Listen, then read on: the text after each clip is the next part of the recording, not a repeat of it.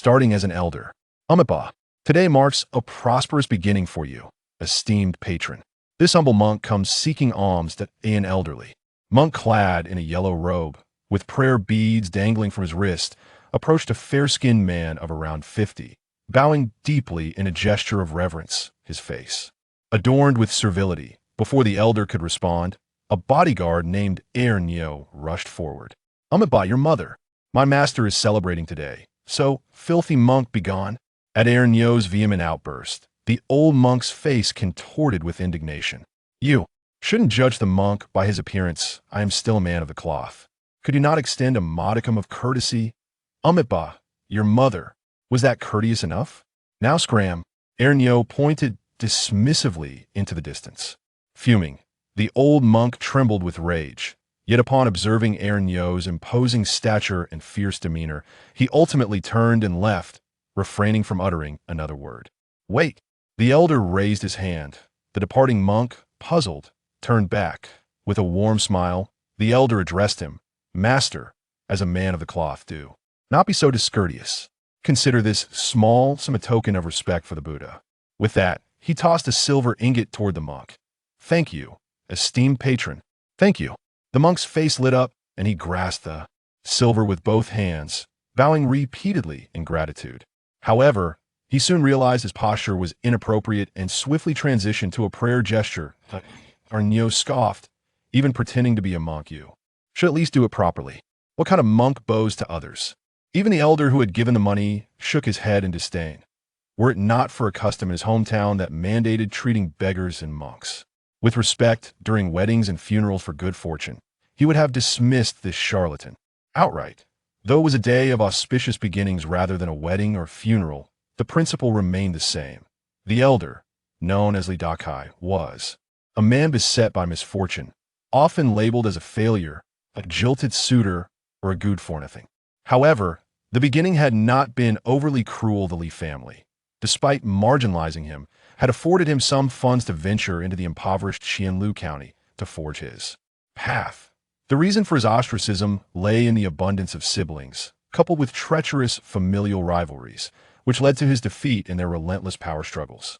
Even in his advanced years, Li Dakai maintained a dignified presence. With his sword-like brows and starry eyes, his chiseled features hinted a youth that was undeniably striking. Yet, despite this, Li Dakai felt profound dissatisfaction. Others, regardless of the circumstances they found themselves in after transmigrating, were invariably youthful. Here he was, well past 50, nearly teetering on the edge of the grave, pondering the significance of this transmigration. Fortunately, this world was inhabited by cultivators capable of transcending mortality. Should he embark on the path of cultivation, rejuvenation, and eternal youth would be well within his grasp. This aspiration fueled Li Dakai's relentless pursuit over the past 2 years. He sought wealth to cultivate.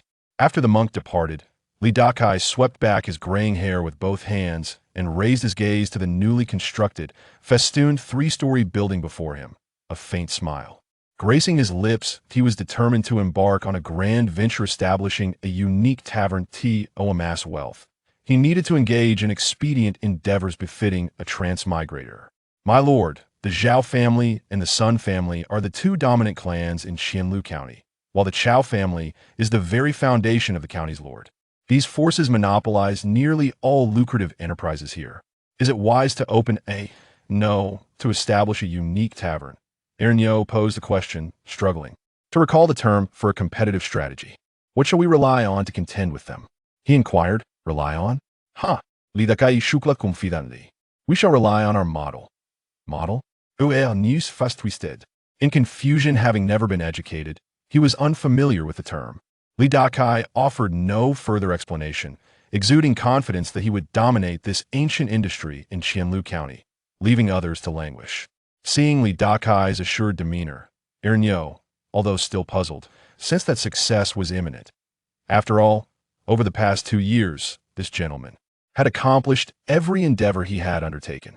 The ideas and insights Li Dakai shared were beyond anything Ernyo had ever encountered impressive.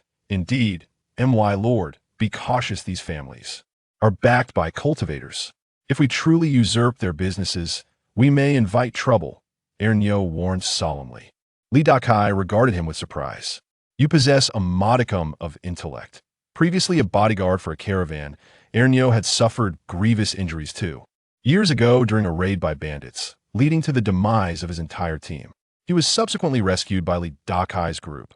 Given Ernyo's formidable strength and his experience in perilous situations, Li Dakai had chosen to keep him close.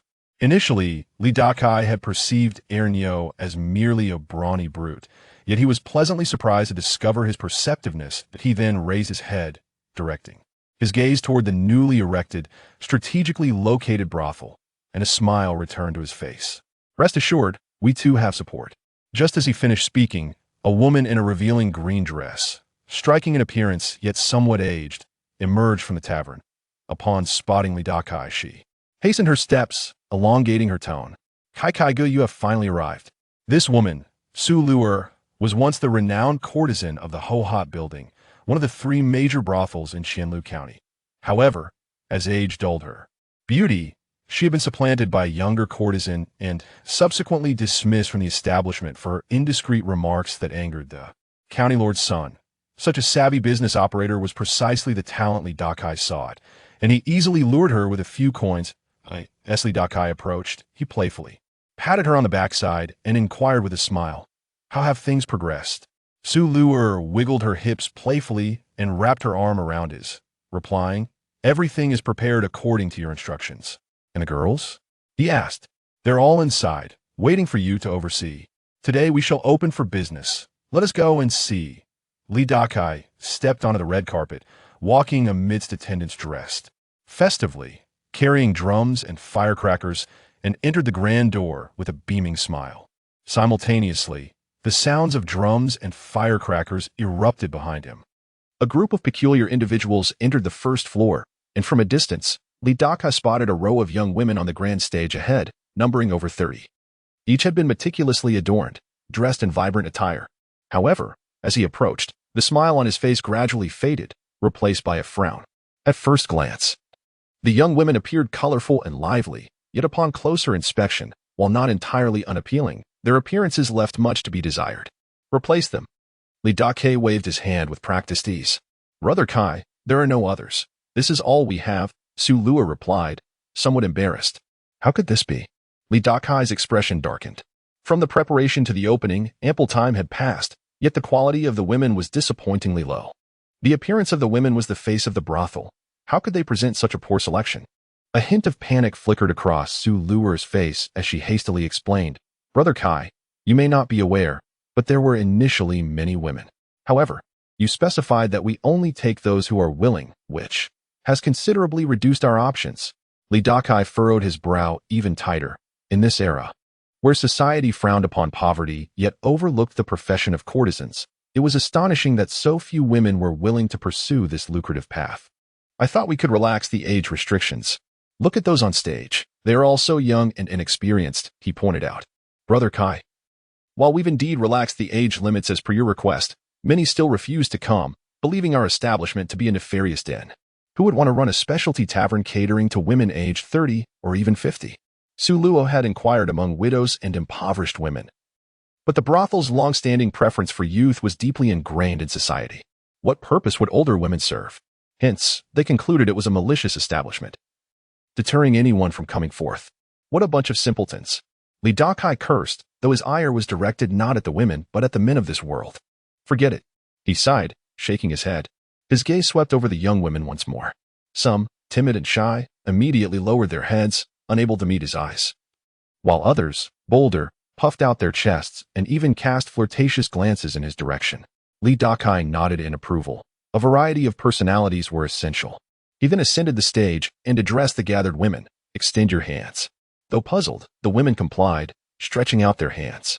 Li Dakai walked down the line, grasping each wrist and gently kneading, as if sensing something. However, it was evident that with each touch, his countenance grew increasingly disappointed.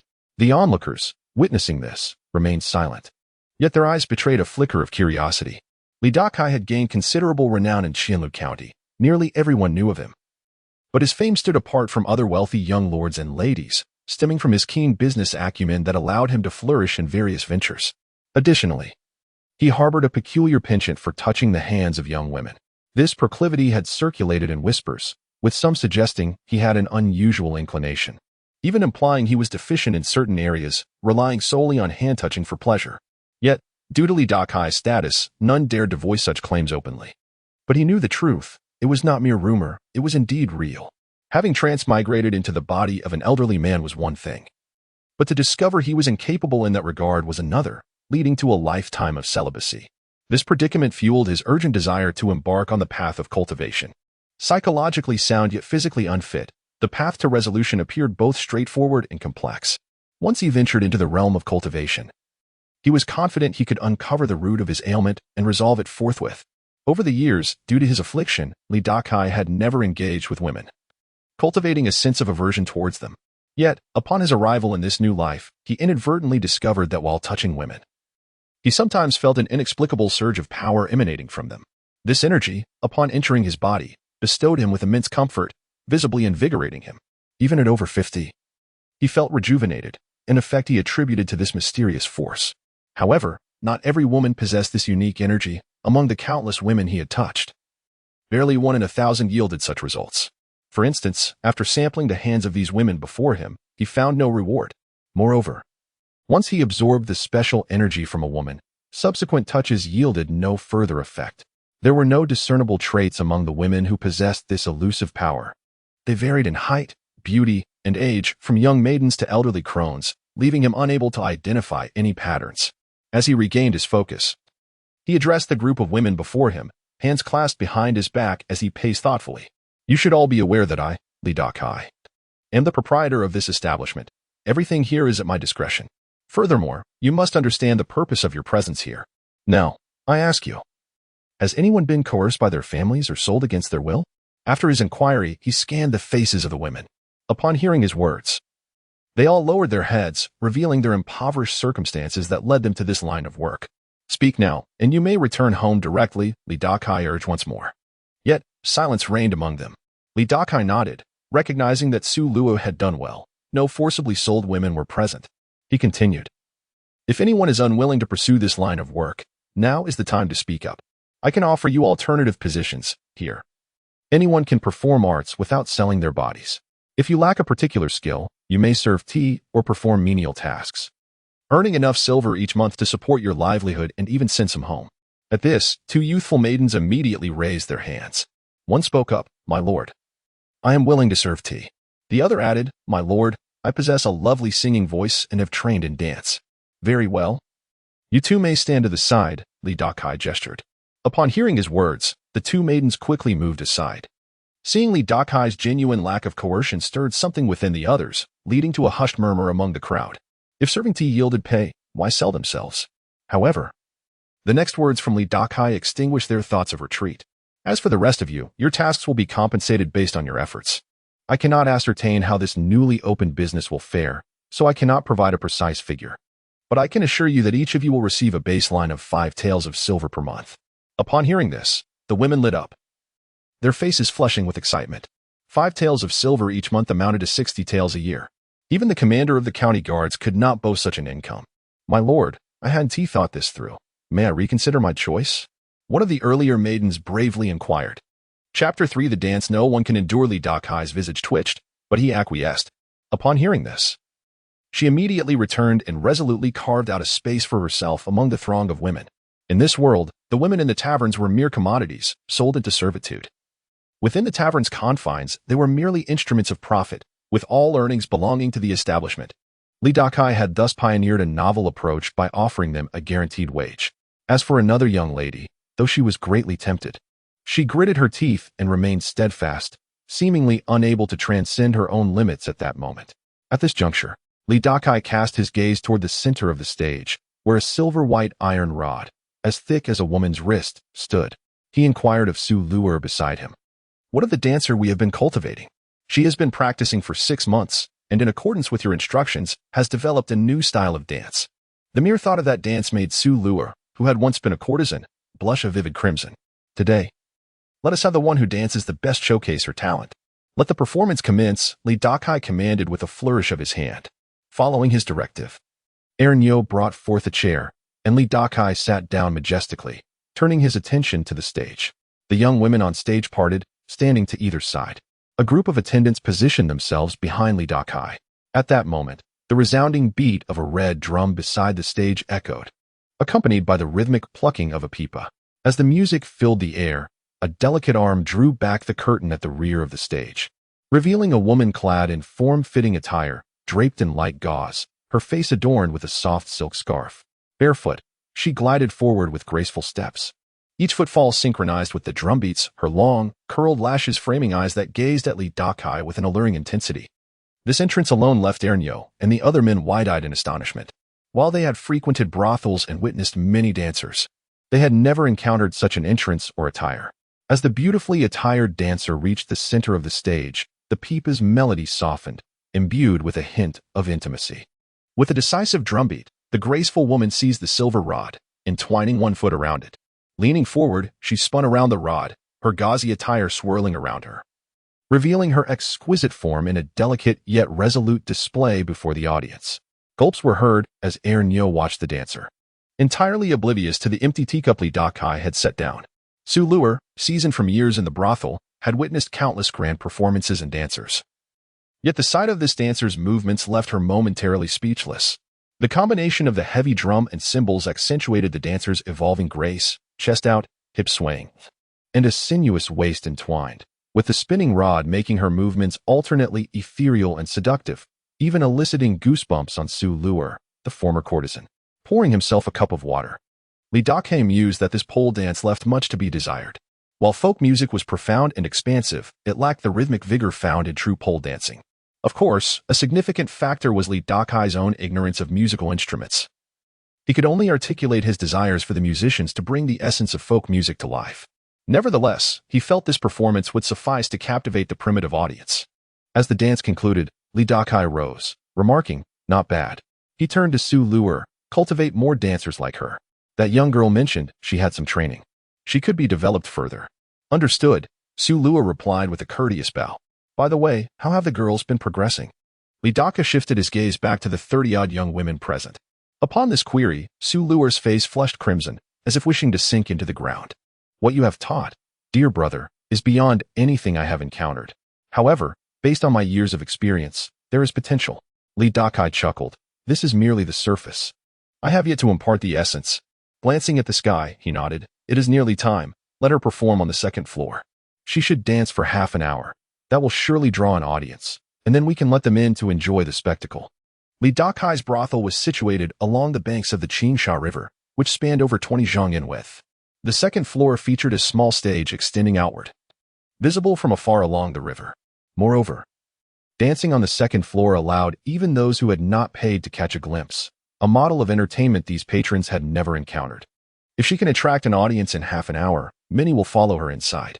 "My lady, with my stamina, I fear I may not endure such a duration." The dancer hesitated, voicing her concerns. "After your performance, seek Su Luer for 2 taels of silver." Li Dakai encouraged her in a straightforward manner. The prospect of monetary reward ignited a spark in the dancer's eyes. She bowed deeply, assuring him, "I will not fail in your expectations." Having previously toiled as a dancer in a brothel, she had never earned such a sum in a year, and the thought of 2 taels spurred her on, even if it meant dancing until her limbs ached. "Let us go," Li Dakai said, making his way outside, intending to board a boat to oversee the grand opening. Evenings were lively, with many flower boats dotting the Qingsha River, frequented by wealthy young men and scholars seeking merriment. Upon stepping out of the brothel and onto the boat, Li Dakai settled on the deck, while Ernyo lit a lantern to illuminate the area.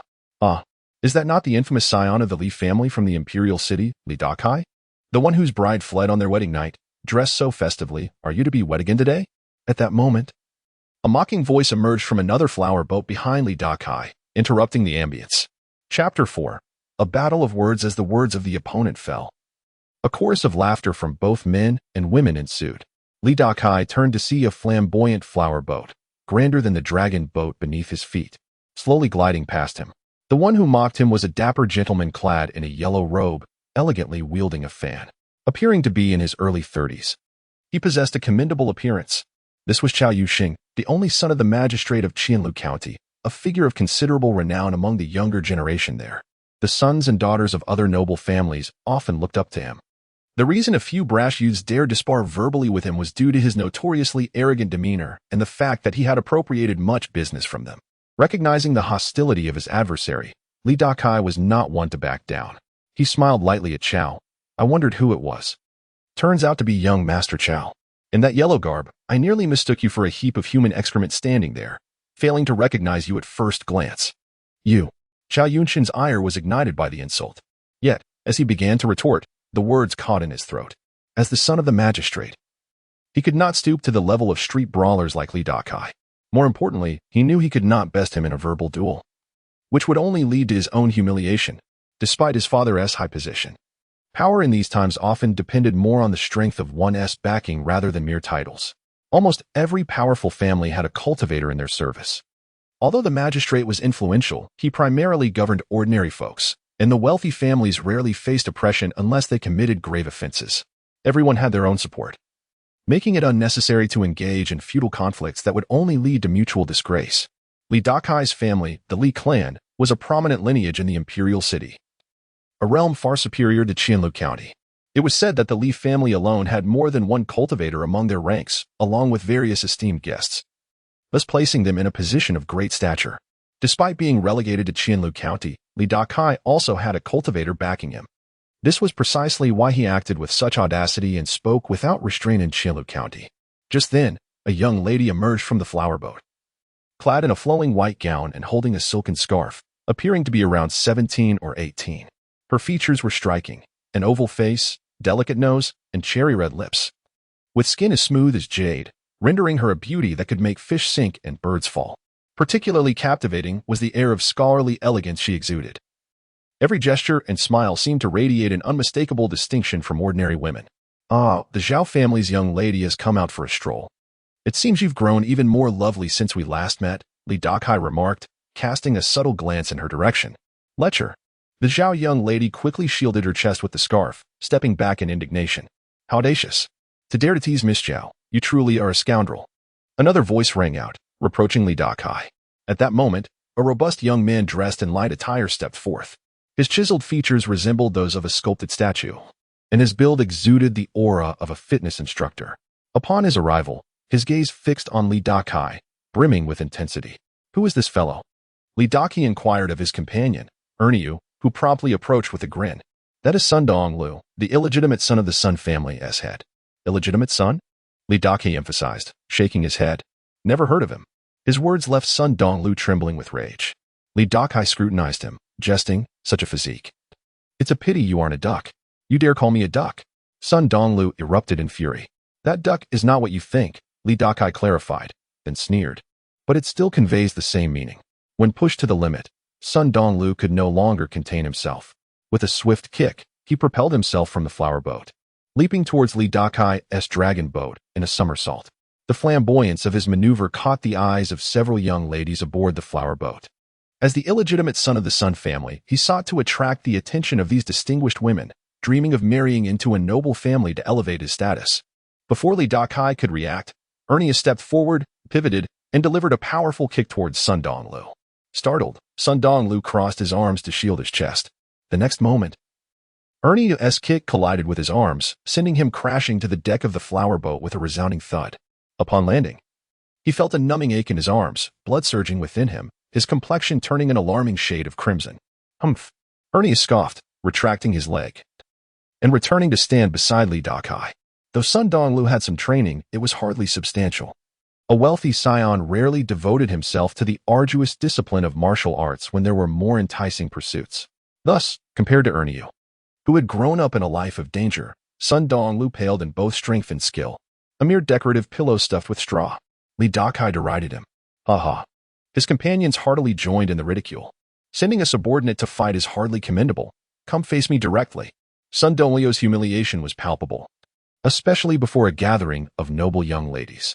Engaging in a brawl with an old man, how utterly disgraceful, Li Dakai continued to mock him. Though he found embarrassment in bickering with youths, the irritation of the situation compelled him to respond. Resentment simmered within him. Refraining from retorting would only leave him unsatisfied. With a barely audible scoff meant only for himself, he muttered, even if it comes to blows, you wouldn't stand a chance.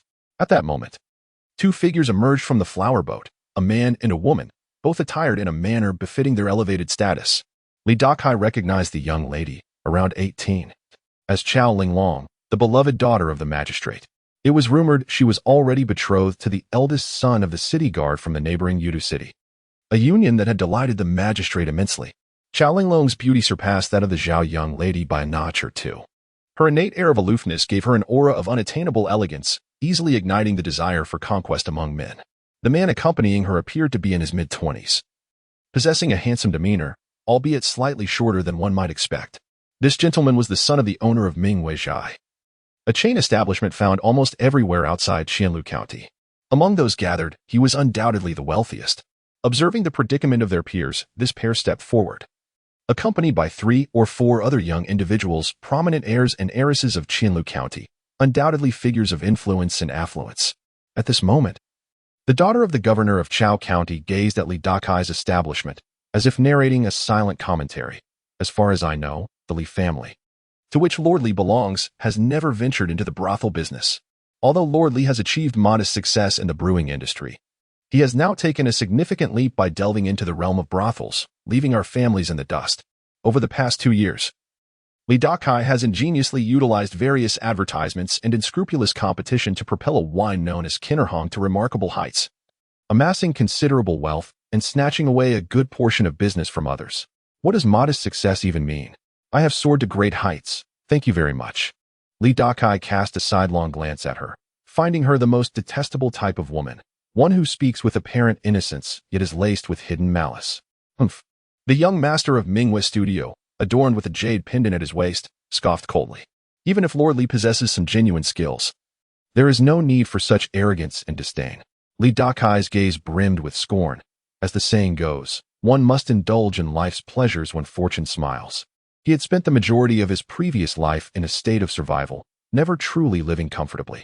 Now, granted the chance to start anew, he had no intention of being so meek. He would seize joy as he pleased. Furthermore, should he encounter formidable figures, such as cultivators, he would undoubtedly adopt a humble demeanor when necessary. However, these few buffoons before him were utterly unworthy of his regard. Chapter 5. The grand opening. Having achieved a modicum of success, he genuinely believed himself capable of anything. Chao Yunqing flamboyantly unfurled his fan, arrogantly swaying it. He had gathered intel that none of the upper echelons of Qianlu County had come to congratulate Li Dakai on the opening of his brothel. Moreover, the women within were so unappealing that it was no exaggeration to say that not even a fool would seek amusement there. They had deliberately passed by today to witness Li Dakai's humiliation. Furthermore, at the opportune moment, they could add insult to injury. Additionally, they had rallied several influential figures, all of whom were cruising down the Qingsha River on flower boats, ensuring that Li Dakai's disgrace would be on full display for all of Qianlu County to see. As dusk approached, the river was already bustling with over 20 boats, all subtly converging towards this location. Li Dakai boasted, aside from that one aspect, I am indeed capable of anything. Just then, a drumbeat resonated through the air. Everyone turned to see its source, a brothel on the shore. The stage on the second floor had been illuminated by dozens of torches, casting a bright glow. As the drumbeats continued, a dancer clad in sheer fabric, with long legs and a slim waist, gracefully emerged from backstage, her every step in sync with the rhythm. A collective gasp erupted from the crowd of onlookers, numbering in the hundreds, on the riverboats and flanking the brothel. All eyes widened in astonishment at the alluring dancer, whose provocative attire was a sight they had never encountered before. The individuals who had come to mock Li Dakai were left utterly speechless. At that moment, the dancer glided to the center of the stage. The sounds of pipa, heavy drums, and cymbals harmonized as the dancer grasped a steel pole with delicate hands, her lithe legs entwining it as she leaned forward. The pole spun her gracefully, the sheer fabric billowing in the river breeze, creating rippling waves. Her enchanting form was displayed unabashedly before the captivated audience. Cheers erupted once more, with the crowd enraptured. On the flower boat, Chao Yunqing, Sun Donglu, and Master Zhou from Mingweizhai swallowed hard, their initial intent to ridicule Li Dakai entirely forgotten, as their gazes fixated on the dancer. With the music taking on a more sensual tone, every extension of her leg, twist of her waist, and thrust of her chest ensnared their attention. The audience, caught up in the dancer's every movement, shouted and cheered in delight. Vulgar, crude, The young ladies from the Zhao and Chao families, appalled by the dancer's shameless display, turned away in disgust, retreating into the cabin with their companions. Yet, within the confines of the cabin, their eyes peeked through the gaps, watching the dancers' performance while fanning their slightly flushed faces. The excited roars of the men drowned out the sounds of the flowing river. Upon witnessing this spectacle, Li Dakai knew he had succeeded. It seemed unnecessary to wait for half an hour. Even now, a throng would follow him inside. However, Li Dakai remained unhurried, patiently observing the rising fervor. As the cheering crescendoed, the faces of all the men, both on the boats and on shore, flushed red with excitement. Sensing the atmosphere was ripe, he signaled to Ernyo, and the dragon boat glided toward the shore. Surrounded by a throng, Li Dakai entered the brothel. Shortly thereafter, the music on the second floor ceased, and the dancer bowed gracefully before retreating. Why is she leaving? Is she not performing anymore? Oh, beautiful one, do not go. A collective sigh of disappointment echoed. The audience felt they had not seen enough. Meanwhile, Ernyo appeared on the second floor stage, smiling at the crowd. For those who wish to see more, please enter. The dancer will continue her performance inside. Just secure a tea table, and you may behold her grace. Additionally, we offer various services, therapeutic treatments, massages, guaranteeing experiences you have never encountered before. As Ernyo's words concluded, the sounds of gongs and firecrackers filled the air, with fireworks bursting into vibrant colors. Amidst the jubilant cacophony, numerous large boats began to dock near the brothel. Crowds surged on the banks, making their way toward the establishment. The prospect of viewing the dancer's performance for a mere tea table fee was irresistible. What are you doing? You were invited to watch, not to enter, Sun Donglu exclaimed. Observing a large boat filled with guests, a few scholars aboard chuckled, one of them replying, Young Master Sun, we are simply curious and intend to explore what this establishment offers. We shall report back to you afterward. Sun Donglu seethed with frustration. Chao Yinxing fanned himself vigorously, incensed to see so many flocking to Li Dakai's venue. He had anticipated witnessing Li Dakai's folly, only to find the event drawing a crowd to support him instead. Ensure the services are clearly outlined and raise the prices by 30% compared to the original rates, he instructed Ernyo. On the second floor, Li Dakai directed Su Luer. Excellent. Su Luer, taken aback by the overwhelming turnout, promptly descended with 2 maidservants. Ernyo, Li Dakai called, more notices should be posted tomorrow, announcing that we are hiring, with a base salary of 5 taels per month. Understood, Ernyo replied, bowing. Witnessing the grand opening success, he was deeply impressed. Currently, over 200 patrons had entered, with more arriving continuously. Given that 100 when equated to 1 tael of silver, the entrance fees alone would yield over 200 taels. Moreover, these guests would undoubtedly indulge in food and drink, increasing their expenditures. Should they choose to engage with the dancers, the cost would escalate even further. Before long, the resonant beats of drums and pipa filled the air, accompanied by the fervent cheers of men, surging like a tidal wave. A smile graced Li Dakai's face. This first wave of patrons would serve as his initial ambassadors. He hoped to amass 500,000 taels of silver in a short span. With such wealth, he could cultivate immortality, transform into a normal person, reclaim his youth, and attain everlasting life. Chapter 6, The Cultivator Gong Sun Yang. You have no idea. The wonders of the Qiner Tower are truly beyond imagination. One day, within a tea house at the heart of Qianlu County, a storyteller sat upon a high stool, dramatically opening his fan with a flourish. His cheeks flushed with excitement. He gazed at the surrounding crowd, who listened intently, captivated by his animated narration. Upon entering, one would see a young lady clad in a sheer silk scarf, twisting and dancing on stage. With a rotating steel pole accentuating her movements, her dance was nothing short of breathtaking. The storyteller was indeed a remarkable figure, his words painting vivid images that transported the listeners into the scene. In their minds, they envisioned the alluring dancer performing sensually before them, stirring a tide of fervor. What happened next? Someone eagerly inquired. The dancer, it seemed, was quite extraordinary. During the performance, she descended to the audience. Did you know the second son of the proprietor of Longyang Tavern was a guest last night?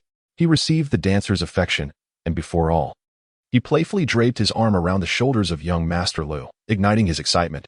Upon hearing this, envy rippled through the crowd, and their imaginations ran wild, crafting a vivid tableau of merriment. Meanwhile, accounts of the grand opening of Li Dakai Tavern circulated among various patrons, rapidly establishing his reputation. The following day, Li Dakai arrived with 2 servants and Ernyo, pulling a cart laden with heavy chests to a quaint loft. The chests, each 3 feet square, were filled with silver. Upon reaching the loft, he heard the peculiar laughter of an elder and the playful cheers of maidens within. Standing beside Dakai, Ernio pondered. It seems even cultivators possess their desires. After a quarter of an hour, the grand door of the loft creaked open, and a group of charming young women dashed out. Giggling. Upon seeing Dakai, they curtsied gracefully before scampering away. "Come in," beckoned a slow, deliberate voice from within. Hearing this, Dakai stepped inside, leaving the cart of silver outside. Upon entering, he spotted an elder, clad in a blue robe with a topknot, seated at a table brewing tea. Despite his long, white hair, the elder's complexion was rosy, exuding vitality. Though he appeared to be of similar age to Dakai, he had actually reached the venerable age of 80. Cultivators enjoy significantly longer lifespans than ordinary folk. Even the lowest-tier cultivators can easily live for 2 cycles of the zodiac. Senior Gongsun, Dakai bowed slightly, clasping his hands in respect. The elder before him was Gongsun Yang, a genuine cultivator and Dakai's current support. His ability to freely expand his enterprises and seize others' businesses stemmed from the backing of his cultivator. "Yes," Gongsun Yang replied, gently blowing away the tea leaves floating on the surface before sipping. "You have brought the silver for this month, a total of 10,000 taels." After speaking, Dakai clapped his hands, prompting the 2 sturdy servants to lift the chest and place it with a thud upon the floor. "Excellent. You are quite punctual each month," Gongsun Yang commented with a chuckle. "Such matters, I dare not delay, especially as I grow older. The longer I wait, the fewer opportunities one have." However, Gongsun Yang's expression turned peculiar at his own words. "At your age, even a delay of 10 or 20 years would yield no difference."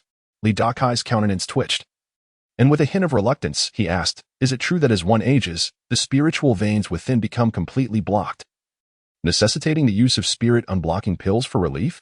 "Indeed," Gongsun Yang affirmed with conviction. "To become a cultivator, there are 2 paths. One is to possess innate spiritual roots that can absorb and refine the essence of heaven and earth, nourishing the body. The other involves using spirit unblocking pills to open a meridian, granting a semblance of spiritual roots to absorb the essence of heaven and earth. However, the latter must be pursued early. Generally, the younger one is, the higher the possibility of success. Beyond the age of 20, hope is typically lost." At 50 years old, Dakai was well past the prime for cultivation, a pursuit that seemed utterly delusional. Yet, he remained undeterred and wished to try his luck.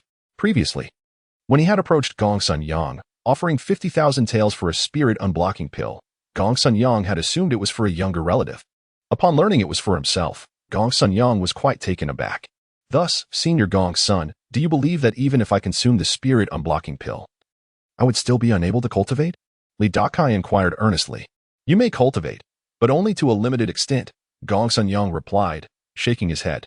"Cultivation relies heavily on opportunity, and who can predict such things? However, I reiterate, your chances of success are quite low. Even younger individuals who consume the spirit unblocking pill only succeed in opening their meridians once in 100 attempts. And even if successful, their potential remains severely limited, incomparable to those born with innate spiritual roots." In truth, Gongsun Yang's remarks were already quite conservative. In his eyes, Dakai had little to no hope. At his age, he would be better off marrying several young women and enjoying a leisurely life at home. However, Dakai was exceptionally skilled at generating wealth, and Gongsun Yang needed him to continue earning silver, hence his cautious words. If he were to cut off Dakai's hopes, who would provide him with 10,000 taels of silver each month? Dakai, however, refused to give up. Even a minuscule chance of success, be it 1 in 10,000, was worth pursuing. Having arrived in this world, he was unwilling to settle for mediocrity. Furthermore, he possessed a unique advantage. Fortuitously, he encountered Master Zhang of the Heavenly Artifact sect, who required a substantial amount of silver to refine silver essence for crafting a magical artifact. Thus, he publicly announced that a spirit unblocking pill could be exchanged for 50,000 taels of silver. Otherwise, even a glimmer of opportunity would be unattainable. Master Zhang offered a chance, yet Senior Gongsun was also his benefactor. Without his guidance, Dakai would never have discovered this path. Dakai offered a subtle compliment. Gongsun Yang, pleased, chuckled, "I am merely assisting Master Zhang. There is no need for formalities." Dakai shifted the subject. "In a few days, I will bring some newcomers for Senior Gongsun. I hope you will find them to your liking." Certainly, Gongsun Yang's smile widened at the prospect. With that, Li Dakai took his leave, bowing respectfully before departing. As he exited the loft, the smile on his face gradually faded. He had already supplied 20,000 taels of silver. Following the successful evening prior, the tavern's business flourished immensely. He estimated that within a year, he would amass enough wealth. With this thought, he quickened his pace. The loft belonging to Gongsun Yang was situated right behind his estate. Upon returning to the hall of his residence, Li Dakai was surprised to find two individuals seated in the guest area. A young man and woman, both merely 17 or 18 years of age, caught his attention. The young man donned an opulent purple robe, adorned with warm jade at his waist and golden-trimmed azure boots, unmistakably a scion of wealth. His striking features could easily be likened to those of the famed Pan, and notably, the young man's visage bore an uncanny resemblance to Li Dakai. The young woman, dressed in a flowing white gown that seemed to shimmer with ethereal grace, had cascading hair that fell like a waterfall. Her exquisite face, reminiscent of finely carved jade, captivated all who beheld her. The young girl's brow bore a striking resemblance to that of Li Dakai, possessing a hint of similarity. Upon seeing the two, Li Dakai let out a soft gasp, revealing his profound astonishment. Chapter 7. The slap upon the arrival of Li Dakai. Both the young man and woman displayed expressions of delight. However, neither made an effort to rise from their seats. The young man clasped his hands in greeting, acknowledging Li Dakai as uncle. The young woman merely nodded slightly, whispering the same formality. Li Dakai approached with a broad smile, recognizing his niece and nephew after such a long time apart. Indeed, they had grown so much that he could scarcely recognize them. These two were none other than the legitimate son and daughter of his elder brother, named Li Qingling and Li Qingyu, respectively. Uncle, you seem to have grown younger. The handsome youth flattered. Your complexion has improved remarkably compared to 2 years ago. Li Dakai chuckled. Good fortune has brought me vitality. With the grand opening of my establishment and a bit of financial success over the past 2 years, I find myself in good spirits. He then suggested, would you care to visit my establishment? I assure you, it is an experience unlike any you have had in the imperial city. At this, Li Qingyu's face twitched in discomfort. For what uncle would take his nephew to a brothel? It was Li Qingling who spoke up. Uncle, you jest. My elder brother is destined to lead the Li family and is currently betrothed to a princess of the royal household. Surely, you would not encourage him to visit such places. Ah, is that so? Li Dakai's interest piqued at the mention of the royal family. You certainly have taken to a life of luxury. Li Qingyu's expression darkened. My affection for the princess is genuine. It is not a matter of living off her fortune. Li Dakai regarded him with disdain. Just like your father, you wish to indulge while maintaining an air of respectability. After delivering his scornful retort, he disregarded their displeasure and strode confidently towards the main seat. Ernyo followed closely, unwavering in his loyalty. With rhythmic taps of his fingers on the armrest, Li Dakai inquired directly, now what brings you here? Ernyo poured him a cup of tea as Li Qingyu suppressed his anger, taking a deep breath before stating, we have come on behalf of our father. We hope you will contribute 50% of your monthly earnings to bolster the Li family's growth. Li Dakai paused. Your father, who once colluded with those stubborn old elders to seize control of the Li family, has since marginalized us legitimate siblings by handing us mere pittance. Now that I, Li Dakai, have earned a bit of silver in this desolate place, you wish to partake? He mused that had he arrived 2 years earlier, the matter would have been quite different. The Grand Li family belonged solely to him. Yet, by the time he arrived, it was already a done deal, and he felt powerless to change it. Uncle, your words are misguided. As a member of the Li family, and one who has ventured forth with Li family funds to establish a business, the foundation is undeniably ours. We do not ask for all, merely 50%, which would be a great kindness from you, Li Qingyu proclaimed proudly. Li Dakai's expression darkened. You speak of Li family funds? The little sum your father provided barely amounts to a fraction of what I am owed. How dare you? Li Qingyu exclaimed, anger flaring at the insult directed at his family. Be cautious with your words. Do not presume that a little success grants you the right to be arrogant. Li Qingling interjected, her tone laced with a hint of threat. Though she was of the fairer sex, her demeanor was steadier and more composed than her brother's, reflecting their father's character. Li Dakai smirked. You both sit there, refusing to stand in respect for your uncle, yet you dare to lecture me? It seems you two are the ones lacking in humility.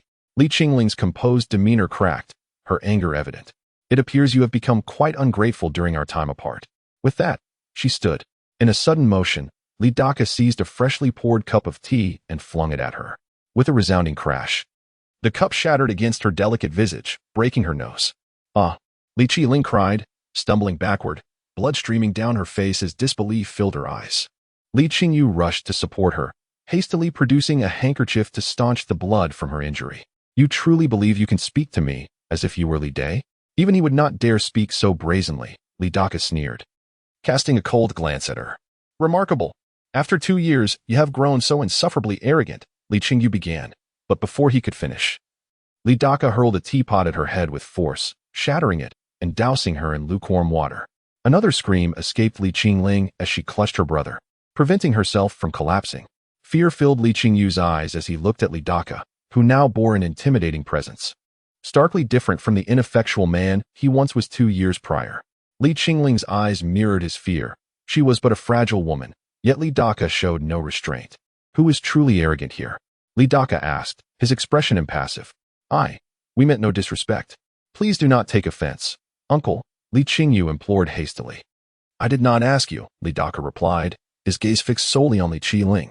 She trembled under his stare, disregarding her injuries and disheveled state, muttering, "It was my fault for being disrespectful. I hope uncle will forgive me. Leave me be, and do not trouble me again." Li Daka waved his sleeve dismissively. The two siblings, feeling as if they had been granted mercy, hurriedly departed with Li Qingyu's support. They resolved to report the incident to their father, determined to seek retribution against Li Daka, who was merely a fallen scion of the Li family, yet dared to treat them with such contempt. In Li Daka's eyes, striking these two youngsters was not a grave matter. Rather, it was a clear declaration of his stance. He would not allow his elder brother to perceive him as a mere plaything. Outsiders might claim that Li Daka's arrogance stemmed from the backing of the Li family in the imperial city, but in truth, what connection did he have with them? Should he ever cross someone he should not, or cause irreparable harm, the Li family would never come to his aid. Thus, it was imperative to make it clear to his elder brother that he was Li Daka, distinct from the Li family of the city. As for the consequences of striking Li Qingling, he doubted that Li Dai would be foolish enough to retaliate. Setting aside the distance and the fact that they could not reach him, even if they did, he had no fear. "Ernyo," Li Daka called. "Yes." Ernyo bowed slightly, still reeling from the shock. The manner in which Li Dakai recently hurled the teapot was nothing short of remarkable. It is true that any adult might be able to toss a teapot, yet when Li Dakai executed his throw, it traveled nearly in a straight line, an accomplishment not easily achieved by the average individual. This reveals that the esteemed Mr. Li possesses hidden talents. He is, in fact, a man of considerable skill. This is something even he may have underestimated. Recently, he has dispatched a few astute individuals to keep a watchful eye on the courtesans, ensuring that none are lured away and that no one attempts to pry into our affairs. These matters are our commercial secrets and must remain undisclosed. Ernyo had anticipated that Li Dakai was about to issue a significant directive, perhaps even to discreetly eliminate the two nephews and nieces from earlier. Instead, it was merely this. He bowed and acknowledged, understood. Chapter 8. The betrayer. The business of the brothel was far more prosperous than Li Dakai had ever imagined. Within just a month of opening, it had attracted nearly all the regular patrons of Qianlu County. Every day, reservations were required. Otherwise, one could only watch the dancers from the riverbank. Despite the substantial expenses, Li Dakai successfully recruited numerous young women. In this month alone, his earnings had amounted to an impressive 100,000 taels of silver, nearly the total he had earned in the previous year. This filled him with joy, as he anticipated that within 3 months, he would accumulate 500,000 taels. One day, Li Dakai strolled leisurely down the street, accompanied by 2 young maids, basking in the warm sunlight. His spirits were high, for he was nearing the funds needed to purchase the elusive Shu Maidan. As he passed through an alley, a familiar figure caught his eye, a maid dressed in blue. He recognized her as Cui Guo, a personal attendant of Su Luer. At that moment, Cui Guo appeared anxious. Her head bowed. Before her stood a middle-aged man, smiling as he conversed with her. He then produced a heavy pouch from his waist, grasped her hand, and placed it in her palm.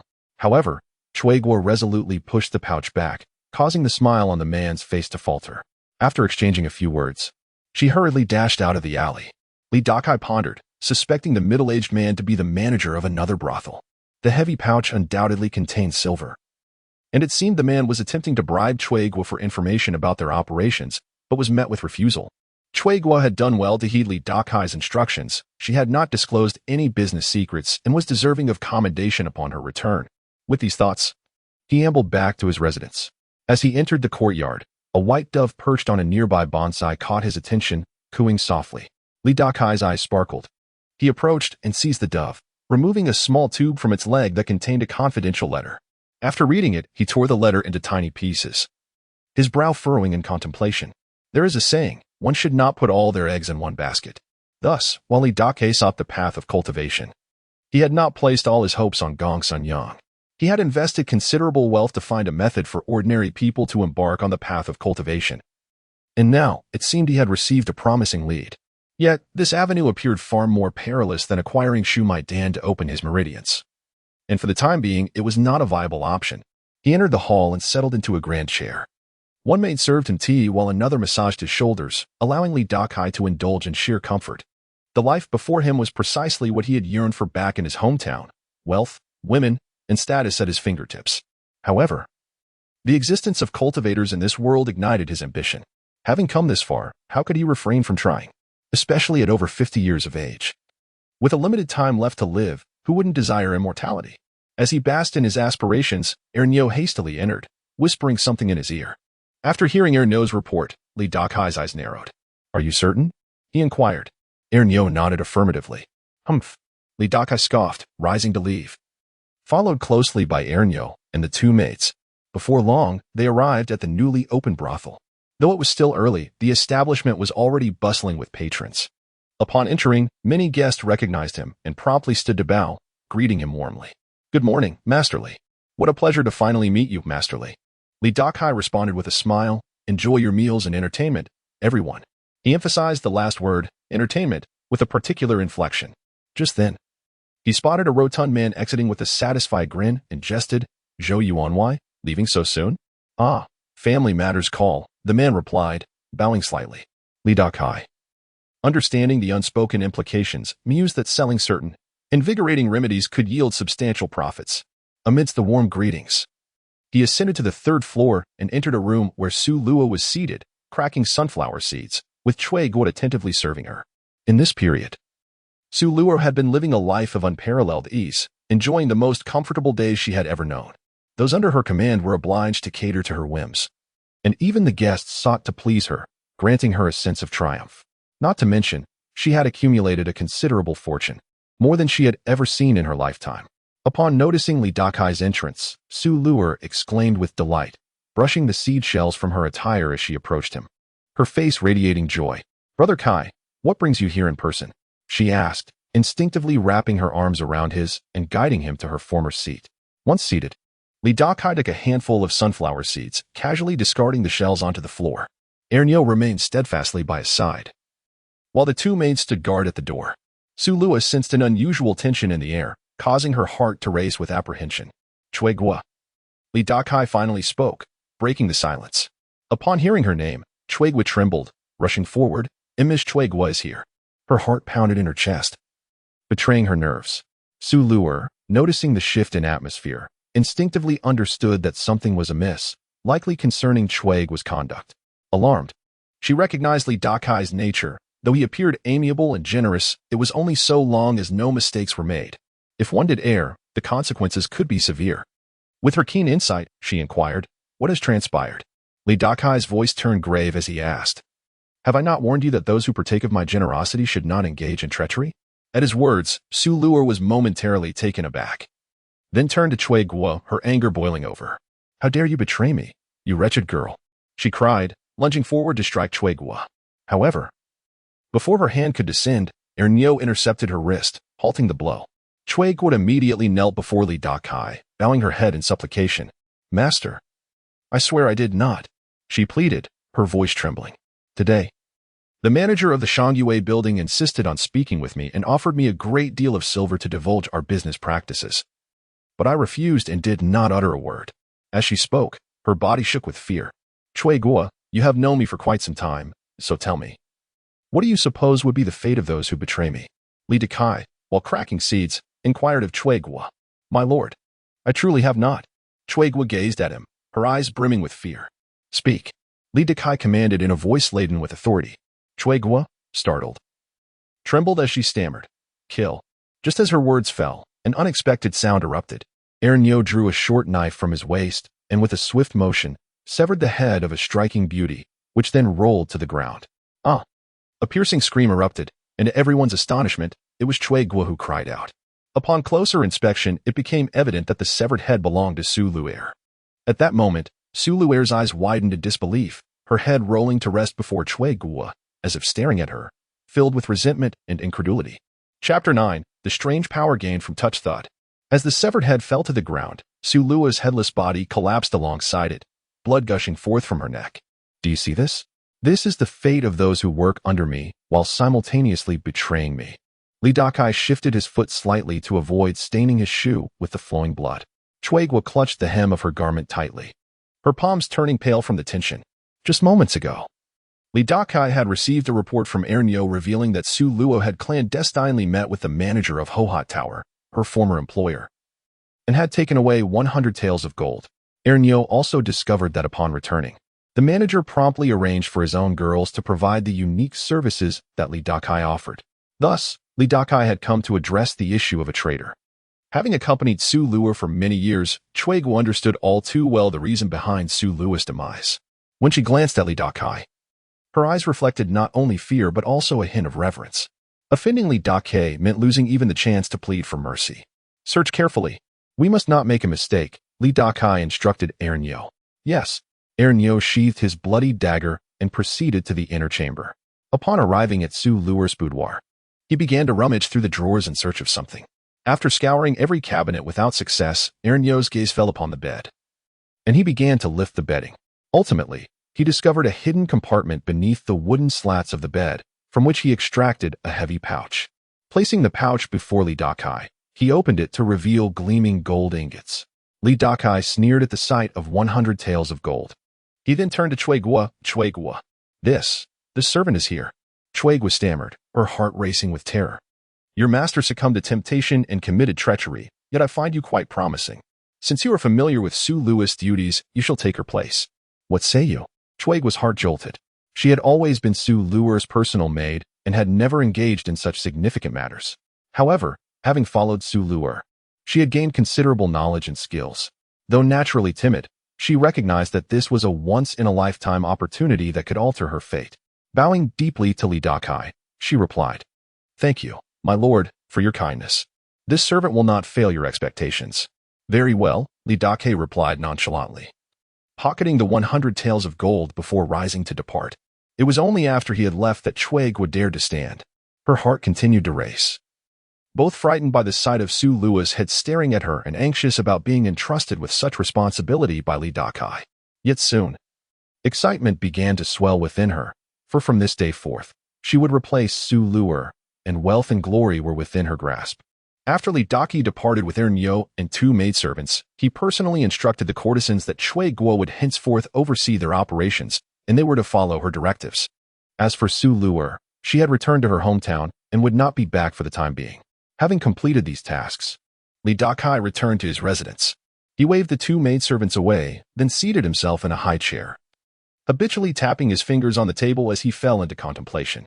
The message he had just received via carrier pigeon detailed a method to acquire the Shumai pill and even the opportunity to join a sect called Qixing Zone. The Qixing Zone was not located in his homeland of Zhou, but rather in the neighboring state of Yu. Zhou and Yu were adjacent, and the Qingsha River, flowing through Qianlu County, had its upstream in Zhou and downstream in Fushan County of Yu. The Qixing Zone in Yu was recruiting martial artists to seek out a peculiar spiritual herb that could paralyze a cultivator's internal power, while ordinary people and martial artists remained unaffected. Given that ordinary people were generally weaker and less resilient than martial artists, they were naturally preferred for the task. Upon completing a specified amount of work, one could earn a Shumai pill as a reward. Li Dakai clenched his fists, placing them before his eyes. Although nothing appeared amiss on the surface, he could distinctly sense an astonishing power coursing through his fingers. Once an ordinary old man, he had gradually grown stronger after traversing into this world, particularly after discovering that he could draw inexplicable power from certain women. His physique had become increasingly robust, and his strength had amplified. In terms of raw power, he was now on par with seasoned martial artists who had trained for decades. This was a secret, known only to a select few. However, judging by Ernyo's expression last time, he likely sensed something. Yet, according to the confidential letter, The tasks assigned by Qixing Zone were perilous, making this method a last resort for him. If he could obtain the Shumai pill through monetary means, he would certainly avoid risking his life. A month later, Ernyo once again gathered a new batch of courtesans for him. Accompanied by 2 maidservants, Li Dakai inspected each establishment. Observing the 20 or so enchanting young women on stage, a smile graced his lips. The beauty of this new batch was evidently superior. As news of the thriving business and the substantial earnings of all the courtesans had spread, attracting many to come, Li Dakai recited his usual spiel in front of these women. Afterward, he inquired if anyone had been coerced into coming or sold. If so, he would offer them a sum of silver to return home. Furthermore, those unwilling to engage in selling themselves could work as waitresses, albeit for significantly less pay. Noticing that no one had been forced, he approached and requested that everyone extend their hands for inspection. His method of examination was simply to touch their hands. As he went down the line, he felt no peculiar energy emanating from any of the girls. Li Dakai speculated that prior to his arrival in this world, he too would have felt a unique power while touching women. However, due to certain insecurities, he had developed an aversion to women and had never dared to touch them, thus remaining oblivious. Just as disappointment began to settle in, upon touching a girl who, despite her ordinary looks, possessed a remarkably graceful figure, he suddenly felt a strange power surge into his palm. Upon sensing this unusual energy, Li Dakai's spirit was invigorated. Chapter 10. Someone wants to kill me. As that peculiar force coursed through Li Dakai's body, he experienced a refreshing sensation enveloping him, akin to a cool breeze wafting through on a sweltering summer day. His pores seemed to open slightly, basking in the newfound vitality. With his eyes closed, a blissful expression adorned his face, for he felt his strength surging once more. Strangely, the essence he absorbed from the young girl before him was far more profound and robust than any he had encountered previously from other women. After a considerable time, he sensed a struggle emanating from his palm. Startled, Li Dakai opened his eyes to find the girl before him regarding him with a flicker of disdain, akin to witnessing a loathsome old man making unwelcome advances. With a swift motion, Cui Guo, who stood beside Li Dakai, stepped forward and delivered a resounding slap across the girl's face, causing blood to spill from her lips as she collapsed onto the stage. Cui Guo narrowed her eyes, contemplating how the girl could still be oblivious to her own identity and purpose in this situation. To dare exhibit such insolence toward Li Dakai was tantamount to courting disaster. Upon witnessing Cui Guo's decisive action, Li Dakai gradually withdrew his hand, instructing her to educate the girl properly. "Yes, my lord," Cui Guo replied, her gaze growing increasingly frigid as she regarded the girl.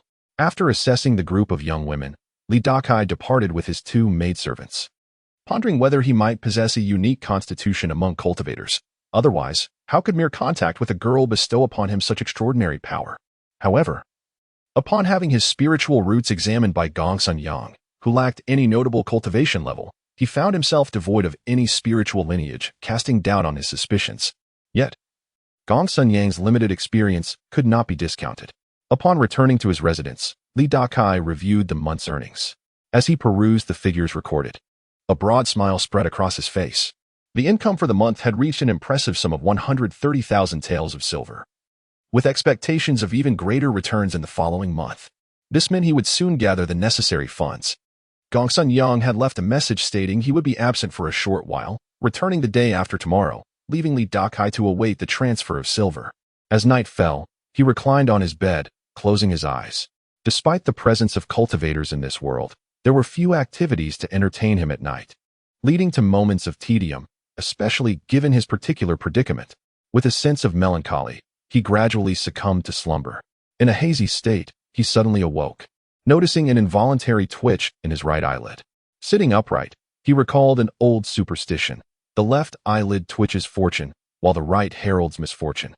Though he had previously dismissed such beliefs, after experiencing a series of fortunate events preceded by the twitch of his left eyelid, he began to regard them with a modicum of credence. The uncontrollable flutter of his right eyelid, however, filled him with unease. With Nyo stationed at the brothel, he was unable to summon aid immediately. Contemplating his next move, Li Dakai donned his garments and slipped into the courtyard, climbing over the wall to escape. The streets were shrouded in darkness, save for the brightly lit brothel. Just as he cleared the estate, a piercing scream echoed from within. His expression hardened. An assassin!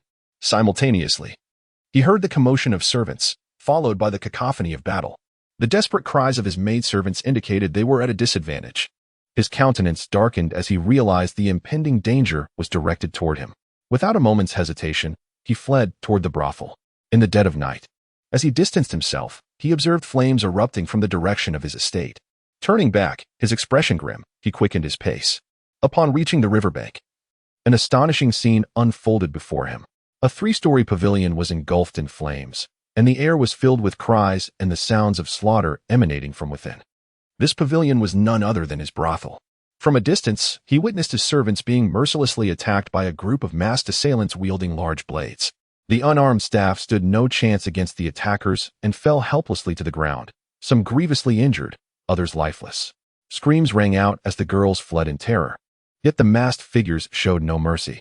The air was thick with the sound of steel meeting flesh, and bodies fell in droves, blood pooling beneath them.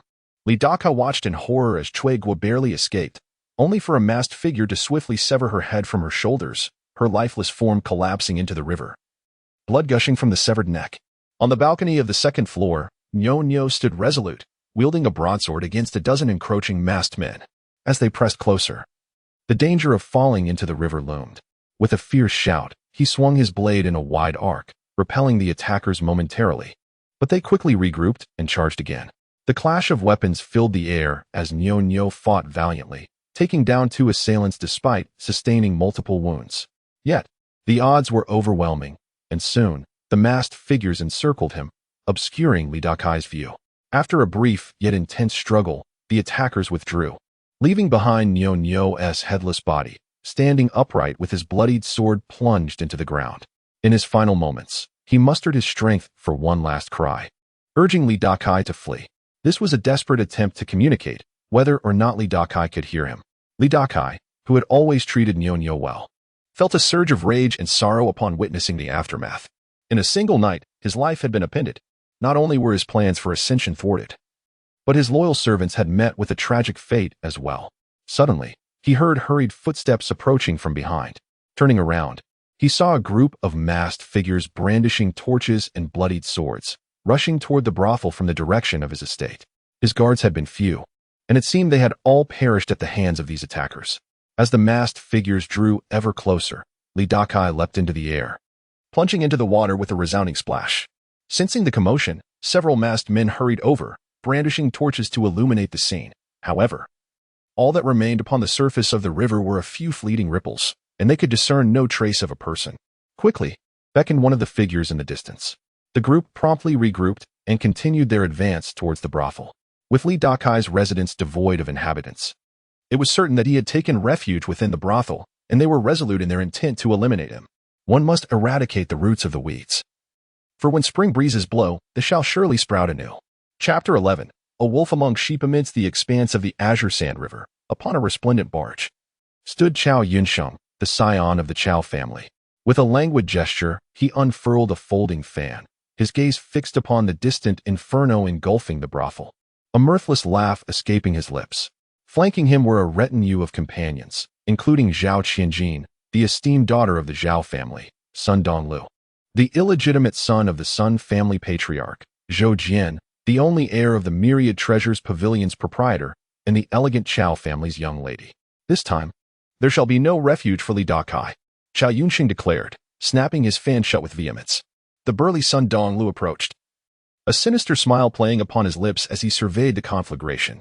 He presumed to encroach upon our domain. Did he truly believe he could devour such a substantial morsel? Indeed, echoed Zhao Qianjin. Our collective endeavor will excise this malignancy from the very heart of Thousand Streams Prefecture, ensuring prosperity for all. It was thus revealed that the assault upon Dakai was a concerted effort, for no single entity dared to confront him alone. Only in unity did they find the courage to act. In less than a quarter of an hour, the masked assailants had retreated, leaving the brothel to be consumed by the ravenous flames. Not a soul remained alive within its walls, only the charred remnants of corpses destined to be reduced to ash. Across the river, a somber procession arrived, led by a stern-faced elder adorned with a towering headdress, none other than the prefect of Thousand Streams Prefecture himself. Accompanied by the patriarchs of the Sun and Zhao families, the proprietor of the Myriad Treasures Pavilion, and other esteemed clan leaders of the prefecture. A figure emerged from the shadows, whispering into the prefect's ear. Is this certain? The prefect's countenance darkened upon hearing the report. "Prefect, what troubles you?" Zhao's family head, a dashing man in his 40s, inquired. "It appears the rogue Li has eluded us," the prefect announced grimly. A murmur of disbelief rippled through the assembly. How could he have escaped their meticulously planned ambush, executed under the cloak of twilight? A similar unease settled upon Chao Yunxing and his companions aboard the barge. As they observed the disquiet among their elders ashore, "It seems the old fox has slipped our grasp," Zhou Jian remarked, his brow furrowed with concern. Chao Yunxing's expression clouded over as he pondered their next move. Sun Donglu scoffed. "He cannot possibly escape the confines of Thousand Streams Prefecture. Even if he does, what havoc can a solitary vagrant wreak? He has long been an irritant." Zhao Qianjin giggled, dabbing her lips with a handkerchief. "Rest assured, my family has eyes stationed at the city gates, monitoring his every move." The younger generation had contributed their strategic acumen to the operation, a trial by fire of sorts. Father should order the immediate closure of the city gates and increased vigilance along the waterways. To leave a single route is to invite future calamity. The Chao family's young lady, betrothed to the city garrison commander's son, suggested. Her words resonated with the wisdom of experience, and the others nodded in agreement. As she concluded, a sudden lurch sent the barge careening downward. A figure emerged from the depths, landing gracefully upon the foredeck. "No need," a voice declared. "I am already here." It was none other than Li Dakai, drenched and defiant. A collective gasp of astonishment swept through the assembly. "You?" Chao Yunxing sputtered, his eyes wide with disbelief. How had Li Dakai managed to infiltrate their midst? Nevertheless, he barked, "Seize him." A sword-wielding guard lunged forward, his blade aimed at Li Dakai's throat. To the onlookers, it seemed a simple matter for a trained warrior to dispatch an aging man. Yet, Li Dakai remained motionless, his hands rising to meet the descending blade. With a resounding clap, his palms clamped down upon the steel, immobilizing the weapon. The guard strained to dislodge it, but to no avail. In a swift motion, Li Dakai seized the back of the blade, his other hand darting forward to grasp the guard's throat. With a sickening crack, the guard's neck snapped, his eyes widening in a final, silent scream. Disarming his victim, Li Dakai tossed the lifeless body aside. "Ah!" The ladies shrieked in terror, while the men recoiled in horror. No one could have imagined that an old man could possess such lethal strength. Sun Donglu, who had some martial arts training, recognized the truth. Li Dakai was a formidable opponent, a wolf in sheep's clothing. "You seek death." The remaining guard charged, his sword aimed at Li Dakai's head. Li Dakai parried the blow, his own blade meeting the attackers. The clash of steel shattered the guard's weapon, while Li Dakai's sword remained intact, cleaving through the man's chest. The guard's body split in two, the lower half collapsing onto the deck, while the upper torso plunged into the river. Another wave of screams erupted as the women fled in terror. In a matter of moments, Li Dakai had slain two men, his face spattered with blood. He raised his head, a macabre smile gracing his lips. Chapter 12. Cold-blooded murder. Li Dakai. "Stop." At last, Sun Donglu mustered his courage and shouted at Li Dakai. Swish. Thud. Li Dakai swung his jagged long knife, the cold blade glinting with a white sheen under the moonlight, flashing past in an instant. Quick. Too quick. Ugh. Sun Donglu let out a muffled groan, clutching his neck as he staggered backward. Disbelief etched across his face as he gazed at Li Dakai. Blood gushed from his fingers, spilling uncontrollably.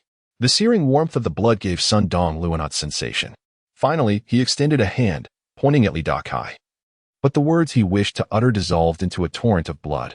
He fell to the deck, crashing against the edge before plummeting into the water with a splash.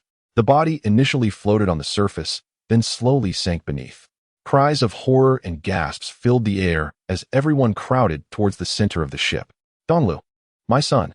On the shore, a middle-aged man, standing a distance away from the governor of Chao County, widened his eyes, bloodshot and filled with rage. His gaze at Li Dakai was filled with a hatred so intense it was unbearable to meet. "Fire! Shoot him!" When Li Dakai appeared on the ship, some had already prepared crossbows on the shore, and the middle-aged man shouted to his side. "Who dares?" The governor of Chao County barked. At his command, those who had raised their bows lowered them. Here, the word of the governor held sway. The middle-aged man clenched his jaw, clearly unwilling to relent. The governor's precious daughter and son remained on the ship, so he would not easily allow arrows to fly.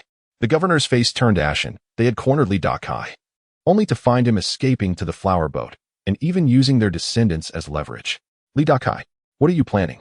Beside the governor stood a man in his 40s with a short beard, dressed in yellow finery, who questioned him from afar. This was the head of the Zhao family. whose business in Qianlu County encompassed transportation, brothels, and brewing, though the latter two had been significantly encroached upon by Li Dakai. Thus, the Zhao family was among the chief forces in this hunt. Haha, what do I want? I dare say, what are you all up to? Li Dakai retorted with fury disguised as laughter. You burned my mansion and destroyed my brothel. You intend to eradicate us, don't you? As he spoke, Li Dakai's gaze swept over everyone, each one facing their inevitable doom in his eyes. Impudent. The head of the Zhao family snapped back, stating, We are here on orders. Your mansion harbors criminals, and the dealings in your brothel are unsavory. Thus, we must eliminate the threat. Haraha. A fine job of eliminating threats. Since you enjoy it so much, allow me to demonstrate. With that, Li Dakai lunged forward, sending the crowd within the cabin into a frenzy of screams and frantic dodges. Yet the cabin was a fortress to these ordinary folk. They could not leap from the ship, remaining as lambs to the slaughter.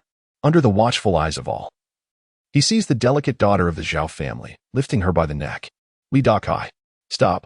The head of the Zhao family bellowed in rage. Thud. Thud. Thud. With one hand gripping her, Li Dakai used the other to stab repeatedly at her back. Each thrust of the sharp blade emerged from her body, her pristine gown blooming with vibrant bloodstains. Eliminate. Eliminate. Eliminate. Damn it. Let me show you what elimination looks like. As he stabbed, Li Dakai cursed vehemently. He had heard her disdain for him. She had even positioned spies at the city gate to ambush him. Stop. You lunatic. Cease this at once. Witnessing his daughter being stabbed repeatedly, blood oozing from her lips and despair in her eyes, the head of the Zhao family turned red with rage, pacing the shore in panic. Stop. For heaven's sake, stop. In his fury, he could only shout at Li Dakai, but it was futile. At that moment, official boats were approaching the flower boat. Yet they were still too far away. Come on. Don't you love to eliminate? Haha. Li Dakai laughed wildly. In his grip, the Zhao family's daughter lay lifeless, her body tossed in the air, taunting those on shore. Fire. Shoot him. The head of the Zhao family screamed in hysteria. Nobody move. The governor of Chao County roared again, preventing anyone from releasing their arrows.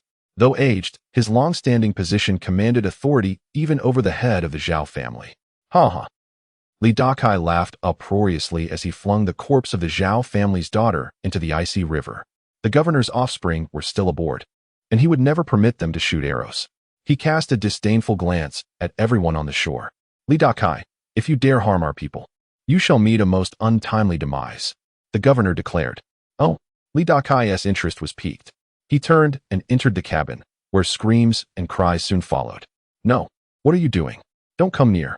However, in response to their pleas, Li Dakai's blade continued to strike, the sound of steel meeting flesh resonating across the river. The screams, cries for mercy, and terrified howls echoed endlessly. Inside the cabin, a group of young gentlemen and ladies fell victim to Li Dakai's wrath, their blood staining the interior crimson. These were the progeny of those who had launched an assault on his mansion and brothel that night. Though they did not directly partake in the violence, they had all conspired against him, especially since they had the audacity to watch with glee as his brothel burned and his servants were slaughtered. None were innocent. In the midst of his unrestrained slaughter, Li Dakai laughed maniacally. The cabin was sealed tight, and not a single noble could escape. Fire. Why haven't you fired yet? The head of the Zhao family seemed to seize an opportunity. Whoosh, whoosh, whoosh. A flurry of arrows shot towards the cabin. At that critical moment, Li Dakai grabbed the diminutive yet handsome Zhou Jian and thrust him into the path of the arrows. Thud, thud, thud. The arrows pierced Zhou Jian's body, even embedding into his face, rendering him a grotesque sight akin to a peculiar hedgehog. Stop. For the love of all that is holy, stop. The manager of Mingwei Zhai, beside the governor, was beside himself with rage, for Zhou Jian was his only son. Stop. The governor commanded. The cacophony of arrows finally ceased. Li Dakai tossed Zhou Jian's lifeless body onto the deck, arrows still protruding from it. At that moment, he stood over another figure, Chao Yunxing, the governor's son. A gruesome wound bled profusely on his back, staining his garments crimson. Li Dakai, we merely burned your mansion and killed your servants, yet you have wounded my son. Do you not think that is excessive? The governor fumed, his gaze fixed on his son beneath Li Dakai's foot, torn between fury and despair. What an outrageous act. They have not only set my residence ablaze, but also taken the lives of my servants. Upon hearing the ferocious words of the adversary, Li's eyes narrowed slightly.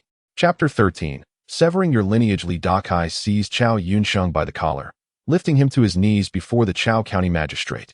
"You merely burned my residence and slaughtered my servants," he murmured, a devastating fury simmering in his eyes. The intensity of his gaze seemed to sear the very soul of anyone who dared to meet it. He glanced toward the brothel, where countless corpses lay along the riverbank, some decapitated, others severed in twain. Blood and entrails were strewn about like a grotesque tapestry. The flames licked the second floor, engulfing the headless body of Ernyo, who was now lost to the inferno.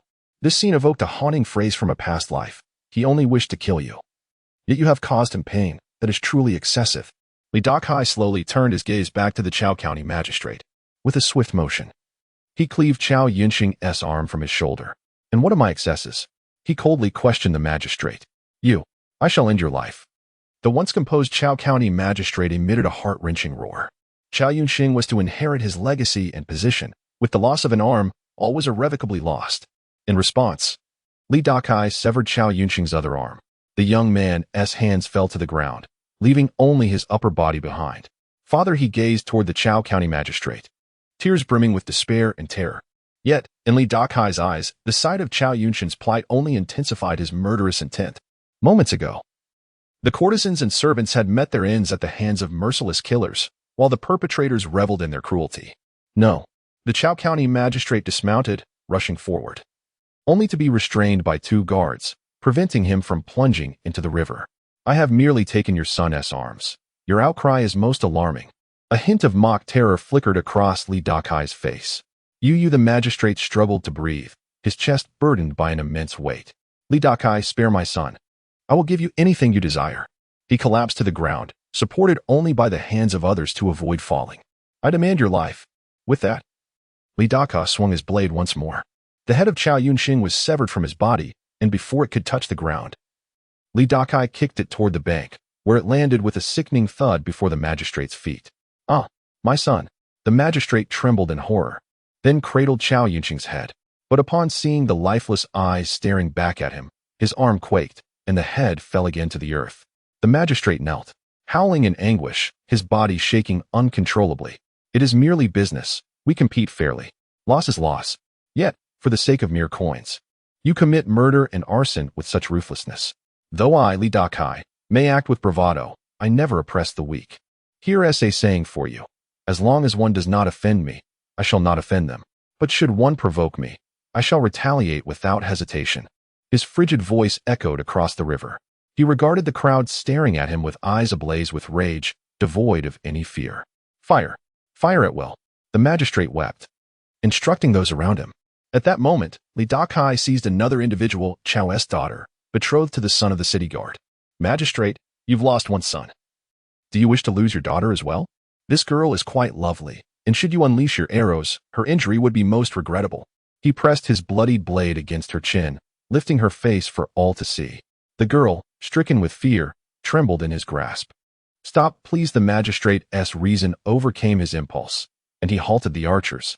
He advanced on his knees, pleading, "Dakai, you've killed so many. What more do you want? Spare my daughter. She is innocent." "Ha ha ha!" Dakai laughed heartily, his expression twisted with malice. "Now you plead for your daughter's life? What of my servants and courtesans?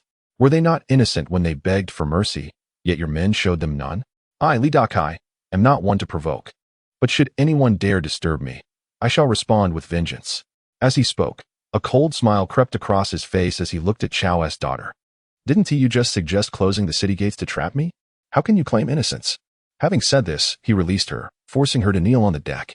I was wrong. I shall never dare again, Dakai. Spare me." The Chao heiress trembled, shaking her head frantically. She found herself alone among the remnants of the crew. Having ordered others to death before, she had never truly comprehended the terror and despair of such a fate until now. With all her strength, she managed to lift her head and turn to face Dakai, only to find a glinting blade growing larger in her vision. With a swift motion, the blade struck, and her head soared into the air. "No!" The magistrate's desperate scream echoed across the banks of the Qinsha River as he reached out, but grasped nothing. Helplessly watching his daughter's head plunge into the water, her headless body collapsing on the deck. In that moment, the magistrate appeared to age decades. "Kill him! Kill him!" he roared, struggling to rise and charge at Dakai, but was restrained by his guards. He had succumbed to madness, willing to pay any price to end Dakai's life. At that moment, two official boats arrived alongside the flower boat. What a vile old wretch. I have simply taken your progeny, yet you seek my life. How cruel. Dakai seethed, pointing at the crowd. Murder must be met with heart.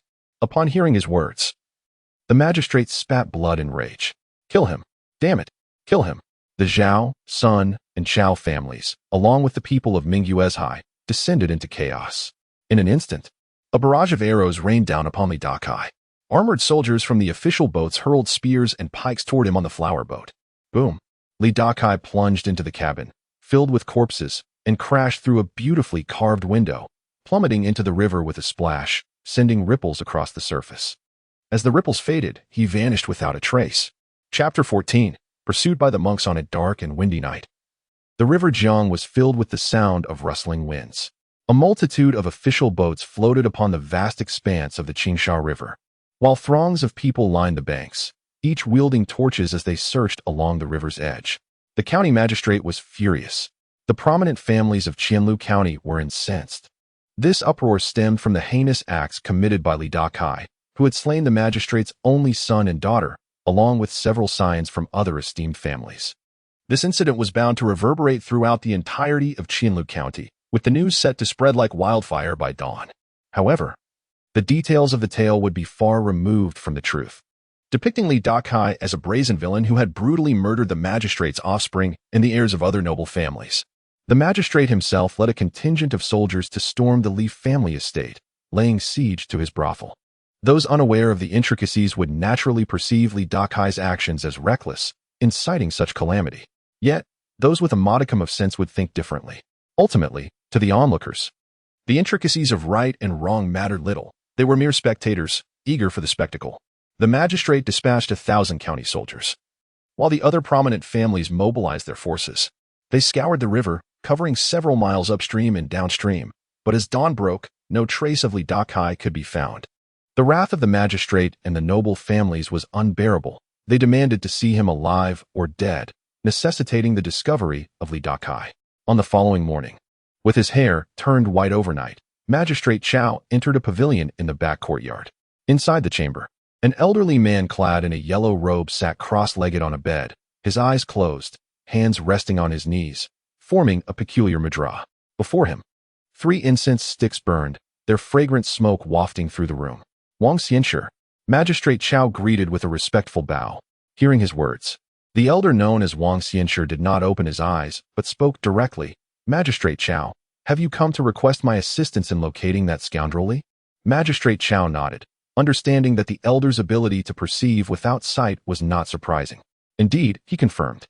You must understand that we practitioners of the mystical arts adhere to strict regulations, forbidding us from intervening in mortal affairs, particularly matters of life and death.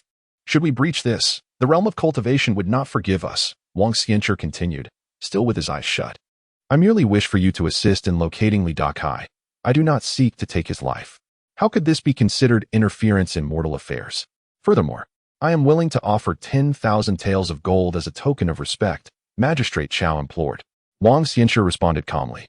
Each sect of the mystical arts has its own inspectors who discreetly monitor their territories. The commotion from last night was considerable, I assure you. An inspector has taken note. I will assist you for 1 hour. If he is found within that time, congratulations. If not, do not blame me for my inadequacy. Thank you, Xianshi. Magistrate Chao bowed deeply. The involvement of a practitioner, even for a mere hour, would be far more effective than a day's search by mere mortals. When Magistrate Chao lifted his head, he found that Wang Xianshi had vanished without a trace. He inhaled deeply and departed the pavilion. A similar scene unfolded across the other prominent families. In their failure to locate Dakai, they placed their hopes upon the practitioners. Though they understood that these mystics refrained from meddling in mortal affairs, the murder of their descendants compelled them to seek the practitioners' intervention, regardless of the cost. A tempestuous storm had erupted in Qianlu County. Meanwhile, Dakai, under the cover of night, had drifted downstream along the Qingsha River.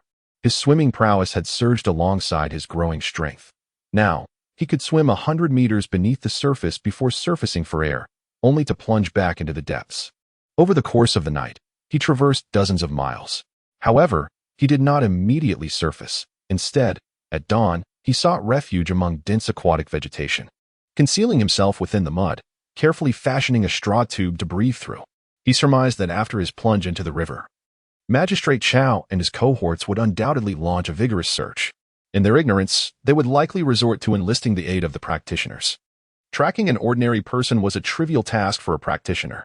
Should he dare to surface, he would most certainly be discovered. As he lay hidden, a persistent twitch in his right eyelid filled him with an ominous sense of foreboding, reinforcing his belief that practitioners would indeed be summoned to hunt him down. Yet, practitioners were not omnipotent. Although their abilities were formidable, they were not without limitations. He had heard that some practitioners could perceive through the ground, but such beings were surely beyond the reach of mortals like them. Thus, he believed that hiding beneath the muddy waters would suffice. Li Dakai resolved to remain concealed for a day, intending to continue his flight downstream under the cover of night. He recalled Gong Sun Yang's words about the strict regulations governing practitioners, which forbade interference in mortal matters. Even if Magistrate Chow and his allies summoned the practitioners, they could not afford to waste time searching for him indefinitely. As he pondered Gong Sun Yang, a dark cloud passed over his expression. It was too coincidental that just as Gong Sun Yang departed, he faced the annihilation of his family.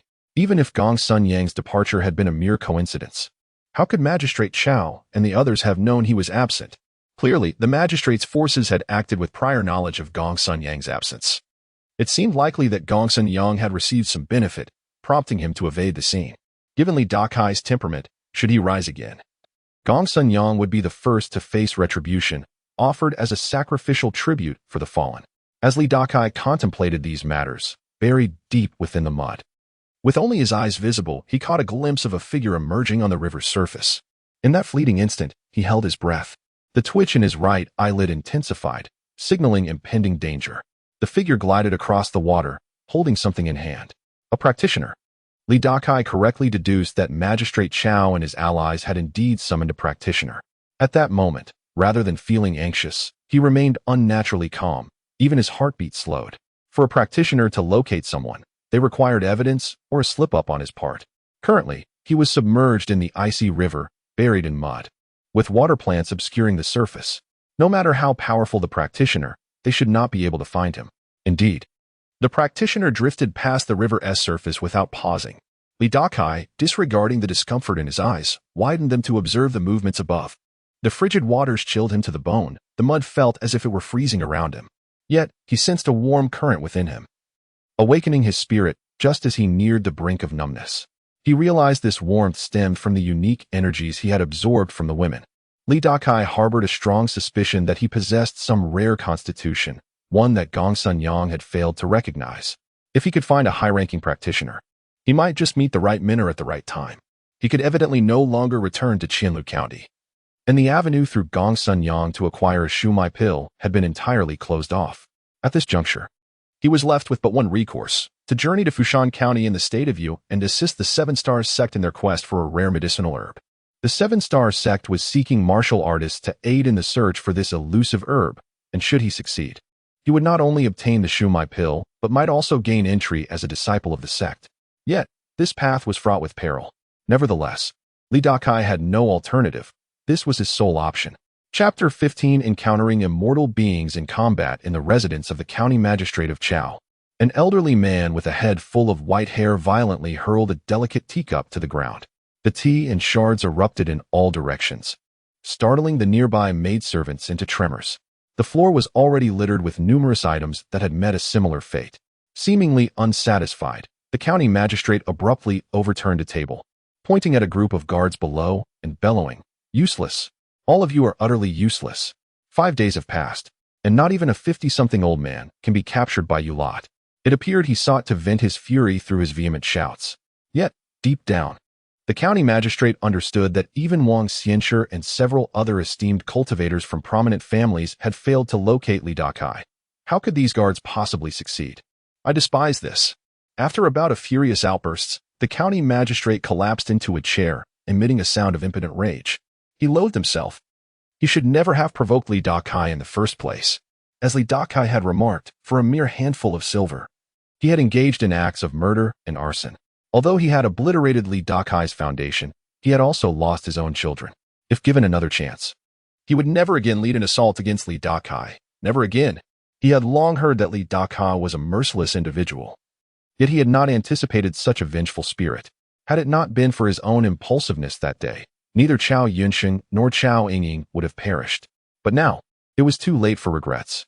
After his impotent fury, the county magistrate began to weep uncontrollably. On this day, over 400 miles downstream of the Qingsha River, a fishing boat glided upon the water. The fisherman was a frail old man, appearing as if he were on the brink of death. Years of exposure to the elements had turned his skin a dark red, etched with deep lines that spoke of a life filled with hardships. Beside him was a black pelican, its beak long and large, adept at catching fish. The old fisherman was cooking porridge, having added a few crabs he had caught from the river. Suddenly, a splash echoed through the air. The old fisherman felt the boat dip beneath him. Turning around, he beheld a drenched figure standing at the bow. The stranger's chest heaved violently, gasping for breath. Although over 50 years of age, he appeared youthful in the old man's eyes. "Old man, do you have anything to eat?" Dakai inquired as he boarded the vessel. "Huh? What did you say?" The old fisherman cupped his hand behind his ear, straining to hear. Age had dulled his hearing. Dakai stepped closer, eyeing the pot of crab porridge, and asked again, "Is there something to eat?" This time, the old man seemed to comprehend and gestured towards the pot. "Thank you." Dakai bowed slightly, then sat down, unceremoniously scooping a bowl of porridge for himself.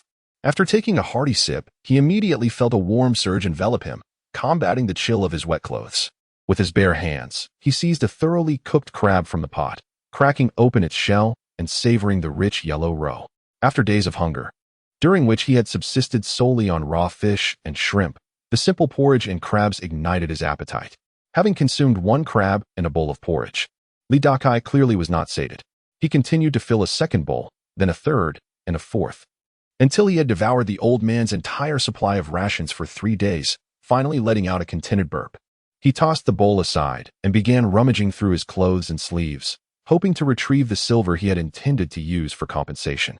However, after a thorough search, he found nothing. It turned out that everything he possessed had been soaked in water, leaving only his clothes intact. This put him in an awkward position. Having eaten without means to pay seemed rather improper. Yet, at that moment, the hard-of-hearing old fisherman waved his hand, signaling that no payment was necessary, leaving Dakai feeling slightly embarrassed. After a sheepish smile, he leaned closer to the old man's ear and asked loudly, "Do you know where Fushan County is?" "I do." The old man nodded. "Would you be willing to take me there?" "I assure you, I will recompense you afterwards." Although Dakai had already crossed into the territory of the Yu Kingdom, he was still a considerable distance from Fushan County. Initially, he assumed the old fisherman would decline. But to his surprise, the man nodded affirmatively. "Oh, then I am most grateful," Dakai chuckled. As far as he knew, Fushan County also had waterways, with tributaries feeding into the Qingsha River. Thus, by traveling by water, he could reach Fushan County. However, he anticipated that the journey would take some time. Nevertheless, the Qingsha River frequently hosted official vessels, making travel by water relatively safe, while land routes were fraught with dangers from bandits, who often seized control of mountains and ambushed travelers. "Old man, do you have any spare clothing?" Dakai inquired again. Upon hearing this, the old fisherman entered the cabin and emerged with a set of coarse, patched clothing. Although it was simple, it was precisely what Dakai required. For the attire he wore was rather ostentatious. Anyone with a discerning eye could tell he was not an ordinary individual. After donning the rough garments, he further tousled his already disheveled hair, aiding in the concealment of his identity. After his transformation, Dakai eagerly took hold of the oars at the stern of the boat, rowing with vigor. Meanwhile, the old fisherman tidied up the cooking implements and, seeing Dakai rowing, pulled out a fishing rod to catch fish. In the following days, Dakai and the old fisherman coexisted harmoniously. They traveled by day and rowed by night. From the old man, Dakai learned that he was a solitary figure who had spent his entire life on the water. Without wife or children, he had survived on fishing alone, drifting aimlessly without a permanent abode. For this reason, he did not oppose Dakai's request to go to Fushan County. For him, it mattered not where he went. Yet, the old fisherman was no fool. Throughout their journey, he never inquired about Dakai's identity or origins. It was likely that he had discerned the significance of Dakai's attire. Some matters were best left unspoken. Thus, this humble man, having lived a life of discretion, had managed to survive until now. During their travels, they encountered numerous vessels on the water, including merchant ships, official boats, and fishing vessels. The larger ships showed no interest in Dakai and the old man's modest craft, or its two elderly occupants. Half a month later, they navigated a tributary and successfully entered Fushan County. Compared to Qianlu County, Fushan County in the Yu Kingdom was somewhat more affluent. Along the banks of the tributary, villages lined the river. As dusk settled and Dakai sought a place to rest, a hearty laugh suddenly echoed through the air. The sound seemed to possess a certain enchantment, penetrating his ears and resonating within him, stirring his very insides, as if tumultuous waves were crashing within. Not only that, but a wave of dizziness surged through his mind, causing his body to sway slightly. Under the influence of this mesmerizing laughter, the old fisherman collapsed onto the deck, rendered unconscious. Dakai, fighting against the dizziness, abruptly raised his head to gaze in the direction from which the laughter emanated. What he witnessed was astonishing. Two figures, one pursuing and the other fleeing, raced through the air, their speed so great that they traversed 100 paces in an instant, appearing ahead on the surface of the river. At that moment, the fleeing figure ahead, aware that they could not shake off their pursuers, suddenly turned around and hurled an object from their hand. With a resounding crash, a vast inferno erupted in midair, manifesting as a colossal flaming skull that illuminated the entire river surface and the villages on both banks. A cultivator. Dakai's heart trembled with astonishment. Not only was this person a cultivator, but they were also an exceptionally formidable one. Chapter 16. Adventure. It is often said that when celestial beings engage in combat, it is the mortals who suffer the consequences. By chance, I stumbled upon two extraordinarily powerful cultivators locked in a fierce duel. A moment's carelessness could render an ordinary person like myself into nothing but ash from the reverberations of their clash. At that moment, I beheld a rugged figure in pursuit, a burly man with a dark complexion and a bushy beard, clad in a short tunic with a black gourd hanging from his waist. It was he who had just bellowed with laughter. The one who summoned the colossal flaming skull was a delicate-looking maiden draped in a crimson gown. Though she appeared youthful and unadorned, her exquisite features were striking. At that instant, a trace of blood lingered at the corner of her mouth, and her breath was shallow, indicating she had sustained serious injuries. Yet, suspended in midair, she resembled a fiery lotus blooming upon the river's surface, vibrant and resplendent. As the formidable flaming skull emerged, the bearded man showed no signs of trepidation. "Fire Spirit Maiden, cease your futile resistance and surrender the item," he commanded. In response, the maiden, known as the Fire Spirit, swiftly formed incantations with her delicate fingers. The inferno, shaped like a skull, manifested a menacing visage, opening its maw to devour the bearded man. Simultaneously, I noticed the surroundings illuminated as if it were midday, suffused with a crimson hue, and the air was thick with an oppressive heat. The pelican at the bow of the boat squawked in alarm, while frantic barks echoed from the riverside village where villagers emerged, lighting candles and staring in astonishment at the sky, their bodies trembling in fear. "Stubborn fool," the bearded man scoffed, and with a sudden tremor, a wave of immense energy erupted from him. This force halted the advancing flaming skull, distorting it like ripples upon water. He then struck his black gourd, which opened with a whoosh, releasing visible streams of sword aura that pierced the flaming skull, rendering it riddled with wounds. The astonishing sword energy surged forward towards the Fire Spirit Maiden. With a flick of her wrist, she conjured a fire shield before her. The moment the sword energy collided with the shield, a series of muffled thuds resonated. Yet, in mere moments, the fire shield shattered, and the Fire Spirit Maiden coughed up blood, staggering backward. "Ha ha ha. I advise you to surrender. For my sword pouch has reached the stage of condensing energy into swords. How can you possibly withstand this?" The bearded man laughed boisterously. However, the pale-faced Fire Spirit Maiden revealed a barely perceptible smile. "Not necessarily," she replied. Just as she spoke, the once pierced skull, now seemingly tethered, burst apart into a rain of flames, shooting like meteors towards the bearded man. Though brimming with bravado, he remained vigilant, unleashing a torrent of energy to keep the flames at bay, appearing as if enveloped by a colossal fireball. As the Fire Spirit Maiden chanted a single word, "Explode," a deafening boom erupted, igniting the fireball surrounding the bearded man. The resulting conflagration illuminated half the sky. From amidst the blazing rain, the bearded man shot forth, landing at a distance while frantically slapping at his chest, where flames had ignited. Despite his efforts, the fire showed no signs of abating. "How could you possess such true fire?" he gasped in disbelief. He then concentrated his formidable power towards his chest, his complexion paling as he finally extinguished the flames. Yet, upon closer inspection, the scorched remnants still smoldered, emitting acrid smoke, and an excruciating sensation coursed through his body. The fire spirit maiden showed no intention of relenting. Casting another incantation, Ignite. The moment her command left her lips, the smoldering spot on the bearded man's chest ignited anew. Advancing a step, she twirled her wrist, unleashing 2 fire serpents that hissed as they lunged toward him. Humph, we shall see. The bearded man retorted, his face ashen. With that, he turned and fled into the darkness, declaring, if not for my own injuries today, I would surely slay you. The fire spirit maiden threatened him from behind. Yet the bearded man's speed was astonishing, vanishing into the night in an instant. She watched the direction of his retreat until she confirmed he was far gone, at which point the fire serpents dissipated into the air. With a soft groan, she coughed up more blood, glancing at the crowd below before hastily retreating into the distance. Witnessing the clash of high-level cultivators, I was captivated.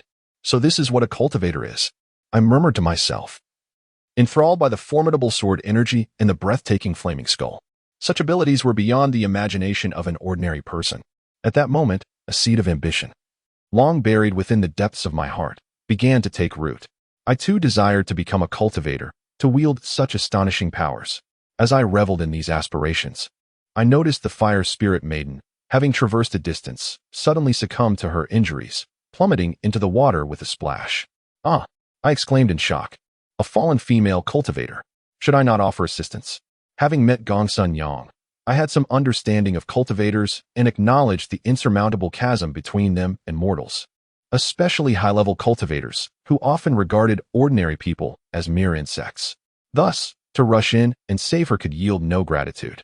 Indeed, I might even find myself extinguished by her hand. However, if saving her was out of reach, merely touching her would surely not be excessive? I pondered, recalling the strange powers I had gained from touching ordinary women. If I could touch a female cultivator, my heart raced at the thought. Chapter 17. Touching the hand of the female practitioner, Dakai swiftly shed his coarse garment and leapt into the water with a resounding splash. His robust physique granted him remarkable swimming speed, propelling him towards the celestial maiden who had fallen into the depths. In mere moments, he covered the distance of over 100 meters. Scanning the surroundings, he found no sign of anyone, so he dove into the deeper waters, initially expecting to see nothing. He was surprised to spot a fiery red silhouette glowing faintly not far away. Instinctively, he swam towards her. For reasons unknown, he found himself blinking incessantly, with the eyelids of his left and right eyes twitching at different rhythms, his left eyelid fluttering faster than the right. If the adage held true that the left eyelid signals fortune while the right heralds misfortune, he was undoubtedly embodying a blend of both. However, the promise of good fortune seemed to outweigh any looming disaster, making the risk worthwhile. Soon, Dakai reached the side of the celestial maiden, and in that moment, he beheld her countenance. Even with his extensive experience in discerning beauty, he was struck by her breathtaking allure.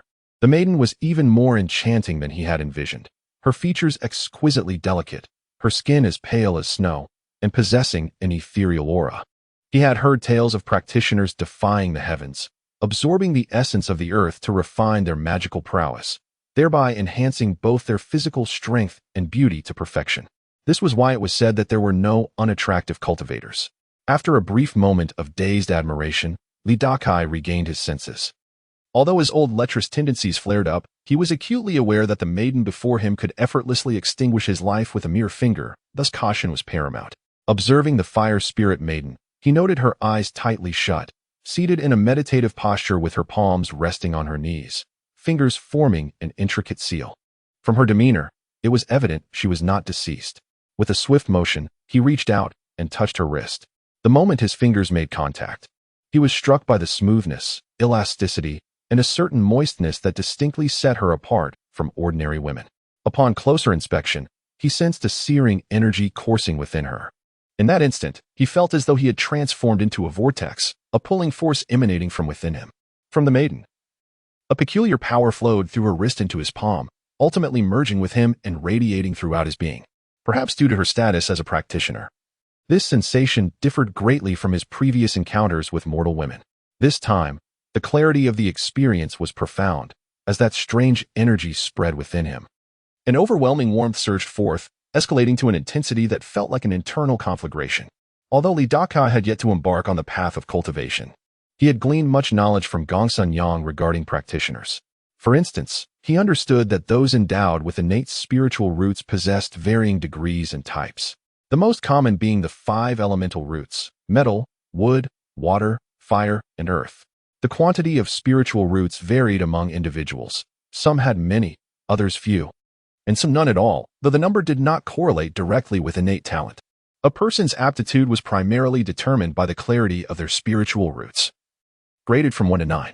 A 9 indicated exceptional potential, while a 1 signified ineptitude. Generally, anyone possessing spiritual roots would at least have a transparency of 3 or 4. Furthermore, those with a single type of root typically exhibited greater clarity than those with 2 or more, whose clarity tended to diminish. Naturally, there were rare individuals with multiple roots, each possessing remarkable transparency, allowing them to cultivate various skills at an astonishing pace. However, such beings were exceedingly rare. The fire spirit maiden before him had clearly utilized a fire-based technique, and upon touching her, he felt the heat emanating from her being, leading him to deduce that she was a practitioner of fire magic. Despite the rapidity of his thoughts, Dakai's actions were deliberate. After absorbing the peculiar energy, he released her wrist. The fire spirit maiden, gravely injured, had shut down all her senses, wholly focused on suppressing her wounds. Even as someone approached, she remained oblivious to their presence. As he turned to swim back, he inadvertently noticed an object hanging at her waist, a circular jade pendant depicting a serpent devouring its own tail. Not paying it much mind, he felt a surge of heat within him, as if his latent potential had been ignited, allowing him to swim even faster. After he had distanced himself, the fire spirit maiden remained motionless. This state persisted for approximately 15 minutes until she suddenly opened her eyes. Within her pupils, 2 flames flickered momentarily before fading into darkness. With a swift motion, she rose from the water, launching herself into the air with a thunderous crash as she broke the surface. The fire spirit maiden quickly assessed her injuries, her expression darkening. The wounds were severe. Without prompt treatment, they would prove fatal. With a firm stomp of her jade foot, she propelled herself towards the horizon. Earlier, while suppressing her injuries, she sensed another presence approaching. However, it felt weak, merely a mortal-less aura. Yet, in her state of heightened sensitivity, even a mortal could pose a significant threat, though fortunately, the individual had not exhibited any hostile intentions. Her earlier threats towards the bearded man had been mere bluster, a desperate attempt to intimidate. Since he was less injured than she needed to flee swiftly to avoid his pursuit. As she hastened away, she touched the circular jade pendant at her waist, relieved to find it still intact. Yet, at a certain moment, the fire spirit maiden abruptly halted. Initially startled, her expression shifted to one of astonishment, then confusion, and finally disbelief, as she realized that a portion of her vital essence seemed to have dissipated. Chapter 18. The Body Ablaze in the Realm of Cultivation. Males belong to the yang category while females correspond to yin. Upon embarking on the path of cultivation, due to their differing physiques and distinct practices, male cultivators can condense a robust essence of yang within their bodies, while female cultivators are capable of similarly gathering a potent essence of yin. The essences of yang and yin are exceptionally unique. Although they cannot be refined into magical power, they can significantly enhance cultivation if utilized appropriately, often more swiftly than the refinement of magical power itself. Some cultivators, when striving to break through their bottlenecks, may resort to consuming yang or yin essence. Certain sects even possess specialized techniques for gathering these essences. The fire spirit fairy closed her eyes, immersing herself in contemplation. After a brief moment, she reopened them, her countenance reflecting not only shock and bewilderment but also a trace of confusion. For she remained intact, a complete being. Typically, the most direct and effective method of absorbing yang or yin essence involves the loss of one's purity. There exist peculiar techniques that allow for absorption through mere touch. Could it be that the individual she encountered earlier was a cultivator? The fire spirit fairy pondered, for it seemed to her that only a cultivator would possess the means to absorb her yin essence through touch. Yet, upon reflection, this appeared highly improbable. Such techniques generally require the willing consent of the woman, having been ensnared in a state of self-imposed spiritual confinement due to her injuries. It was inconceivable that she would cooperate with Dakai. Moreover, if he were indeed a cultivator, his failure to either harm or assist her in her plight, merely opting to touch her and absorb a fragment of her yin essence, seemed rather implausible. After much contemplation, she could not arrive at a satisfactory conclusion. Thus, she stamped her foot and continued her swift advance. unless one practiced a specific technique that prohibited the loss of purity. The essence of yin held little significance for a woman. A slight depletion would scarcely affect her cultivation or injuries, nor would it compromise her foundational path of practice. Hence, the fire spirit fairy felt compelled to depart post-haste. As for the individual she had encountered, although she had never seen him in her self-imposed spiritual confinement and lacked knowledge of his identity, she faintly recalled his aura and was certain that should they meet again, she would recognize him. Meanwhile, Dakai found himself submerged in water, thrashing about in agony due to the intense heat within him. The icy river offered him some relief, albeit minimal, as the overall discomfort remained profound. Unable to breathe underwater, he could not endure for long. Eventually, after a struggle, he burst forth from the surface, gasping for air while still enduring the internal blaze. This searing sensation stemmed from the fire spirit fairy, who practiced fire element techniques, thus imbuing the unique power he had absorbed with a fiery essence. Yet, beneath the torment, he sensed a burgeoning strength within him.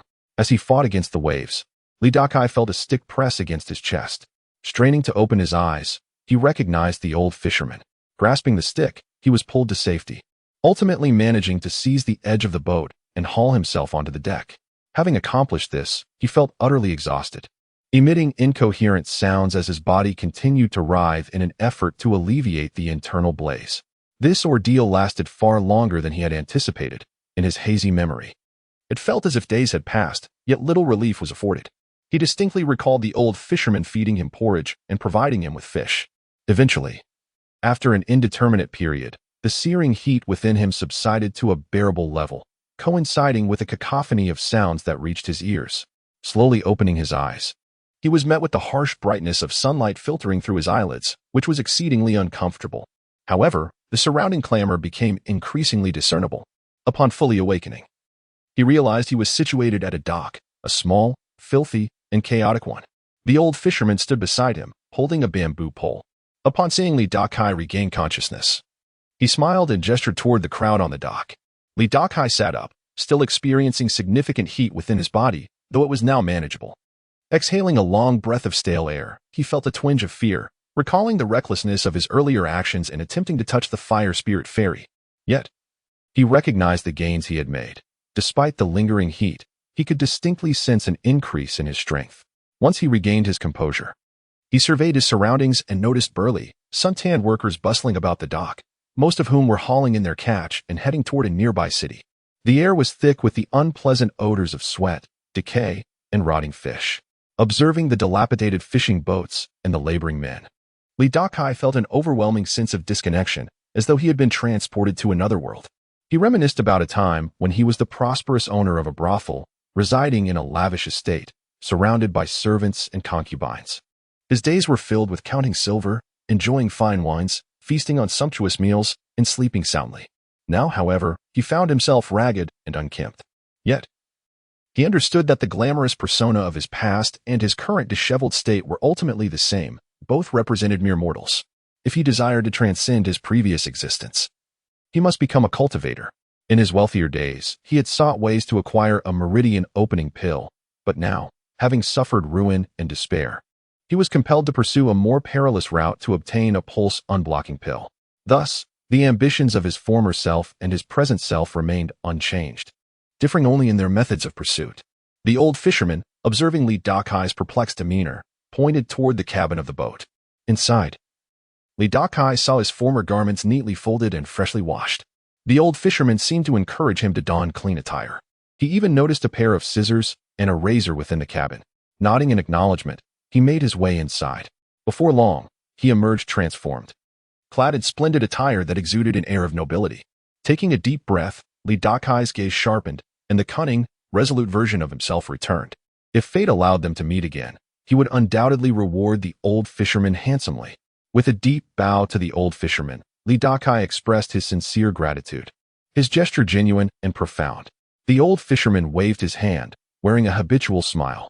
Dakai stole a final glance at him, recognizing that their paths would likely never cross again. He then turned and strode toward the dock, vanishing from the old fisherman's sight without a backward glance. Chapter 19. Is she a woman? Though Dakai was uncertain of the city before him, He understood that the old fisherman had brought him to a bustling place during his days of semi-consciousness. The city lay not far ahead, vibrant with life. However, beneath the city walls, a long line of people awaited orderly entry. Dakai squinted, observing that those entering the city were handing something to the guards. It was copper coins. From the discussions around him, he learned that the entry fee was 5 won, a customary rule. As the saying goes, a penny can hinder even a hero. At present, Dakai searched his entire being, but found not a single coin. Furthermore, this 5 won was merely the cost of entry. He would require additional funds for sustenance and lodging within the city. Rather than succumbing to panic, he advanced slowly, attentively listening to the conversations around him, hoping to glean some information. Before long, he discovered that this place was indeed Fushan County of the Yu Kingdom. He also learned an important piece of information. The location for selecting disciples for the Qixing sect was here as well. Dakai felt immense gratitude towards the old fisherman, who had mentioned this place and had ensured he was brought here during his unconscious days. Upon reaching the city gate, Dakai began to scan his surroundings for an opportunity. At that moment, he noticed a young monk not far away, adorned with a string of prayer beads. Clad in a yellow robe and wearing cloth shoes, he possessed a shining bald head, yet his features were strikingly handsome. This young monk was also approaching the city gate, rolling the beads in his hand while reciting scriptures. What intrigued Dakai was that the monk was fixated on the ground as he walked, occasionally altering his steps slightly, as if he were avoiding stepping on ants. Seizing the moment, Dakai stepped in front of the monk, blocking his path. The monk, appearing no older than 20, displayed a look of confusion, unsure of the intent of this man before him. Dakai smiled and asked, "Esteemed monk, may I have a word with you?" Though puzzled, the young monk nodded in agreement. The two moved aside to a less crowded area. Their peculiar behavior piqued the curiosity of those nearby, yet no one approached to inquire. Once they were alone, Dakai revealed a smile and said, "Master, I have come to seek alms." The young monk looked at him in astonishment. Despite his youth, he had encountered many experiences. He had always been the one to seek alms from others and had never before encountered someone seeking them from him. "What kind of alms do you seek?" he inquired. Dakai's smile widened. "To be frank, I lost my purse and thus have no money to enter the city. Without entry, I also have no means to eat. Hence, I wish to seek some silver from you, master. Wealth is but an external possession, and I, a humble monk, possess none," the young monk replied earnestly. Dakai frowned. "If you have no wealth, how then can you enter the city?" "I too am troubled by this matter," the monk responded with a wry smile. Dakai's expression flickered. He had thought it would be easier to request money from a monk, yet he discovered that the monk was just as destitute. With a sigh, he lifted his gaze once more to the throng of people entering the city. At that moment, a well-dressed boy, seemingly just over 10 years of age, caught his attention. Observing the boy for a while, Dakai noted that he did not intend to enter the city. Rather, he wandered among the crowd, occasionally making deliberate physical contact with others. Dakai chuckled to himself, realizing that the profession of a pickpocket indeed existed in every place and time. Inspired, he devised a clever plan. He approached and picked up several clean pebbles of moderate size, placing them into his sleeve to give the illusion of a heavy purse filled with silver. After completing this, he turned his gaze towards a nearby burly man who was taking a swig from a flask, quenching his fatigue from the long journey. Dakai strode towards the man and accidentally bumped into him. The flask jolted, spilling liquor onto Dakai's clothes. "Watch where you're going," the burly man growled, glaring at Dakai. Dakai clasped his hands behind his back, squinting slightly at the imposing figure, exuding an air of authority that seemed to command respect without uttering a word. The burly man felt an inexplicable tension rise within him, sobering him slightly from his drunken state. "Next time, pay attention. Did you hurt yourself?" he mumbled, shaking his head as he took a step back, granting himself an exit, and hurriedly walked away from Dakai. Observing the man's retreat, Dakai chuckled softly, inhaling deeply as a hint of fatigue crept across his face. His steps grew unsteady, and coupled with the scent of alcohol, he appeared to be a weary traveler drunk from his journey. This portrayal was not entirely feigned. The heat within him had yet to dissipate fully, causing him discomfort. Yet he did not collapse, relying on sheer willpower to remain upright. Now, with a heavy sleeve that hinted at a bountiful catch, he ambled forward, soon drawing the attention of the boy. The lad, upon glancing at Dakai, deliberately slowed his pace, awaiting Dakai's approach. As Dakai drew near, swaying slightly, the boy quickly offered his support, kindly advising, "Be careful, sir." As he spoke, His hand unnoticeably slipped into Li Dakai's sleeve. However, Li Dakai was well prepared and instantly felt the boy's wrist being seized. Looking up, he met the boy's eyes with a knowing smile and a tone laced with menace. What do you think you're doing? The boy's hand remained trapped within Li Dakai's sleeve. Caught in the act. At this moment, Li Dakai noted the boy's striking features. Though dressed plainly with a cap reminiscent of a tavern attendant, his countenance was remarkable. Faced with Li Dakai's scrutinizing gaze, the boy panicked, stammering, "Why you? Let go of me." Having successfully caught the boy in his ploy, Li Dakai had no intention of releasing him. Just as he prepared to interrogate the boy, his eyes widened in shock. A peculiar force emanating from the boy surged into Li Dakai's body, swiftly spreading throughout his limbs and meridians. This. Li Dakai gasped in astonishment. Chapter 20. The deceptive silver in the city from the young boy's body. A peculiar force surged into Li Dakai's palm, subsequently merging within him. The volume of information contained was considerable. One thing he could ascertain was that the handsome youth before him was, in fact, a girl.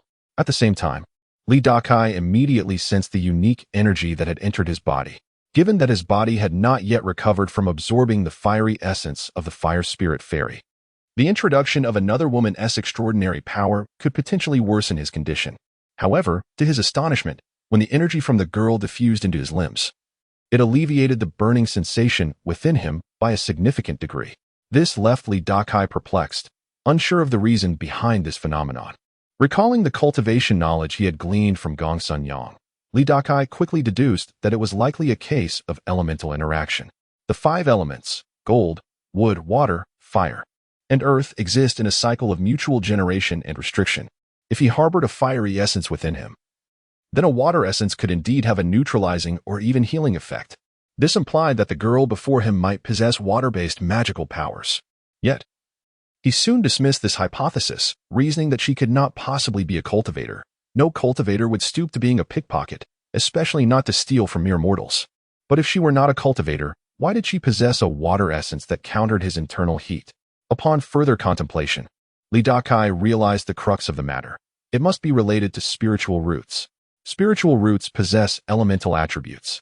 Even if this girl was not a cultivator, she likely possessed a spiritual root, and it was most probably of the water element. This revelation shed light on a long-standing question that had puzzled him. Why? Over the years, had he only encountered a select few women who could impart such extraordinary energy into him? The answer lay in the fact that those women possessed spiritual roots. This realization stirred excitement within Li Dakai. He was almost certain that he was endowed with a unique constitution, otherwise, it would be impossible for him to absorb a peculiar force from women with spiritual roots. Yet, he was curious about the nature of this extraordinary energy he had absorbed. At a loss for answers, Li Dakai turned his attention to the girl in his grasp, who was struggling against him, masquerading as a boy and nearly succeeding in deceiving him. "You have a reason for stealing from me, so let me go," he coldly remarked. Despite his age, the girl could not break free from his grip.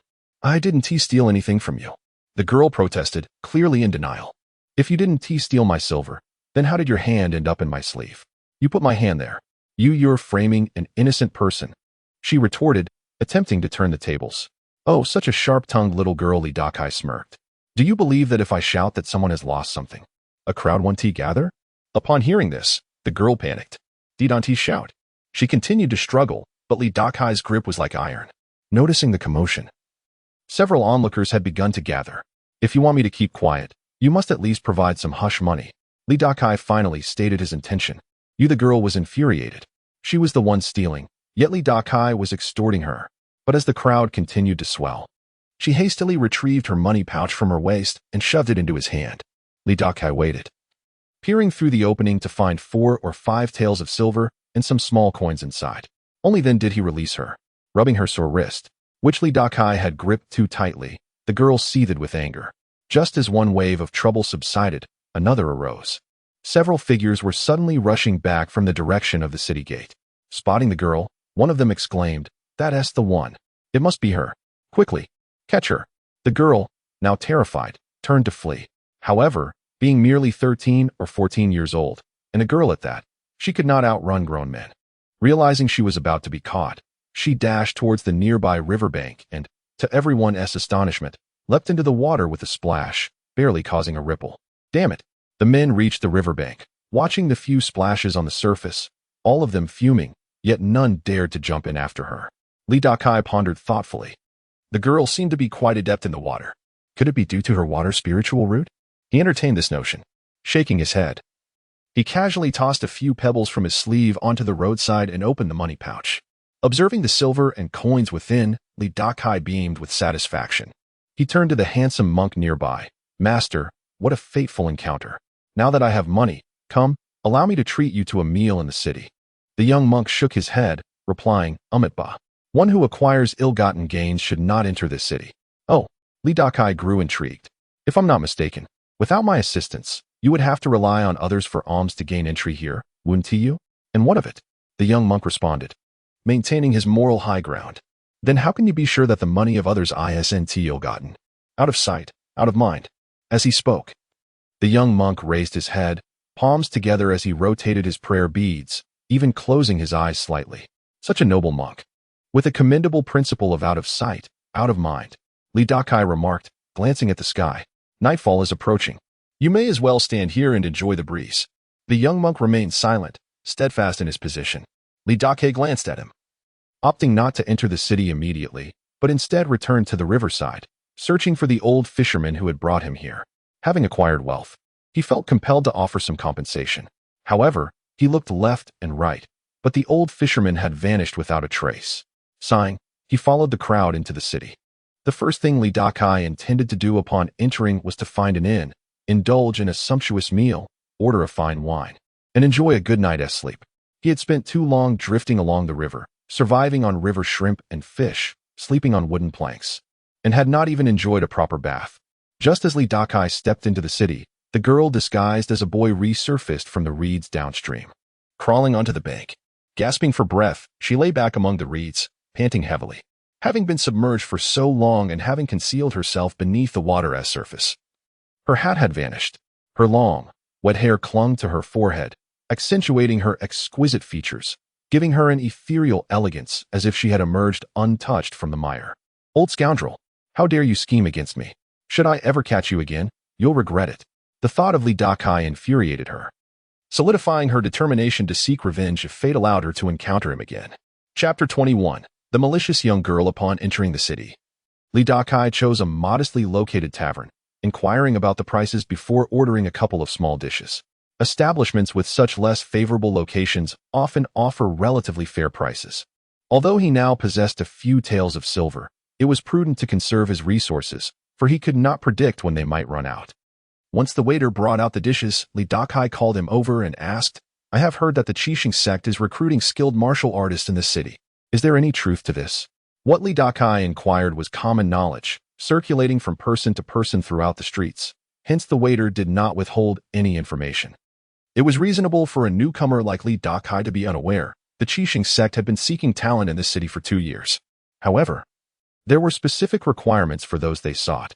In addition to exceptional martial prowess, a solid foundation in internal energy was preferred. Upon hearing the waiter's words, Li Dakai stroked his chin thoughtfully. In this world, martial arts had evolved due to the existence of cultivators, some of whom could refine their bodies. Powerful martial artists could cultivate internal energy, allowing them to perform feats such as cleaving stone slabs with their bare hands. Despite his privileged upbringing, where the adage wealth and martial arts held true, few scions of affluent families devoted time to such training. After all, while it could enhance one's physical condition, it did not extend one's lifespan. The likes of Sun Donglu were exceedingly rare. Though Li Dakai had never practiced martial arts before, his recent encounters had allowed him to absorb a unique energy that gradually improved his physical condition. Now, despite appearing to be over 50, his strength surpassed that of many younger men. This newfound confidence was what compelled him to consider participating in the Qixing sect selection process. He then inquired, what is the selection process like? The answer was quite straightforward. It involved testing. Testing? Li Dakai turned slightly, having expected a competition to determine the victor, not a mere assessment. What does the testing entail? Every month, the Qixing sect held a testing ceremony at the Qixing Pavilion in the city, open to anyone who believed themselves capable. The tests included endurance and speed, utilizing formations crafted by the cultivators. The waiter admitted he had never entered such formations and thus could not elaborate on their intricacies. Li Dakai nodded. Endurance and speed were indeed the forte of martial artists. Do you happen to know what those who succeed in the selection are required to do? The waiter sheepishly replied, I have no knowledge of that. However, he continued, though I've heard it is exceedingly perilous, a moment's carelessness could lead to death. Dakai was already aware of the potential dangers. He merely sought to understand the source of such peril. Yet, having resolved to pursue the path of cultivation, he recognized that he had no other options. One must first place themselves in dire straits to achieve future greatness. After all, he was already an old man. Even if he lived another 50 years, he would ultimately return to dust. This, however, was not his ambition for a second life. A resolute determination flickered in Dakai's eyes as he turned to the waiter and asked, how long until next month's selection? The answer, esteemed guest, is just over half a month. What? Dakai slammed the table, causing the bowls to rattle, the steadfastness in his gaze dissipating. Over half a month? Will this meager amount of silver suffice? Startled, the waiter retreated as Dakai waved him off. However, he knew that he must first satiate his hunger. Thus, he picked up his chopsticks and began to eat heartily. Having gone without sustenance for some time, the modest meal before him, though not extravagant, was enough to whet his appetite. After finishing his meal, he indulged in a jug of wine, feeling a sense of relief wash over him. Upon reflecting, he realized that the heat within him had diminished significantly. The pain that had plagued him was now trivial. It seemed that the young girl truly was his fortunate star, not only providing him with silver, but also alleviating his suffering. He then requested a room at the inn and enjoyed a comfortable slumber. Now far from the kingdom of Yu, with the mountains and rivers separating him from Qinlu County, he had no fear of being recognized or troubled by anyone. Dakai slept soundly until the morning, awakened by the sounds of commotion outside. After freshening up, he stepped out of the inn. This was his first visit to Fushan County, and with more than half a month left until the Qixing sect's selection, he decided to explore the area. Upon exiting the inn, he spotted a stall selling Yanchun noodles. He took a seat and ordered 2 portions. He realized that the silver he possessed needed to last for half a month, which would be a challenge, prompting him to devise a plan to acquire more silver in the coming days. Amiba, forgive my intrusion, kind donor. I have traveled a long distance today to beg for alms. Not long after Dakai sat down, a somewhat familiar voice reached his ears. Looking up, he was surprised to see the monk from yesterday. It was early in the morning, and the monk had come to the street to beg. Dakai was curious. Without a single coin, how had the monk entered the city yesterday? Begone. It's too early for business. What do you want here, you filthy monk? The stall owner waved his cloth disdainfully, attempting to shoo the monk away. The young monk, unfazed, performed a respectful bow before turning to leave. Monk, Dakai called out. The young monk turned back, surprised to see Dakai, though he quickly regained his composure. You haven't had breakfast yet, have you? I can pay for a bowl of noodles for you. Thank you, kind donor, but I am not hungry, the young monk replied before turning to depart. Dakai, far from angry, grew increasingly intrigued by the monk's resolute demeanor, akin to a beggar rejecting a bowl of congee. Truly, he was ungrateful. The stall owner muttered a curse at the monk's retreating figure before placing a bowl of noodles in front of Dakai. Dakai shook his head, but just as he lifted his chopsticks to eat, an incongruous voice interrupted him. If he doesn't eat, I will. With that declaration, a small figure settled beside Dakai. He looked up to find the young girl in disguise from yesterday, the little pickpocket. What a coincidence it was. Both the monk and the young girl had appeared together. Boss, bring me a bowl of noodles, he asked, treating. The girl pointed at Dakai as she spoke. Dakai's expression shifted, sensing that the newcomer might not have benevolent intentions. Chapter 22. The two of us in collusion. Seeing that Dakai remained silent, the vendor cheerfully called out and began tossing noodles into the pot. Dakai turned his gaze to the young girl beside him, scrutinizing her from head to toe. Under his gaze, the girl appeared somewhat flustered but mustered her courage to say, "What do you intend to do? This is the city, and fighting is strictly prohibited. If you dare to bully me, I can simply shout, and you will certainly regret it. So there are such rules in the city. No wonder she has the audacity to act so brazenly before me." Dakai chuckled and shook his head. Meanwhile, his mind began to churn. He had been worried that he might run short on silver in the coming days, yet here was someone presenting herself to him with the girl's skills. Earning money would surely not be a problem. The thought made his smile grow even broader. Repay me. At that moment, the girl laid her fair palm before him. Once the silver is in my hands, there is no reason for it to leave. Dakai scoffed. Besides, you have stolen from me. Asking you to compensate for a small amount is only reasonable. You. The girl felt a mix of anger and helplessness. She understood that Li Dakai was not someone to be trifled with, and given her weak position, she only dared to approach him because of the city's regulations against violence. By this time, Li Dakai had started eating his noodles, dismissing her with indifference. Shortly after, the vendor brought another bowl of noodles and placed it before the girl, perhaps out of hunger or to channel her indignation into her appetite. She picked up the large bowl and began to devour the contents. After finishing his meal, Li Dakai sat on the bench, observing her lack of table manners and silence. Once she finished, she wiped the grease from her mouth with her sleeve, and he finally spoke. "Have you finished?" "Humph." The girl huffed and turned her head away. "What is your name?" Li Dakai inquired. "What business is it of yours?" She rolled her eyes. Had she possessed any real value? Or if he hadn't suspected her of having a spirit root, she would have long since left. Yet, lacking confidence, she maintained a somewhat amicable demeanor. "It's merely a few taels of silver. Why be so stingy? You are truly shameless," she retorted angrily. All right, Li Dakai raised his hand to calm her. "If you desire silver, I can lead you to wealth. Moreover, I can offer you an opportunity." Upon hearing his words, the girl clearly did not believe him and even suspected he was trying to deceive her. Li Dakai did not offer any explanations. Instead, he tossed a few copper coins onto the table to pay for both their meals and began scanning the street. Before long, he spotted a middle-aged man in brocade attire, whistling while walking with a birdcage in hand. Approaching the girl slightly closer, he whispered something in her ear.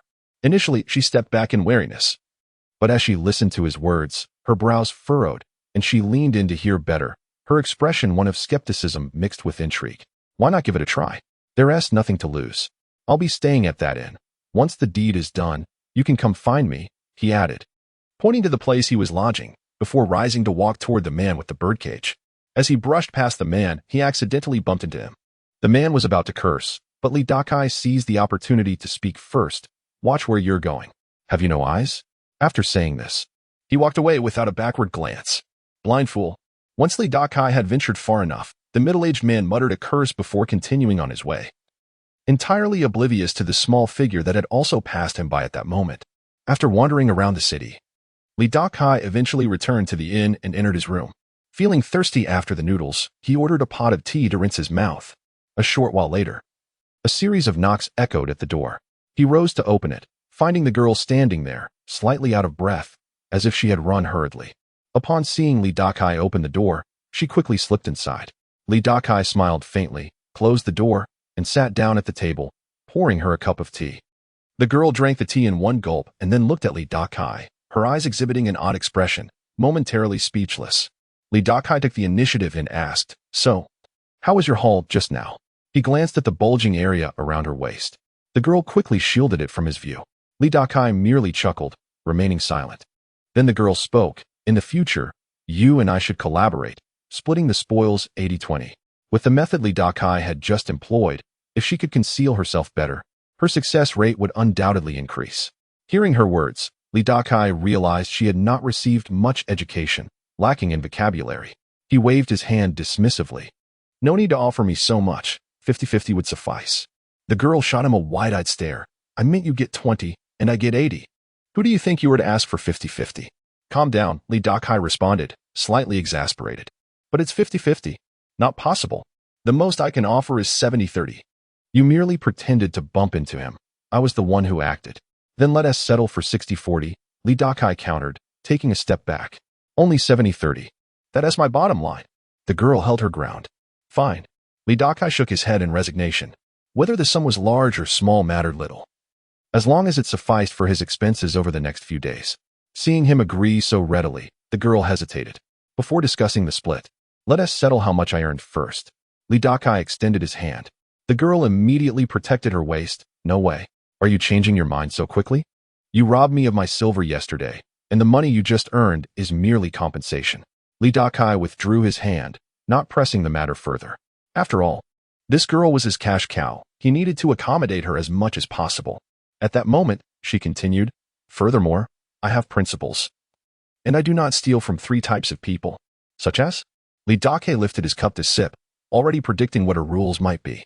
The girl stated, "The old, the weak, the sick, pregnant women and children." Li Dakai looked at her with disdain. "So you're implying I don't count as old, right?"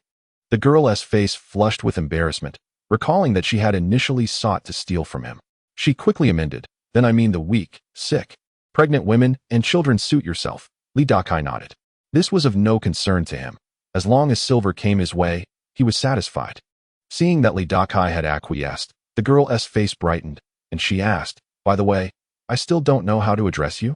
"Li Dakai," he replied. "Li Dakai," she murmured, then laughed. "Since we are partners, I shall call you Oldly from now on." "Fine by me," Li Dakai shrugged. "My surname is Wang. You can call me Wang Xiaojiu," the girl introduced. Such a casual name left Li Dakai uncertain of its authenticity, yet he cared little. "Then I shall call you Xiao Wan." "All right." Wang Xiaojiu agreed readily. "By the way, Oldly, what opportunity were you referring to earlier?" Her interest piqued.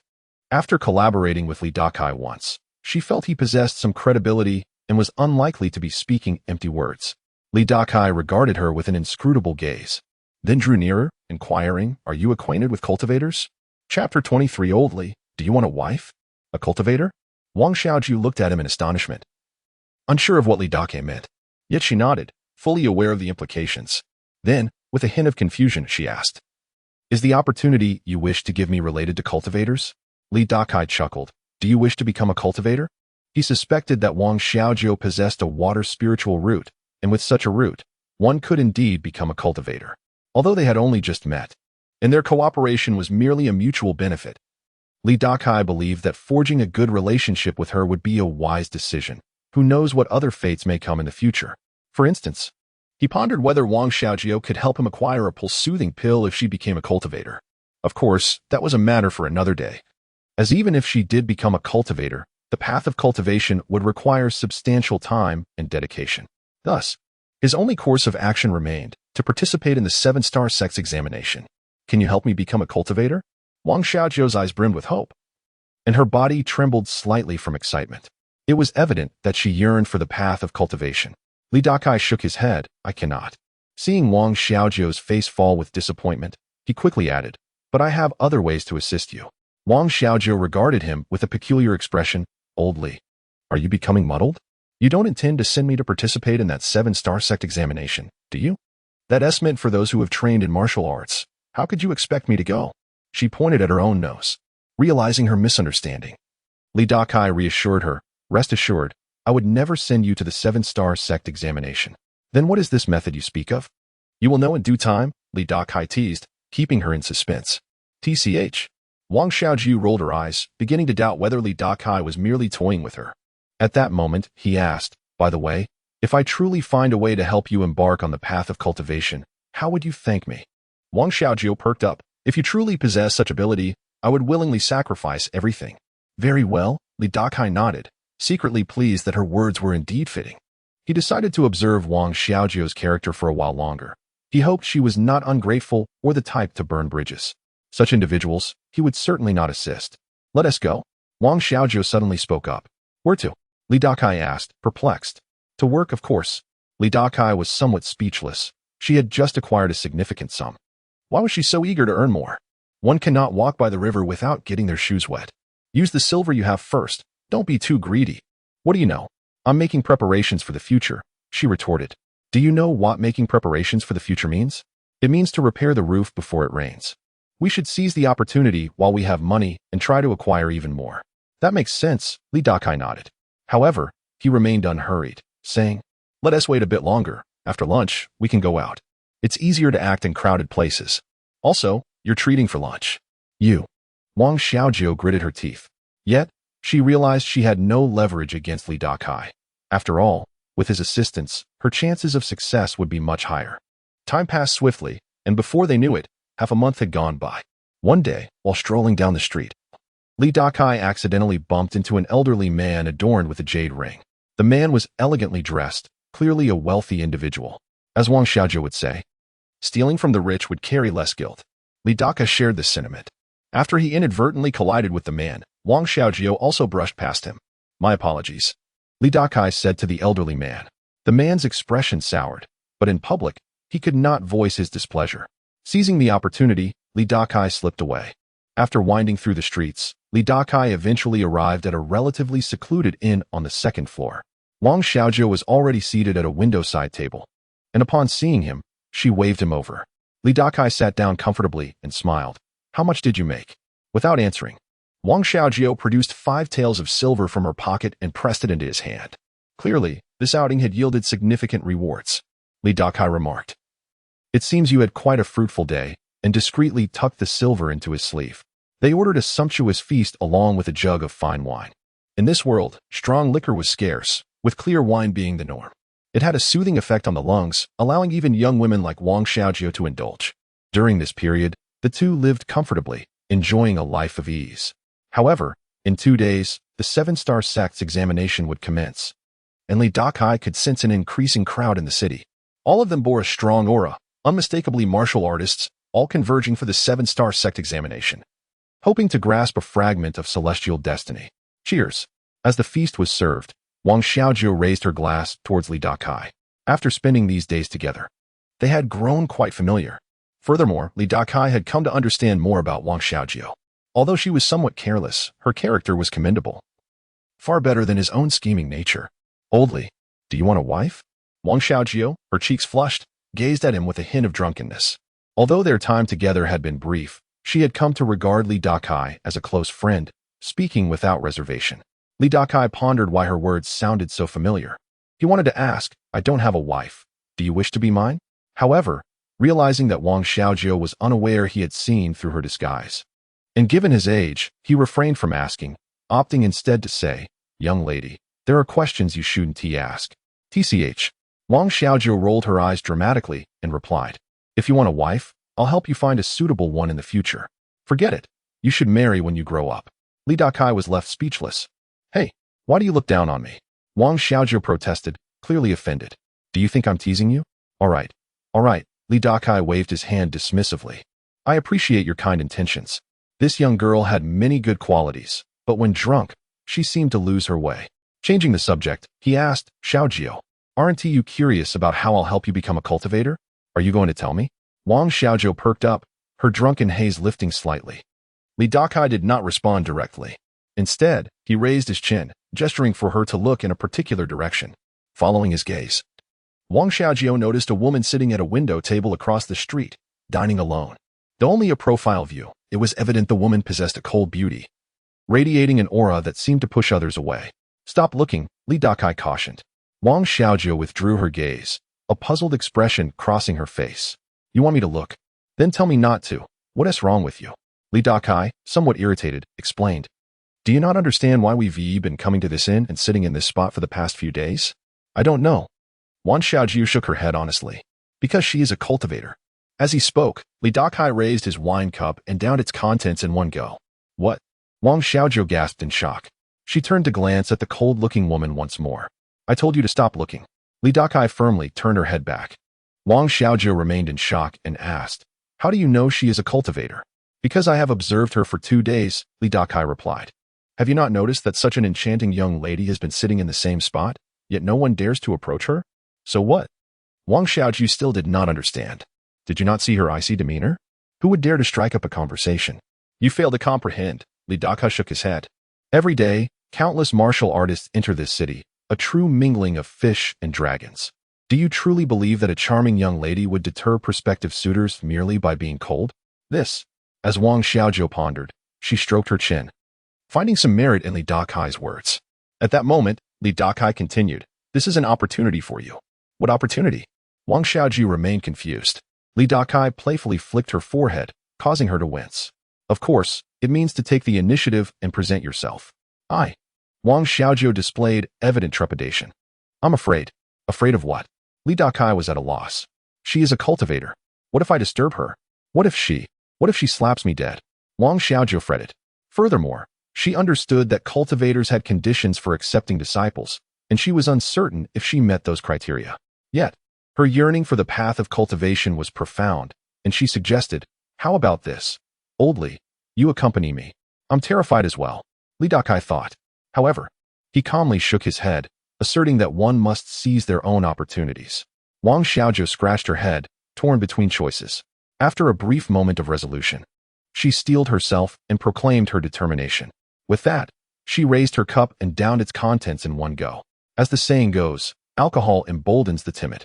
Fueled by the spirit of the drink and Li Dakai's persuasions, she decided to take a chance. After finishing, she slammed the cup onto the table and dashed downstairs. Seeing her determination, Li Dakai felt a twinge of anxiety and cautioned her, "Mind your demeanor and tone." Understood. Wang Xiaojiu called back without looking. Noticing Li Dakai's lingering concern, she departed, prompting him to follow at a distance. He only suspected that Wang Xiaojiu possessed a water spirit root. If he guessed wrong, her approach might disturb the lady. Cultivators often had peculiar temperaments, and some might even retaliate harshly. If Wang Xiaojiu had a spirit root, it would be a happy outcome. If not, he preferred to distance himself and let her fend for herself. Before long, an oblivious Wang Xiaojiu arrived at the inn across the street and stood before the table of the woman. It was then that she realized this solitary diner was an extraordinary beauty. With delicate features, a refined nose, and captivating eyes, her skin resembled fine jade. Moreover, every subtle movement exuded an air of frosty aloofness, making it inexplicably daunting to approach her. The patrons on this floor fell into a hush, their attention largely fixated on this lady. Even the previously boisterous warriors dared not openly discuss the enchanting figure before them. All these factors undeniably indicated that the woman before Wang Xiaojiu was far from ordinary. Gulp. The courage Wang Xiaojiu had mustered moments ago dissipated, and she struggled to swallow.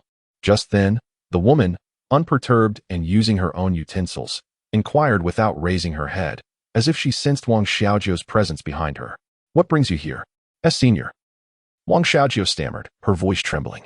Upon hearing her words, the woman merely lifted her cup and took a delicate sip, awaiting Wang Xiaojiu's continuation. I have come to seek your guidance." Wang Xiaojiu somehow managed to articulate the words through her nervousness. Upon hearing this, the icy beauty finally turned to regard Wang Xiaojiu, and in that instant, she felt as though her very essence was laid bare beneath that penetrating gaze. The woman voiced a soft sound of surprise, swiftly grasping Wang Xiaojiu's wrist as if sensing something. In that moment, a warm current flowed into Wang Xiaojiu's being. The next moment, as the woman gazed at Wang Xiaojiu, her previously cold demeanor transformed into one of astonishment. Dual water and with spirit roots, both at the 8th grade level. Although Wang Xiaojiu was unaware of the full implications, she discerned from the woman's tone that she possessed the potential to become a cultivator. Yet, she still timidly asked, "May I ask, Senior?" The woman smiled, finding it amusing that in this remote corner, she encountered such a promising prospect. Her smile seemed capable of melting glaciers, causing all in the inn to hold their breath. Struck by the beauty that resembled a distant lotus, beautiful yet untouchable. "Does this mean I can?" Wang Xiaojiu ventured tentatively. "If you are willing, come with me." As she spoke, the woman gradually released her hold on Wang Xiaojiu's wrist. Wang Xiaojiu became overwhelmingly excited and bowed deeply, exclaiming, I am willing. I am willing." However, she soon recalled something and looked towards the woman, saying, "But Senior, I have a concern." "What concern do you have?" "I wish to inform my father." Wang Xiaojiu felt that referring to him merely as a friend sounded somewhat distant, so she decided to let Li Dakai have one last advantage. Once she embarked on her cultivation journey, she would sever all mundane ties. However, before that, it was only right to settle familial matters. "Where is your father?" "Just over there." Wang Xiaojiu raised her head and pointed to a seat by the window in the inn across the street. But as the woman followed her gesture, she found the seat empty. Wang Xiaojiu froze momentarily, then felt a surge of frustration, thinking, "You oldly, how dare you sell me out? Just a moment ago." She had contemplated giving Li Dakai all her silver as a farewell gesture, intending to repay him in the future, perhaps by finding him 2 wives. Yet she had never imagined that Li Dakai would run away. He must have feared that she would offend the cultivator before her and suffer the consequences. "Are you referring to that person who just left?" "He departed long ago," the woman stated. Though she had not activated her spiritual senses or intentionally eavesdropped, she recalled Li Dakai's earlier departure. "Then there's no need for farewells. Perhaps my father could not bear the pain of parting, which is why he left." Wang Xiaojiu bit her lip and said. At that moment, the woman asked, "What is your name?" "Senior, my name is Wang Xiaojiu. That name lacks charm. I shall bestow upon you a new one. From this day forth, you shall be known as Wang Jun. You are now my disciple of the Yin Palace." "Thank you, Senior." Wang Xiaojiu bowed deeply, knelt, and prostrated herself, proclaiming, "From now on, I shall call you Master." Wang Xiaojiu knelt down and offered a heartfelt bow. "Thank you, Master." Chapter 24. The selection of the 7 Stars sect commences 2 days hence. The selection process for the Seven Stars sect officially commenced at the Seven Stars Hall. Any martial artist with the inclination to participate was granted an opportunity, with the sole stipulation being adherence to the orderly queue. The selection would unfold over 3 days, attracting thousands of candidates each day. With such a span, the multitude of martial artists could be evaluated in due course. On this day, Dakai mingled with the throng, making his way toward the Seven Stars Hall. The streets were teeming with martial artists, as only they would converge upon the hall at this juncture. Those flanking Dakai were robust and muscular, lending him a sense of diminutiveness amidst their imposing presence. As the crowd surged forward, the pace slowed considerably as they neared the Seven Stars Hall. Dakai glimpsed a lengthy queue ahead, with individuals entering in an orderly fashion, and the process appeared remarkably swift, with groups emerging every few minutes. Just then, a towering figure, standing at least 7 feet tall, sporting a short beard and appearing to be in his 30s, turned to Dakai and inquired, "Might this esteemed elder also be participating in the selection of the Seven Stars sect?" With a chuckle, Dakai replied, "Indeed, I harbor such intentions." There was no reason to conceal his purpose now, as entry was imminent. The rugged man regarded Dakai with newfound respect, recognizing that his presence amidst the crowd hinted at a modicum of self-assurance. Observing Dakai's well-tailored attire and dignified demeanor, it was evident he was no fool, and certainly he would not just concerning the Seven Stars sect. Notably, formidable martial artists seldom engage in body tempering. They focus solely on internal cultivation, boasting commendable strength. Such individuals often appear ordinary, in stark contrast to typical martial artists. It seemed that Dakai might belong to this category. "I am Zhang Long," he introduced himself. "May I inquire your esteemed name?" "I am surnamed Dakai," he responded, somewhat taken aback at Zhang Long's overture, sensing a desire for camaraderie. Could it be that this man discerned his true nature? However, it was unlikely. All present were martial artists, devoid of the perceptive acuity of cultivators. Besides, even Gong Sun Yang had not unraveled Dakai's intricacies, so it was improbable that Zhang Long could fathom them. "Since you appear to be my senior, I shall address you as brotherly," Zhang Long said, bowing slightly. "Indeed, a pleasure," Dakai returned the gesture, casually noting the calloused hands of his companion, particularly the multiple healed wounds around the base of his thumb. It was clear that he was not only a martial artist but one who frequently engaged in combat. The recurring injuries suggested he wielded his strength without restraint, hinting at a history steeped in violence. "May I ask from whence you hail, brotherly?" Zhang Long probed. "From the state of Zhou," Dakai answered, a flicker of apprehension crossing his mind. Did Zhang Long recognize him? However, he soon relaxed, as their conversation remained light-hearted and devoid of any prior acquaintance. He learned that Zhang Long hailed from a remote locale in the state of Yu. Their dialogue flowed comfortably, and before long, they arrived at the entrance of the Seven Stars Hall. Upon entering, Dakai was struck by the dark ambience within, reminiscent of roiling shadows. He overheard murmurs from the assembled crowd, mentioning celestial techniques and formations. "Hear us wishing you success, brotherly," Zhang Long remarked as they stood at the threshold.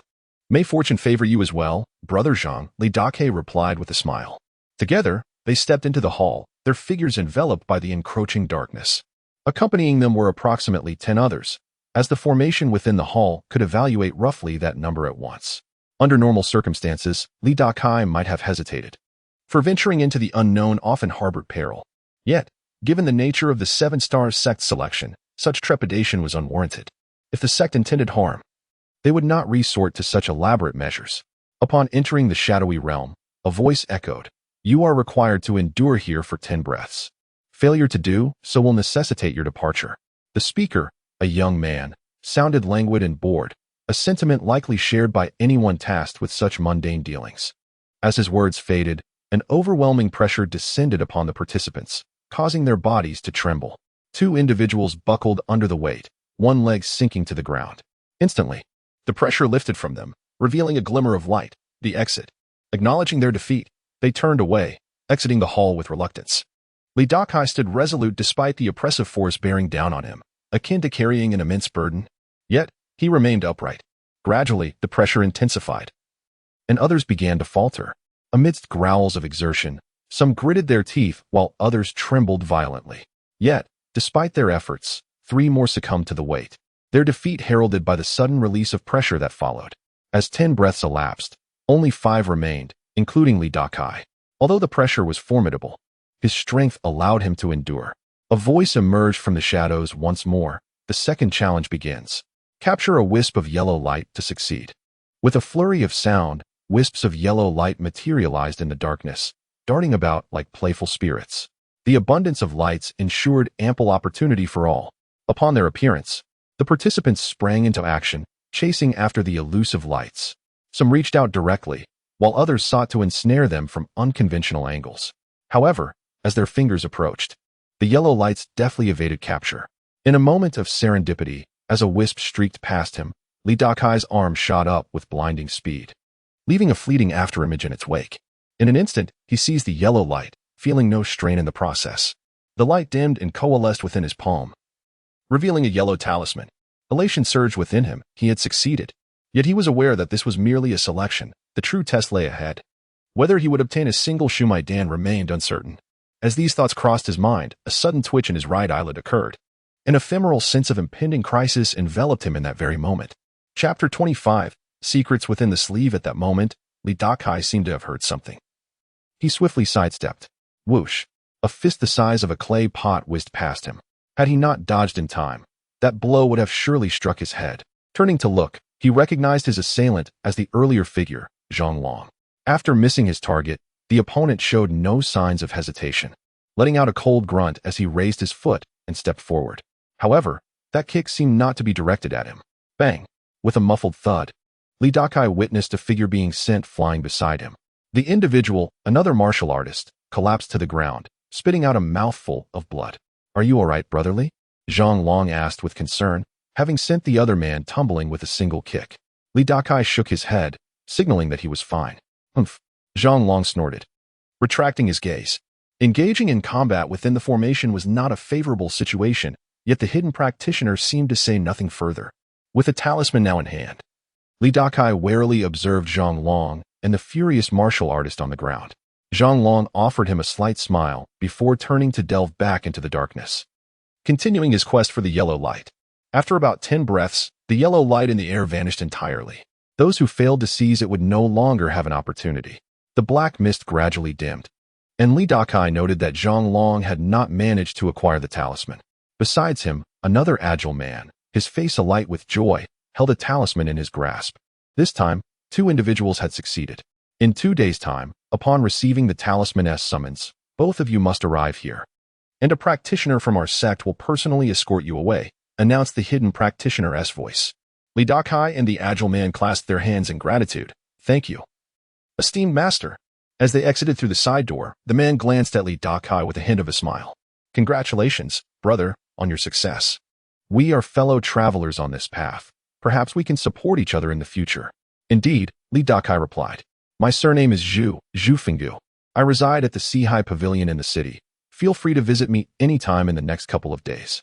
"Very well," Dakai nodded, understanding the man's intentions to align with him, akin to Zhang Long's approach.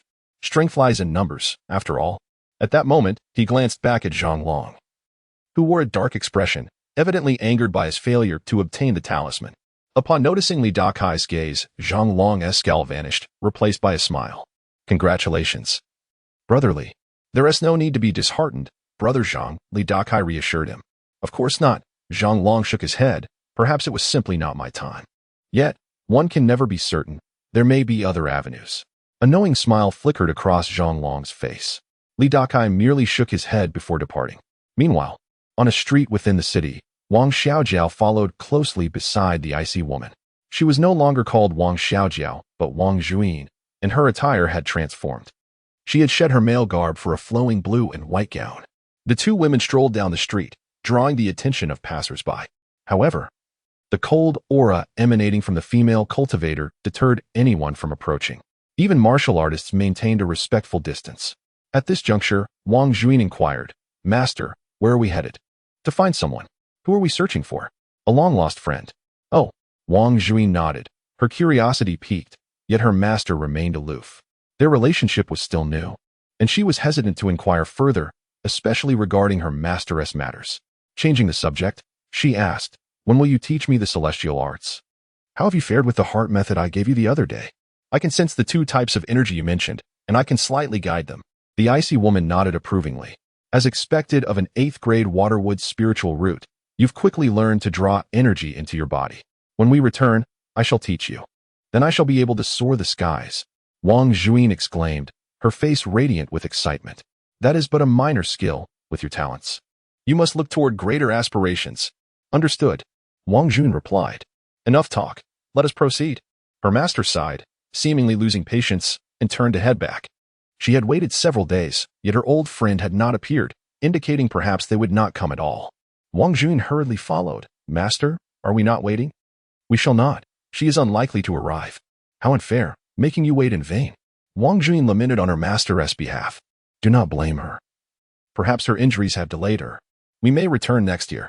The following day, an incident occurred in the city, one that resulted in a fatality. While dining at a window seat on the 2nd floor of an inn, Dakai observed a squad of guards hurrying in a particular direction. About a quarter of an hour later, they returned, dragging a corpse on a cart, covered with a white cloth, obscuring its identity. Yet, whispers suggested it was a martial artist. This event stirred a certain commotion within a small circle, becoming a topic of gossip for many. Soon, the 3rd day arrived. On this morning, an early rising Dakai suddenly sensed something and retrieved a talisman from his pocket. The talisman flickered, signaling that the 7 Stars sect was summoning him. He hurried to the 7 Stars tower. Upon arrival, he discovered over 50 individuals already present, far fewer than he had anticipated. Brotherly, a familiar voice called out. Turning, he saw Zhang Long, smiling and holding a yellow talisman. This surprised Dakai. Had he not failed the test? As realization dawned, his expression turned peculiar. The martial artist who had perished yesterday was likely Zhu Fenggu, who had sought to ally with him and had secured a selection qualification. Zhang Long's involvement in Zhu Fenggu's demise seemed probable. Recalling that Zhu Fenggu had revealed his residence to him, Dakai's suspicion deepened. Zhang Long must have killed Zhu Fenggu to seize his talisman, thus explaining his presence here.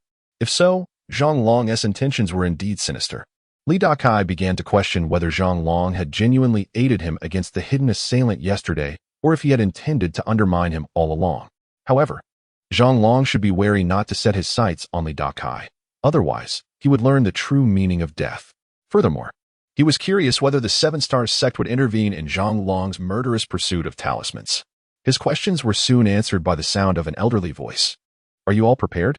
If so, follow me into this 10 directions Chinkoan artifact. Dakai lifted his gaze and beheld an elderly gentleman. Clad in a long black robe, the man sported a distinctive pair of mustaches that resembled the character. His countenance exuded an air of solemnity. After speaking, the old man waved his hand, and from his sleeve emerged an object that expanded from a diminutive size to that of a black hole. This black void grew to approximately 10 feet in diameter, slowly rotating and hovering 3 feet above the ground. Witnessing this spectacle, many gasped in astonishment, secretly marveling at such celestial prowess. Could this be the legendary art of sleeve universe? Furthermore, from the tone of the voice, it was evident that the individual who conducted the selection of cultivators yesterday was not the same as the one leading them away this time.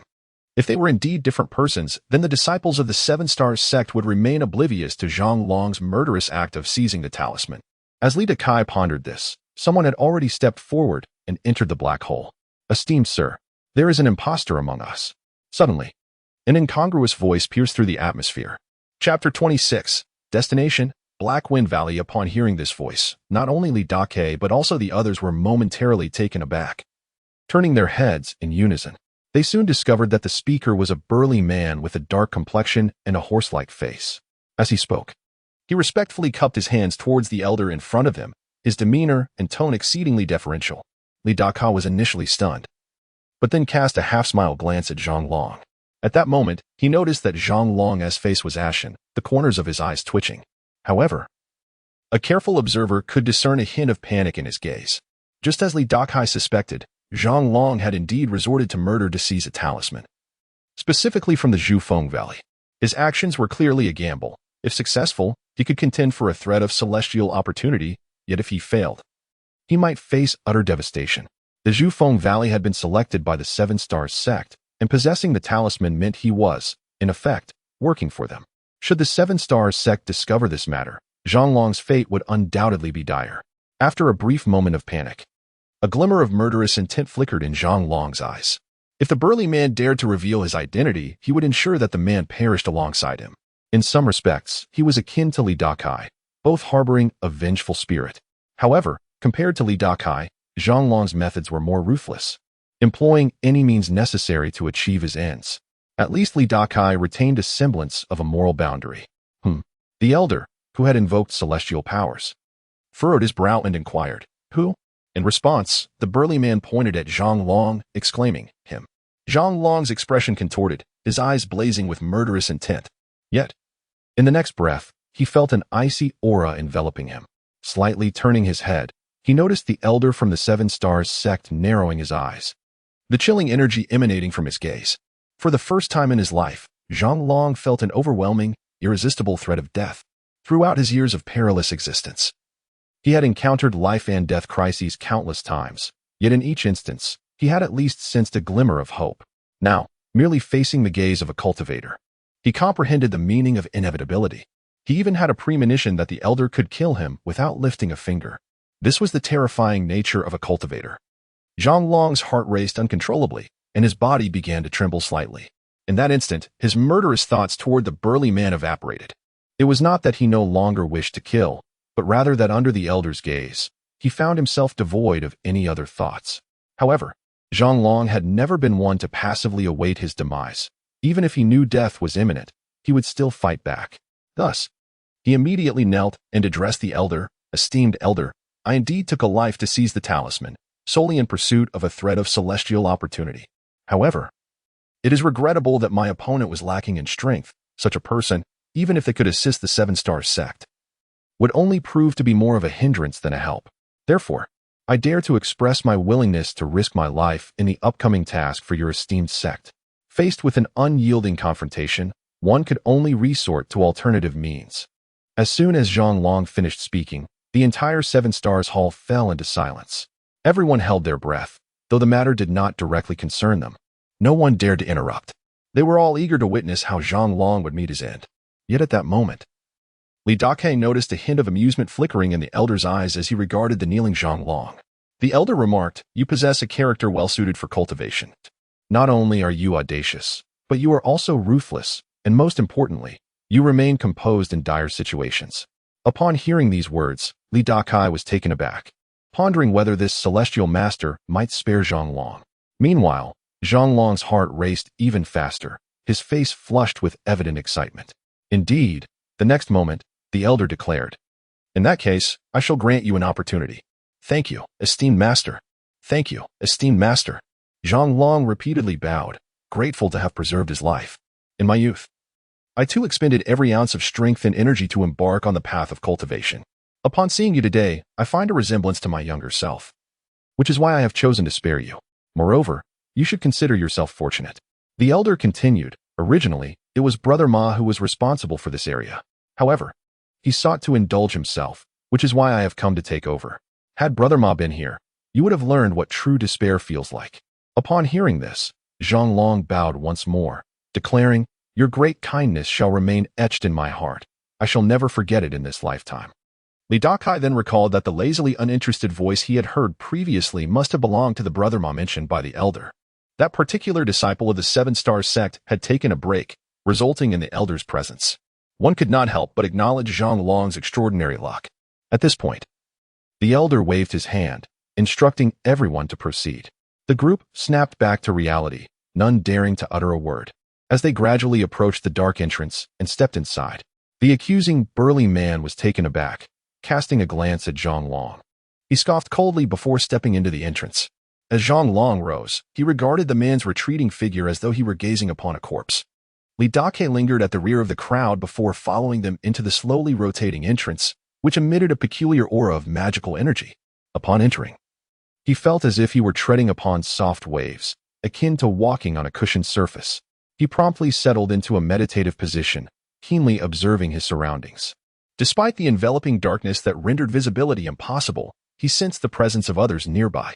Like him, the others were also seated in meditation, scrutinizing their environment with a mixture of astonishment and intrigue at their first experience of celestial powers. Once the last person entered, a sudden sensation of rolling space enveloped them. A collective sound of discomfort escaped many lips as their internal energy surged tumultuously, causing a sensation akin to turmoil within their very beings. However, this disorientation only persisted for a fleeting moment, after which the intensity of the disturbance lessened, allowing them to endure. Thus, they remained in this peculiar space for approximately half a day.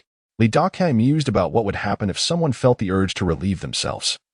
Would they be reprimanded by the elder? Yet, seeing as those present were all martial artists, they possessed a measure of self-control. Fortunately, after a considerable duration, everyone experienced a sudden dizzying sensation, while a radiant light appeared not far away. Instantly, all rose and moved toward the source of the light. Upon exiting the brilliance, Dakai beheld a desolate valley swept by swirling sands. The moment they emerged, the howling wind whipped around them, stirring up clouds of yellow dust. Before them, the winds howled ominously, exuding an unsettling aura, a foreboding chill that sent shivers down their spines. Even more unsettling were the skeletal remains strewn across the ground. Dressed in tattered clothing, some riddled with gaping wounds.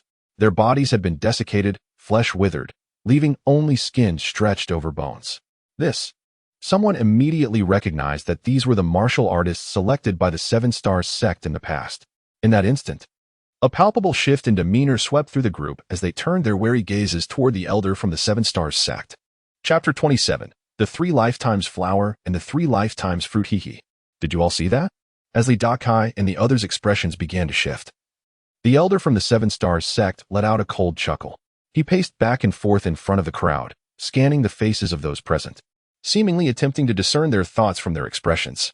Noticing the silence, the elder continued, "Now, I shall provide you with a detailed account of this location. The Black Wind Valley is a place where fierce winds blow year-round. This area is particularly unique. Any cultivator who steps inside will gradually lose their internal power. As this power dissipates, you may envision it as becoming akin to ordinary mortals. Since you are all martial practitioners, the fierce winds here will pose little threat to you, except perhaps at times when they grow particularly violent. It is precisely for this reason that my sect has summoned you here. Our objective is to gather a specific spiritual herb from this place." At this juncture, the elder produced a piece of animal hide and unfurled it with a flourish. The crowd beheld a drawing upon the hide, a flower. It was evident that this was the spiritual herb they were meant to seek. The elder proclaimed, "This item is known as the 3 Lifetimes Flower, characterized by 3 pure white petals and a black center, devoid of color and scent. What we of the Seven Star sect require you to locate is this 3 Lifetimes Flower. Furthermore, upon maturation, the 3 Lifetimes Flower will yield a black fruit. Due to the tumultuous winds, this fruit will be swept through the air, its location unpredictable.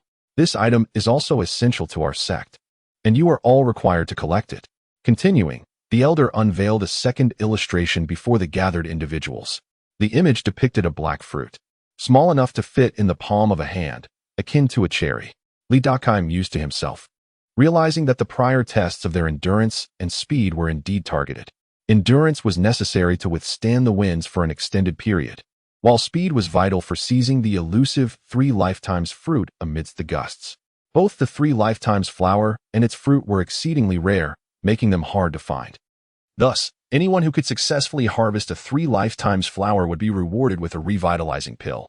Moreover, those fortunate enough to find a 3 Lifetimes fruit would not only receive a revitalizing pill, but would also gain admission into the Seven Stars sect as a servant disciple, even if they had not yet awakened their spiritual roots. Upon hearing this, the crowd erupted with excitement. The prospect of entering the Seven Stars sect and becoming a disciple, even if only a servant, was tantalizing. Proximity to such an esteemed sect could potentially lead to opportunities for advancement to full discipleship.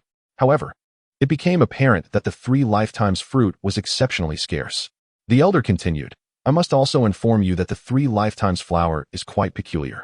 It may sometimes give rise to a deceptive flower that closely resembles the genuine article in both form and color, making it indistinguishable even to seasoned cultivators. However, this false flower is poisonous and will induce paralysis upon contact. These false flowers do not grow independently. They only appear where true 3 Lifetimes flowers flourish. Therefore, if you encounter 2 3 Lifetimes flowers, exercise caution, for one may be a false flower. Conversely, if only one flower is present, you can be assured it is the true 3 Lifetimes flower." Dakai stroked his chin, sensing that matters were not as straightforward as presented. The presence of numerous fatalities among previous seekers suggested a more complex danger. Among the attendees, a young man in his 20s boldly inquired, "If what you say is true, esteemed elder, why have so many perished in this place?" His query echoed the thoughts of many, who yearned to pose the same question yet hesitated to challenge the elder. The elder regarded him with a knowing glance but did not rebuke him. Instead, he replied, "The peril arises from your companions, who may resort to treachery. Some individuals, upon witnessing others discover the 3 lifetimes flower, may resort to murder to seize their bounty." A chill swept through the crowd as they exchanged wary glances, becoming increasingly vigilant of one another. The elder had issued a clear warning: should they discover either the 3 lifetimes flower or the 3 lifetimes fruit, they must remain cautious of their fellow seekers. The elder then announced, "You may now enter. Should you find it too taxing, you are free to exit at any time. I will remain here for a day, as the winds are most temperate during this period. At other times, they become ferociously violent. Even seasoned cultivators might struggle to endure. Therefore, after one day, regardless of your success, you must leave. Otherwise, not even a celestial being could save you." With that, the opportunity lay before them, awaiting their grasp. After delivering this final statement, the elder seated himself cross-legged at the valley's entrance. The crowd exchanged glances, their minds engaged in silent deliberation. The elder then added, "I must remind you of one last thing. My senses are ever vigilant. Should I detect any of you lingering at the valley's entrance with the intent of murder and theft, do not blame me for my ruthlessness." His gaze lingered on Zhang Long, who appeared visibly anxious. "Yes, I would not dare." The crowd responded in unison. Satisfied, the elder closed his eyes. In truth, the actions of Li Dakai and the others posed no loss to him. He intended to acquire what he needed regardless. However, if everyone focused solely on murder and theft, who would seek the 3 lifetimes flower and fruit? Ultimately, such actions would undermine the 7-star sect's gains, prompting him to caution them against straying from the righteous path. At that moment, the first individual boldly stepped forward into the gusting winds of the valley, disappearing into the swirling sands. Subsequently, a second individual followed suit. They had but a day to uncover their quarry. Failure would mean waiting another month for a potential opportunity, the elder having said nothing of future prospects. As one by one they ventured forth, Li Dakai approached the valley entrance. He paused to sense the slight twitch of his left eyelid, a premonition of impending danger. Though not excessively severe, Li Dakai, a voice interrupted his thoughts. He turned to see Zhang Long, who proposed, given the high stakes of this venture, "Why not join forces?" Li Dakai chuckled softly. The quest for the 3 lifetimes flower and fruit relies entirely on fortune. Collaboration holds little merit. Moreover, should we find the same specimen, division could prove problematic. I wish you success in your endeavors, Brother Zhang, he concluded, striding into the depths of the Black Wind Valley. Zhang Long, feeling rebuffed, remained impassive, his thoughts concealed as he ultimately stepped into the valley himself. Chapter 28. The left eyelid quivers with fortune as Li Dakai stepped into the Black Wind Valley. He felt as though he had collided with an invisible wall of fierce wind. The sudden gust staggered him, nearly causing him to lose his balance.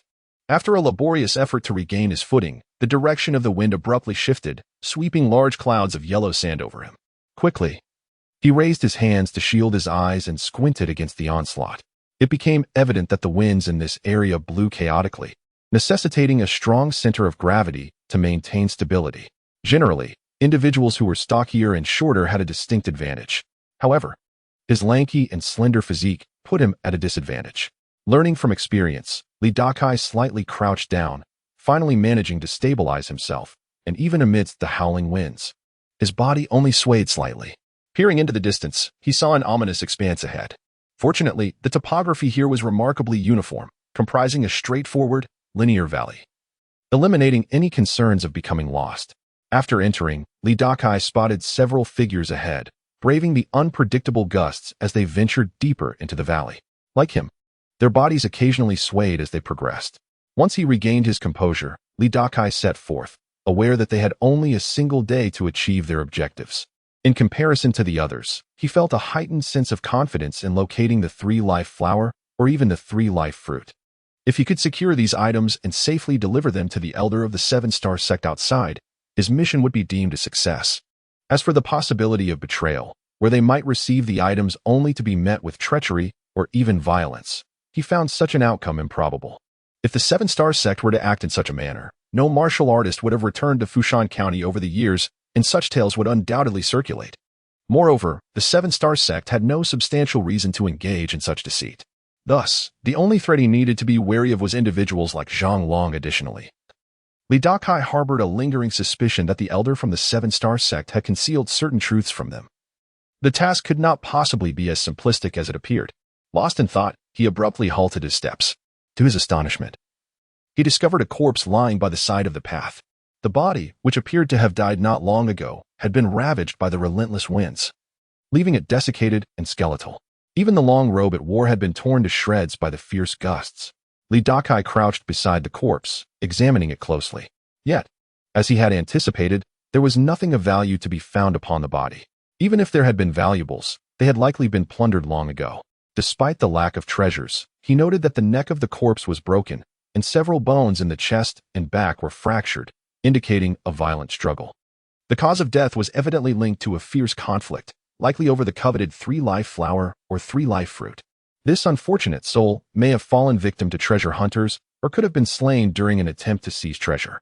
Although the elder from the Seven-Star sect had cautioned them against idly waiting to ambush others for their hard-earned gains, Li Dakai resolved to remain vigilant. Before long, he ventured deeper into the valley. Here, the terrain expanded significantly compared to the entrance, forming a fan-like shape that allowed for greater spacing among the individuals who had entered. With over 50 participants in this expedition, a convergence in one area would only lead to chaos, even if they were to find the three-life flower. Li Dakai, possessing an extraordinary talent, was determined to avoid competing directly with others. Despite the more open landscape, the winds howled with increased ferocity. The elder had mentioned that this was the mildest phase of the winds in Black Wind Valley. At other times, one could scarcely imagine the perilous conditions. Casting a glance over his shoulder, he noticed no one in sight, prompting him to choose a random direction and quicken his pace. Yet, the valley proved deeper than he had anticipated. The further he ventured, the stronger the winds and swirling sands became, reducing visibility to less than 10 meters. This likely accounted for the low probability of finding the three-life flower. After walking for some time, Li Dakai paused, positioning himself like a compass needle. He slowly turned to gauge the wind's direction while also attuning to any twitching of his eyelids. However, after several attempts, his eyelids remained unresponsive. Resolute, he pressed onward, continuing to test for any signs. After an hour of fruitless searching, he was taken aback to discover another corpse on the ground. He approached the desiccated remains and began to search. Once again, there was nothing to be found. Notably, the back of the skull bore a fractured mark, indicating yet another martial artist who had met a violent end. Raising his gaze, Li Dakai surveyed the deeper recesses ahead. The presence of another corpse suggested that this area had been previously scoured, compelling him to delve even further for a chance at discovery. With this realization, he quickened his pace. The thought of becoming lost amidst the depths of the valley did not concern him, for despite the chaotic winds, they predominantly blew towards the entrance, allowing him to retrace his steps. Thus, he sprinted for another hour, unaware of how far he had traveled, yet the Black Wind Valley showed no signs of concluding. The deeper he ventured, the more ferocious the winds became, and the swirling sand stung against his skin. Nevertheless, Li Dakai remained undeterred, his speed increasing. After another half-hour of relentless pursuit, he finally came to a halt. Searching for the three-life flower required time, and he needed to reserve sufficient moments to return.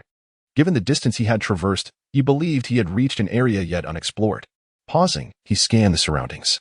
The oppressive darkness, coupled with the howling winds and blinding sands, limited his visibility to a mere 2 zhang. His figure swayed precariously in the tempest. Yet this only served to confirm his belief that no one had come to this place before. Taking a deep breath, he began to focus intently. As he faced a certain direction, his left eyelid suddenly twitched.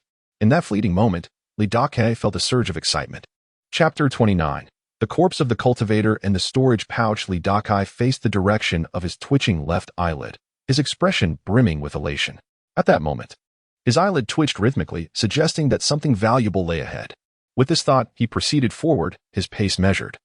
As he remained vigilant for any signs of danger indicated by a twitch in his right eyelid. As he walked, his gaze swept the ground, but all he found was gravel and small stones. In such a place, Li Dakai doubted the existence of the elusive three-life flower. After searching for at least half an hour and expanding his search area to the sides, he found nothing. Just as he began to suspect a miscalculation, he suddenly spotted a glimmer of white light in the distance, approximately 10 meters away. Given the visibility of only 3 to 4 meters, It seemed illogical that he could see it from such a distance. However, the white light pierced through the oppressive gusts of wind, allowing him to perceive it. Dakai's heart soared with joy, yet he tempered his excitement as he cautiously approached the source of the light. In such circumstances, prudence was paramount. As he drew near, he could no longer contain his thrill. His heart raced. Before him was a cluster of white flowers with 3 petals, the 3-life flower. Dakai recognized it instantly. Identical to the image shown to them by the elder, the flower stood at about arm's height, quivering in the wind. Yet it showed no signs of being ravaged by the elements. This indicated that the 3-life flower was sturdier than it appeared. However, Dakai's brow furrowed again as he noticed a half-buried corpse beside the flower. 2/3 of the skeleton was concealed by the swirling sands, revealing only a tattered garment and hair caked with dust. Without careful inspection, it would have gone unnoticed.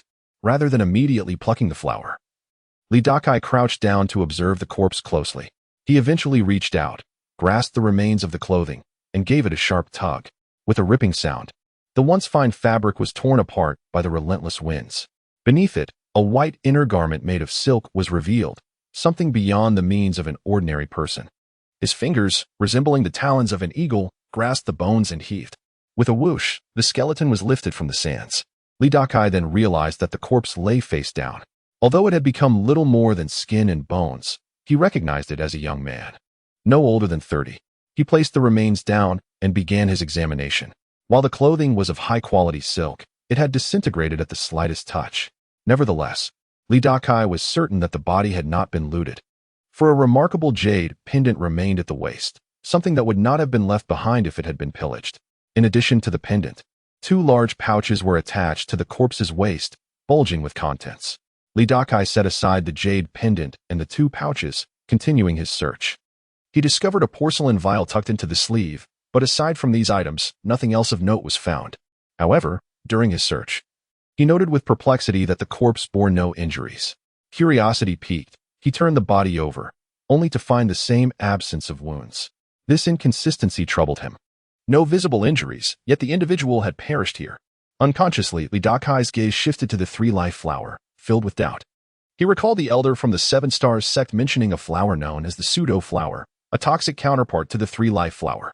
Typically, 2 3-life flowers appeared together, with one being the pseudo-flower. If only one was present, it must be the genuine article. Dakai had long harbored skepticism regarding the elder's words, and now he contemplated the flower and the corpse at his feet. Eventually, he snapped back to reality and examined the items in his possession. He first picked up the jade pendant, intending to stow it away after a cursory glance. Yet, the next moment, he gasped softly. As he turned it over in his hands, he felt an uncanny familiarity, his mind racing with memories. The pendant was uniquely crafted, forming a perfect circle, depicting a serpent devouring its own tail. Could it be? His expression shifted slightly as realization dawned. He recalled having seen a similar pendant on the fire spirit fairy when he had inadvertently brushed against her hand at the riverbed. In retrospect, he was certain the 2 pendants were identical. This revelation warranted further contemplation. The fire spirit fairy was a cultivator, and this corpse possessed a pendant identical to hers. Its identity must be significant. Were they perhaps companions in the path of cultivation? Dakai speculated that some tokens of affection were identical, one for each partner. Yet he quickly shook his head, deeming such a notion unlikely. After rummaging through the items, he temporarily set the pendant aside and turned his attention to the 2 large pouches and the porcelain vial. As he pondered, he picked up one of the pouches, preparing to open it. This pouch was black, adorned with golden edges, smooth to the touch, and exuded a cool sensation. It was remarkable that while fine silk had decayed in the harsh weather, these pouches remained intact.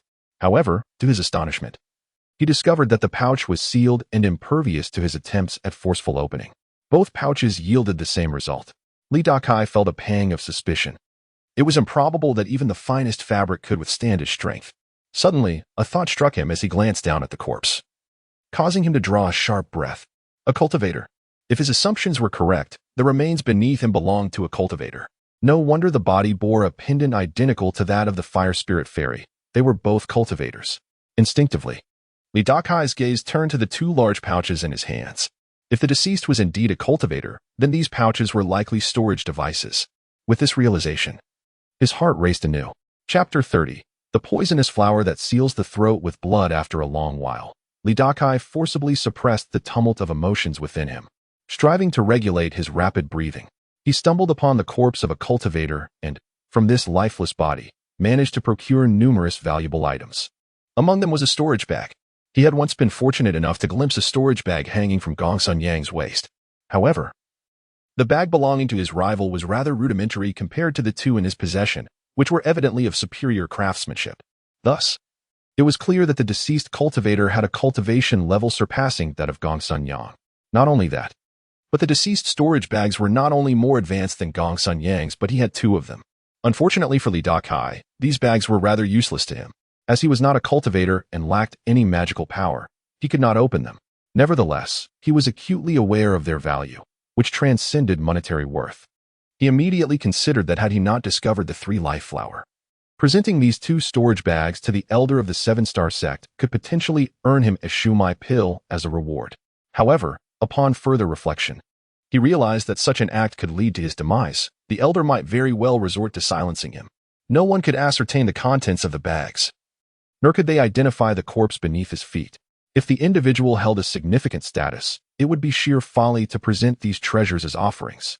Therefore, he resolutely decided that he could not surrender these items to the elder of the seven-star sect. The risk was far too great for him to bear. Moreover, he could neither hand them over nor carry them out, with only one entrance to the valley, and the elder vigilantly guarding it. Should he attempt to leave with the items, the elder would undoubtedly perceive his actions with ease. A mere commoner in possession of such treasures would be courting death. This predicament left Li Dakai in a state of distress. He could neither submit nor transport the items. Thus, he resolved to conceal them within the Blackwind Valley, awaiting a more opportune moment or the acquisition of sufficient strength to retrieve them. With this thought, Li Dakai nodded to himself, concluding that this was indeed the only course of action. Having made his decision, he turned his attention to the final item in his possession, a porcelain vial. Unlike the storage bags in the jade pendant, which held no immediate utility for him, this vial was different. It was small enough to fit in the palm of his hand, and he believed he could open it. Based on his speculation, the vial likely contained elixirs. However, these were cultivators' elixirs, which would be beyond his ability to consume, as their potent energies would surely lead to his demise. With this in mind, Li Dakai shook the vial gently, noting that there were objects inside, albeit indistinct. In a moment of nervous anticipation, he removed the cork, peering into the vial. He found it shrouded in darkness, obscuring its contents. As he pondered, he lifted his empty left hand and tilted the vial toward his palm. To his astonishment, several round objects rolled out. Upon closer inspection, he realized these objects were similarly dark but possessed a smooth surface. Could they be elixirs? As this thought crossed his mind, he placed the suspicious items before him for a clearer view. The more he gazed at them, the more familiar they appeared. Suddenly, a revelation struck him, and he exclaimed, "These are the three life fruits." These black, rounded objects bore an uncanny resemblance to the three life fruits the elder of the seven-star sect had shown them earlier, identical in color, size, and shape. Li Dakai's breath quickened once more. He shook the vial again, realizing it was filled with an abundance of three life fruits. Just one could grant him entry into the seven-star sect, and now he held so many in his grasp. At that moment, however, he heard the sound of footsteps approaching, carried by the chaotic winds. Panic surged within him as he glanced at the corpse and the three-life flower. Grabbing the corpse, he hurriedly retreated. Just as he had taken a few steps, a figure appeared at the scene, a man dressed in coarse linen, appearing to be in his 30s, wielding a dagger. If Li Dakai were present, he would recognize this man as one of the 50 individuals in their group. Upon arriving, the man scanned the surroundings warily, but found no one. The howling winds and swirling dust rendered visibility nearly impossible, making it unlikely to spot someone even 10 meters away. His gaze soon fell upon the three-life flower on the ground. Just like Li Dakai before him, his breathing quickened, and his face flushed with excitement. Without hesitation, he bent down to seize the flower and yanked it forcefully. However, the moment his hand made contact with the flower, his movements froze. Black threads emanated from the three-life flower, creeping up his hand, then his arm, chest, and finally enveloping his entire body. Thud! The man collapsed to the ground, his eyes wide open in shock before he succumbed. Not long after this man's demise, Li Dakai reemerged. Upon seeing the corpse with its unblinking eyes, his expression darkened. He noted that this body was also sprawled on the ground, its head tilted at an angle. a striking resemblance to the position of the cultivator's corpse he had been holding. This indicated that their deaths were identical. Both had perished upon touching the three-life flower. According to the elder of the Seven-Star sect, a solitary flower was what they needed to collect. Only when two flowers grew simultaneously did one of them become a poisonous false flower, causing paralysis upon contact. Yet, it seemed the elder had spoken falsely. The false flower was indeed toxic, but rather than causing paralysis, it sealed the throat with blood. The unfortunate man and the cultivator were perfect examples of this. Both likely had the same impulse upon spotting the three-life flower, to pluck it immediately. Yet, upon touching the blossom, they met their abrupt end. While there was only one flower before him, it was evidently the false one. If the true flower and the false flower had appeared together, it was clear that the genuine three-life flower had already been harvested by someone else. The person responsible for this act had shown a complete lack of integrity, taking the real flower while leaving behind a deadly imitation. This misled others into believing that the solitary flower was indeed the three-life flower.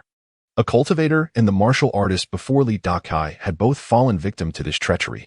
Had Dakai not been cautious, he too might have been tempted to pluck the poisonous flower, ending up like the two before him, gazing at the fallen man's lifeless body. Dakai rummaged through his belongings, discovering 20 taels of silver in a cloth pouch at the man's waist, which he promptly added to his own.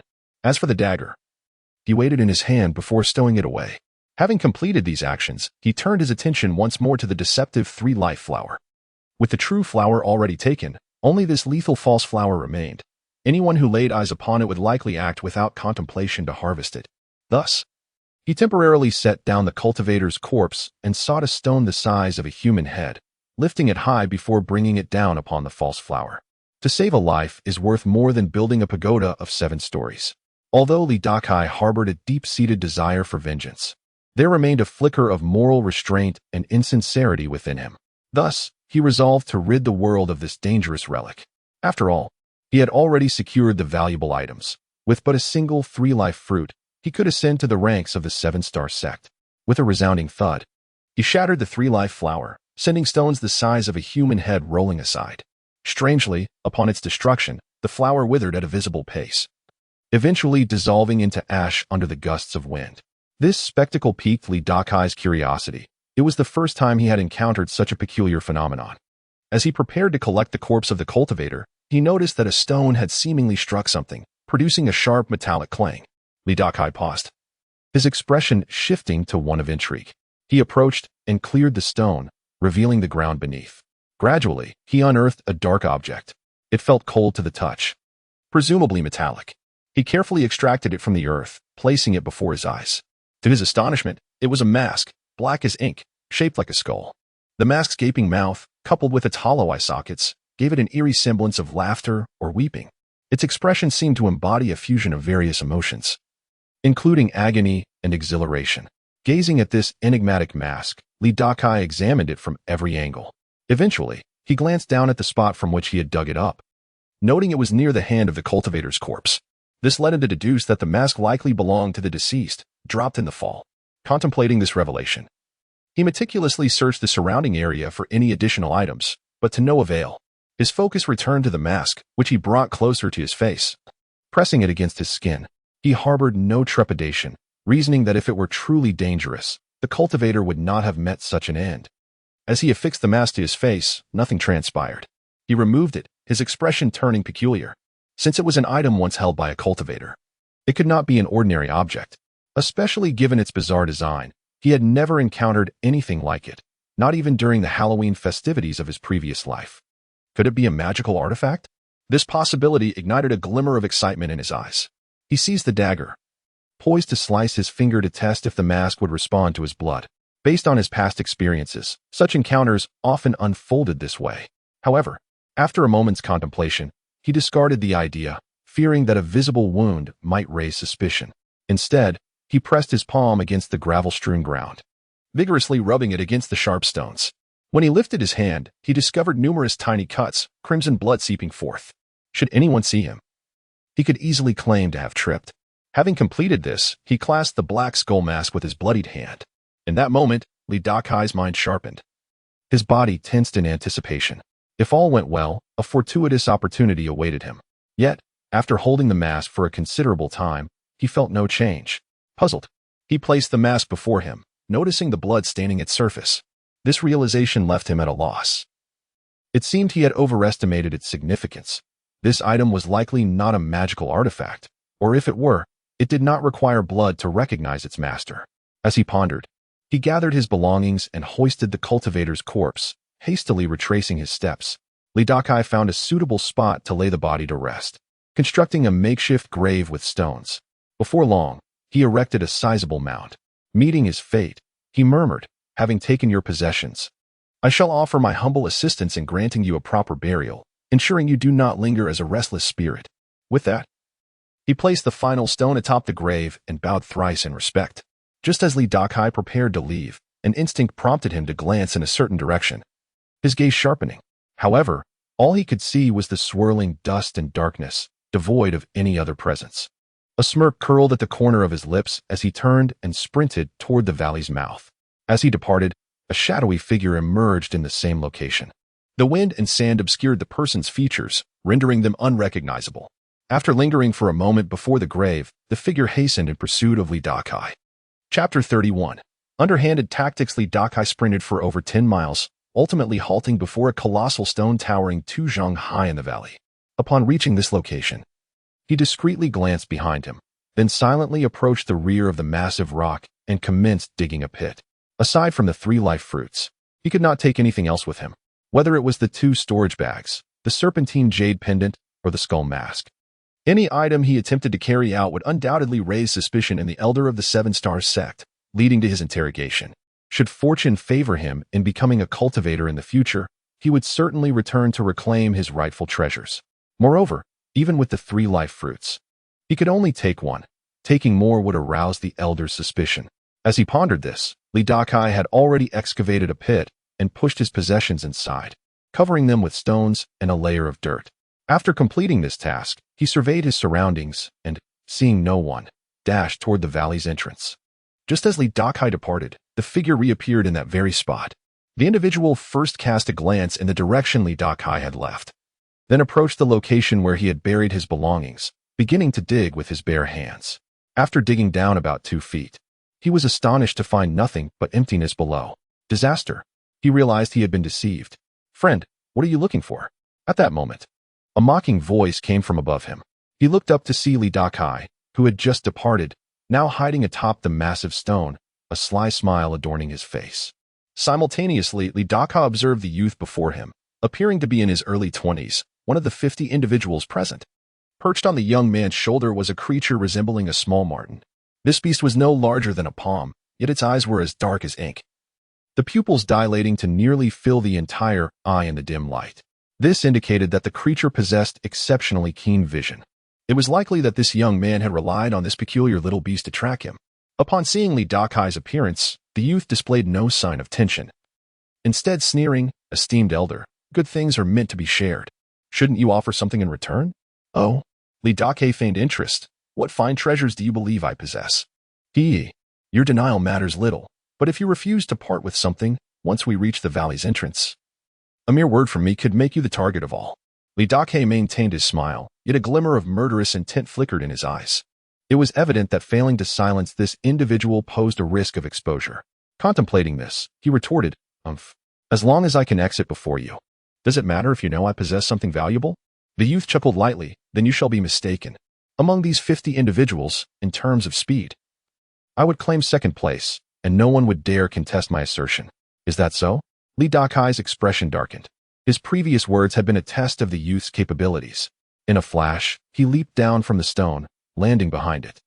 The 2 Shanghai rock now stood between him and his pursuer. Seeing Dakai attempt to flee, the youth naturally could not allow it, swiftly giving chase. Whoosh!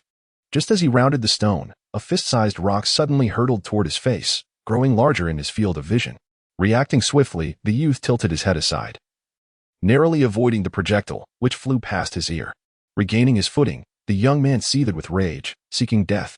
It turned out that Dakai's apparent escape was a ruse, a sudden counterattack that caught the youth off guard. Undeterred by the first miss, Dakai swung his arm repeatedly, launching stone after stone at his opponent. However, given that this individual had been chosen by the 7 Stars sect, his endurance and speed were extraordinary, and his reflexes were remarkably quick. He effortlessly evaded each incoming rock with a few agile movements. As Li Dakai exhausted his supply of stones, he feigned anger, kicking the ground beneath him. A torrent of gravel surged toward the young man. Haraha! Useless! The youth laughed heartily, relishing the sight of Li Dakai's frustration, which he found utterly delightful. He raised his sleeve and waved, dispersing the cloud of sand with ease. However, at that very moment, Li Dakai also raised his hand, aiming at the youth's empty sleeve. Swish, swish, swish, with a series of minute sounds of slicing air. A multitude of silver needles shot forth, striking the youth's sleeve and body. Upon closer inspection, these turned out to be flying needles. Hiss! The youth gasped in pain, lowering his sleeve to discover dozens of needles embedded in his hand, chest, and abdomen. Furthermore, the small marten on his shoulder emitted a cry of distress. It had also been struck. Pear blossom needles. The youth's expression morphed into a mixture of shock and fury. Li Dakai's use of such a treacherous weapon was utterly contemptible. Fortunately, his training had fortified his body, so the needles had only penetrated about an inch. Humph! The youth scoffed coldly. Since you seek death, I shall oblige. With that, he slapped the needles from his body, letting them fall to the ground. Chirp, chirp, chirp. Just then, the small marten on his shoulder let out a pained shriek before tumbling to the ground. The youth glanced down to find the creature bleeding black blood from its mouth, convulsing once before falling lifelessly. Poison. The youth immediately realized, and as he glared at Li Dakai, his expression was filled with fury and clear resentment. Using poison was a despicable tactic, reviled by both martial artists and cultivators alike. Yet, Li Dakai held no such disdain. He had searched long and hard in Fushan County for both the flying needles and the potent poison, enduring disdainful glares and dismissals from several shopkeepers, finally locating them in two poorly performing stores. Because both the poison and the flying needles were typically scorned, they were difficult to procure. The poison he purchased was rumored to be extraordinarily lethal. Should it be ingested, a martial artist would surely meet their demise. However, applying it to the needles would undoubtedly diminish its effectiveness, leaving him uncertain whether it would incapacitate his opponent. As Li Dakai contemplated this, the youth turned to flee, displaying no intention of engaging further. Attempting to escape. This time, it was Li Dakai's turn. Chapter 32, a twist of fate as the young man ahead had claimed. His speed was astonishingly swift, continually widening the distance from Li Dakai. Even when Li Dakai pushed himself to his utmost limits, he could not keep pace with his adversary. He then heard a chilling laugh. Ha ha ha. This is called the 7 steps to death powder. The faster you run, the sooner you perish. Upon hearing this, the young man, racing forward, was taken aback and instinctively slowed his pace, ensuring that Li Dakai could not catch up. Observing this, Li Dakai felt a surge of elation. He did not know the exact nature of the poison, but it was merely a tactic to intimidate his foe. However, the poison was indeed gradually taking effect. At that moment, he noticed the young man change direction, fleeing towards the valley's mouth. Li Dakai's expression darkened. He could not permit the escape. Thus, he surged forward once more. An unusual phenomenon occurred. As he unleashed his maximum speed, a warm current began to flow within him. This warmth nourished his aching muscles and replenished his strength. Over the past 2 years, although he had absorbed peculiar powers from many women, significantly enhancing his physique, he was still an elderly man past 50, unable to compare with genuine youth. Yet, as the warm current surged through him, Li Dakai felt invigorated, even capable of increasing his speed further. However, he opted not to do so, preferring to trail the young man, awaiting the poison's full impact. Thus, he pursued for nearly half an hour. Throughout this time, the young man continued to sprint at an alarming pace. Li Dakai cursed under his breath. Thinking the merchant was a fraud, the poison must be diluted. It was likely that the poison could only slay a small marten, let alone a young warrior. Unbeknownst to him, the young man in front had already turned pale, devoid of color. In truth, he had been poisoned, yet he was clinging to life with sheer willpower. His vision darkened, and his consciousness began to wane. In this state, he was showcasing the fastest speed he could muster. Suddenly, he heard a commotion ahead, as if he had grasped a lifeline. With his last ounce of strength, he bolted toward the sound. The winds here were gentler, and the dust was less oppressive. After running a short distance, he finally spotted 2 figures in the distance. 2 friends, save me, he cried out desperately. With a thud, he collapsed to the ground. Utterly spent, Li Dakai caught up and halted his pursuit. There, apart from the young man he had been chasing, stood 2 others. Coincidentally, he recognized both. One was Zhang Long, and the other was the burly man with a horse-like face who had reported Zhang Long for usurping his place. Interestingly, the two seemed to be embroiled in a fierce battle, nearing its conclusion. The burly man lay prostrate, his arms missing, shoulders bare, looking at Zhang Long with eyes filled with terror and despair. In contrast, Zhang Long held a severed arm in one hand and a large blade in the other. This arm was freshly severed from the burly man. In this tense moment of pursuit and escape, Li Dakai stumbled upon a scene of murder and desperation. "Oh," he exclaimed, quickly realizing, "Brother Zhang is here. What a coincidence." "Indeed, it is quite a coincidence," Zhang Long replied, both men exchanging glances tinged with an odd recognition, as if they had encountered kindred spirits. Observing their familiarity, the poisoned young man felt a wave of despair wash over him. Yet, he quickly remembered that in the Valley of Black Winds, no friendships would prevail. Whoever possessed the three-life flower could easily become another's adversary. Just as he was about to reveal Li Dakai's secret, Li Dakai preempted him, stating, "Hand over the goods, and perhaps I may spare your life." Furious, the young man retorted, I still do not know whose treasure it is that I found. You wish to kill me to silence me." Li Dakai's eyes narrowed, and he replied in a somber tone, "What a cunning little brat. You understand the game." The young man, filled with rage, had intended to sow discord between Li Dakai and Zhang Long, but found himself outmaneuvered by Li Dakai's sharp retort. At that moment, the burly man, still on the ground, addressed Li Dakai. Li Dakai glanced at him, puzzled. "This man possesses a three-life flower," the burly man asserted. As soon as he spoke, Li Dakai instinctively looked towards Zhang Long. Upon hearing this, Zhang Long's expression darkened immediately. "Shut your mouth," he bellowed, enraged, as he charged at the burly man. The armless man attempted to flee, but as he stood, he heard a swift sound. Zhang Long appeared behind him, and with a sweeping stroke of his blade, the man's head was severed from his body, soaring through the air, revealing the fear and resentment etched on his face. This man had reported Zhang Long, and today, Zhang Long had sought him out to exact vengeance, proving to be a ruthless character. To Li Dakai's astonishment, the next moment was marked by the sickening sound of a blade piercing flesh. Zhang Long's knife had plunged into the young man's chest. "You." The young man raised his head, disbelief filling his eyes as he gazed at Zhang Long. With a cold snort, Zhang Long declared, "I know Li Dakai well. How dare you slander him? You are simply asking for death." At his words, the young man's neck tilted to the side, his eyes widening in shock before death claimed him. Zhang Long withdrew his bloodied blade, turning to Li Dakai. "Brotherly, I have taken care of this man for you. He spoke only nonsense and deserves to die." Li Dakai regarded him with a knowing expression, momentarily silent. After a brief pause, he chuckled, "In that case, I shall take my leave. We shall meet outside the valley shortly." "Agreed," Zhang Long responded, clasping his fist in acknowledgement. Both understood each other's unspoken thoughts, yet remained silent. Once they distanced themselves from that area, Li Dakai quickened his pace, retracing his steps. He mused to himself that Zhang Long was indeed ruthless. Interestingly, Zhang Long had taken the initiative to eliminate the young man, signaling his desire to avoid conflict with Li Dakai. Li Dakai understood the underlying reason. Although Zhang Long had passed the endurance test at the Seven Stars Palace, he had failed the speed trial, while Li Dakai had succeeded in both. It was apparent that Li Dakai could not be detained. Thus, Zhang Long sought to establish goodwill, recognizing there was no conflict of interest and that he could not catch up with Li Dakai. Thinking of this, Li Dakai could not help but smile. The other party was quite astute.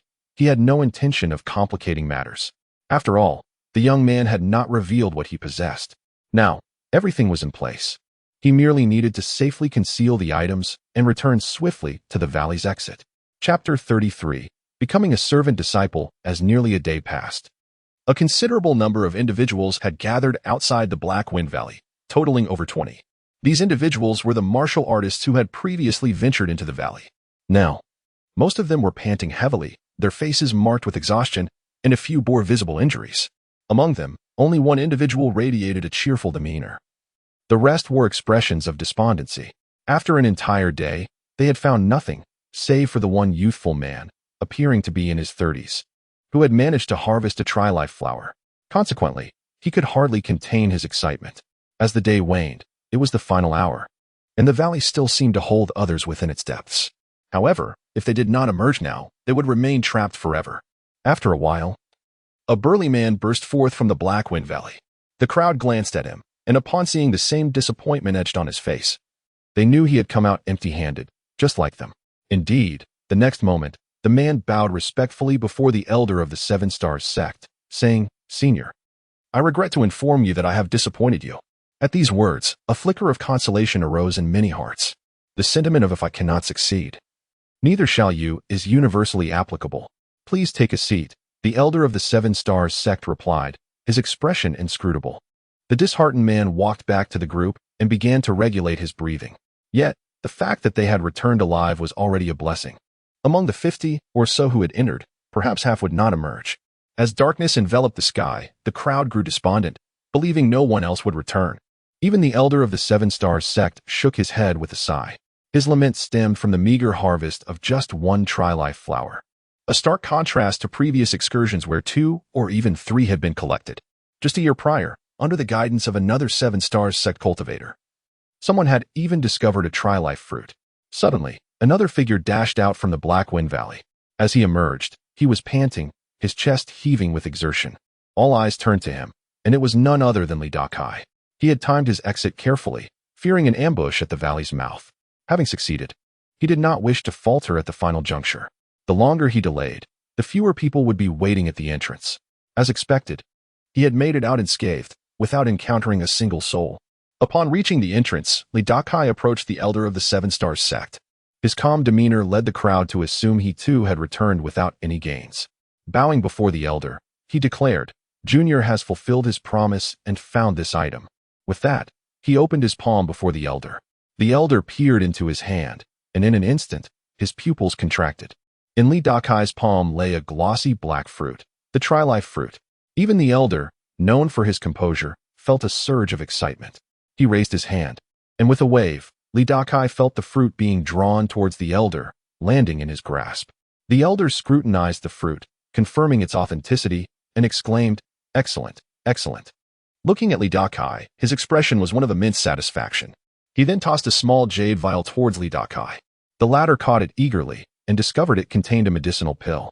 "This is a pulse-opening pill, a reward for you," the elder stated.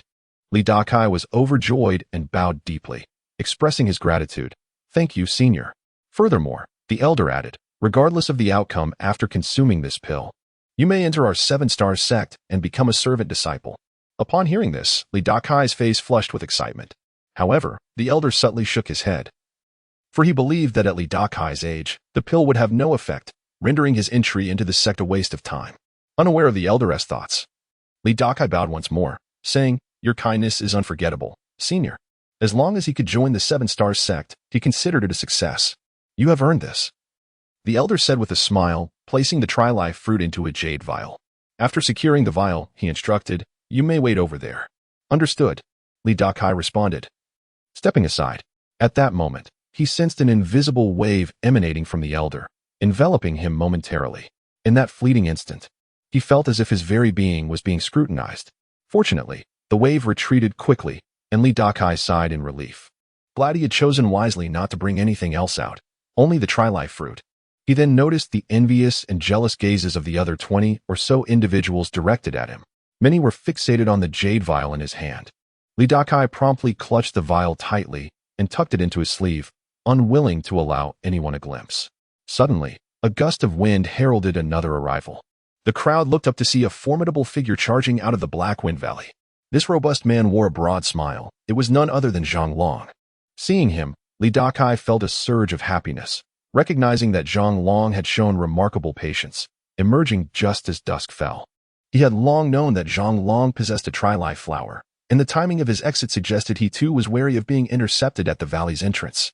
Upon his arrival, Zhang Long strode confidently towards the elder of the Seven Stars sect and bowed, saying, "Senior, please take a look." He then produced an item from his robe and presented it to the elder. Upon seeing the object in Zhang Long's hands, a murmur of excitement rippled through the crowd. It was a white flower, the tri-life flower. "Very good, very good," the elder nodded appreciatively, acknowledging the second tri-life flower brought forth. After accepting the flower, he tossed another jade vial to Zhang Long. Zhang Long caught the vial, his face alight with joy, repeatedly thanking the elder. The elder, seemingly in high spirits, remarked, "Today, we have 2 tri-life flowers and 1 tri-life fruit. thanks to the efforts of you 3 young friends. It was remarkable for a distinguished cultivator of the 7 Stars sect to express gratitude to 3 martial artists. However, upon hearing about the tri-life fruit, Zhang Long's brow furrowed slightly. At that moment, Li Dakai and another young man bowed towards the elder, saying, "Senior, you are too kind." Zhang Long stroked his chin, casting glances between Li Dakai and the other young man, and ultimately approached Li Dakai, smiling as he asked, "Brotherly, did you perhaps contribute a tri-life fruit?" "Just pure luck," Li Dakai admitted without denial. Zhang Long, realizing the truth, congratulated him. "Congratulations. Presenting a tri-life fruit means you can directly become a disciple of the 7 Stars sect. Truly fortunate, brotherly." Li Dakai was taken aback by Zhang Long's sincerity, as his tone and demeanor conveyed genuine goodwill. It seemed he was indeed celebrating Li Dakai's success. It is essential to recognize that Zhang Long has merely offered a single 3-life flower. Even if he were to obtain the Shumai pill, the likelihood of successfully opening his meridians and transforming into a spiritual root remains exceedingly slim.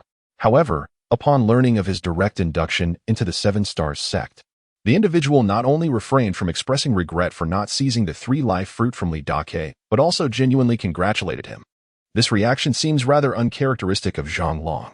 The only plausible explanation is that Zhang Long does not place significant value on the reward of becoming a disciple of the 7 Stars sect.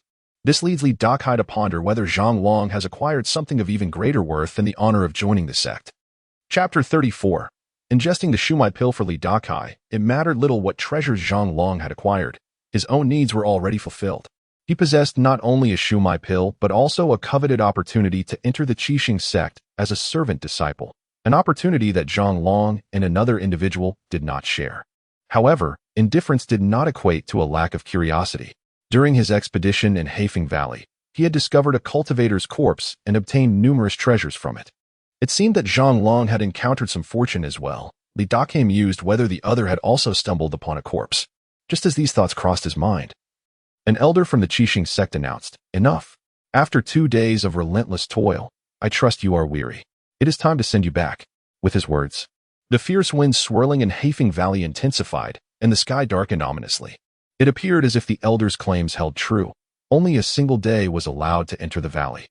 Exceeding that duration would invoke perilous changes that even cultivators could not withstand. "Senior, might you grant us another chance? We could return next month." A man in black robes pleaded, addressing the elder. The others echoed his sentiments, one adding, "Indeed, we have gained some familiarity with the terrain. Our chances of finding the Sanxing flower would surely be higher upon our return." However, the elder from Qixing sect shook his head. "This is not permissible." "Why not?"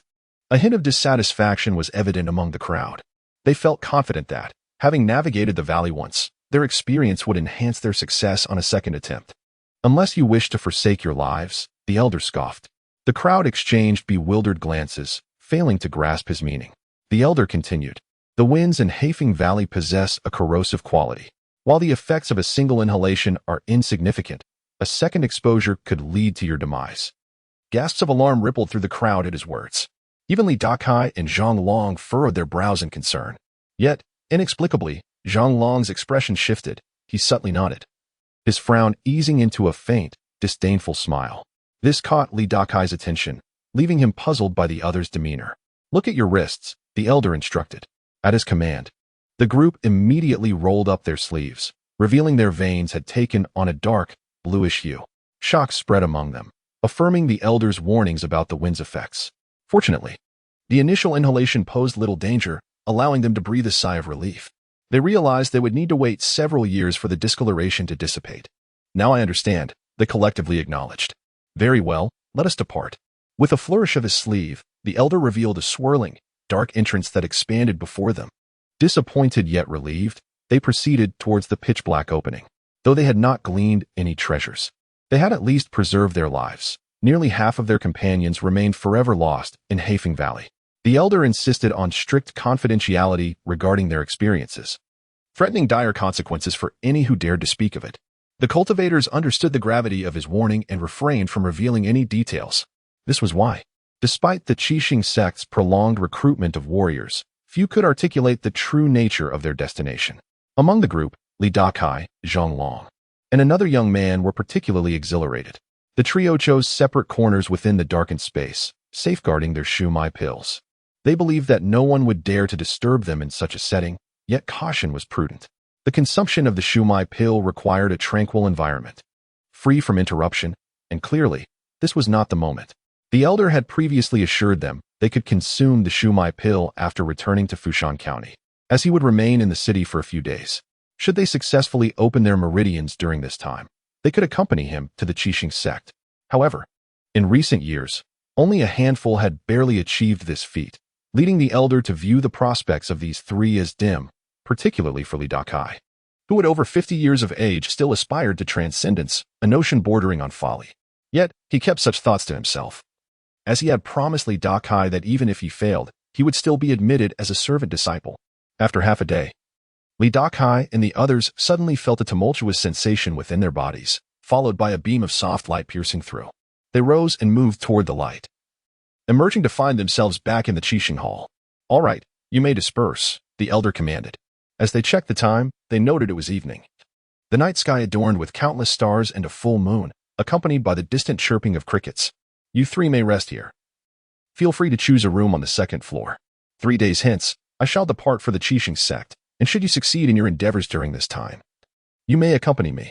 He then turned to Dakai, adding, "Regardless of your success, young friend, you shall be welcomed as a servant disciple in my sect." "Thank you, esteemed elder," the trio replied in unison, bowing in gratitude. The prospect of resting in the Qixing Hall filled them with relief. In any other location, they would have been concerned about potential threats to their shumai pills, but here, they felt secure. Thus, Dakai and his companions ascended to the second floor, each selecting a room to rest. After 2 days without food, even cultivators felt the pangs of hunger. However, it was late at night, and they resolved to wait until morning to address their hunger. After quenching their thirst and tidying up, they lay down on their beds, ready for a deep slumber.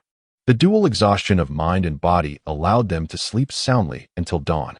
The following morning, Dakai awoke, refreshed and eager to begin his day. His first order of business was to find a place to enjoy a hearty meal, for preparing his body for the ingestion of the shumai pill was essential. He encountered another young man who had also contributed a Ascension flower. They exchanged nods before parting ways. Dakai, however, did not encounter Zhang Long. After savoring a satisfying breakfast, he took his time, leisurely exploring the city until midday, when he indulged in a sumptuous lunch. In the afternoon, he enjoyed some music and watched acrobatics, returning in the evening for a steaming pot of stew before making his way back to the Qixing Hall. He intended not only to optimize his physical state, but also to cultivate a positive mindset. Only then could the effects of the shumai pill be maximized. Later that night, as he lay in bed, he fell into a deep sleep. Before dawn, he awoke feeling invigorated. After a refreshing wash, he felt utterly rejuvenated, his spirits soaring to their peak. He sat cross-legged on his bed and retrieved the jade vial gifted by the elder of the Qixing sect, tilting it into his palm to reveal a smooth, milky white pill. This was indeed the shumai pill. Gazing at the elixir resting in his palm and inhaling its uniquely enchanting fragrance, Dakai swiftly brought the potion to his lips and, with a soft gulp, swallowed it whole. Chapter 35. None of your business. After consuming the shumai dan, Dakai could distinctly perceive that the medicinal pill transformed into a fragrant liquid upon entering his mouth, first flowing into his lower abdomen, followed by a warm current that spread throughout his limbs and meridians. Simultaneously, he felt a profound warmth enveloping him, rendering his expression exceedingly relaxed and content. This sensation persisted for the duration of a fragrant stick of incense, bestowing upon him an inner tranquility. This was due to the medicinal properties of the shumai dan, which began to nourish and envelop his meridians. However, after a fragrant stick of incense had passed, Dakai began to experience a sensation of distension and pain. This slight discomfort emanated from his entire meridian system. Following the initial nurturing phase, the next step involved the shumai dan clearing the most unobstructed meridian within him. Dakai was well aware that this process would be quite painful. Curiously, he did not feel discomfort in a specific meridian. Rather, every meridian in his body was throbbing with pain. Astonishingly, the intensity of this pain continued to escalate. This was entirely different from the expected effects of consuming the shumai dan, which was primarily intended for mortals to clear their meridians and transform into spiritual roots. The medicinal effects and the subsequent sensations should have been transparent and predictable. Under normal circumstances, he should have been able to open a singular spiritual route. Yet, his current predicament felt as if all his meridians were being simultaneously unblocked. As Li Dakai's astonishment grew, the sharp pain intensified. The agony from a single meridian is typically unbearable for most. Hence, the simultaneous opening of all meridians would be excruciating. Although he had not experienced this before, he could vividly imagine the torment awaiting him. Just as he anticipated an overwhelming release, the sharp pain suddenly subsided. If one were to perceive it, they would realize that the medicinal power of the Shumai Dan was being fervently absorbed by his limbs and meridians. Concurrently, Li Dakai felt a warm energy gradually burgeoning within him. This burgeoning force was not unfamiliar to him. It reminded him of that moment in Haifeng Valley when he unleashed all his strength while pursuing a young man. A sensation akin to a force rising from the depths of his being. His current state was markedly different from the typical experience of others consuming the Shumai Dan. Numerous signs indicated that something was amiss after he ingested the Shumai Dan, just as he believed that the energy within him would continue to proliferate. The sensation of distension and pain vanished entirely, along with the burgeoning power within him. Li Dakai clearly recognized that this was due to the waning potency of the medicinal effects within him. In other words, the effects of the Shumai Dan had been exhausted. Sitting cross-legged on his bed, he opened his eyes, his brow slightly furrowed. Glancing outside, he noted that dawn had yet to break, indicating that not much time had elapsed since he consumed the pill. By his estimation, it had been less than half an hour. His expression bore a semblance of composure, tinged with a sense of disappointment and a hint of anticipation. The disappointment stemmed from his failure to unblock a meridian and attain a spiritual route as he had hoped. However, the anticipation arose from the realization that his body harbored an issue, one of considerable magnitude. This predicament was undoubtedly related to cultivation. Perhaps his initial conjecture was correct. He might possess a special physique. If he could uncover the nature of his physique, he might find that the path to cultivation held more than just the option of consuming the Shumai Dan. Thus, amidst his disappointment, a flicker of excitement ignited within him.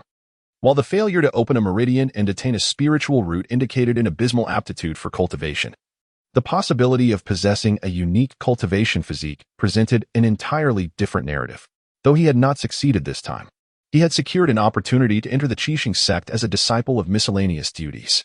Once within the Qixing sect, would he not have the chance to comprehend the nature of his cultivation physique?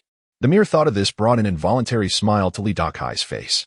Just then, he caught a whiff of a faintly unpleasant odor. As he inhaled, he discovered that the scent originated from his own body. Upon closer inspection, he realized that he was coated in a sticky, black substance. This was impurities? Li Dakai immediately comprehended the situation. It seemed that the impurities within his body had been expelled.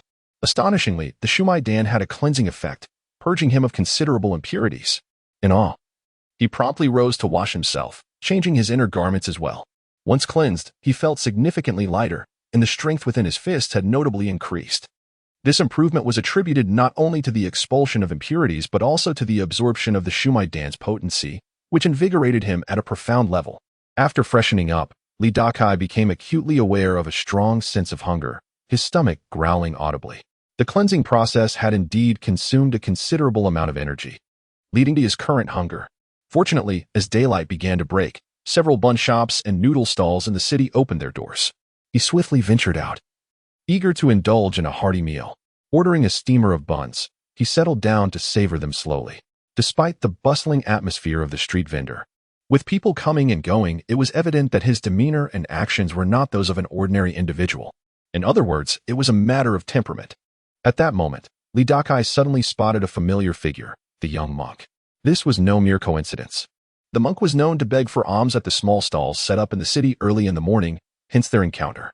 The monk was currently passing by a row of ragged little beggars, dividing 2 steamed buns from his bowl into equal portions and placing them in the bowls of the small beggars.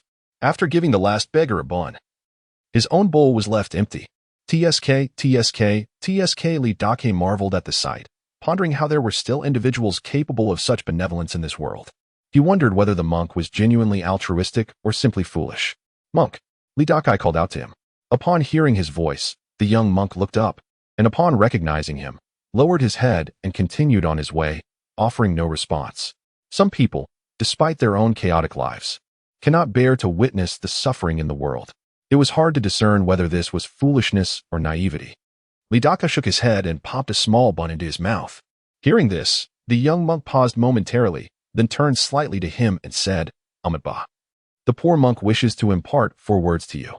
Oh, intrigued, Li Dakai noted that this was the first time the monk had initiated a conversation with him, prompting his curiosity. "Which 4 words?" "None of your business," the young monk replied before continuing on his path.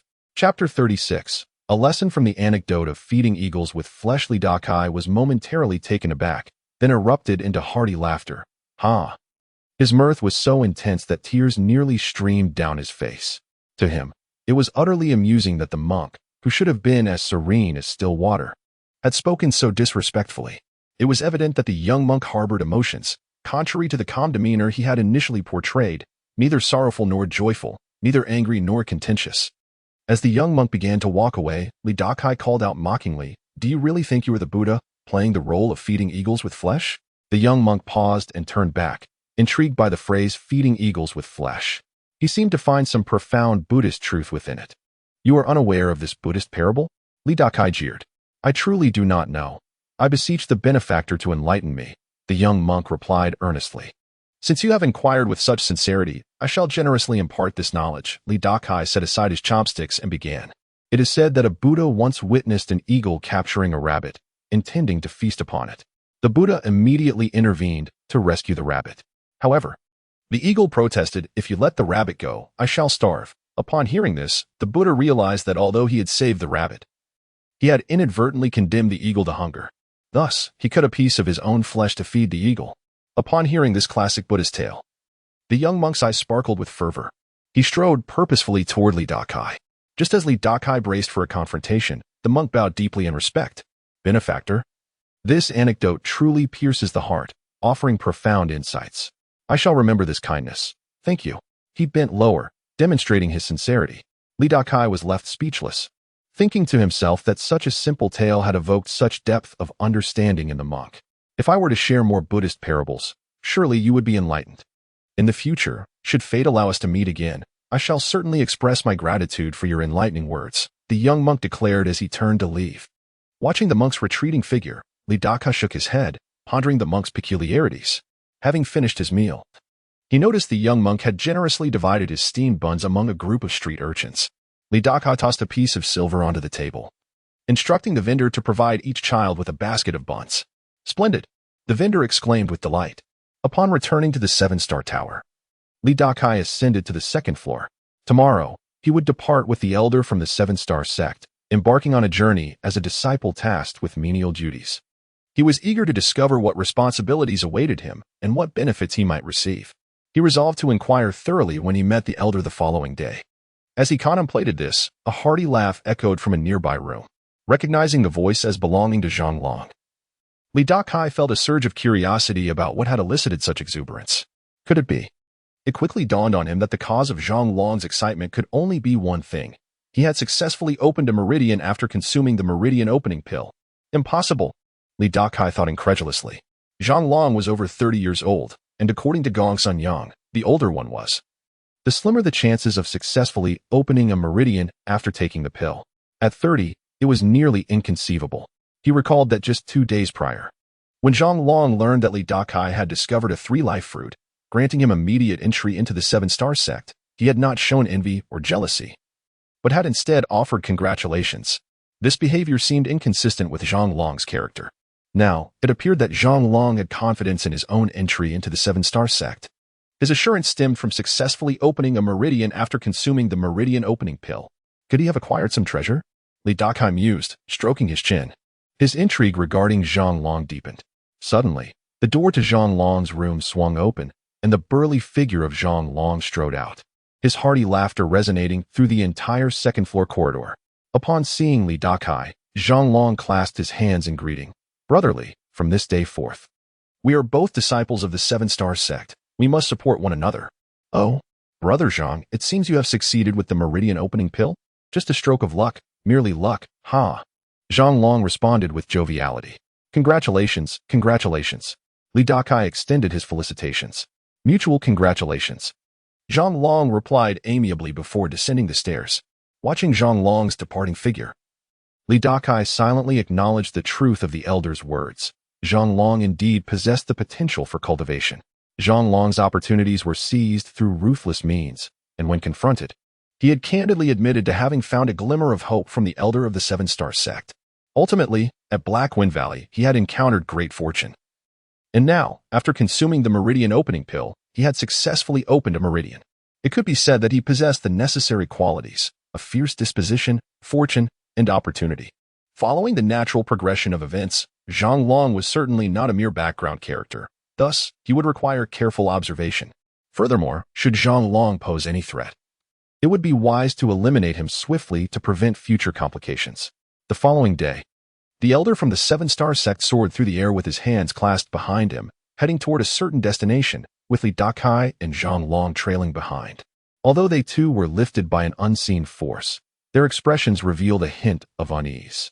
The elder was astonished to discover that, contrary to his expectations, Zhang Long had not merely opened a meridian after consuming the meridian opening pill. Rather, he had already possessed a spiritual root within him. Unfortunately, it was a feeble one, not even reaching the first level of clarity, often referred to in the cultivation world as a false spiritual root.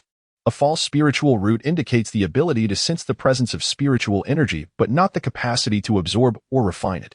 Nonetheless, individuals with a false spiritual root have a significantly higher chance of successfully opening their meridian after consuming the meridian opening pill compared to the average person. Indeed, those who embark on the path of cultivation after taking the meridian opening pill but possess a false spiritual root tend to have better aptitude than those who have merely opened a meridian. However, in comparison to true cultivators with genuine spiritual roots, they remain the least desirable. Whether having opened a meridian or possessing a false spiritual root, Zhang Long had now qualified to become a disciple of menial duties within the Seven-Star sect. As for Dakai, his discovery of a three-life fruit had granted him an exception for admission. I am Elder Chu with the courtesy name Boyo. I am the elder in charge of external affairs at the Seven-Star sect. You may both address me as Elder Chu. Greetings, Elder Chu. Dakai and Zhang Long bowed in unison. At present, they were following this elder toward the sect. As they soared through the air, watching the rivers and mountains recede beneath them, their hearts brimmed with excitement. It was only natural, for even cultivators experience exhilaration when they first master the art of traversing the skies. May I inquire, Elder Chu, what responsibilities do the disciples of menial duties at the Seven-Star sect undertake? Dakai asked. Zhang Long also turned his gaze toward Elder Chu, equally curious about the answer to this question. Listening to Chu Boyo, he explained, in our Seven-Star sect, the disciples are divided into inner and outer sections. The inner sect disciples possess exceptional or above-average talents, while the outer sect consists of those with ordinary qualifications. As for the miscellaneous disciples, they are tasked with assisting the outer sect disciples, akin to servants. Upon hearing this, Dakai and Zhang Long exchanged glances, both astonished. The outer sect disciples are deemed the least talented, yet they are assisted by those of even lesser capability. With lofty ambitions, Zhang Long inquired, might it be possible to serve the inner sect disciples? In his view, even if one were to perform menial tasks, it should be for the inner sect disciples. Certainly. But typically, inner sect disciples select their assistants from their own kin, unless luck is on your side and an inner sect disciple happens to be in need of help. Zhang Long, unwilling to let any opportunity slip away, pleaded, might Elder Chu consider making an introduction? If I could serve as a miscellaneous disciple for an inner sect member, I would surely repay your kindness in the future. Elder Chu replied, I am merely an elder of the outer sect, overseeing its affairs, so do not harbor such thoughts. With that, Zhang Long's hopes were dashed in an instant. Dakai then asked, may I inquire, Elder Chu, what other divisions exist within our Seven-Star sect? Aside from the inner and outer sects? Perhaps in a good mood, or perhaps due to Dakai's offering of a three-life fruit, Elder Chu answered his question. Our sect comprises over 3,000 cultivators, in addition to the majority being outer sect and miscellaneous disciples. There are just over 100 inner sect disciples and several dozen elders in the Elders' Hall. Surprised, Dakai noted that with only 100 inner sect disciples and merely dozens in the Elders' Hall, the rest would predominantly be outer sect disciples and miscellaneous workers. It was evident that, despite their ability to cultivate, the majority of individuals possess talents only at the level of outer sect disciples. Moreover, due to our varied functions, the Seven-Star sect has different divisions. There is the Qixiang Courtyard, dedicated to nurturing spirit herbs and alchemy, the Zhaoqi Courtyard, responsible for artifact crafting, the Fuling Courtyard, which specializes in talisman creation, and the Tianjin Courtyard, which focuses on array arrangements. These 4 courtyards are the very foundation of our sect. Additionally, there are other branches, such as the Judicial Court, which manages sect regulations, the Sanshin Courtyard, which gathers intelligence, the Kaisher Courtyard, which sells various sect resources, and the Spirit Beast Courtyard, which raises spirit beasts.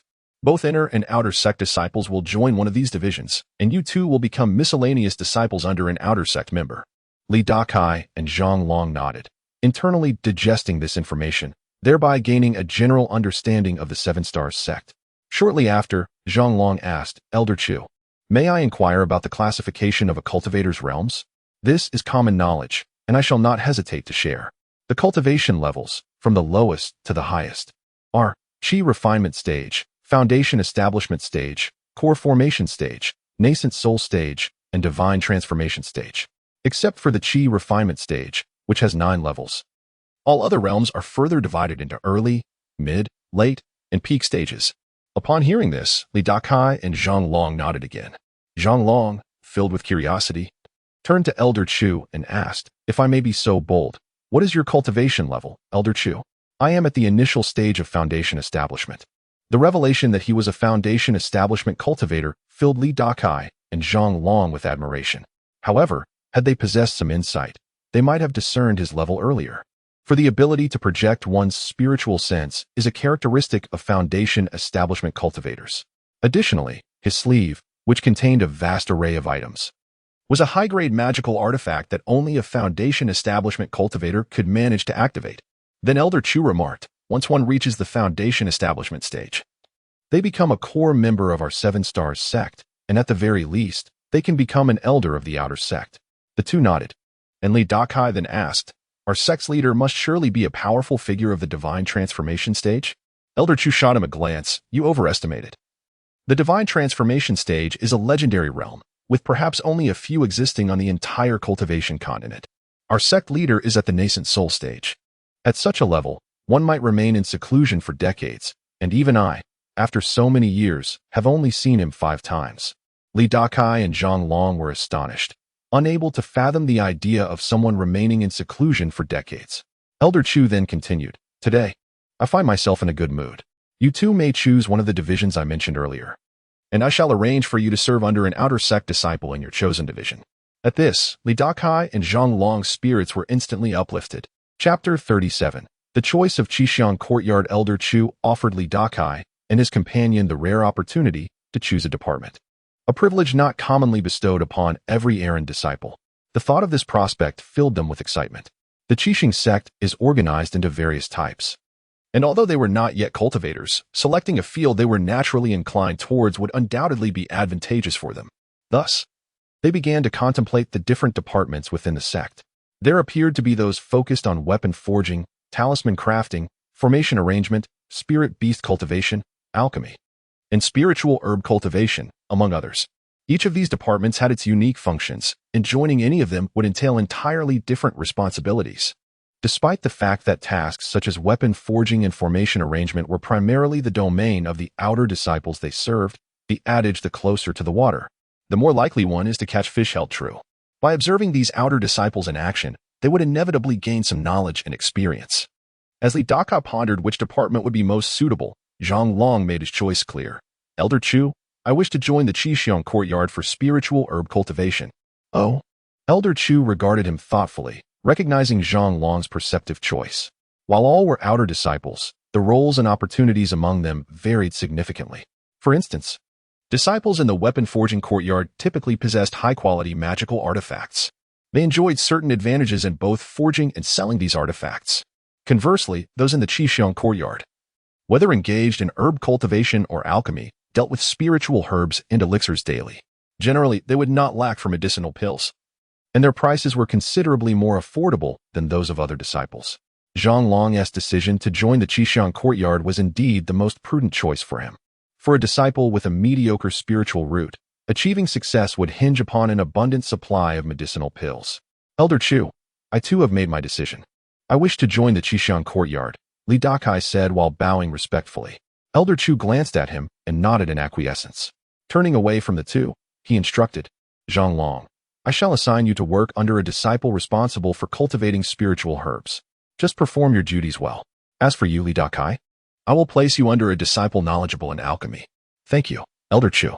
They both exclaimed in unison, their voices tinged with palpable excitement. Unbeknownst to them, this opportunity stemmed from Elder Chu's favorable mood that day. Under different circumstances, such a chance would have been utterly impossible, as assignments were typically based on necessity. You both must remember that the opportunity to serve outer disciples requires them to be at least at the 5th level of Qi refinement. So it is crucial to serve them diligently and avoid any offense, he cautioned. Yes, Li Dakai and Zhang Long nodded in agreement. Furthermore, since they had entered the Qixing sect and become errand disciples, they had effectively stepped onto the path of cultivation. Cultivators were expected to sever ties with the mundane world. However, given their likely limitations in achieving significant accomplishments in their cultivation journey, returning to the mortal realm was permissible upon request to the outer disciples they served, though acceptance would depend on the disciples' discretion. Upon hearing this, neither Li Dakai nor Zhang Long was deterred. To them, joining the Qixing sect meant they were determined to strive for success. Perhaps sensing their resolve, Elder Chu chuckled softly. Every newly initiated errand disciple harbored grand aspirations and ambitions. Yet over time, many succumbed to the mundane. Numerous errand disciples had sought to leave the Qixing sect to live out their lives in the mortal realm, where they could enjoy a more comfortable existence. In contrast, within the sect, those without cultivation were relegated to menial labor.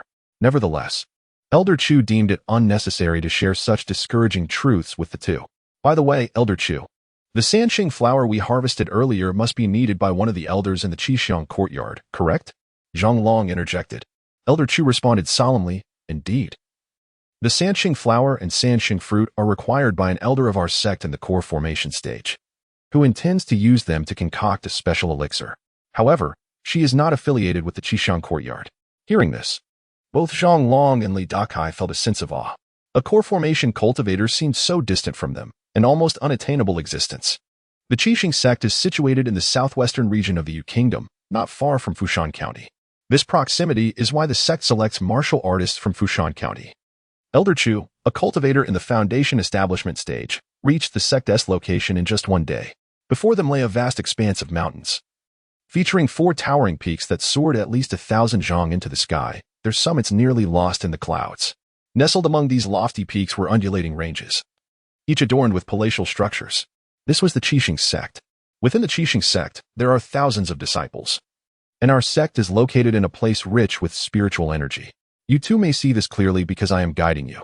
If you were to venture here alone, you would find yourselves ensnared in a fog, endlessly circling in place. This is our sect's first formation, designed to keep out unwanted individuals. Beyond this fog formation is a second layer that detects magical energy and fluctuations. Generally, only cultivators can penetrate the first layer, but upon crossing into the second, they will be instantly detected, leaving no room for concealment. Lastly, there is a lethal formation.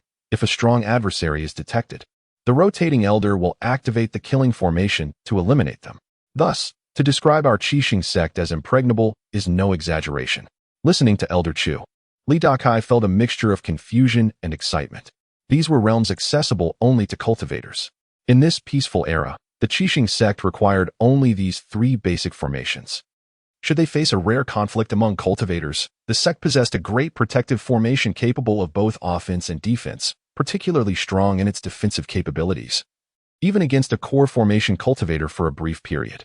As Elder Chu spoke, a sense of pride welled within him, reflective of his own foundation establishment cultivation. Suddenly, Zhang Long appeared to have realized something, and with a hint of confusion, he asked, Elder Chu, does this mean that no ordinary person can hope to enter the Qixing sect? Chapter 38. Senior Sister Qinru nodded all. Chu Buyo shook his head. A normal visit is acceptable, but one must make their identity and purpose clear. If there is a genuine need, our 7-star sect will certainly not turn anyone away. However, if one seeks to act stealthily or with ulterior motives, they should consider whether they possess the necessary weight to proceed. Now I understand. Zhang Long nodded. Can we come and go as we please? He inquired. Of course not. Chu Buyo's tone was resolute. Under normal circumstances, even outer disciples must seek permission from the responsible elder before venturing out, or they must undertake an external task. Servants do not have the privilege of unrestricted entry and exit unless they can elevate their cultivation to the third level of qi refinement and become outer disciples. As Chu Buyo spoke, he led them to the outskirts of the Seven Stars sect. Upon arrival, the two men beheld a vast expanse of white mist enveloping the ground before them. Chu Buyo produced a token, channeling his internal energy into it, causing a faint glow to emanate and envelop the three of them. Subsequently, Li Dakai and Zhang Long distinctly felt as though they had traversed some kind of barrier. To traverse the Seven Stars sect with the ability to fly, one must possess at least the foundation building stage of cultivation, though a rare few qi refinement practitioners might also manage, such as the esteemed direct disciples of elders, who are generally destined to attain foundation building cultivation in the future. Next, they encountered the second and third layers of restrictions, including the Spirit Exploration Array and the Kill Array. Because Chu Buyo held the identity token and was recognized as an elder of the Seven Stars sect, he was permitted to pass without hindrance. After approximately 15 minutes, Chu Buyo arrived at a low mountain peak within the southeastern corner of the Seven Stars sect, a relatively secluded location. Since we are close by, I will arrange for Li Dakai first. From now on, you will serve under junior sister Qinru. Qinru, Li Dakai murmured, his eyes lighting up. For she was a woman, and her name was so elegant that one could only hope she embodied her name, perhaps a beauty. Although this junior sister Qin was merely at the qi refinement stage, her grandfather was a consummate foundation-building practitioner of our Seven Stars sect. Moreover, she had the ability to concoct several low-tier elixirs, so serving under her would not lead to any disadvantage. Thank you, Elder Chu. Li Dakai bowed deeply, his face betraying evident delight. As for your specific tasks, junior sister Qin will provide arrangements. Understood. Li Dakai nodded again. Meanwhile, Zhang Long, upon hearing Chu Buyo's introduction, couldn't help but feel a twinge of envy. Although both served outer disciples, if given the choice, he would prefer a female superior surely more pleasant than a gruff man. Ah, just then, Chu Buyo exclaimed softly, what a coincidence. Junior sister Qin happens to be here. Upon hearing this, Li Dakai and Zhang Long followed his gaze, spotting a moderately sized white stone square atop the mountain. The square was adorned with several large halls, the largest of which bore the inscription Sanqiang Hall. The Seven Fragrance Courtyard was divided into 7 branches: First Fragrance Hall, Second Fragrance Hall, Third Fragrance Hall, and so forth, with no hierarchy among them. At that moment, 2 figures were seen walking in the square. The young man trailing behind was pale and slightly gaunt, appearing to be in his early 20s, yet with sunken eyes and a hint of exhaustion on his face. Leading the way was an elderly woman, dressed in a black palace-style long gown, her hair, now gray, fashioned into a bun. Though past her youth, she still wore rouge and blush, giving her the appearance of a venerable enchantress. Upon noticing Chu Buyo descending with 2 companions, the elderly woman paused briefly before standing still, awaiting their approach. Li Dakai's heart tightened, silently wondering if this was indeed the junior sister Qin mentioned by Chu Buyo. Greetings, Brother Chu. Upon landing, Chu Buyo and the 2 men were met with a respectful salute from her. Given that her grandfather was a consummate foundation-building practitioner of the Seven Stars sect, Qinru addressed Chu Buyo with the same familiarity as an inner disciple or even a typical foundation-building elder. Has junior sister Qin come to collect herbs again? Chu Buyo chuckled. Concerned about the efficiency of your subordinates, I thought I'd personally accompany you this time. Perhaps due to insufficient manpower. I will assign you another servant disciple today. Oh? Qinru responded with surprise, her gaze sweeping over Li Dakai and Zhang Long, while Li Dakai exuded a scholarly demeanor. Hinting at a touch of past handsomeness, he was now past 50, prompting her to glance over him quickly before focusing on Zhang Long. In the prime of his life, with a robust physique and sharp features, elicited a slight nod of approval from her. This is Li Dakai, Chu Buyo announced, who has aided our sect in locating a rare 3 life fruit, thus earning an exception to become a servant disciple. He will now be under your guidance. Junior sister Qin. As Chu Buyo finished speaking, Li Dakai stepped forward, bowing respectfully. Greetings, senior sister Qin. Though a servant disciple within the sect, his rank was equivalent to that of outer and even inner disciples, allowing for mutual address as brother and sister. Behind him, Zhang Long couldn't suppress a slight smirk, tinged with a hint of schadenfreude. He had initially imagined Qinru as a beauty, only to discover she was an elderly woman. Qinru felt a flicker of disappointment upon realizing that the servant disciple assigned to her was Li Dakai rather than Zhang Long. Nevertheless, she nodded, expressing her gratitude for Chu Buyo's arrangement. Very well, I shall take my leave. Afterward, Chuboyo turned to Li Dakai, advising him, make sure to perform well. Yes. Li Dakai replied with a bow, feeling a sense of gratitude towards Elder Chu, who had facilitated his entry into the sect. Chuboyo soared into the sky with Zhang Long, quickly vanishing beyond the horizon. Qinru glanced at Li Dakai with an impassive expression. Let us go. With that, she set off, and the young man behind her cast a subtle, derisive smile at Li Dakai before following closely behind Qinru. Li Dakai hurried to match their pace, sensing an ominous feeling from the young man's earlier glance. From this moment forth, his fate would be irrevocably altered, though he might be dependent on others. He was confident that this was merely his first step. With his unique constitution and the auspicious signs of fortune and misfortune, he firmly believed that a day of soaring success awaited him. Chapter 39. The Weakness of the Kid. As Li Dakai followed the path of Qinru ahead.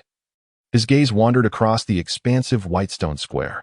He observed numerous figures clad in black robes traversing the square, some entering and exiting the grand halls.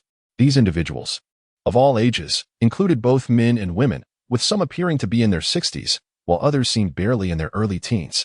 All of them belonged to the Seven Fragrance Courtyard, tasked with responsibilities related to medicinal and spiritual herbs. Regardless of gender, their attire was predominantly black, though a select few donned gray robes, akin to the frail youth beside him. Li Dakai had previously learned from Chuboyo that the miscellaneous disciples of the Seven Stars sect wore gray robes, while the outer disciples, like those he observed in the square, were clad in black. The inner disciples, however, donned white garments. Notably, although Qinru wore a black palace-style long gown, it was adorned with white trim, a deviation from the norm. This was primarily due to her grandfather being a fully realized foundational cultivator, granting her a status superior to that of ordinary outer disciples, and even some privileges typically reserved for inner disciples. It appeared that within the realm of cultivation, status and identity held considerable weight. Some second-generation cultivators, despite their mediocre abilities, could still exert dominance due to their powerful forebears. Presently, Qinru was a third-generation cultivator, enjoying significant privileges that elicited a tinge of envy from Li Dakai. In his past life, he pondered why he could not have been reborn as the offspring of a formidable cultivator rather than an aged, impotent man. Suddenly, a thought struck him. Qinru appeared to be at least 50 or 60 years old, which raised the question of her grandfather's age. This foundational cultivator must be at least a century old. During their journey, he and Zhang Long had inquired extensively about cultivators' knowledge from Chuboyo, particularly their strength and lifespan. The higher a cultivator's level, the stronger their abilities and the longer their lifespan. According to Chuboyo, once a cultivator surpassed the 5th layer of Qi cultivation, they could easily expect a lifespan of 100 years. Each subsequent layer typically extended their life by an additional decade. For instance, a cultivator at the 9th layer of Qi could live to be 140 years old, far exceeding the lifespan of ordinary folk. Thus, even those in the Qi cultivation stage sought to elevate their skills. Upon breaking through to the foundational stage, their lifespan could increase by another 100 years, reaching over 200. Some who practiced unique divine abilities could even live close to 300 years. If Qinru's grandfather was indeed a foundational cultivator at merely 100 years of age, he would undoubtedly be a prodigy with a strong chance of advancing to the Golden Core stage, where lifespans could extend to 500 years. As for the sect master of the Seven Stars sect, a nascent soul cultivator, they could live for an entire millennium. Li Dakai aspired to become a cultivator, with longevity being a primary motivation. He yearned for immense power and the gift of immortality. Beyond the nascent soul stage, there existed even loftier realms. Yet such entities remained utterly unattainable for him. Even Chuboyo was ignorant of them. However, the cultivation world was merciless, where only the strong thrived. To avoid becoming prey, one had to wield the knife. The path to strength for every cultivator was fraught with bloodshed and slaughter. There were no exceptions. In silence, he accompanied Qinru for approximately 15 minutes until they arrived at a grand pavilion nestled on the mountainside, her residence. The pavilion was vast, even larger than Li Dakai's estate in Qianlu County. However, this was the Seven Stars sect, where such spacious quarters were typically reserved for inner disciples. Yet, Qinru, as a third-generation cultivator, enjoyed certain privileges. Typically, the miscellaneous disciples responsible for serving outer disciples were limited to 3, yet Qinru had 5, including Li Dakai. It could be said she relished the luxury of having her needs attended to while pursuing her cultivation, a stark contrast to the solitary existence most cultivators endured. She arranged for him to be responsible for cleaning the alchemical furnace, Qin instructed upon returning to her residence. Her voice was devoid of the raspy quality one might expect from an elderly woman, sounding instead youthful and well-preserved. "Yes," replied the youth, known as Shi, with respect. Qin then proceeded into the pavilion, leaving Li Dakai and Shi outside. "Greetings, senior brother Shi." Although Li Dakai's age placed him at a disadvantage, the Seven-Star sect ranked individuals based on their tenure rather than age, necessitating he refer to the younger Shi as senior brother. Upon hearing his words, Shi narrowed his eyes and retorted, "You cannot call me Shi. That name is a term of endearment from Sister Qin. You may refer to me as senior brother Zhang instead." "Understood, senior brother Zhang," Li Dakai responded humbly, though inwardly he mused that Qin indeed seemed a predatory enchantress. Who else would assign such a youthful moniker to a young man? This led him to conclude that Shi was not merely frail in appearance, but truly lacking in vitality. For the first time, he recognized the advantages of age. It was evident from Qin expression that she held little fondness for his elderly form. "Follow me," Shi instructed, leading Li Dakai towards the side hall. "From today onward, you will be responsible for cleaning Sister Qin's alchemical furnace daily. She refines elixirs every morning and afternoon. So you must thoroughly cleanse the furnace of any residual impurities and discarded spiritual herbs using specialized tools. The frequency of cleaning will depend on how long she spends refining. At a minimum, you will clean it twice a day, and at most 3 times. I will teach you the specifics shortly. Additionally, you are to trim the flowers and clean Sister Qin's elegant abode. She values cleanliness and order." "Yes," Li Dakai nodded respectfully. However, he noted that while Qin had only mentioned cleaning the furnace, She had seemingly assigned him additional household tasks, leading him to wonder if this was intentional. Still, as a newcomer, his priority was to establish himself, so he resolved to comply with all directives given to him. Serving under Sister Qin was far preferable to serving others, as he would receive a monthly stipend of a spiritual stone along with personal guidance from her. Though he yearned to contest Qi's assertion that he possessed a spiritual root, he refrained from voicing this, recognizing the futility of arguing that he was merely an ordinary person without such abilities. After familiarizing him with the surroundings, Qi added, "Come, let us first retrieve your garments and identity token." After a brief period, Li Dakai, now clad in the distinctive gray robe of the Seven Stars sect's miscellaneous disciples, sat alone in a quaint, elegantly simple room that would serve as his abode. Henceforth, he would officially be recognized as a disciple of the sect, embarking on his journey of cultivation from the Seven Fragrance Courtyard. Chapter 40. What does this mean, senior brother? According to the young Shichi's words, Li Dakai, being merely a servant disciple, possesses very limited authority. Such limitations are so profound that even if they had spirit stones, they would be unable to access the sect's technique pavilion to select appropriate cultivation methods. Most servant disciples become cultivators at a young age by consuming pulse-clearing pills. Their cultivation ceiling is exceedingly low, making it challenging to break through to the third level of Qi refinement. Thus, granting them excessive privileges serves little purpose, as their low cultivation prevents them from mastering any techniques. Of course, nothing in life is absolute. Should an extraordinary opportunity arise, one can never predict how far their cultivation might advance. There is a legendary figure known as the unfettered true person, who, through the consumption of pulse-clearing pills, opened his meridians and achieved spiritual roots. However, this individual, relying on a ruthless disposition, along with luck and fortuity, overcame numerous trials and ultimately ascended to the God transformation stage. This individual serves as a spiritual beacon for all who have embarked on the path of cultivation through pulse-clearing pills. At that moment, Li Dakai held 2 items in his possession, an ancient tome and 2 oval-shaped, white stones roughly the size of pigeon eggs. The tome, entitled Breath Clearing Technique, is designed specifically for servant disciples, and each of them is provided with a copy. Its purpose is to enable the disciples to absorb spiritual energy through their open spiritual roots and refine it into magical power. However, Li Dakai currently lacks spiritual roots and cannot perceive spiritual energy, rendering this tome ineffective for him. As for the 2 stones, which are akin to white jade, they are spirit stones.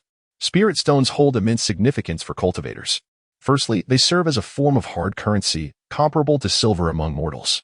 Secondly, spirit stones contain astonishing spiritual energy, and absorbing this energy is significantly faster and more efficient than drawing from the natural world, making them the ideal choice for cultivators seeking to restore magical power and advance their cultivation.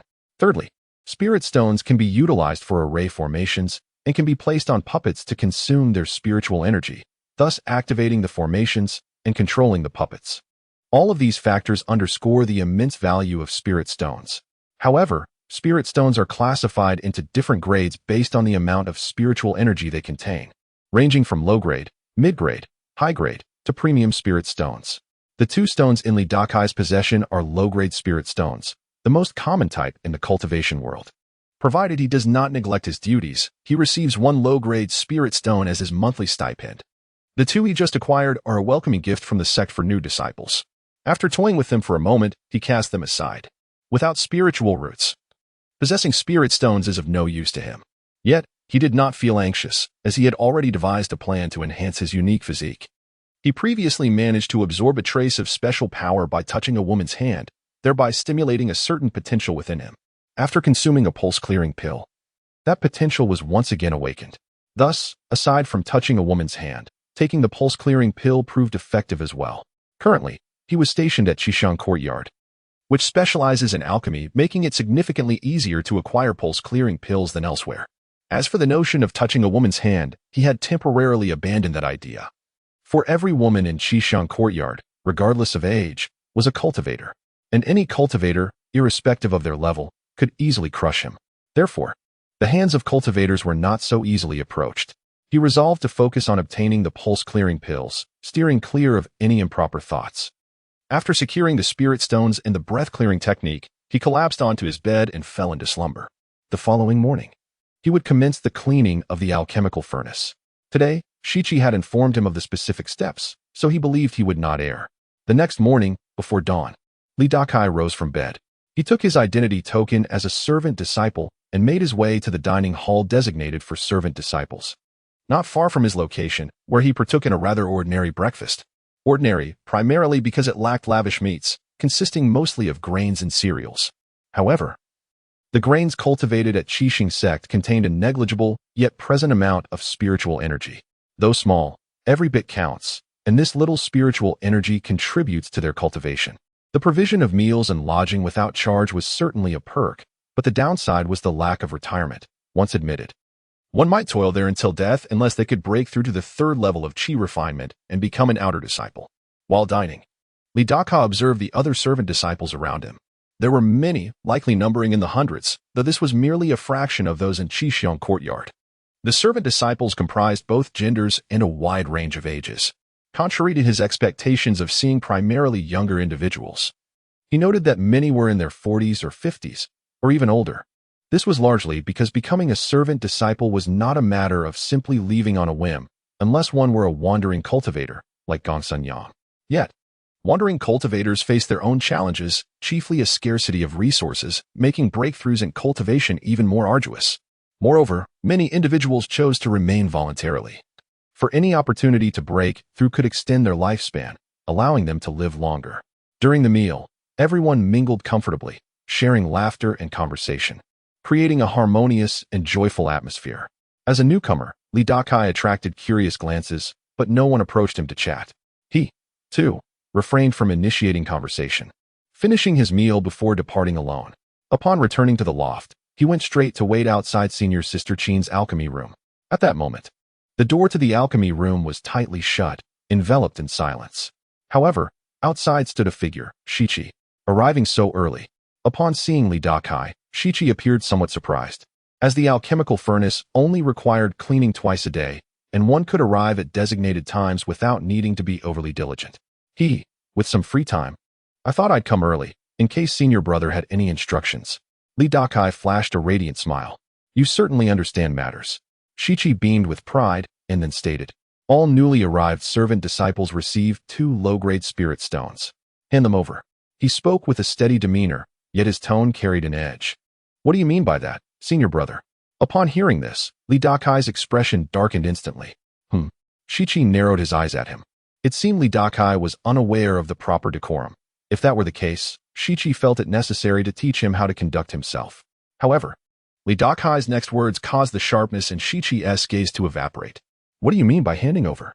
If you speak to me like this again, I might just get upset. With that, Li Dakai produced 2 spirit stones from his sleeve. Chapter 41. The enduring little 17, even if you don't say it. I shall still dedicate these spirit stones to you, brother. Li Dakai's countenance turned serious. Brother, take this. With that, he seized little 17's hand and placed 2 spirit stones heavily into his palm.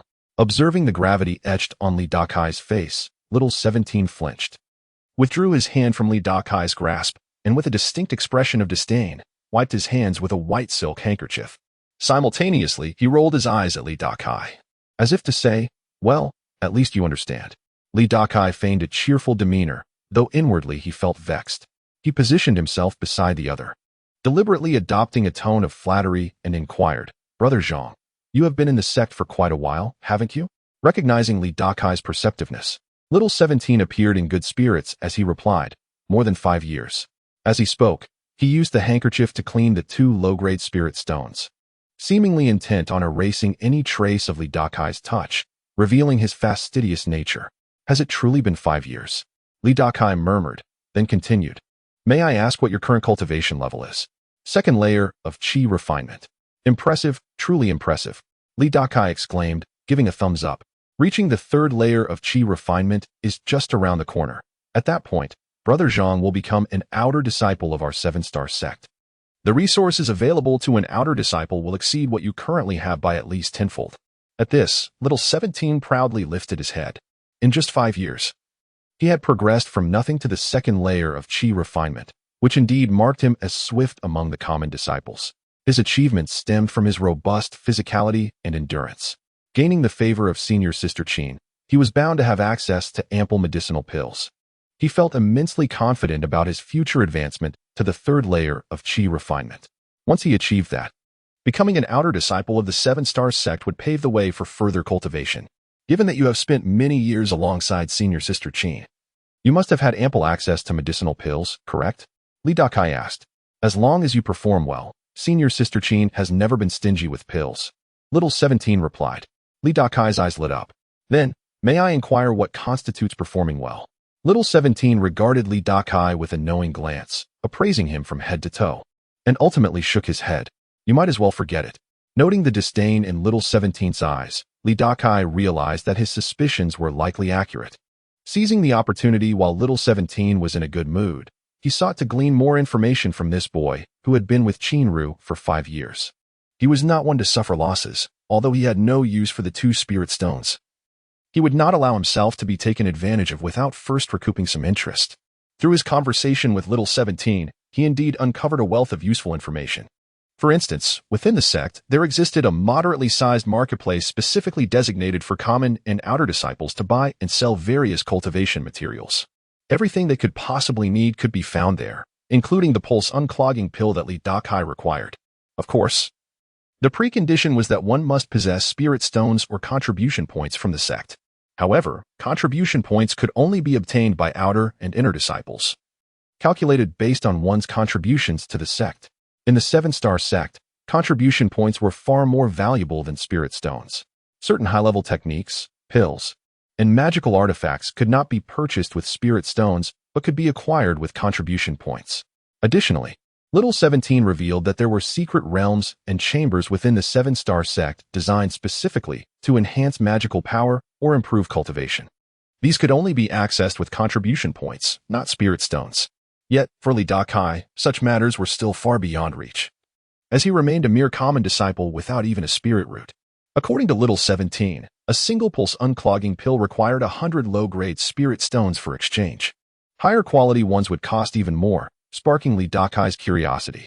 Was there truly a distinction in quality among the same type of pill? From Little 17, he learned an enlightening fact. Even identical pills could vary in potency, akin to spirit roots, determined by their transparency. The more transparent the pill, the stronger its effects and the higher its price. Common pulse unclogging pills had only a transparency of approximately 40 to 50%. Like the one given to him by Chu Guoyo, Li Dakai spent a good part of the day diligently consulting Little 17, reaping substantial rewards in knowledge.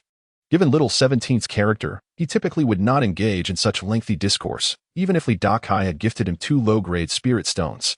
Yet, conversing with Li Dakai proved beneficial, especially as Li Dakai's remarks, though devoid of overt flattery, were pleasing to his ears, prompting him to share more. When little 17 disclosed that upon breaking through to the foundation establishment stage, one could harness the power of heaven and earth to regain youth, Li Dakai felt invigorated. The prospect of reclaiming his youth as an aging bachelor was tantalizing. Half a day later, the door to the alchemy chamber finally swung open. Qin Ru, adorned with a touch of rouge yet appearing somewhat fatigued, emerged. "Greetings, Senior Sister Qin." Both Li Dakai and little 17 called out in unison. At that moment, Li Dakai observed little 17's expression shift to one of concern as he quickly stepped forward to assist Qin Ru. It was evident he wished to absorb her weariness into himself. 16. Inform Brother Wu that this batch of pills was a failure. In a few days, once the herbs are gathered, I shall refine them again, Qin Ru instructed, addressing the alchemy chamber. Yes, came the respectful reply from the young man referred to as 16. As the words fell, Li Dakai noticed little 17 cast a disdainful glance at the alchemy chamber before supporting Qin Ru as she departed, watching their retreating forms. With little 17 continually expressing his concern, Li Dakai couldn't help but regard this brother Zhang with newfound respect. Indeed, he was a paragon of endurance and humility. Shaking his head, Li Dakai stepped into the alchemy chamber, immediately feeling a wave of intense heat. This warmth was the residual heat from the alchemy process, which had been even more intense during the actual refining. He surveyed the alchemy chamber, noting a tall furnace situated in the center, with a designated area beneath it for adding fuel. However, the fuel used was not ordinary wood, but a special type of spiritual wood. This spiritual would not only burn longer, but also produced a much hotter flame. From little 17, he learned that there were various methods for cultivators to refine pills, with the burning of this special wood to generate high temperatures being the most common. Additionally, there were the earth fire and fire-based techniques cultivated by the practitioners themselves. However, both earth fire and the flames released by cultivators were of high grade, particularly the latter, which required exceptional cultivation and skill. These concepts remained far beyond Li Dakai's reach. Thus, his attention shifted to a robust figure within the alchemy chamber. Chapter 42. Senior Brother Qian Qinglu. Before Li Dakai stood a robust young man, appearing to be nearly 27 or 28 years of age, with a physique comparable to that of Sun Donglu. His features were sharply defined, his face sculpted as if chiseled from stone, presenting an image of remarkable handsomeness. In contrast to the more delicate demeanor of Xiao Shiqi, he exuded a virile charm. This individual was undoubtedly the 16 that Qin Ru had mentioned moments earlier. Xiao Shiqi. 16. This led Li Dakai to speculate whether the young men whom Qin Ru had taken under her wing were all designated by numerical aliases. Moreover, judging by the disdain evident in Xiao Shiqi's gaze, Li Dakai even questioned if this 16 had been ousted by him. His conjecture was not without merit. For this 16's daily duties involved procuring spiritual wood, while Senior Sister Qin refined her elixirs, a task only slightly more demanding than cleaning the alchemical furnace. In contrast, Xiao Shiqi merely needed to attend to Qin Ru's side, receiving ample elixirs without the burden of labor. The old adage, "the waves behind drive on the waves before," seemed to hold true. It was likely that this 16 had been unceremoniously usurped by Xiao Shiqi. This indicated the existence of younger ones still, presumably 15 and 14, though they too had likely been sidelined. With new affections, who remembers the old? Men are prone to this, and women no less so. Indeed, youth has its advantages. For someone of his age, such aspirations seemed utterly unattainable. As myriad thoughts swirled in his mind, Li Dakai approached with a genial smile. "I am Li Dakai, a newly arrived disciple tasked with menial duties. May I inquire the name of this esteemed senior brother?" The young man in the gray robe was busy extracting surplus spiritual wood, which was essential for future use, ensuring nothing went to waste. Additionally, he needed to organize the remaining spiritual herbs, as the tasks were rather cumbersome. Upon hearing Li Dakai's inquiry, he lifted his gaze and replied, "Qian, Qinglu." "Ah, so it is Senior Brother Qian. This disciple pays his respects." Li Dakai offered a respectful bow. "You may wait to clean the alchemical furnace. I will finish tidying here first," Qian Qinglu instructed. "Is there anything this disciple can assist with?" Li Dakai asked, his enthusiasm palpable. Qian Qinglu regarded him for a moment before responding, "In that case, please organize the remaining spiritual herbs over there." grouping them by type. Of course. Li Daka nodded eagerly. He then moved forward to begin sorting through the myriad of spiritual herbs. Although he was unfamiliar with most, categorizing them by appearance was a straightforward task. However, the variety and quantity of the herbs left him astounded. Was alchemy truly this intricate? Seizing the opportunity, he inquired, "May I ask, Senior Brother Qian, what sort of elixir is our Senior Sister Qin concocting? It appears quite complex." Senior Sister Qin is adept at crafting several elixirs, and this particular batch is known as the Shanqing Pill, intended to refine the potency of one's spiritual essence. The value of this elixir surpasses that of those used for replenishing spiritual energy or healing. However, its complexity results in a low success rate. Unfortunately, this batch has been ruined, Qian Qinglu explained. Li Daka nodded, realizing that success in alchemy was not guaranteed with every attempt. Once he had organized all the elixirs, Qian Qinglu had completed his tasks as well. At that moment, Li Daka asked, "May I inquire how long Senior Brother Qian has been in the sect?" "Over 10 years. Qian Qinglu replied. 10 years, indeed, Li Daka mused, taken aback by the duration. "And may I ask your cultivation level?" "I broke through to the second level of qi refinement 4 years ago, but at this rate, it seems unlikely I shall achieve the third level in this lifetime." He sighed as he concluded. "That may not be certain," Li Daka countered, shaking his head. "As long as you serve Senior Sister Qin well, she may bestow upon you some precious elixirs." Qian Qinglu observed Li Daka as he spoke, noting his earnestness in organizing the herbs, seemingly devoid of ulterior motives. Yet, he remarked, the waves of the river push forward the waves before it, such as life. From his words, Li Daka discerned a palpable sense of discontent. After exchanging a few more idle words, Qian Qinglu took his leave. Left alone, Li Daka climbed atop the tall furnace and opened the heavy black round cauldron above. Inside, he discovered a dark morass, littered with remnants of failed spiritual herbs, worthless detritus. With resolve, he rolled up his sleeves and began to cleanse the alchemical furnace with specially prepared spiritual water. This task proved far more intricate than he had anticipated. The stubborn residue clung tenaciously to the inner walls of the cauldron, requiring significant effort to scrub away even a small portion.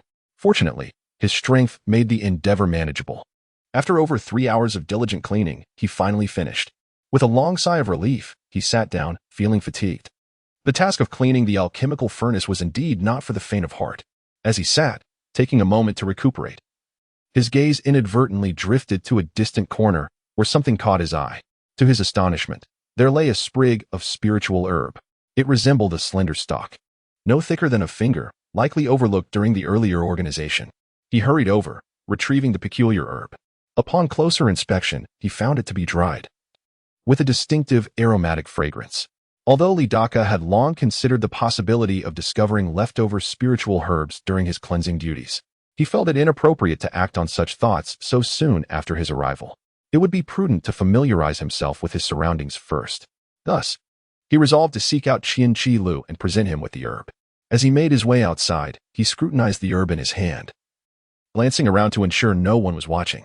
Then, he decided to peel a small piece from the top and, after a moment's contemplation, placed it directly into his mouth, swallowing it whole. The effect of the Shu Mai Dan was to open a meridian, acting as a spiritual route. However, after his previous experience with the Shu Mai Dan, which had unexpectedly stimulated his latent potential, he speculated whether consuming other elixirs or spiritual herbs might yield similar results. Upon swallowing the small piece, he initially felt nothing unusual. Yet soon after, he noticed a slight warmth blossoming in his abdomen, followed by a surge of medicinal energy coursing through his limbs and meridians. This sensation persisted for a mere few moments before dissipating entirely. However, Li Daka's eyes sparkled with newfound vigor. He realized that, beyond elixirs, spiritual herbs could also hold extraordinary potential. Chapter 43, suggesting a strategy to sell pills having ingested the elixir. Li Dakai experienced not only the medicinal potency coursing through his limbs, stimulating his physical potential, but also a sensation of stinging pain. Upon further reflection, he surmised that the discomfort arose from the unrefined nature of the elixir, which, in addition to its inherent medicinal properties, contained a degree of toxicity and impurities. This underscored the primary rationale for cultivators to refine elixirs, to eliminate the dross and extract the essence, using flames to purge superfluous and toxic elements, as well as impurities. Li Dakai's direct consumption of the raw elixir resulted in a mild form of poisoning, hence the stinging sensation. However, among the myriad elixirs. Some possess no toxicity whatsoever and can be consumed directly without refinement. Should such be the case, he resolved to familiarize himself with the various elixirs and pills available. With a surge of excitement, he made his way to the main hall, where he found Qin-Ru and Little 17. Qin-Ru was seated on the main seat, with Little 17 standing beside her. However, Qin-Lu was absent. Below them stood a middle-aged man with a neatly trimmed beard and a resolute countenance, seemingly reporting something to Qin-Ru. Senior Sister Qin, the man began, several senior brothers and sisters have recently produced new Bigu pills. Our accumulated stock is too large and cannot compete with the freshly produced, more potent pills. Even with a 30% price reduction, sales remain sluggish. Humph. Qin-Ru retorted with a cold snort. She had received news from her grandfather indicating a shortage of certain spiritual herbs used in the production of Bigu pills within the sect. Consequently, she had preemptively stockpiled and refined over 100 bottles of Bigu pills, intending to profit from the situation. However, fate had other plans. A newly emerged inner disciple had resolved the shortage through unconventional means. Her meticulously crafted scheme had fallen through. Bigu pills, unless of exceptional purity, have a limited shelf life. Failure to sell them expeditiously would result in significant financial losses. Further price reductions would be tantamount to giving them away. Observing Qin-Ru's displeasure, Little 17 and the middle-aged man remained silent, knowing better than to provoke her ire. Upon overhearing the conversation from the doorway, Li Dakai's eyes lit up, recognizing an opportunity. He entered the hall respectfully, approached the short-bearded man, and bowed to Qin-Ru. Qin-Ru's brow furrowed at Li Dakai's intrusion. As a menial disciple sent by Chuboyo, she had delegated him a trivial task and had no intention of further involvement. However, Li Dakai's audacity in approaching her without permission displeased her. Little 17, taken aback by Li Dakai's impetuosity, inwardly cursed him, fearing he would incur Qin-Ru's wrath. The short-bearded man was equally perplexed, unaware of Li Dakai's identity. "What is it?" Qin-Ru inquired icily. Li Dakai swallowed nervously, realizing that Senior Sister Qin was not one to be trifled with. He would need to tread carefully in the future. Summoning his courage, he replied, "Senior Sister, I was on my way to deliver a spiritual herb that I inadvertently left in the alchemy room to Senior Brother Qin." He presented the root in his hand and continued, "I overheard your predicament regarding the sale of Bigu pills. I, though unskilled, once engaged in commerce and possess a strategy that may prove beneficial." "Oh?" Qin-Ru regarded him with surprise. "Tell me your idea." She leaned back in her chair. Little 17, anticipating her needs, promptly offered her a cup of tea, having personally tested the temperature to ensure it was to her liking. Qin-Ru took a sip.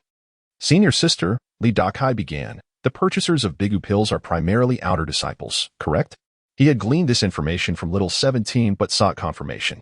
Bigu pills were a common staple within the sect, allowing one to abstain from food for 2 days. High-purity Bigu pills could even sustain one for 5 days. Though Qin-Ru was not capable of producing such pills. Indeed, Qin-Ru affirmed. "One more question, Senior Sister. Do you currently possess 10 Buki pills?" The question puzzled Qin-Ru, Little 17, and the short-bearded man. "Yes," Qin-Ru replied. "Excellent." Li Dakai smiled. "One bottle of Bigu pills is valued at 3 low-grade spirit stones. If Senior Sister has 100 bottles, they could be sold for 300 spirit stones. 1 Buki pill is worth 2 spirit stones, so 10 would be worth 20. Would Senior Sister be willing to give away 10 Buki pills to ensure the sale of 100 bottles of Bigu pills?" Qin-Ru looked perplexed. "If I could sell 100 bottles of Bigu pills by giving away 10 Buki pills, I would gladly do so." "Very well. Senior Sister need only place 1 Buki pill randomly into 10 of the 100 bottles of Bigu pills and sell them at the same price as the others. 3 spirit stones per bottle. However, prior to this, it is imperative to spread the word that fortunate individuals may discover a Buki pill within their Bigu pills. The more people who know, the better." Qin-Ru and Little 17 exchanged glances, their expressions filled with doubt. The short-bearded man looked at him in astonishment. Clearly unfamiliar with such sales tactics, Li Dakai smiled confidently. As a transmigrator, he possessed a wealth of sales techniques unknown to them. This was merely a lottery-style sales method. He had many more strategies to unveil in due course. His success in Qianlu County, where he had stolen customers from entrenched local businesses, was no accident. Qin-Ru, a woman of action, turned to the short-bearded man. 15. Present. The man bowed. Li Dakai was taken aback, realizing the man's identity. "My apologies, I was unaware." "Do as he says and see if it works," Qin-Ru instructed. "Yes." The man replied and withdrew. Senior Sister Qin, I shall take my leave as well. Li Dakai bowed. He was hungry and intended to get a meal. By offering this suggestion, he hoped that Qin Ru would reward him handsomely upon the successful sale of the Biga pills. Even if she offered nothing, it would at least improve her perception of him. Li Dakai needed that. He was willing to play the role of a sycophant for the time being. Even if he couldn't sell his body, he would use other means. Having become incredibly adaptable in his previous life, he understood that to climb high and fast, one needed the support of influential figures. Having done what he could, he now awaited 15th execution of the plan. Chapter 44. Strolling through the market on this day. Having completed the cleansing of the alchemical furnace, Li Dakai ambled along a street. His spirits appeared remarkably high, primarily due to the 5 low-tier spirit stones nestled within his sleeve. Following his suggestion, Qin Ru had effortlessly sold out all the fasting pills through the efforts of young Shiwu, garnering quite a bit of attention and laying a solid foundation for future sales using the same method. With over 100 bottles of fasting pills, Qin Ru amassed more than 400 low-tier spirit stones, a substantial sum indeed. By Li Dakai's current wages, it would take him over 40 years to earn such an amount. Although he was rewarded with 5 spirit stones, it seemed rather stingy. Of course, the main reason for this was Li Dakai's advanced age. Had he been 20 years younger, the reward would likely have been more generous. Now in possession of 5 spirit stones, he was determined not to let young Shichi plunder them easily, to prevent others from coveting his wealth. The most effective strategy was to remain financially unencumbered. During his few days at the 7 Fragrance Academy, he diligently studied various alchemical and herbal knowledge to familiarize himself with the characteristics of each spirit herb and pill. However, the intricacies of herbal knowledge surpassed Li Dakai's initial expectations. There were over 1,000 types of spirit herbs cultivated at the academy alone. Memorizing the properties of all these herbs was not a task to be accomplished swiftly. Thus, he opted for selective memorization, focusing on those with mild toxicity or negligible medicinal properties that could be ingested directly. As for alchemical pills, there were also hundreds of varieties. Fortunately, the medicinal properties of these pills tended to be singular. A pill for replenishing mana served that sole purpose, while a healing pill was strictly for recovery, making them considerably easier to remember. In addition to rewarding Li Dakai with 5 low-tier spirit stones, Qin Ru also presented him with a bottle of fasting pills. This was a remarkable item. Consuming one could guarantee 2 days without food. It resembled a concentrated version of compressed biscuits. 2 words summed it up: satiation. Each bottle contained 10 pills, but upon consuming one, Li Dakai discovered that the fasting pill lacked any medicinal or spiritual potency, failing to stimulate his inner potential, which left him somewhat disillusioned. Before long, Li Dakai arrived at his destination, the marketplace of the 7 Stars sect. The market consisted of 2 intersecting streets forming a crossroad. Though not large, it was well equipped for the needs of the ordinary disciples and even some outer disciples, making it a bustling hub. Naturally, only outer disciples frequented this place. Inner disciples and elders would not be seen here. Li Dakai intended to spend his 5 low-tier spirit stones to prevent young Shichi from eyeing them. However, the price of a single pulse-clearing pill was a staggering 100 low-tier spirit stones, far beyond his current means. The spirit herbs required for crafting the pulse-clearing pill possessed exceptionally gentle medicinal properties, making them safe for common folk.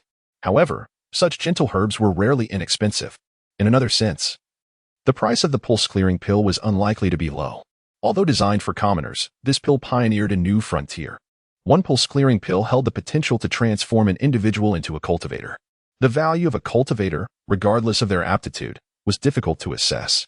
Even the least remarkable cultivators, like young Shirlu and Shichi, who took 5 to 10 years to reach the 2nd level of Qi refinement, were nonetheless cultivators. Should these 2 advance to the 3rd level, they would be capable of wielding spells and divine abilities. A cultivator of such caliber, if available for 100 low-tier spirit stones, would likely bankrupt any sect. Entering the marketplace from the southern entrance of the north-south street, Li Dakai found himself at the intersection with the east-west street. As he stepped inside, he observed numerous fellow disciples clad in gray robes bustling about the streets. The surrounding noise made one feel as if they had stumbled upon a mundane market. Yet, only by immersing oneself within it could one discern its uniqueness. Besides the tightly packed shops lining the sides, various small stalls adorned the streets, showcasing an array of intriguing items, spirit herbs, talisman papers, and beast bones or hides. Li Dakai was captivated, as these items were intrinsically linked to cultivators, accessible only to those who practiced the art. For instance, the talisman paper was specifically designed for inscribing talismans. However, creating these talismans was, in some respects, more complex than array formations or alchemical crafting, requiring significant resources that only those with considerable wealth could afford. The beast bones likely originated from a certain type of spirit beast, possessing a degree of spiritual essence, and consuming them could provide slight benefits for energy and blood replenishment. Spirit beasts, distinct from ordinary wild animals, could absorb and refine the natural spiritual energy of the world. Thus, human cultivators referred to these energy-consuming beasts as spirit beasts. Ordinary individuals faced grave danger from regular wild animals, and the peril only multiplied when dealing with beasts capable of cultivating spiritual energy. Dakai had heard tales that spirit beasts of comparable cultivation levels vastly surpassed those of human cultivators, unless one was among the most exceptional cultivators. The likelihood of survival in a one-on-one encounter with a spirit beast often leaned toward retreat. Nevertheless, due to their ability to absorb and refine spiritual energy, spirit beasts could be considered treasures in themselves. Their flesh and bones were highly nourishing, with some even capable of enhancing cultivation. Their hide could be used to forge garments with unique protective qualities. It was said that high-tier spirit beasts contained inner elixirs within their bodies, possessing even greater value. As Dakai wandered through the marketplace, he noticed shops on either side selling talismans, magical artifacts, and alchemical pills, despite holding 5 low-tier spirit stones.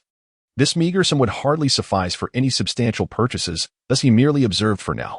He entered each shop, soaking in the sights. Even if he could not afford to buy anything, at least he could expand his knowledge. After exploring, he realized that whether it be pills, talismans, or artifacts, the quality was quite low, particularly the magical artifacts, which not only lacked quality but were also few in number. In contrast, talismans and pills appeared more numerous and of higher quality. This disparity arose from the fact that magical artifacts required the mana of cultivators to activate, and most who frequented the marketplace were mere disciples, struggling even to channel spells, let alone wield artifacts. However, talismans and pills differed. The former required only a small amount of mana to unleash formidable powers, while any cultivator could consume the latter, yielding immediate effects. Thus, these two items were somewhat more abundant than magical artifacts. Yet, even the low-tier items bore exorbitant prices, leaving Dakai with no choice but to merely observe. Just then, as he passed a particular shop, something caught his eye, illuminating his vision with renewed interest. Chapter 45. Inquiring about the storage bag. The shop before him was not dedicated to selling a specific type of item, but rather offered a variety of cultivation supplies, resembling a general store. Within this establishment, named Qianbao Xian, Dakai noticed an item that seemed familiar. It was a black pouch, akin to a fragrant sachet, crafted from leather. Storage bags came in various shapes and sizes, yet the classic sachet design remained the most fashionable at present. Just as both cultivators and mortals typically donned long robes or flowing skirts in palace attire, the materials used to forge storage bags were primarily sourced from the pelts of formidable spirit beasts, specifically not from ordinary low-tier creatures. Although these spirit beasts possessed great strength, hunting them could still yield success. In fact, the Qixing sect even organized trials specifically for the hunting of spirit beasts. The storage bag within the shop was prominently displayed in the center, indicating its status as a treasured item, undoubtedly priced extravagantly. After stroking his chin thoughtfully, Dakai stepped inside. The interior of Qianbao Xian was filled with elixirs, talismans, refining materials, and an assortment of peculiar items. With his hands clasped behind his back, he appeared to be merely browsing, which was indeed the case, as he could not afford any of the items. As he entered, a stout and short young man, seemingly in his 20s and seated behind the counter calculating with an abacus, emerged to greet him. This young man had a plump face, his eyes narrow and elongated, giving him a shrewd appearance. Clothed in a black long robe, it was evident he was an outer disciple. In the marketplace, both outer disciples and servant disciples engaged in business, though the latter primarily served those in higher positions, while the former typically ran their own enterprises. "Are you here to inquire about the storage bag, junior brother?" The shrewd young man approached Dakai, his keen eyes assessing him. Dakai was taken aback. Glancing at the man, he had been exploring the shop, unaware that the young man had deduced his interest in the storage bag. Unbeknownst to him, the moment he entered Qianbao Xian, the young man had already taken notice of him. Despite Dakai wearing the gray robe of a servant disciple, his every movement exuded an extraordinary demeanor, suggesting that prior to joining the Qixing sect, he must have been a wealthy or influential young master in the mortal realm. Such individuals, upon entering the realm of cultivation, might find their skills and talents insignificant compared to their previous status, yet their pockets often remained full. In business, the pursuit of profit was paramount, and thus, even a gray-clad disciple warranted the attention of this astute young man. Greetings, I am Li Dakai. May I ask how to address you, senior brother? I am Zhou, the fourth in my family, so they call me Zhou Xiaoxi. Ah, Zhou senior brother. It is a pleasure to meet you. Li Dakai offered a slight bow. Although Zhou Xiaoxi was polite, Li Dakai refrained from addressing him as Zhou Xiaoxi. However, since Zhou Xiaoxi had discerned his interest, he felt no need for further concealment. I am merely curious, so I came to take a look at that storage bag. Typically, when someone of means expressed mere curiosity, it often implied a subtle assessment of price and sincerity. Zhou Xiaoxi's eyes brightened at this. If you wish to see, I shall retrieve it for you. With that, Zhou Xiaoxi turned and, with a flick of his wrist, summoned the black storage bag resting on an ornate wooden shelf. The bag soared into his hand with a whoosh. This display stirred something within Li Dakai. The mere act of summoning an object from a distance revealed that Zhou Xiaoxi's cultivation level was undoubtedly impressive. Here, junior brother Li, take a look. Zhou Xiaoxi placed the storage bag before him. Li Dakai, unreserved, took the bag and examined it thoroughly. The pouch felt cool and smooth to the touch, indicating it was anything but ordinary. Zhou Xiaoxi then elaborated. The space within this storage bag measures 3 feet on each side, ample enough for storing general items. Li Dakai nodded and inquired, is this the only one in your esteemed shop? Zhou Xiaoxi's expression twitched slightly. Junior brotherly may not know, but storage bags are precious. Even this smaller one requires 1,500 spirit stones, a sum not easily afforded by most. Upon hearing this, Li Dakai's heart raced. Yet, he maintained his composure, revealing no emotion. Zhou Xiaoxi had intentionally observed Li Dakai's reaction upon mentioning the price, and seeing him remain unfazed confirmed his suspicions. This elder was wealthy. If only he knew that beneath this calm facade, Li Dakai possessed merely 5 spirit stones, he would surely be astonished. How many spirit stones would a slightly larger storage bag require? Li Dakai curiously asked. Zhou Xiaoxi smiled and patiently explained, beyond this smallest size. There are larger options, such as a bag measuring 10 feet on each side. Such bags are typically within the reach of inner disciples, priced in mid-tier spirit stones. However, if converted to low-tier stones, it would require 10,000. 10,000. Li Dakai's eyebrows twitched. He would have to toil for nearly 800 or 900 years without sustenance to afford such a sum. As for even larger bags, those exceeding several feet in size, even core formation cultivators might not possess one. Regarding the price, I cannot say, as I have never dealt in such substantial transactions. Li Dakai nodded. He then asked, I have heard that storage bags are categorized into different tiers? Indeed, Zhou Xiaoxi affirmed, common storage bags serve merely the purpose of storage. Yet higher-tier bags can be imbued with restrictions, rendering them inaccessible to anyone but the owner. Some even contain formations within, which can unleash attacks if forcibly opened. Oh? Li Dakai's expression shifted to one of surprise. Simultaneously, a thoughtful glimmer flickered in his eyes. He longed to inquire how one might ascertain whether a storage bag harbored restrictions and the nature of those restrictions, but ultimately, he refrained. To ask such questions would reveal too much intent, essentially broadcasting that he possessed a storage bag. However, Zhou Xiaoxi was quite the talkative individual and continued, nevertheless. Strength can overcome any barrier. Regardless of the restrictions or formations on a storage bag, anyone with sufficient power can forcibly open it. That is indeed true. Li Dakai felt a surge of joy while maintaining a facade of deep contemplation, ensuring that Zhou Xiaoxi remained unaware of his lack of knowledge. What do you think of this storage bag, junior brother? Zhou Xiaoxi inquired with a smile. Having shared ample information, it was time to probe deeper. Chapter 46, The 5 Yuan Store? I find it quite agreeable. Li Dakai is rather satisfied. Why not have the junior brother take it directly? Proposed Zhou Xiaoxi. Li Dakai's expression turned peculiar. Do you think I look like someone who can afford it? Zhou Xiaoxi appraised him from head to toe and nodded. Indeed. Li Dakai shook his head, returning the storage bag to him.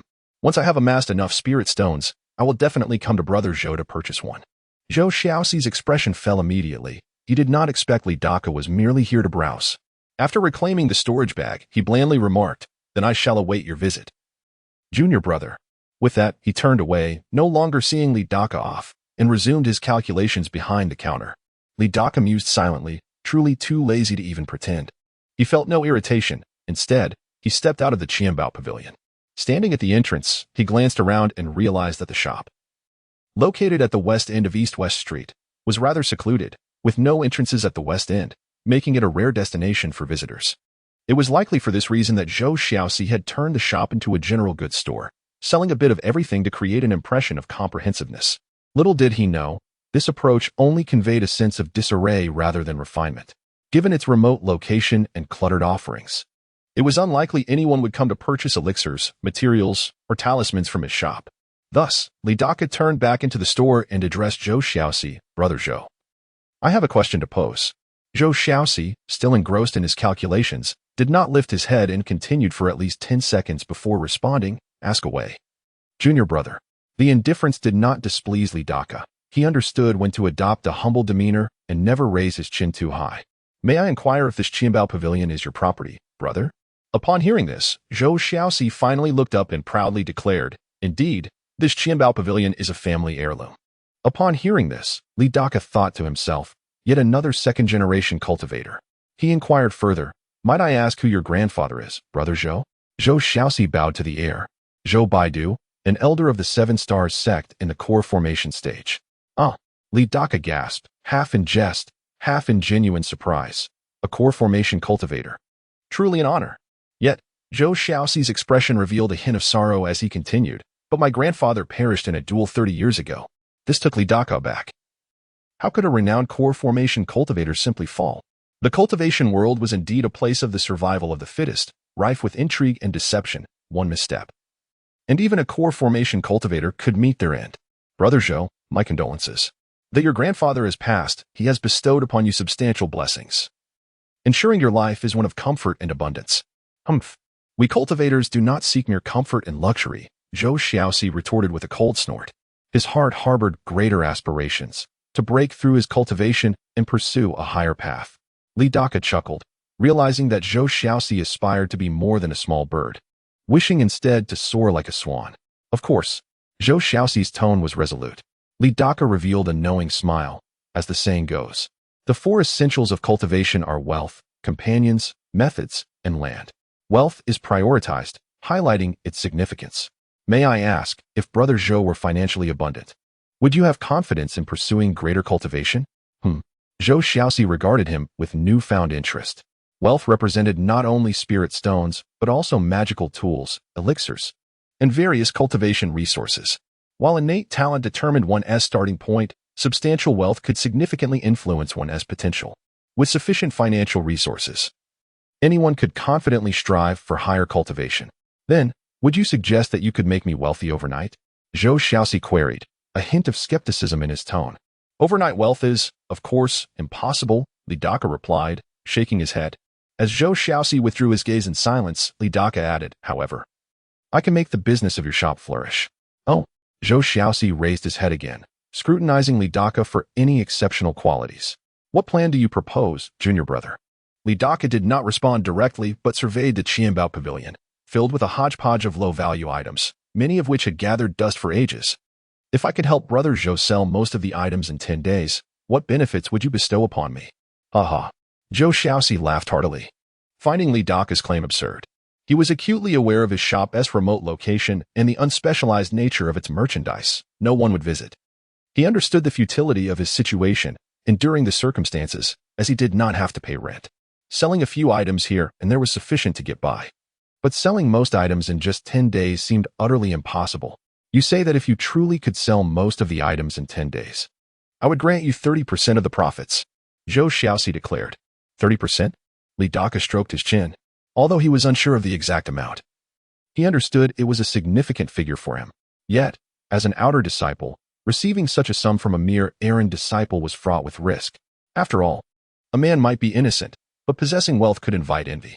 Nevertheless, spirit stones were not the only currency he could exchange for other items, such as pulse-clearing elixirs. Whether it's a large or small share is a matter for later discussion. Since Brother Zhou is so sincere, I shall share my method with you. Do you have writing tools? Also, please fetch a signboard. Zhou Xiaoxi, growing increasingly skeptical, nonetheless complied with Li Daka's request and brought back the writing materials and a signboard. Li Dakai surveyed the items in the Qianbao pavilion, estimating their value. He then inscribed several bold characters on the signboard. All items in the store, 5 spirit stones each. Done. Brother, all you need to do is place this sign outside and await your profits, Li Dakai instructed. Zhou Xiaoxi gaped at the 12 bold characters on the signboard. Bewildered. What does this mean? 5 spirit stones? Surely, my storage bag cannot also be 5 spirit stones? Brother Zhou, do not rush, Li Dakai advised. From my observation, the items in your store are roughly valued at 5 spirit stones each. If there are any expensive items you are reluctant to sell, set them aside in a different area for individual sale. The rest can be sold at 5 spirit stones each. How could this be possible? Zhou Xiaoxi exclaimed, having never heard of such a pricing strategy. Brother Zhou, consider this. If most of your items are sold at 5 spirit stones each, would you be at a loss or a profit? Zhou Xiaoxi scanned his surroundings and replied, of course, it would be a profit. Given that, is it not agreeable? Yet, some items may be obscure and unlikely to sell. Zhou Xiaoxi expressed his concerns. Li Dakai, however, smiled reassuringly. You need not worry about that. If you follow my guidance, those previously unsellable items may very well find eager buyers. Additionally, I would like to remind Brother Zhou that he could consider increasing his stock, lest it prove insufficient for sales. After stating this, Li Dakai placed a sign indicating that all items in the store were priced at 5 spirit stones beside him, and with his hands clasped behind his back, he departed. A confident smile graced his face. The diverse assortment of goods, coupled with the somewhat obscure location of the store, could undoubtedly thrive by employing a 2-yuan store model. This is primarily because such a sales strategy has never been witnessed in this world. Regardless of who it may be, the innate desire for bargains resides within everyone. Thus, even if one does not intend to make a purchase, they will undoubtedly come to take a look. And as long as there is foot traffic, business will surely follow. Chapter 47. Consuming the spirit medicine upon returning to his chamber, Li Dakai retrieved an object resembling a peach. This peculiar item was known as the monkey peach fruit. Although categorized as a fruit, it was, in truth, a type of spiritual medicine. Its flavor was not particularly palatable, being both bitter and astringent, making it challenging to ingest directly. However, its benefits lay in the absence of side effects and toxicity, allowing for direct consumption to refine its medicinal properties. The only drawback was that the potency of the monkey peach fruit could be somewhat overwhelming, often causing discomfort to those unaccustomed to it. Priced at precisely 5 spirit stones, Li Dakai had expended all his funds. Since it had not undergone any refining process, the fruit's intense potency prevented him from swallowing it whole.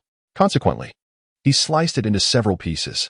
After a moment's contemplation, he selected the smallest fragment, placed it in his mouth, and swallowed it whole.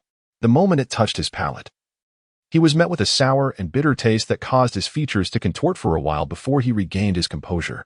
Shortly after the monkey peach fruit settled in his stomach, he began to feel a wave of medicinal energy spreading throughout him. Simultaneously, Li Dakai felt invigorated. He suspected that his unique constitution would enable him to harness the energy from any spirit-infused substance, but he needed confirmation of this theory. As the medicinal energy coursed through his meridians, a sensation of latent potential awakening within him emerged. However, this stimulating energy also induced a prickling discomfort throughout his body, akin to being pricked by needles. Gritting his teeth, he bore the sensation, reassured by prior research indicating that the only adverse effect of consuming the monkey peach fruit was this temporary discomfort. Before long, the agony etched on his face began to dissipate, not due to the exhaustion of the medicinal energy, but rather as his latent potential burgeoned, mitigating the prickling sensation. Elated, Li Dakai continued to absorb the medicinal properties, feeling a warmth enveloping him as waves of heat traversed his limbs and meridians. After a brief period, he finally opened his eyes, having completely assimilated the energy from the small piece of monkey peach fruit. Seizing the momentum, he picked up a slightly larger piece and promptly swallowed it. Following the same procedure as before, he felt a clear transformation within him. His body grew increasingly robust as his strength surged. This newfound vigor elicited an unbidden smile upon his lips.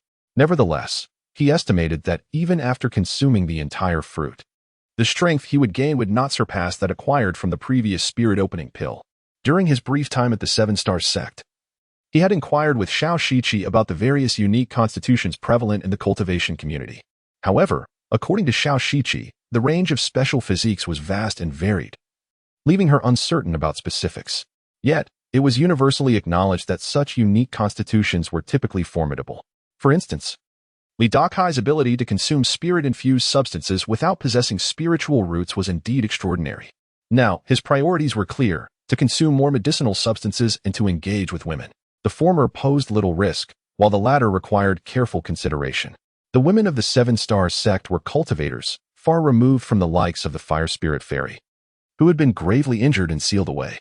The last encounter with the fire spirit fairy had ended in an unexpected stroke of luck when she had not awakened to retaliate. This time, he needed to tread carefully. The female cultivators of the Seven Stars sect were lively and alert. While a mortal woman might not sense a fleeting touch, a cultivator would undoubtedly react. This was evident from the fire spirit fairy's slight frown during their previous encounter. Thus, despite his eagerness to stimulate his potential, he had refrained from pursuing the female cultivators of the Seven Stars sect. After consuming the entirety of the monkey peach fruit, Li Dakai let out a long, contented sigh. He felt a warmth enveloping his body, a sensation of indescribable comfort. He recognized that his strength had significantly increased, surpassing his former self when he operated a brothel. However, he pondered how his newfound strength would compare to the prowess of cultivators. He had heard tales of certain cultivators specializing in physical enhancement, possessing physical strength capable of rivaling magical artifacts. While he had yet to reach such heights, he believed he could hold his own against lower-tier cultivators. With these thoughts in mind, he rose from his seat and exited his room, as it was nearly time to cleanse the alchemical furnace. Reflecting on the past, he recalled a time when he had lived as a pampered young master, but now he found himself a mere servant, tasked with menial chores that were not much better than scrubbing pots and pans. However, he understood that the path of cultivation was inherently arduous, a truth he had long accepted. As time swiftly passed, 5 days elapsed in the blink of an eye. Due to Li Dakai's unauthorized use of the 5 spirit stones awarded to him by Qin Ru, Xiao Shiqi had been particularly displeased, assigning him additional responsibilities beyond the furnace cleaning, leaving him with little time for anything other than eating and sleeping. Today, however, Xiao Shiqi had departed with Qin Ru to submit the monthly allocation of medicinal pills to the sect, granting Li Dakai his long-awaited opportunity.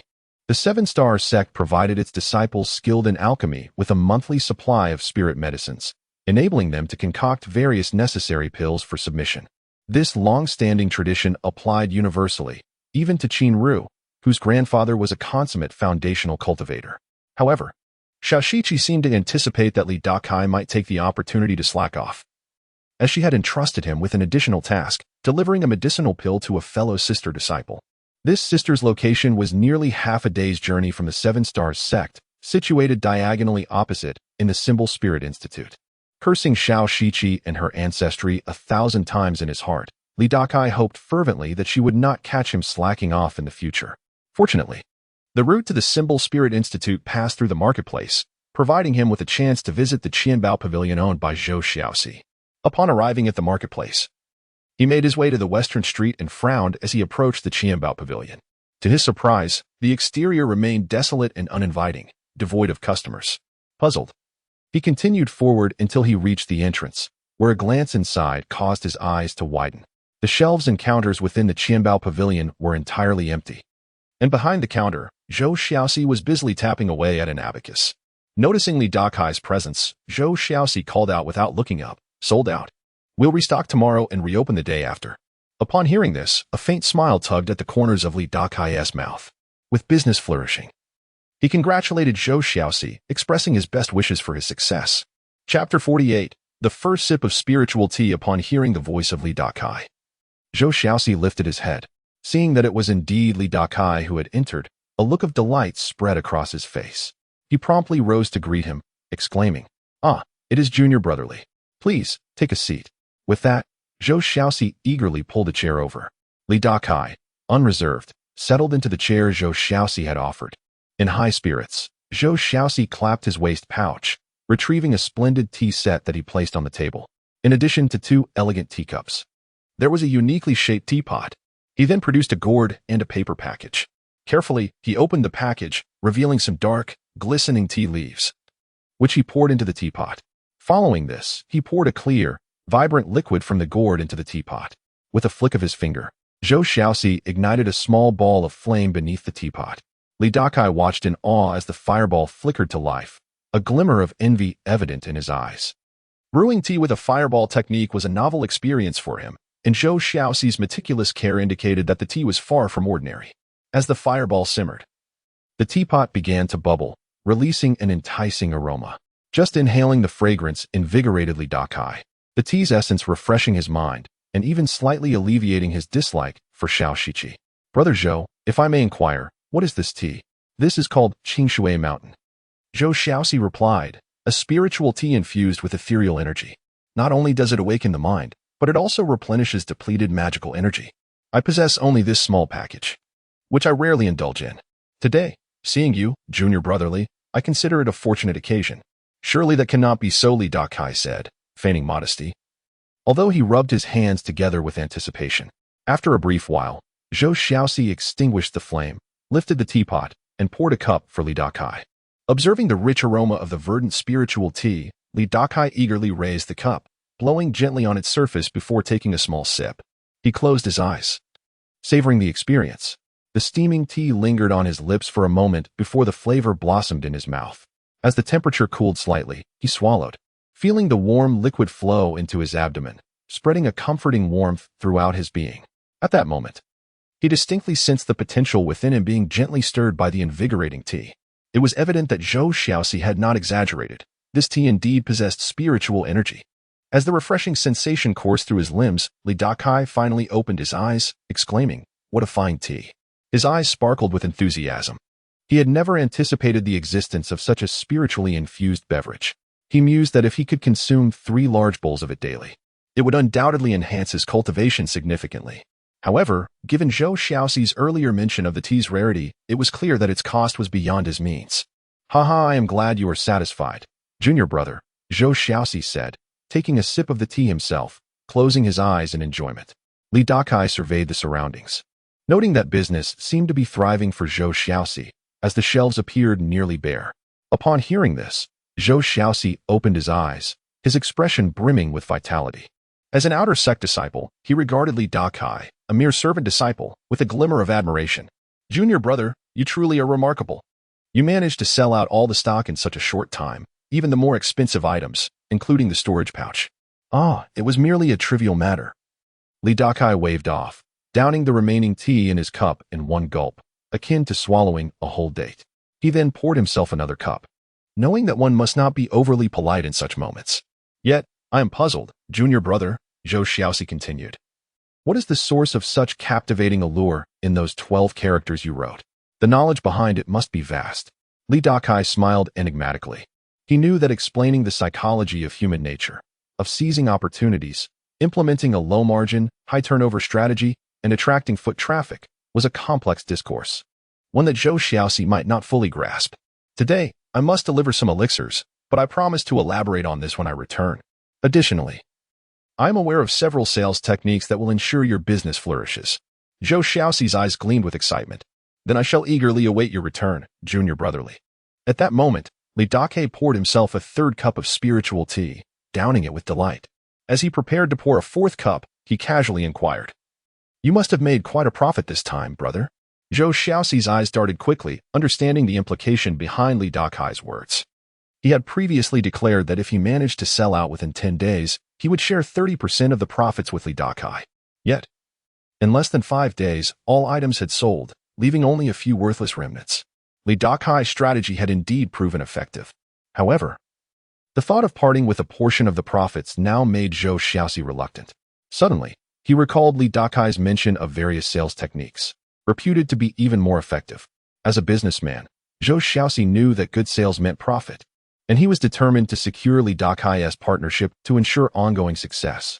His current strategy would soon be imitated, and given his less-than-ideal location, he needed a sustainable edge. Zhou Xiaoxi, being astute, resolved to negotiate wisely. He thumped the table, his expression serious. "Rest assured, junior brother, I will not shortchange you. You will receive every copper coin promised." "Brother, you flatter me," Li Dakai replied, waving his hand. "I merely pinned those 12 characters. All the profits belong to you. I wouldn't dare take 30%. Let us settle for 10%, or even 5%, if that is agreeable." "That is simply unacceptable." Zhou Xiaoxi shook his head vigorously. He feared that offering too little might dissuade Li Dakai from assisting him in the future. Such moments demanded a generous investment. Li Dakai smiled inwardly, realizing he had nearly secured the upper hand. The less he asked for, the more anxious Zhou Xiaoxi became. Moreover, although the stock had sold out, the actual profits were still at Zhou Xiaoxi's discretion. Li Dakai's aim was to create a sense of necessity for Zhou Xiaoxi to retain him as a partner.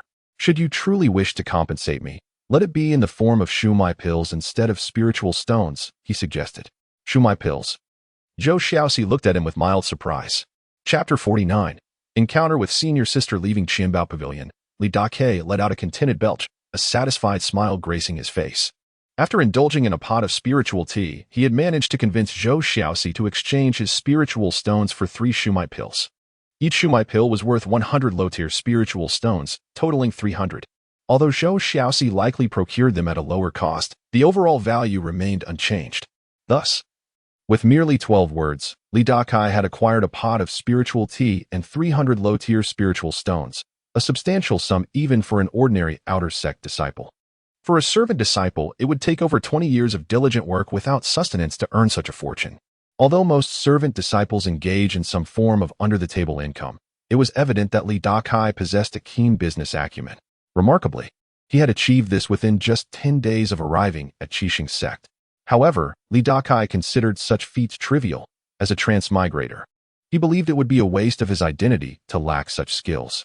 He and Zhou Xiaoxi had arranged for him to collect a shumai pill every few days, ensuring that Zhou Xiaoxi would find a discreet location for him to consume it. He feared that if the nefarious Xiao Shiqi discovered his intentions, he would seize the pills if they were taken back with him. This was also why Li Dakai was reluctant to carry spiritual stones. Bringing back a large number would only invite trouble from Xiao Shiqi. Upon learning that Li Dakai sought shumai pills to open his meridians, Zhou Xiaoxi was taken aback.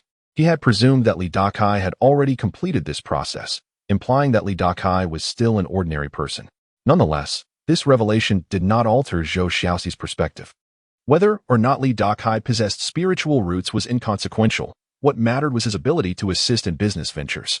Beyond the shumai pills, Li Dakai seized the opportunity to extract additional benefits from Zhou Xiaoxi, particularly his keen interest in the sect's library, accessible solely to outer sect disciples. His interest was not in the spells contained within, as he lacked the mana for cultivation, but rather in texts closely related to practice, such as the detailed classifications of cultivator levels, the strengths of practitioners at different stages, and the key points for breakthroughs at each level. He sought knowledge on the types of cultivation techniques, their powers, and the intricate classifications of talismans, formations, and elixirs. Most importantly, he needed clarity on the various special physiques possessed by cultivators and which one he belonged to. These subjects were largely common knowledge and, unlike spells, could be shared among disciples without fear of severe punishment from the sect. Grateful for Zhou Xiaoxi's assistance, he promised to help him retrieve the necessary materials from the library during his next visit. Thus, when Li Dakai returned to Qianbao Pavilion a few days later to consume the shumai pills, he was filled with anticipation for his next encounter with Zhou Xiaoxi. He made his way toward the Fuling courtyard, remarking on the vastness of Qixing sect, as it took him nearly half a day to reach his destination. He had to deliver his items promptly to avoid being caught out after dark. Arriving at the entrance of a cave dwelling, he noted the distinct differences from Qin Ru's loft. This dwelling was carved into the mountainside and featured a stone door. Compared to the loft, the cave offered stronger defenses, significantly reducing the likelihood of covert intrusions, though high-level practitioners could still bypass such barriers. As he approached the closed stone door, he knocked and waited patiently. However, after a significant pause, there was no response from within. From Xiao Shiqi, he had learned that the owner of this cave preferred solitude during their cultivation, meaning if they were out, he would be left without purpose for his visit. He knocked again and called out, "May I inquire if Senior Sister Lu Qing is present?" He then resumed his waiting stance. Just as Li Dakai began to lose hope, the stone door creaked open. He looked up to see a tall figure, nearly 7 feet, striding confidently out. The man, with sword-like brows and starry eyes, bore a face chiseled as if sculpted, appearing to be in his early 20s. His demeanor radiated an innate self-assurance. Upon noticing the white robe he wore, Li Dakai's heart raced. This was an inner sect disciple. Those who ascended to the ranks of inner sect disciples at Qixing sect were exceptionally gifted, poised for significant breakthroughs to foundational stages in the future. Li Dakai performed a respectful bow. "Greetings, senior brother." His intent was not genuine reverence, but rather a strategy to avoid unnecessary complications. Given the man's haughty demeanor, a lack of decorum on his part might provoke someone as petty as Xiao Shiqi. The white-clad inner sect disciple paid little heed to his greeting, glancing back at the cave before saying, "Qing'er, I shall take my leave. Take care of your recovery. Farewell, senior brother Duanmu," came a melodious voice from within the cave, akin to a lark song. The inner sect disciple, with hands clasped behind him, ascended into the air and swiftly vanished from Li Dakai's view. Watching the figure depart, it was disingenuous to claim he felt no envy.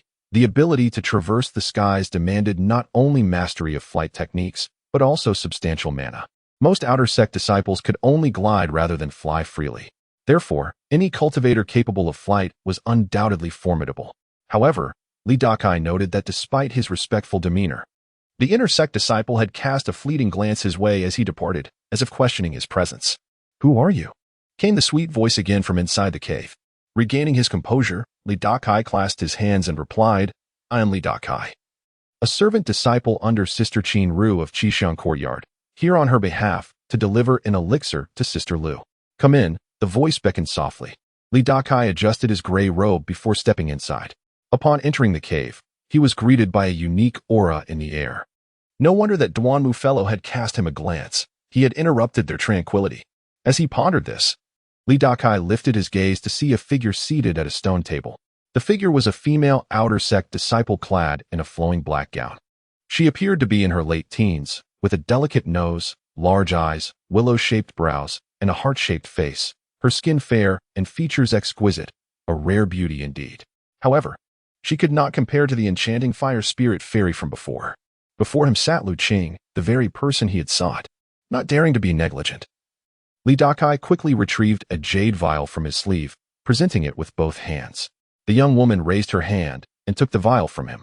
At that moment, a sense of foreboding washed over Li Dakai. As she grasped the vial, their hands brushed against each other. Chapter 50. Counsel. Li Dakai had previously speculated that the reason he could absorb a unique strand of power from a select few women to stimulate the potential within him was due to their possessing spiritual roots. His encounters with the fire spirit fairy and Wang Xiaojiu further solidified this belief. For days, he had refrained from directing his attention towards the many senior sisters of the Seven Stars sect, fully aware that they all possessed spiritual roots. The perception of cultivators is profoundly acute. While he could touch mortal women without them sensing anything amiss, the same could not be said for fellow cultivators, who might easily detect his intentions, especially considering that the individual before him was an outer sect disciple. What a blunder! Had he foreseen this, he would have placed a handkerchief beneath his palm. He had assumed that cultivators could retrieve items from a distance, only to find that senior sister Lu had taken the item directly. As he wrestled with his anxiety and pondered how to explain himself, Li Dakai was taken aback to discover that after senior sister Lu had taken the elixir bottle, nothing untoward occurred. He had not drawn any power from her through touch. Typically, he would grasp a woman's hand for a moment, allowing that strange energy to flow into him. Yet in truth, a mere touch sufficed. Just like his previous encounter with the fire spirit fairy, where a simple contact was enough. Is there anything else? As he marveled at the absence of sensation from touching Lu, he heard her question. Upon hearing her, Li Dakai quickly regained his composure and replied, "I report to you, senior sister, that there is nothing else. I shall take my leave." Understood. After a respectful bow, Li Dakai exited. Once outside her cave dwelling, he hurried towards the Seven Fragrance Courtyard, still deep in thought about the earlier incident. He ruminated over it, but could arrive at no conclusions. Thus he set aside his distractions. He still needed to return for dinner. Soon night would fall. All of this was instigated by the meddling of Xiao Shiqi. This individual was petty, and Li Dakai resolved to devise a plan for suitable retribution. Although he currently lacked the strength to confront him directly, he was adept at orchestrating events to his advantage. With that thought in mind, he returned to his loft and entered his room. Today, Qinru had not been refining elixirs, so he had no need to clean the alchemical furnace. However, as soon as he stepped into his room, he heard a commotion emanating from the second or third floor of the loft. After listening for a moment, he realized he had no time to sip his tea before heading in the direction of the noise. Ultimately, he arrived at a door slightly larger than his own and knocked gently. Before long, the door opened to reveal a somewhat somber-faced Xiao Shilu, also known as Senior Brother Qian. "Li Shidi, what brings you here at such a late hour?" Qian Lu inquired. May I enter to speak? Qian Lu, puzzled, nonetheless stepped aside to let him in. He led Li Dakai to a seat and poured him a cup of tea. Li Dakai surveyed the room. It was divided into inner and outer chambers, adorned with various decorations and furnishings, far superior to his own sparsely furnished space. A silence fell between them, punctuated only by distant sounds from above. Li Dakai offered an awkward smile and took a sip of tea, though it paled in comparison to the exquisite brew offered by Zhou Xiaoxi. Previously, I would activate the soundproofing array, but it seems I have forgotten today, Qian Lu remarked. Ah, I see. Li Dakai nodded in understanding. As he pondered, he heard Qian Lu comment, Senior brother used to be quite favored by Sister Qin, did he not? Qian Lu cast a sidelong glance at him. Ever since Zhang Yu arrived, I have been relegated to the sidelines. The Zhang Yu he referred to was none other than Xiao Shiqi. Li Dakai nodded in agreement, recognizing that since Zhang had garnered Sister Qin's favor, he had rapidly advanced to the second layer of qi refinement, with the third layer seemingly within reach. Upon hearing Qian Liu's disheartened words, Li Dakai shook his head earnestly. Such thoughts are misguided. The heavens bestow great responsibilities upon those they favor. They must first endure trials of the heart, labor of the body, and hunger of the spirit. As the saying goes, he who endures the bitter shall rise above. If brother can withstand what others cannot, and bear burdens that others shy away from, he is destined for greatness. Upon hearing Li Dakai's words, a flicker of light appeared in Qian Liu's eyes, though it quickly faded. Seizing the moment, Li Dakai continued. Now that brother has reached the second layer of qi refinement, a single step further will allow you to break through to the third layer and become an outer sect disciple. Who knows what future achievements await you then? We cultivators tread through the darkness, bearing heavy burdens. You are on the cusp of dawn's light, yet you speak of surrender. Will all your years of perseverance be in vain? At this, Qian Liu's eyes shone with a fierce unwillingness. Li Dakai felt a surge of delight. He had a knack for stirring emotions, having once been a victim of corporate culture himself. Having said nearly all he needed to, it was time for the final decisive blow. Look at yourself, and then at me. Although I may not hail from an illustrious background like yours, I am still a well-to-do young man. Yet, having embarked on the path of cultivation, I shall never turn back or speak of relinquishment. Even if I have yet to unlock my spiritual route, the path I have chosen must be completed, even if I must crawl. These words, spoken from the depths of his heart, resonated with fervor. The powerful intensity of his conviction made Qian Lu clench his fists, his body trembling, feeling as though he had been struck by a sudden epiphany. Especially that phrase, the path I have chosen must be completed, even if I must crawl. How resounding, how soul-stirring. Good. Qian Liu's gaze transformed into one of unwavering determination. Li Dakai then declared, as long as brother can regain Sister Qin's favor and secure a supply of elixirs, breaking through to the third layer of qi refinement is merely a matter of time. Resolute, Qian Lu asked, so what is your plan? Li Dakai gestured for him to lean closer, and as he whispered in Qian Liu's ear, the latter's expression shifted from seriousness to confusion. Chapter 51. Ascendance of Qian Lu. My esteemed senior, you may be unaware, but the efficacy of this method will undoubtedly surpass your imagination, Li Dakai proclaimed. Qian Lu regarded him with evident ire. Did you not just assert that one must endure what others cannot? Since this is the path I have chosen, I shall see it through to the end, even if it means crawling. Though he spoke thus, if this method proves ineffective, would I not be? Li Dakai's expression turned serious, sensing his senior's disbelief. If that is the case, I, Li Dakai, am willing to swear before the heavens that should this method fail, I shall not reincarnate. You. Qian Lu gazed at him in shock, contemplating the severity of Li Dakai's vow. Yet it underscored Li Dakai's profound confidence in his approach. Just as he was lost in thought, Li Dakai added, were it not for my seniority, such fortuitous opportunities would not have fallen to you. Qian Lu's expression flickered. Harboring a newfound respect for Li Dakai, he realized that Li Dakai was indeed a formidable character. So, dear senior, shall you give it a try? Li Dakai coaxed. At this, Qian Lu's countenance twisted in disbelief. Impossible. Absolutely impossible. Be cautious on the steps. 3 days later, Li Dakai stood silently at the entrance of the alchemy chamber, waiting. After a while, the door creaked open. A gentle voice, laced with concern, called out. Turning around, Li Dakai beheld Qian Lu cautiously assisting Qin Ru, his face brimming with sycophantic devotion. Qin Ru, cradled in his support, wore a radiant smile, appearing in splendid spirits. Senior sister has exhausted her magical energy. I shall prepare a pot of snow ginseng soup for her nourishment shortly, Qianqing Lu said with a beaming smile. Ha, you little rascal, how considerate you are. I never realized this before, Qin Ru remarked, playfully brushing her fingers against Qianqing Lu's nose, now affectionately referred to as Xiao Shilu. Witnessing this scene, Li Dakai raised his eyebrows, inwardly acknowledging Qianqing Lu's talents. Previously, your senior sister neglected you, but henceforth, she shall not treat you poorly, Qin Ru remarked, her face aglow with joy. Thank you, senior sister. Qianqing Lu responded with exuberance. After aiding Qin Ru's departure, he turned back to cast a glance at Li Dakai. Li Dakai smiled silently, discreetly giving him a thumbs up. What are you looking at? Come in and help tidy up the spiritual herbs. An ill-timed voice interrupted. Li Dakai turned to see the sullen expression of Xiao Shiqi, who was glaring at him with palpable dissatisfaction. Just 2 days prior, he had no idea what concoction Qianqing Lu had fed Qin Ru, for she had completely altered her demeanor towards him. Not only had she reinstated Qianqing Lu by her side to perform his previous duties, but her affection for him was also astonishingly generous. Despite repeatedly requesting the San Yuan Dan from her, today she had bestowed it upon Qianqing Lu in his presence, igniting a simmering rage within Xiao Shiqi. With Qin Ru and Qianqing Lu now gone, he finally had an outlet for his pin-up frustration. Li Dakai, the unfortunate scapegoat. However, just as he prepared to take out his anger on Li Dakai, Qianqing Lu unexpectedly returned, blocking the doorway with his imposing frame. With narrowed eyes, he addressed Xiao Shiqi coolly, Zhang Yu, attend to your own affairs and do not constantly rely on others for assistance. You, faced with Qianqing Lu's tone. Xiao Shiqi swallowed his retort, his expression a mix of anger and restraint. What? Are you dissatisfied with me? Qianqing Lu's voice darkened. Xiao Shiqi found himself at a loss for words. Did you heed my earlier words? Qianqing Lu pressed. Xiao Shiqi clenched his jaw, suppressing his fury.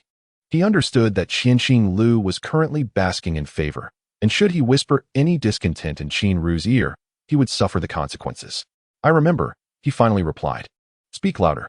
Qianqing Lu insisted, his tone firm. I remember. Xiao Shiqi raised his voice. Yet, Qianqing Lu seemed unwilling to relent, continuing, furthermore, if I discover that you exploit your peers or bully your juniors, do not blame me for reporting it truthfully to senior sister Qin. He gestured with a slight bow. Rest assured, I will not. Xiao Shiqi stammered. Humph. With a cold snort, Qianqing Lu turned to depart.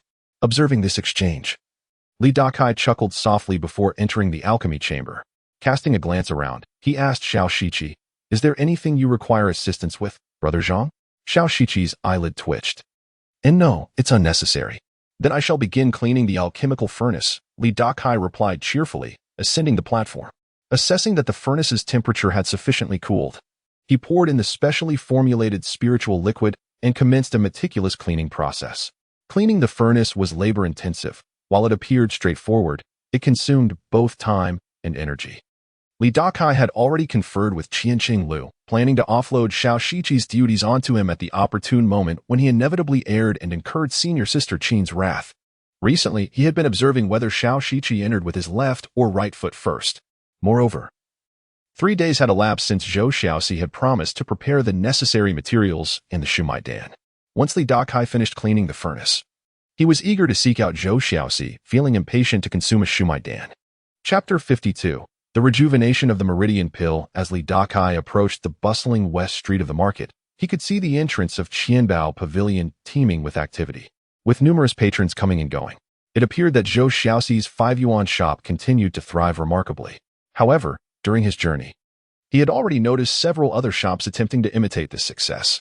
Yet, these establishments, which previously specialized in a singular or specific range of goods, were unable to match the eclectic offerings of Zhou Xiaoxi's Qianbao Pavilion, resulting in their business being comparatively lackluster. As time progressed, it was inevitable that others would discern the truth. The greater the variety and abundance of items in a store, the more appealing it became. For the time being, Zhou Xiaoxi might still reap some profits, but eventually his business would likely wane as foot traffic was diverted elsewhere. Nonetheless, even in decline, his shop was faring better than before, avoiding the fate of desolation. Li Dakai's model of a 5 yuan shop was suitable for small-scale ventures, where the items were affordably priced, primarily attracting a demographic of miscellaneous disciples. If the goods were too expensive, this approach would falter, as individuals would gravitate towards more specialized purchases. Observing the thriving business at Zhou Xiaoxi's shop, Li Dakai decided to linger at a distance. It was not until nightfall, when the crowd had mostly dispersed, that he made his way to Qianbao Pavilion. Upon entering, he noted that the newly arrived merchandise was nearly sold out. Zhou Xiaoxi, now resembling a rotund figure with barely visible eyes, was still busy at the counter, diligently calculating with a cheerful demeanor. Clearing his throat, Li Dakai announced his presence. Zhou Xiaoxi looked up with a grin. Junior brotherly has arrived. Indeed, Li Dakai replied, comfortably settling into the chair where they had shared tea previously. Zhou Xiaoxi approached him, pouring a cup of tea. Taking a sip, Li Dakai found it to be a simple yet pleasant brew, lacking any spiritual essence. Given the high price of Qingcue Mountain, he had not expected Zhou Xiaoxi to offer anything extravagant. Without further preamble, he inquired, Brother Zhou, have the items you promised me been prepared? Zhou Xiaoxi beamed. What is there for you to worry about when it comes to my assistance? Follow me. With that, he rose and closed the shop door, leading Li Dakai to the back of the establishment. To his surprise, there was a door leading to a small courtyard, which appeared to be Zhou Xiaoxi's residence. Inside a room, Zhou Xiaoxi displayed several items before Li Dakai, a small vial and a few books. Li Dakai's eyes lit up as he picked up the vial, uncorked it, and poured out a pristine white pill. The familiar fragrance confirmed it was the Meridian Rejuvenation Pill. As per their agreement, this was one pill, with 2 more available for collection during his next visit. Very well. Li Dakai rubbed his hands together and turned to Zhou Xiaoxi. Might I borrow your space to consume this pill? It should only take about half an hour. Zhou Xiaoxi was taken aback by Li Dakai's haste, questioning whether he would not take a moment to prepare before ingesting the Meridian Rejuvenation Pill, especially in his presence. However, he did not mind. Little did Zhou Xiaoxi realize that Li Dakai had already consumed the pill before and was familiar with the procedure. Expecting no remarkable change, he intended to take the pill simply to stimulate his latent potential. Without hesitation, he swallowed the pill. Observing this with astonishment, Zhou Xiaoxi exited the room and closed the door behind him. He felt a lingering sense that this junior brother Li, despite being over 50, was not quite like others, though he could not quite articulate what set him apart. Approximately half an hour later, the door creaked open, revealing Li Dakai emerging with a few books in hand. His complexion was radiant, and he appeared quite well. However, a faint, unusual odor clung to him. As anticipated, the pill had not opened his meridians as he had hoped, but had merely eliminated some impurities from his body. Given that he had already reduced the impurities in his system previously, the unpleasant scent was not as pronounced this time. He sensed that the fewer impurities he possessed, the more smoothly he could absorb the pill, enhancing its efficacy. Zhou Xiaoxi exclaimed, Junior brother, you are feeling better so soon. I apologize for taking up Brother Zhou's time, Li Dakai said, clasping his hands in gratitude. Not at all, junior brother. Zhou Xiaoxi replied, shaking his head. It is getting late. I shall take my leave. At that moment, Zhou Xiaoxi asked, By the way, there is something I wish to discuss with you. What is it? Li Dakai inquired, puzzled. You are a miscellaneous disciple at Qishan Courtyard, correct? Yes, Li Dakai nodded. I serve under senior sister Qin Ru. Qin Ru. Zhou Xiaoxi murmured, recognizing the name of someone rumored to lead a rather questionable personal life.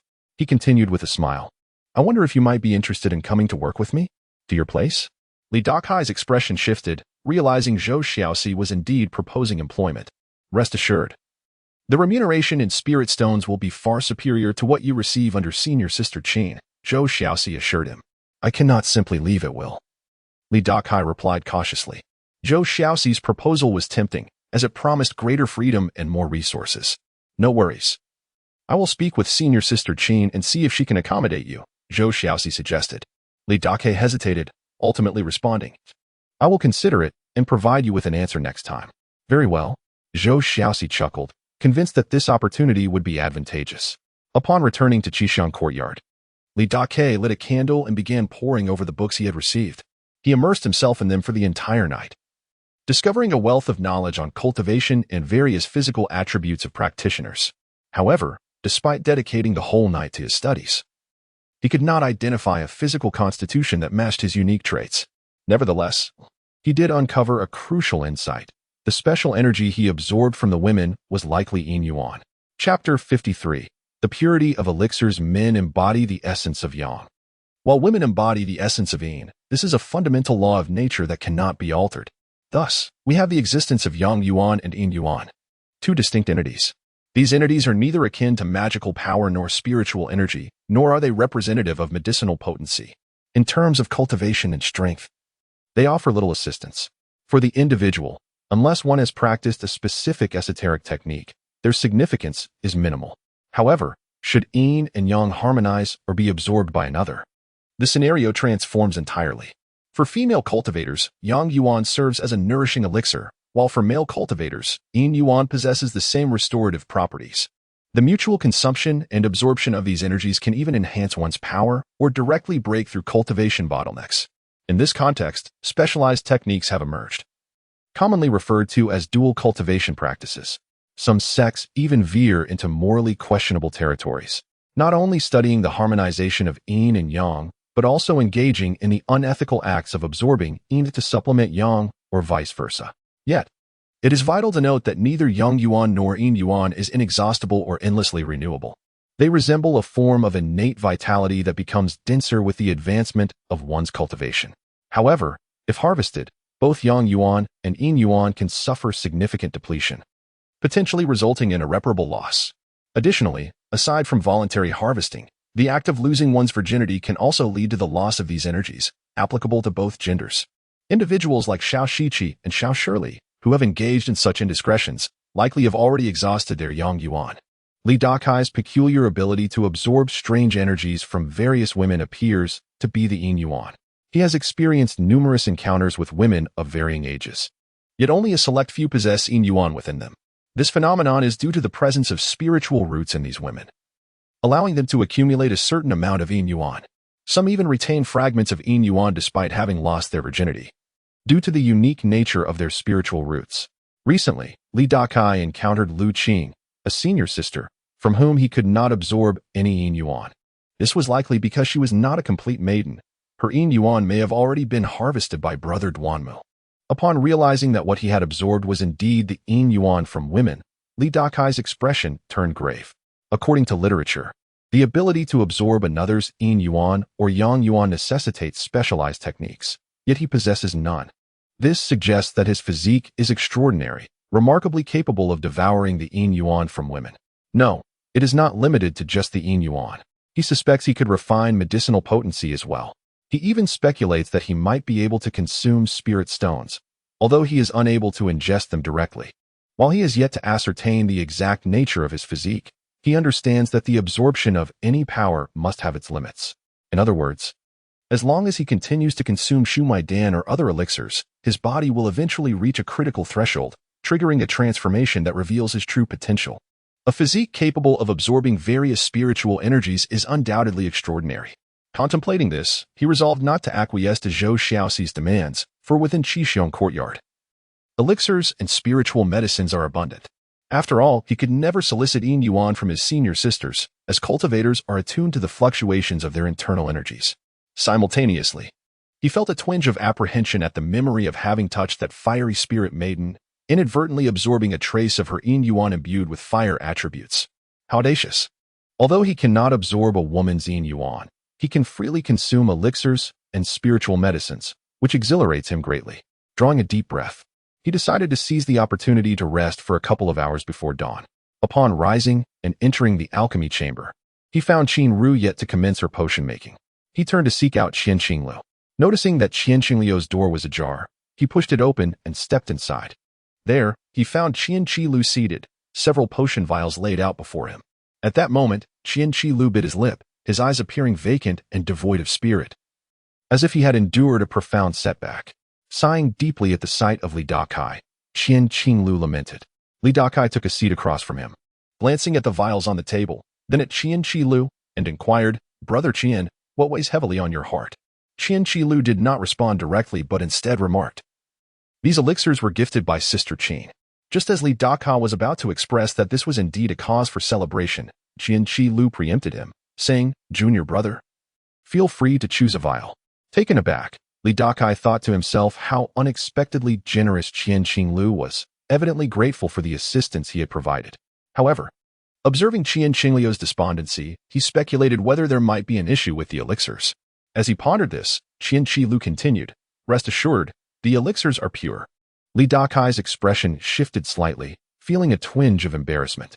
Nevertheless, recalling that his physique was far from reaching its critical point, he responded, "Then, may I take one at random?" "Go ahead," Qianqi replied, closing his eyes.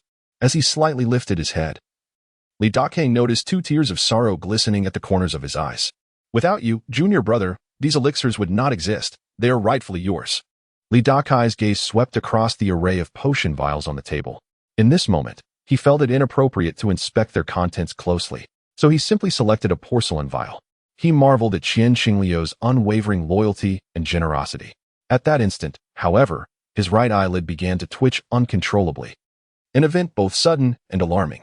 In that fleeting moment, Li Dakai's expression changed dramatically.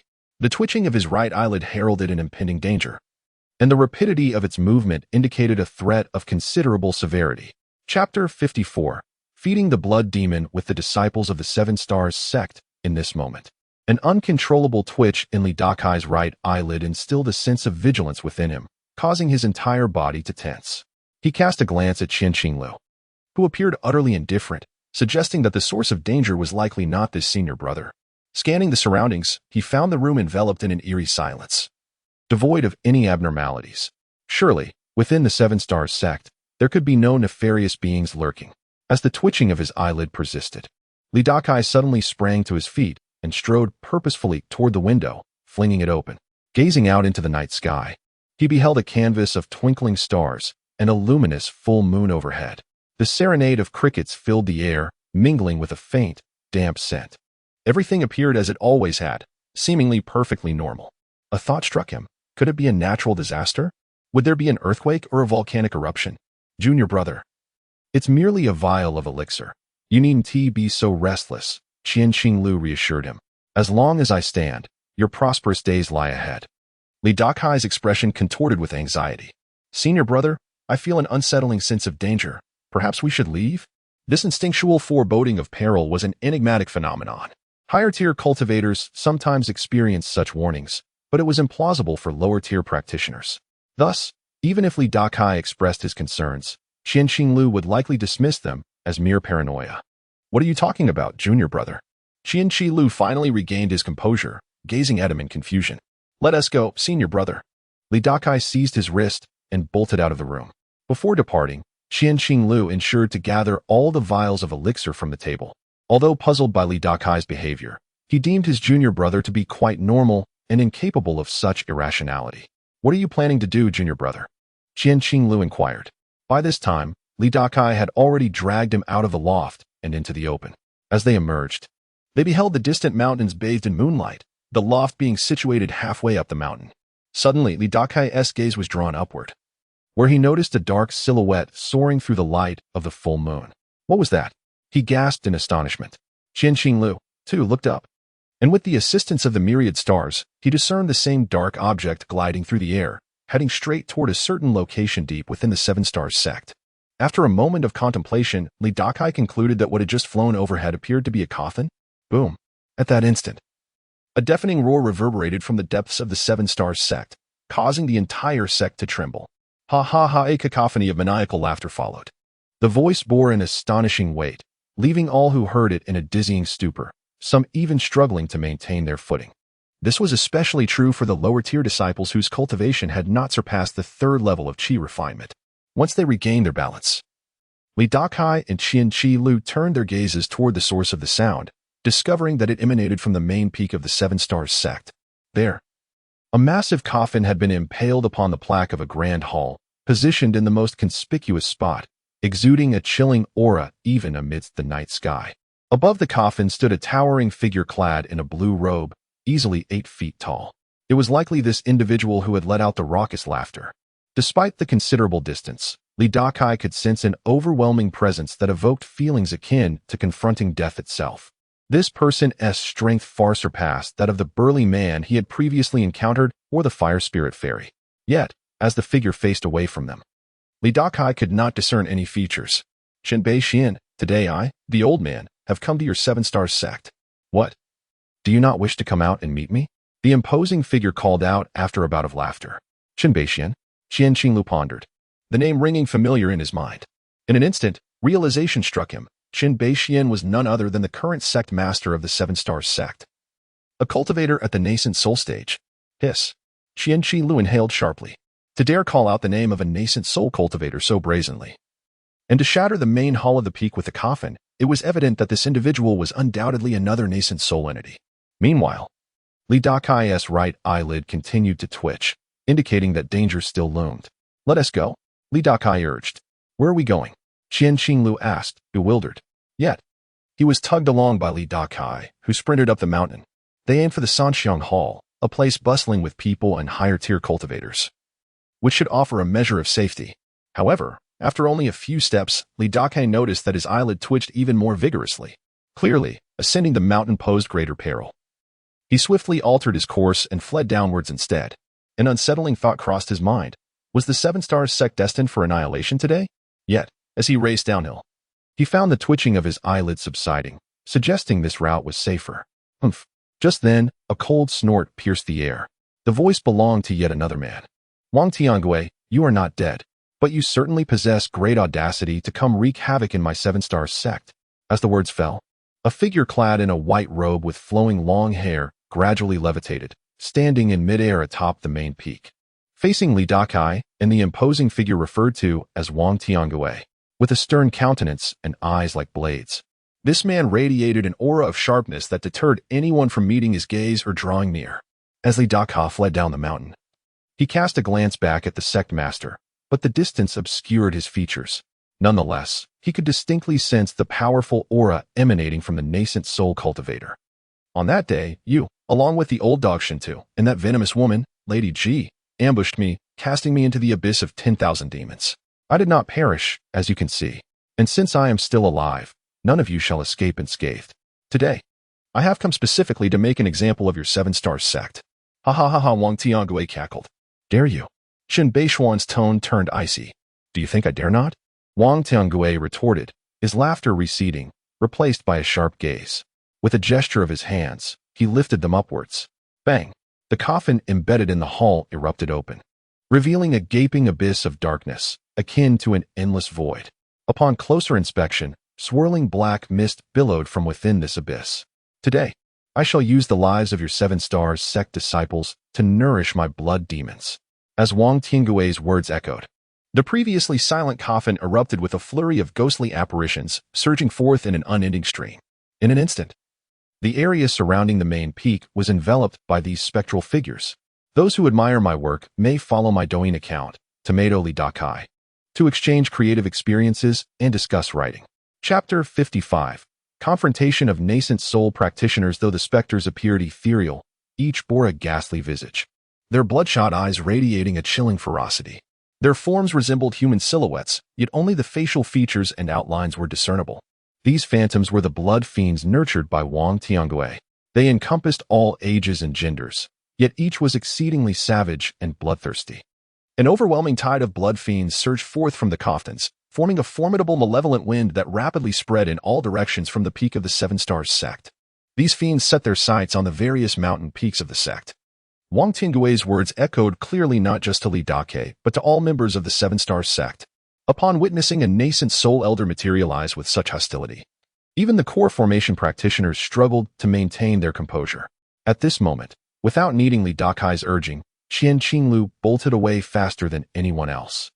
In the face of this crisis, the only recourse was to flee, run as far as possible. The audacity! As Wang Tiangui unleashed a multitude of blood fiends, Sect Master Qin Beixian erupted in fury. An astonishing aura emanated from him, causing his robes to billow and his long hair to sway as if caught by an unseen wind. From behind him, a myriad of flying swords seemed to materialize out of thin air. These swords, gleaming silver and each the length of an arm, shimmered with a faint silvery light. The number of swords multiplied until there were nearly thousands, and a sharp intent emanated from Qin Beixian, centered around him. A sword cultivator. Li Dakai felt a stirring within. Having been in the sect for some time, he was no novice. He had not anticipated that the master of the Seven Stars sect was a sword cultivator. In the realm of cultivation, sword cultivators held a unique status, often representing immense power. He recalled that the bearded man who had once pursued the fire spirit fairy was also a sword cultivator. Yet, the current sect master dwarfed that individual in comparison. Swiftly, As the myriad flying swords manifested, Chun Beixian uttered a single word. In an instant, the densely packed swords shot forth from him, piercing into the throng of blood fiends. The once ferocious fiends found themselves utterly defenseless, bursting apart upon being struck by the swords, dissipating into a chilling black mist. However, the swords, conjured from spiritual energy, dimmed and faded after penetrating each fiend, ultimately vanishing. Yet, the sheer number of fiends seemed endless, pouring forth from the coffins, rendering this strike insufficient for total annihilation. Humph. Today, I shall witness the prowess of the so-called greatest sword cultivator of the Yu Kingdom. Wang Tiangui scoffed, stepping forward as if he had materialized before Qin Beixian. Seeking death, Qin Beixian's palm transformed into a blade, cleaving toward Wang Tiangui with sudden ferocity. A visible, colossal sword aura erupted from his hand, aiming directly at Wang Tiangui's crown. Wang Tiangui's expression shifted as he forcibly broke free from the sword aura's lock, sidestepping just in time. The astonishing sword light sliced through the air, striking a nearby mountain peak with a resounding crash, carving a massive, smooth chasm into its summit. Wang Tiangui staggered, a torrent of malevolent energy enveloping him, accompanied by the wails of tormented spirits surging toward Qin Beixian. Observing this, the sect master declared, "Elders, activate the mountain formations to protect our lower-ranked disciples and eliminate the blood fiends." Witnessing the two high-tier practitioners engage in such a violent clash, the members of the Seven Stars sect were taken aback. As Li Dakai fled in panic, he watched as Chun Beixian's sword cleaved a mountain, revealing a profound gorge. His heart raced at the sheer terror of a high-tier practitioner's might. Just then, a shriek pierced the air. On a distant peak, a blood fiend had pounced upon a lowly disciple, effortlessly burrowing into his body. The young man, barely in his 20s, visibly shrank, his figure withering at an alarming rate. Within mere breaths, he gasped, his eyes hollowing out, his flesh and essence consumed entirely, collapsing to the ground as nothing but skin draped over bone. From his corpse emerged a blood fiend with crimson eyes. This was a woman who, after savoring the essence of the fallen cultivator, felt invigorated and even more ferocious. Dashing off to Hananu, these fiends possessed a keen sense of a cultivator's aura, more acute than a hound's sense of smell. Unless obstructed by a special barrier, they could penetrate even the deepest concealments. As the cries of the devoured disciple echoed, Li Dakai's complexion paled. His recent studies had familiarized him with the nature of specters and souls. When a soul is transformed into a blood fiend, its sensitivity to a cultivator's presence becomes exceedingly acute. Moreover, these fiends were exceedingly challenging to contend with, as conventional methods bore little effect unless one wielded special artifacts or techniques. Noticing that he was falling behind, Qian Qinglu abruptly turned back, producing an item from his robe and pressing it against Li Dakai's chest. "Junior brother, do you lack even a talisman for escape?" he inquired. Li Dakai glanced down to see a yellow talisman affixed to his chest, which, upon closer inspection, was a wind escape talisman, a valuable item worth several dozen spirit stones. Qian Qilu's generosity struck him. It seemed not all cultivators were as ruthless as he had imagined. This was someone worth befriending. "Senior brother, I have yet to awaken my spiritual root, so I cannot activate the talisman," Li Dakai replied. Upon hearing this, Qian Qilu infused the talisman with his own meager spiritual energy. In that instant, Li Dakai felt his body lighten, as if a gentle breeze had lifted him, significantly enhancing his speed. "Thank you," he exclaimed, bowing slightly. "Survive first. Then you can express your gratitude," Qian Qinglu cautioned, shaking his head in trepidation. For the range of the blood fiends had expanded significantly. However, some disciples and elders of the Seven Stars sect began to counterattack. Although the blood fiends were numerous and their strengths varied, most were at the chi refinement stage, which posed a serious threat to Li Dakai and Qian Qinglu. "Follow me, senior brother." As the fiends spread, threatening to engulf their location, Li Dakai urged Qian Qilu and dashed toward a safe place down the mountain. As he ran, the frantic twitching of his eyelid finally began to settle, indicating that they might find safety ahead. Chapter 56. The Onslaught of the Blood Demon. Li Dakai, with Qian Qilu in tow, made his way towards the market. Given his current pace, reaching the market would take no more than 15 minutes. Thus, he exclaimed, "Let us go to the market." Yet, within this brief span, whether he and Qian Qinglu could evade the pursuit of the blood demons remained a pressing concern. Observing Li Dakai's trajectory towards the market, Qian Qinglu felt a surge of anxiety. In his view, The wisest course was to flee as far away as possible. He remarked, "Junior brother, what jest is this? We must escape as far as we can. No matter how swiftly you run, can you outpace those fiends?" Dakai's expression twitched. In the distance, he could discern at least 1,000 blood demons racing toward various mountain peaks. The outer disciples fared somewhat better, as they could invoke spells and even wield magical artifacts. However, the majority, comprising the miscellaneous disciples, were limited to activating talismans for self-preservation, which often became ineffective after a few assaults from the blood demons, leaving them vulnerable to invasion. "I might as well return to seek refuge with Senior Sister Qin," Qinglu suggested. "Birds of a feather flock together. In times of peril, they fly apart. Besides, you and Senior Sister Qin are not truly a couple. Do you think she would safeguard you?" It was precisely due to the ominous twitching of his right eyelid while in Qinru's loft that Dakai had chosen to flee. Having experienced various harrowing events, he had come to trust his heightened instincts, knowing that remaining in the loft would be tantamount to a death sentence. "Junior brother, heed my advice, flee far away. Do not go to the market. The blood demons will undoubtedly converge there." Qinglu seemed to contradict him. At that moment, they arrived at a fork in the road. One path led to the market, while the other veered off into the distance. Dakai initially dashed towards the latter path, but soon felt his eyelid twitching even more rapidly. "Senior brother, are you truly not coming with me?" he inquired. "I cannot risk my life alongside you."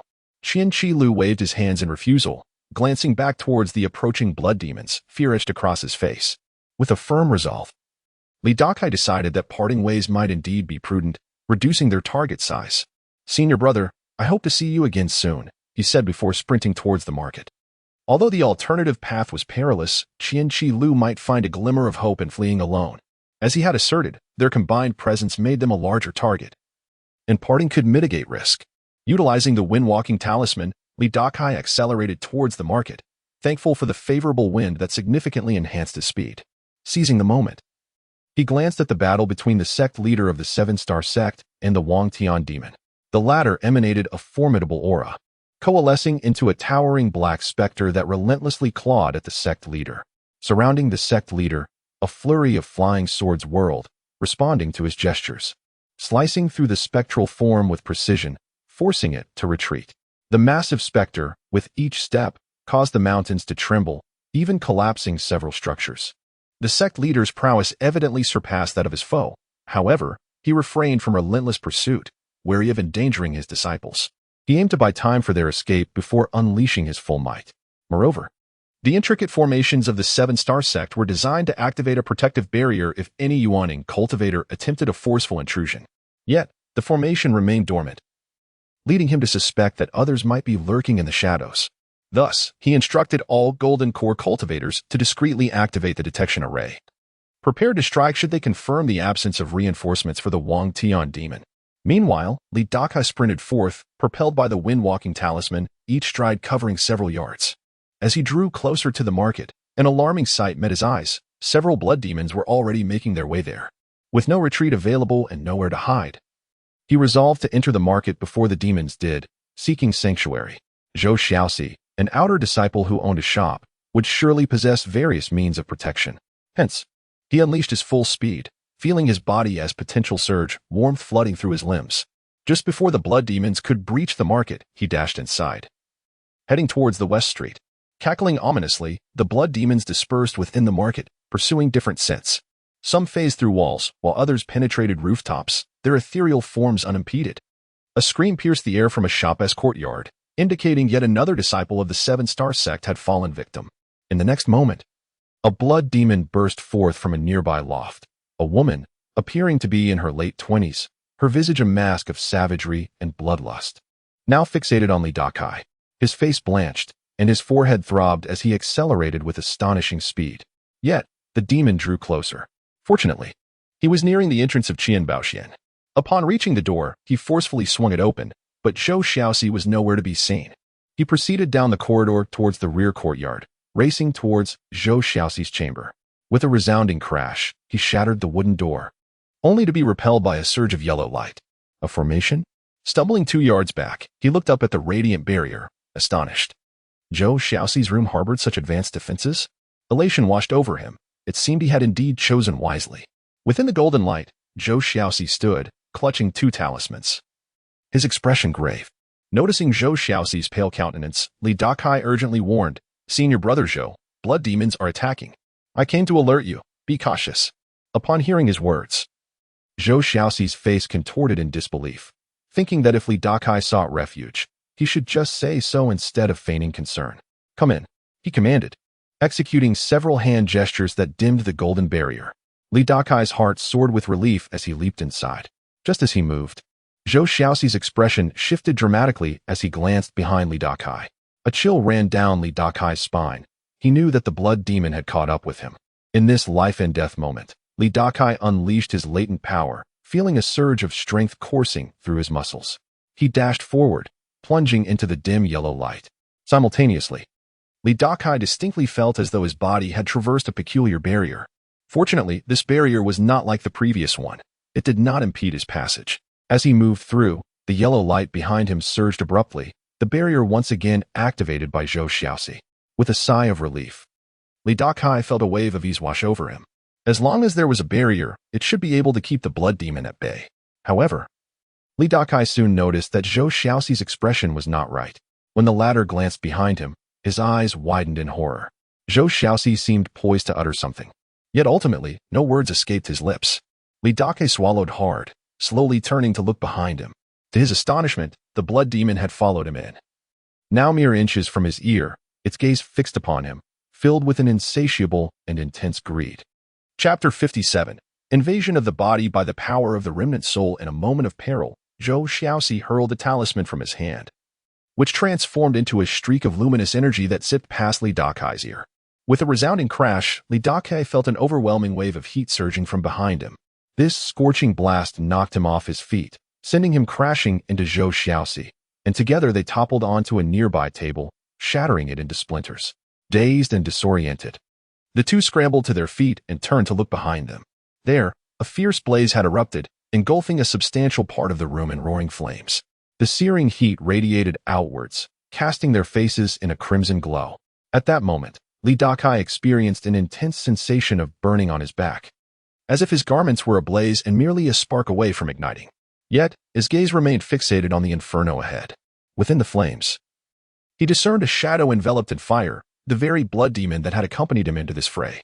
As a spirit entity, it was particularly vulnerable to fire-based techniques or artifacts. The talisman Zhou Xiaoxi had summoned was evidently no ordinary fireball. Its heat was extraordinarily high, capable of ensnaring the demon in its flames. The blood demon writhed and screeched amidst the flames, yet as it struggled, its form began to waver and grow increasingly ethereal. The demon, being a manifestation of soul energy, was melting away under the relentless assault of the fire, akin to ice succumbing to warmth. Witnessing this, a weight lifted from Li Dakai's heart, and he felt a sense of reassurance. However, just as this thought crossed his mind, the roaring flames suddenly thinned. Seizing the opportunity, the blood demon broke free and collided violently against the golden barrier above, causing a thunderous explosion. The flames erupted, scattering into small flickering embers before they could spread further. Every talisman has its limits in power and duration, and it was clear that Zhou Xiaoxi's fireball talisman had exhausted its energy. As the blood demon emerged, still cloaked in the residual heat, it began to thrash violently, smashing into the yellow barrier and the various furnishings of Zhou Xiaoxi's room. "Don't just stand there," Li Dakai shouted at Zhou Xiaoxi. Without hesitation, he grasped a nearby stool and swung it at the rapidly moving blood demon. Although he managed to strike it, the stool shattered into fragments, and Li Dakai was thrown back by the demon's immense force. Despite being a spirit entity, its strength was overwhelming. Meanwhile, Zhou Xiaoxi was still reeling from the loss of a 200 spirit stone fireball talisman. At Li Dakai's urgent call, he snapped back to attention. He observed the blood demon rampaging, shattering screens, Zhou Xiaoxi's bed, and wall decorations in its frenzy. Finally, the residual heat dissipated, and when the demon turned its gaze upon Li Dakai and Zhou Xiaoxi, its ferocity was laced with a hint of vengeful malice. With a swift glance, it made its decision and lunged towards Zhou Xiaoxi, not for the easier target, but to exact revenge for the fireball talisman that had burned it. Realizing the imminent danger, Zhou Xiaoxi channeled his energy into another talisman in his hand. Instantly, the yellow talisman surged with radiant energy, emanating strands of sword intent. With a flick of his wrist, Zhou Xiaoxi unleashed the talisman. which transformed into a streak of yellow light racing toward the attacking blood demon. Mid-flight, the yellow light split into numerous small, sharp swords, accelerating with remarkable speed. A piercing cry erupted from the demon as it was pierced countless times, its form riddled with wounds. Li Dakai's eyes widened in astonishment. The powers wielded by cultivators were truly beyond the comprehension of ordinary individuals. Even a low-tier cultivator could unleash formidable might with talismans, requiring only a modicum of energy to activate them. In that moment, Li Dakai felt an urgent desire to cultivate his spiritual roots and become a cultivator himself. Even at the first level of chi refinement, he would possess spiritual energy, allowing him to wield talismans even if he could not yet perform techniques. As these thoughts raced through his mind, he remained vigilant. The blood demon, now riddled with wounds from the spectral swords, saw its soul form disintegrate into a swirl of black spiritual energy. Even as its body fell apart, this energy would eventually dissipate with time. Zhou Xiaoxi exhaled a sigh of relief, believing the threat had been resolved. Yet, he was acutely aware of the significant expenses incurred. Activating the formation consumed a considerable number of spirit stones, and the cost of the third-tier Fireball Talisman and fourth-tier Sword Rain Talisman was steep. With so much damage to his possessions, he felt he had suffered a great loss. However, he resolved to hold Li Dakai accountable. If he did not help him recover more spirit stones in the future, he would surely seek retribution. Suddenly, Zhou Xiaoxi noticed Li Dakai's expression shift dramatically. The remnants of the blood demon's dissipating soul energy had coalesced in the air, drawn inexplicably towards Li Dakai with incredible speed, leaving no room for evasion. In the face of death, Li Dakai could not remain passive. He sprang forward, attempting to escape.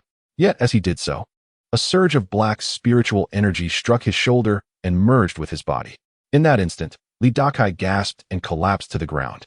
Following this, a series of strange sounds echoed as the remnants of the soul energy surged into him. Zhou Xiaoxi, unable to intervene in time, drew a sharp breath. He was filled with apprehension. Why was all the spiritual energy gravitating towards Li Dakai, a mere mortal, when Zhou Xiaoxi, a cultivator, would be a more enticing target? Despite the myriad questions swirling in his mind, Zhou Xiaoxi acted swiftly, distancing himself from Li Dakai while maintaining a wary gaze on the fallen figure. Chapter 58. Is the junior brother a virgin?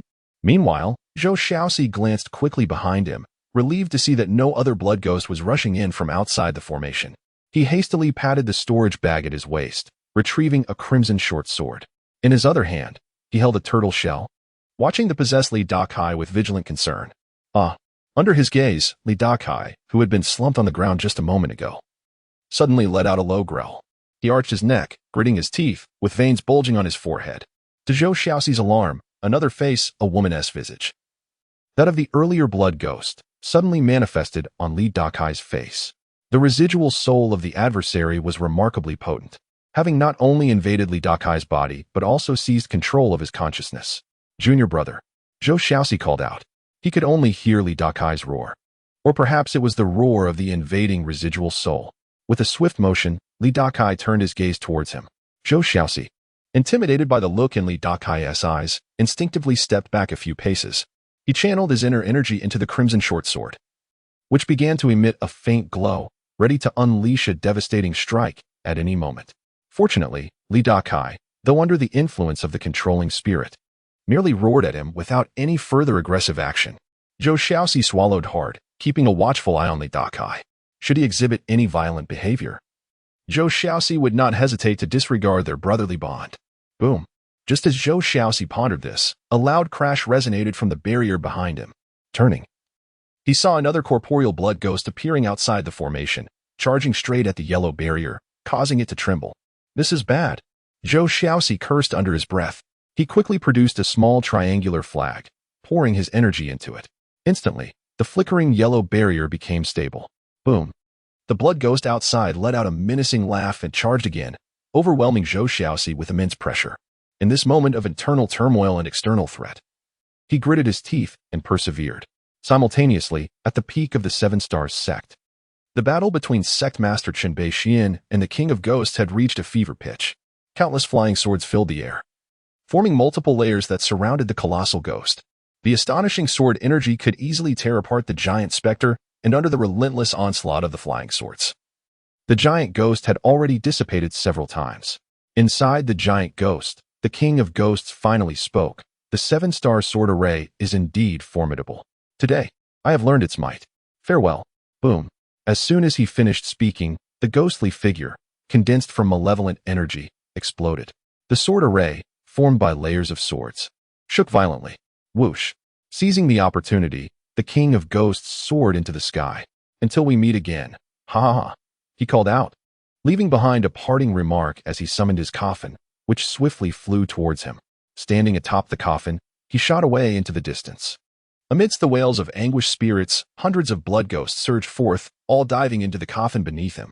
The seven-star sect disciples, once fleeing in panic from the relentless pursuit of the blood ghosts, now breathed a collective sigh of relief, some even displaying joy at having escaped calamity. Activate the protective sect formation. Sect Master Qin Beishuan's somber voice echoed across the skies of the seven-star sect. Instantly, all present witnessed the multitude of flying swords seemingly summoned, all racing towards the direction of the King of Ghosts' departure. It appeared that the sect master was unwilling to let the foe escape. However, due to the fear of collateral damage to his own disciples in a fight within the sect, he had no choice but to pursue outside. As the sect master departed, the ground of the entire seven-star sect trembled with a low hum. The protective sect formation was activated. Even in the darkness of night, a faintly glowing barrier appeared, resembling an inverted bowl that enveloped the entire seven-star sect. All elders, heed my command, protect the formation. All courtyard stewards, immediately assess casualties. Suddenly, a clear, cold female voice rang out. Those who had been in the sect for a long time recognized that the speaker was the sect master's wife, a consummate practitioner at the peak of the core formation stage, just a step away from entering the nascent soul stage. With her command, the entire seven-star sect sprang into action. As for Dakai, he remained possessed by the residual soul of the blood ghost. Junior brother, hold on. I'll fetch an elder right away, Zhou Xiaoxi urged. Wait. A voice suddenly emerged from behind him, startling Zhou Xiaoxi. He turned to see Dakai, his face contorted as the ghostly presence began to struggle and appear increasingly feeble. In contrast, the pain etched on Dakai's face gradually faded. With a thud, as the ghostly soul vanished, Dakai collapsed to the ground, his chest heaving dramatically. In that moment, he felt utterly drained. Zhou Xiaoxi was utterly astonished to observe that Dakai had somehow managed to exhaust the residual ghost soul within him. He approached, looking down at Dakai with a mixture of surprise and curiosity. Gasping for breath, Dakai glanced at Zhou Xiaoxi and managed a weak smile. What a stroke of luck. He spoke truthfully. In that dire moment, his latent potential had surged forth, generating a searing energy that continuously refined the ghostly presence. Ultimately, he had succeeded, but it had left him feeling utterly exhausted, accompanied by a lingering chill within him. This chill was a remnant of the ghost invasion, and if not addressed promptly, could pose significant risks. Junior brother, you must be the rumored virgin, right? Zhou Xiaoxi inquired. Dakai's expression twitched. He was perplexed as to why Zhou Xiaoxi would jest at such a moment. Nonetheless, he replied, you need not laugh at me, senior brother. In these 50 years, I have never once stood firm, nor have I ever even used my hands. I am indeed a complete virgin. That explains it, Zhou Xiaoxi nodded. A virgin accumulates yang essence within, and you must possess an abundance of it to have refined the ghost's residual soul just now. He had previously wondered why the blood ghost had targeted Dakai instead of him, a practitioner. The yang essence was a great tonic for blood ghosts, while a cultivator's flesh was merely a delicacy. Since Zhou Xiaoxi had misunderstood the reason, it conveniently spared Dakai from further explanation. Senior brother, could you fetch me a shumai pill? Dakai requested. He felt extremely weak, with that chilling energy still lingering inside him. He intended to use the shumai pill to unleash his potential and completely purge the cold energy, lest it leave lasting repercussions. Chapter 59. Memories of the Lost Soul. Dakai, not daring to delay, consumed a spirit unclogging pill in the dilapidated room of Zhou Xiaoxi. Zhou Xiaoxi explicitly informed him that in such circumstances, the likelihood of unblocking his spiritual roots with the pill was exceedingly slim, yet Dakai chose not to elaborate. After ingesting the pill, he hastily commenced the refining process, perhaps due to a deficiency within his body and the mild nature of the pill's properties. He found the absorption process notably accelerated. Within merely half an hour, he had completely refined it. Throughout the process, his latent potential was gradually ignited, effectively dispelling the chilling sensations that had lingered within him. With a deep sigh of relief, Dakai opened his eyes. Junior brother, how do you fare? Zhou Xiaoxi, who had been vigilantly watching, inquired. Li Dakai understood the question pertained to whether he had successfully unblocked his spiritual roots, and with a mere sigh, he responded, alas. Zhou Xiaoxi patted his shoulder, saying, do not rush, take your time. However, what he truly wished to convey was to encourage Li Dakai to abandon hope. He had witnessed a man in his 30s successfully unblock his meridians to become a spiritual root, but given that Li Dakai was in his 50s, with severely obstructed meridians, such a feat seemed utterly impossible. Yet, he refrained from voicing these thoughts. But I do have a suggestion. Perhaps junior brother could pursue it. Zhou Xiaoxi continued. What suggestion? Li Dakai inquired, intrigued. If junior brother could enlist the aid of a foundational elder to personally guard you while you consume the spirit unclogging pill, the chances of success would significantly increase. The proposition sparked a flicker of hope in Li Dakai's heart. It was clear that some second-generation cultivators without spiritual roots often resorted to such methods. However, his ambitions were distinct. He sought not merely to unblock a spiritual root, but to unleash his potential and fully reveal his unique constitution. Thus, he remarked, convincing a foundational elder to intervene is no simple task. Zhou Xiaoxi nodded in agreement. I am feeling much better now.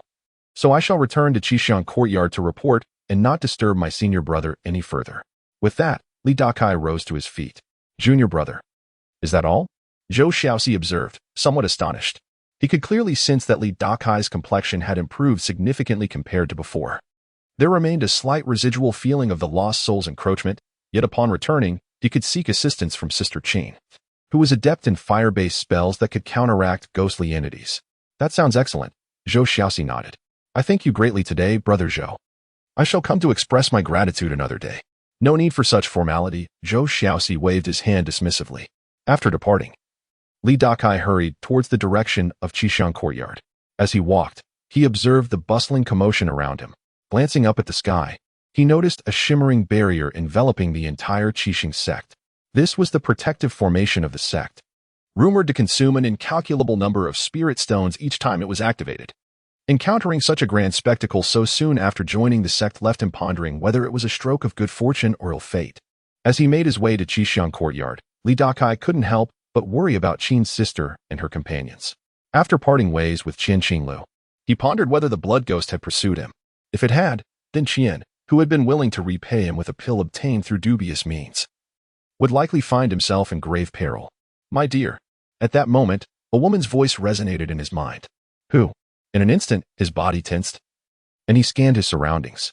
Why had a voice suddenly appeared in his mind? Moreover, the tone conveyed profound sorrow. Madam, flee. This individual is beyond our strength to confront. My life is already forfeit. I can only buy you a moment's time. A middle-aged man's voice followed, echoing within his consciousness. Li Dakai's wariness intensified as he surveyed the area, acutely aware that certain abilities allowed individuals to communicate telepathically, yet only high-ranking cultivators possess such capabilities. No, I will not leave you. The woman's voice resounded once more. Madam, the middle-aged man sounded exceedingly agitated. At this critical juncture, remaining will lead to our demise. You must escape. I will stay behind to buy time for everyone. Perhaps there remains a sliver of hope. But this being is clearly intent on annihilation. If I leave, we shall never meet again in this lifetime. A sharp slap echoed, followed by the man's furious command. You must go. My dear. The woman sobbed, tears flowing like rain. Li Dakai, not having seen the individuals, ceased to search, for he began to comprehend the nature of the voices in his mind. They belonged to the remnants of the blood ghost soul. The fragments of memory from the lost soul, having been refined, now surfaced vividly within his consciousness. In that moment, Li Dakai experienced an inexplicable sensation. The woman's anguish resonated deeply within him, causing his emotions to sway uncontrollably.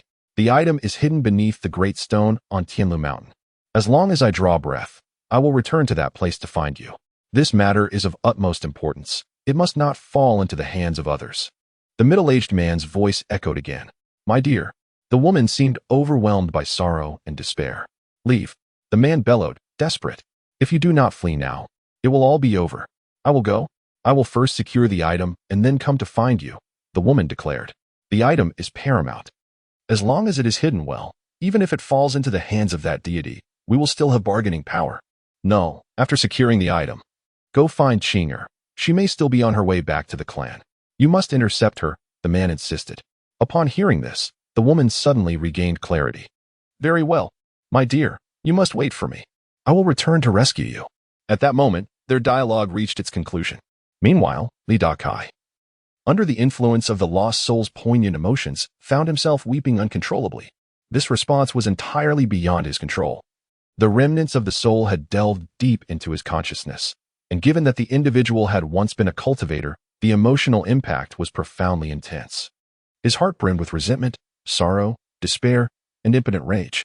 My dear, are you well? Unconsciously, he murmured. The utterance stemmed solely from the emotional resonance imparted by the blood ghost's remnants. Suddenly, a sharp intake of breath broke the silence beside him. It was Qianqinglu, who had unknowingly appeared at Li Dakai's side, also heading towards Qixiong courtyard. Upon hearing Li Dakai's recent words, she was instantly engulfed in a chill. Chapter 60. The method to open the storage bag. Qianqinglu thought to himself that Li Dakai was indeed a rarity. Li Dakai, suddenly awakened, quickly wiped the tears from his face and said, Senior brother, please don't misunderstand. Before he could finish, Qianqinglu waved his hand. You need not explain. Junior brother, I understand. You are simply moved by emotions or perhaps reminded of someone by the scenery. I comprehend.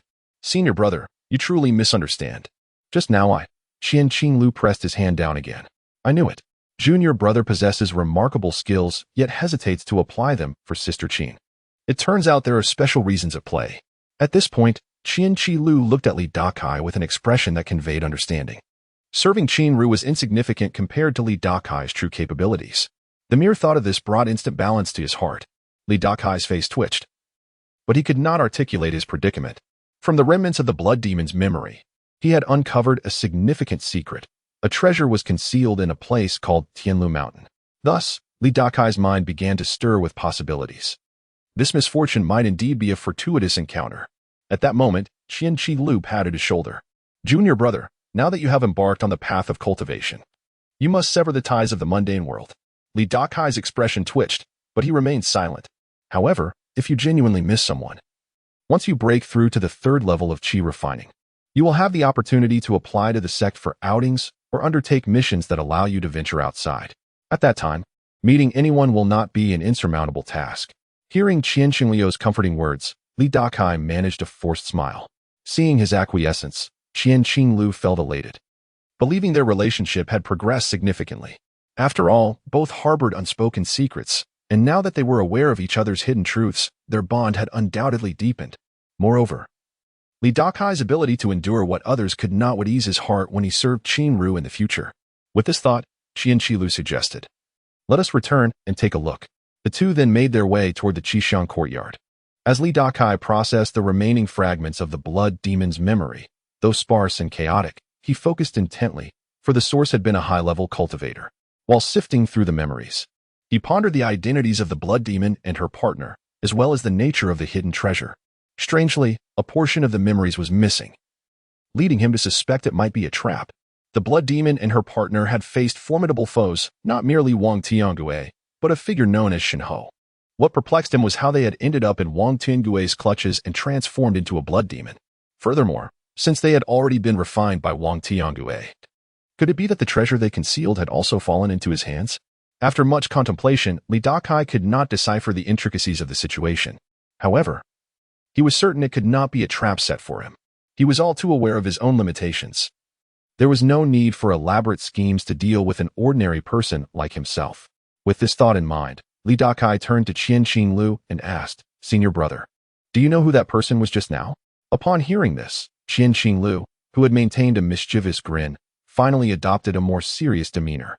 Of course, that was an old monster at the nascent soul stage. Wang Tiangue, Li Dakai murmured, committing the name to memory. By the way, senior brother, do you know of a place called Tianlu Mountain? He needed to confirm the memory he had received from the remnant soul. Tianlu Mountain? Qianqinglu fell into thought, and then shook his head. I have not heard of it. Disappointed, Li Dakai understood it was reasonable for Qianqinglu not to know, as they were both mere disciples tasked with menial chores and had limited exposure. Since Wang Tiangue was a nascent soul cultivator, he must have traveled extensively. The vastness of the places a cultivator of that caliber could traverse was beyond Li Dakai's imagination. Perhaps Tianlu Mountain was leagues away from the Seven Stars sect. With a sigh, Li Dakai reflected on the great opportunity before him, yet he needed to cultivate his strength first. Currently, he could not even absorb spiritual energy. He was still at the first level of chi refining, making all plans mere fantasies. Moreover, he intended to venture to Hafeng Valley once he gained strength, looking to retrieve the 2 storage bags and several other items. Those possessions were within his reach. If he could find a way to open the storage bags, the treasures within would surely be plentiful. Some thoughts were best left unpondered, for good fortune might arrive unexpectedly. As Li Dakai continued to sift through the remnants of the blood demon's memories in his mind, a technique resembling a secret art manifested before him. It was a method to open a storage bag using a special spiritual liquid, requiring no magical power from the cultivator. Li Dakai was taken aback yet elated. Feeling as if serendipity had struck him, he began to absorb this new knowledge. The method was simple. It required a substance called Ju Ling Shui, combined with a few other materials to create a spiritual liquid. By soaking the storage bag in this liquid, if the restrictions were not too strong, they would gradually weaken, allowing the bag's opening to loosen. Coincidentally, Ju Ling Shui was precisely what Li Dakai often used to clean his alchemical furnace. Admittedly, the liquid he used contained impurities and was of inferior quality.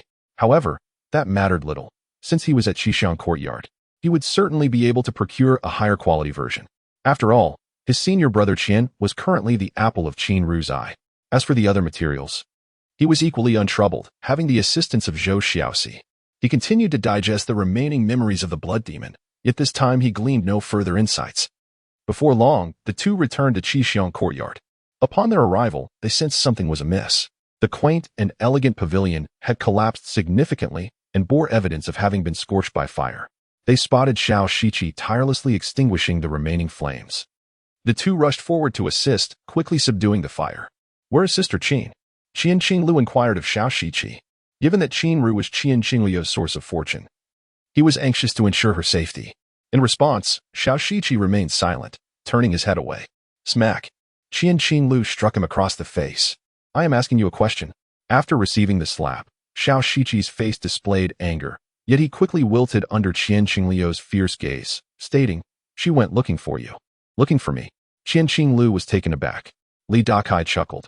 Evidently, Qin Ru did not wish for any harm to befall Qian Qinglu, prompting her search for him. This made Li Dakai feel a tinge of envy. Just then, Li Dakai noticed a figure in the distance, a corpse clad in a gray robe, its flesh completely withered. This body had clearly been drained of its vital essence by the blood demon.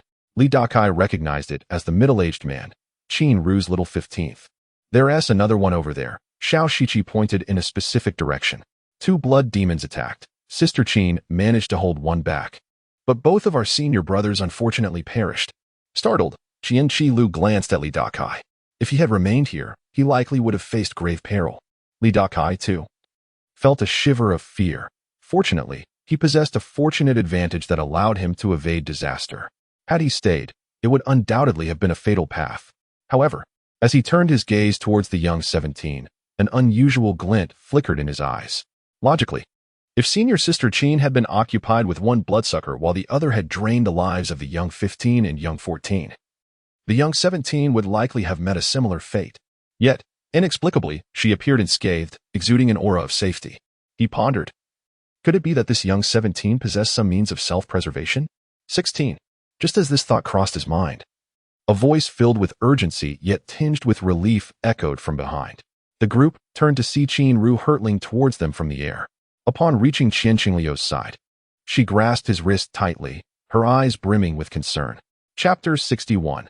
A body like an abyss. The esteemed leader of the Seven Stars sect, Chen Beixian, after pursuing Wang Tiangui for the duration of an incense stick, ultimately returned. His retreat was primarily driven by concerns over potential ambushes, fearing that he might be lured away. Thus, Wang Tiangui managed to escape this time. This circumstance accounts for the trepidation many harbor towards rogue cultivators, as their lack of attachments renders enmity with them no trivial matter. After a night of relentless counting, the Seven Stars sect finally assessed their losses from the incident. There were no survivors, only the deceased. Every cultivator that had been invaded by the blood demon had perished without exception. In total, 378 members of the Seven Stars sect had fallen, including 37 outer disciples, while the remainder were all mere servants.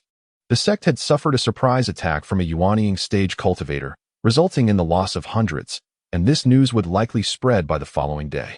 However, given that Wang Tiangui was a rogue cultivator, exacting revenge would be a challenging endeavor. It was evident that, for the time being, he would not dare to show his face again. For the enraged leader of the Seven-Star sect would undoubtedly reach out to other Yuanying stage cultivators to strategize against him. Aside from the loss of personnel, the damage to the lofts, caves, and other structures was not severe. With the capabilities of the cultivators, reconstruction would require only a brief period. Throughout the night, Dakai remained vigilant, as the Seven-Star sect, anticipating further threats, dispatched numerous inner disciples to meticulously search every corner of the sect while the protective formation was sealed. All outer disciples interrogated every servant to ascertain if any blood demons were hiding or if anyone had been possessed. Identifying those possessed by the blood demons was relatively straightforward, as they typically lacked intelligence, driven solely by a primal thirst for blood. Even Dakai could easily recognize them. Although no possessed individuals were discovered, the Seven-Star sect remained uneasy and dispatched over 20 Foundation establishment stage cultivators, each equipped with specialized artifacts to detect spiritual fluctuations, to continue their thorough examination of everyone. Meanwhile, inner disciples were overseen by dedicated core formation stage cultivators to ensure not a single individual escaped scrutiny. This rigorous endeavor persisted throughout the night, concluding only by the dawn of the following day. As daylight broke, everyone could finally discern the state of the sect. Aside from damage to the main hall atop the primary peak, the surrounding areas were marked by enormous footprints. Notably, one mountain had been cleaved, forming a deep ravine. The residents of Qin-Ru from the Seven Fragrance Court suffered significant destruction, primarily due to the visitation of two blood demons, marking her unfortunate fate. The aftermath was far simpler than Dakai had imagined. There were no compensation funds. The disciples simply buried their fallen comrades and did not even need to inform their families. Once one embarked on the path of cultivation, they severed ties with the mundane world entirely, unless their relatives were also cultivators, in which case a notification might be warranted. With the need to repair the loft, Dakai found himself free from the obligation of cleaning the alchemy furnace for the time being. Seizing this opportunity, he sought out Zhou Xiaoxi and consumed the last of the pulse-releasing pills. However, his body felt akin to an abyss. No matter how many pills he ingested, he could not fully unleash his latent potential. Thus, he turned his attention towards spiritual herbs. He began by selecting ordinary spiritual herbs with relatively low toxicity, dividing them into small portions to consume one by one. To his astonishment, he discovered that his body could withstand the toxins. This was an exceedingly perilous act for others, as even Qi refinement stage cultivators could face substantial issues from ingesting herbs laden with impurities. Yet he felt no harm. The only discomfort arose when expelling the toxins from his body. Consequently, the pace at which he activated his physical potential accelerated significantly. As time passed, the quantity of spiritual herbs he consumed increased. Fortunately, within the Seven Fragrance Court, there was no shortage of the herbs required for Qin-Ru's alchemical endeavors, and they would later be organized by her. Unless the herbs were of a particularly rare variety, taking one or two each day would not raise any concerns. Moreover, with the understanding of Qian Qinglu, Dakai was entirely unconcerned about the availability of spiritual herbs. Throughout the process of consuming various spiritual herbs, he could palpably sense the enhancement of his physical strength, far surpassing his capabilities upon first entering the sect, reaching a level that he could scarcely believe. The ability to sever a blade with bare hands was now entirely within his grasp. Upon realizing the substantial increase in his physical strength, Dakai set his sights on pills, though not the pulse-releasing pills, but rather those suitable for Qi refinement stage cultivators.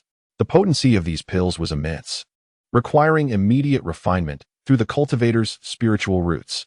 For Dakai, this meant assimilating the medicinal properties into his limbs and meridians. The first pill he consumed was the blood-replenishing pill, which Qin Qinglu had originally suggested. Upon ingestion, the blood-replenishing pill transformed into a torrent of medicinal energy that coursed through his limbs, awakening an inexhaustible potential deep within him. This time, he was truly astonished.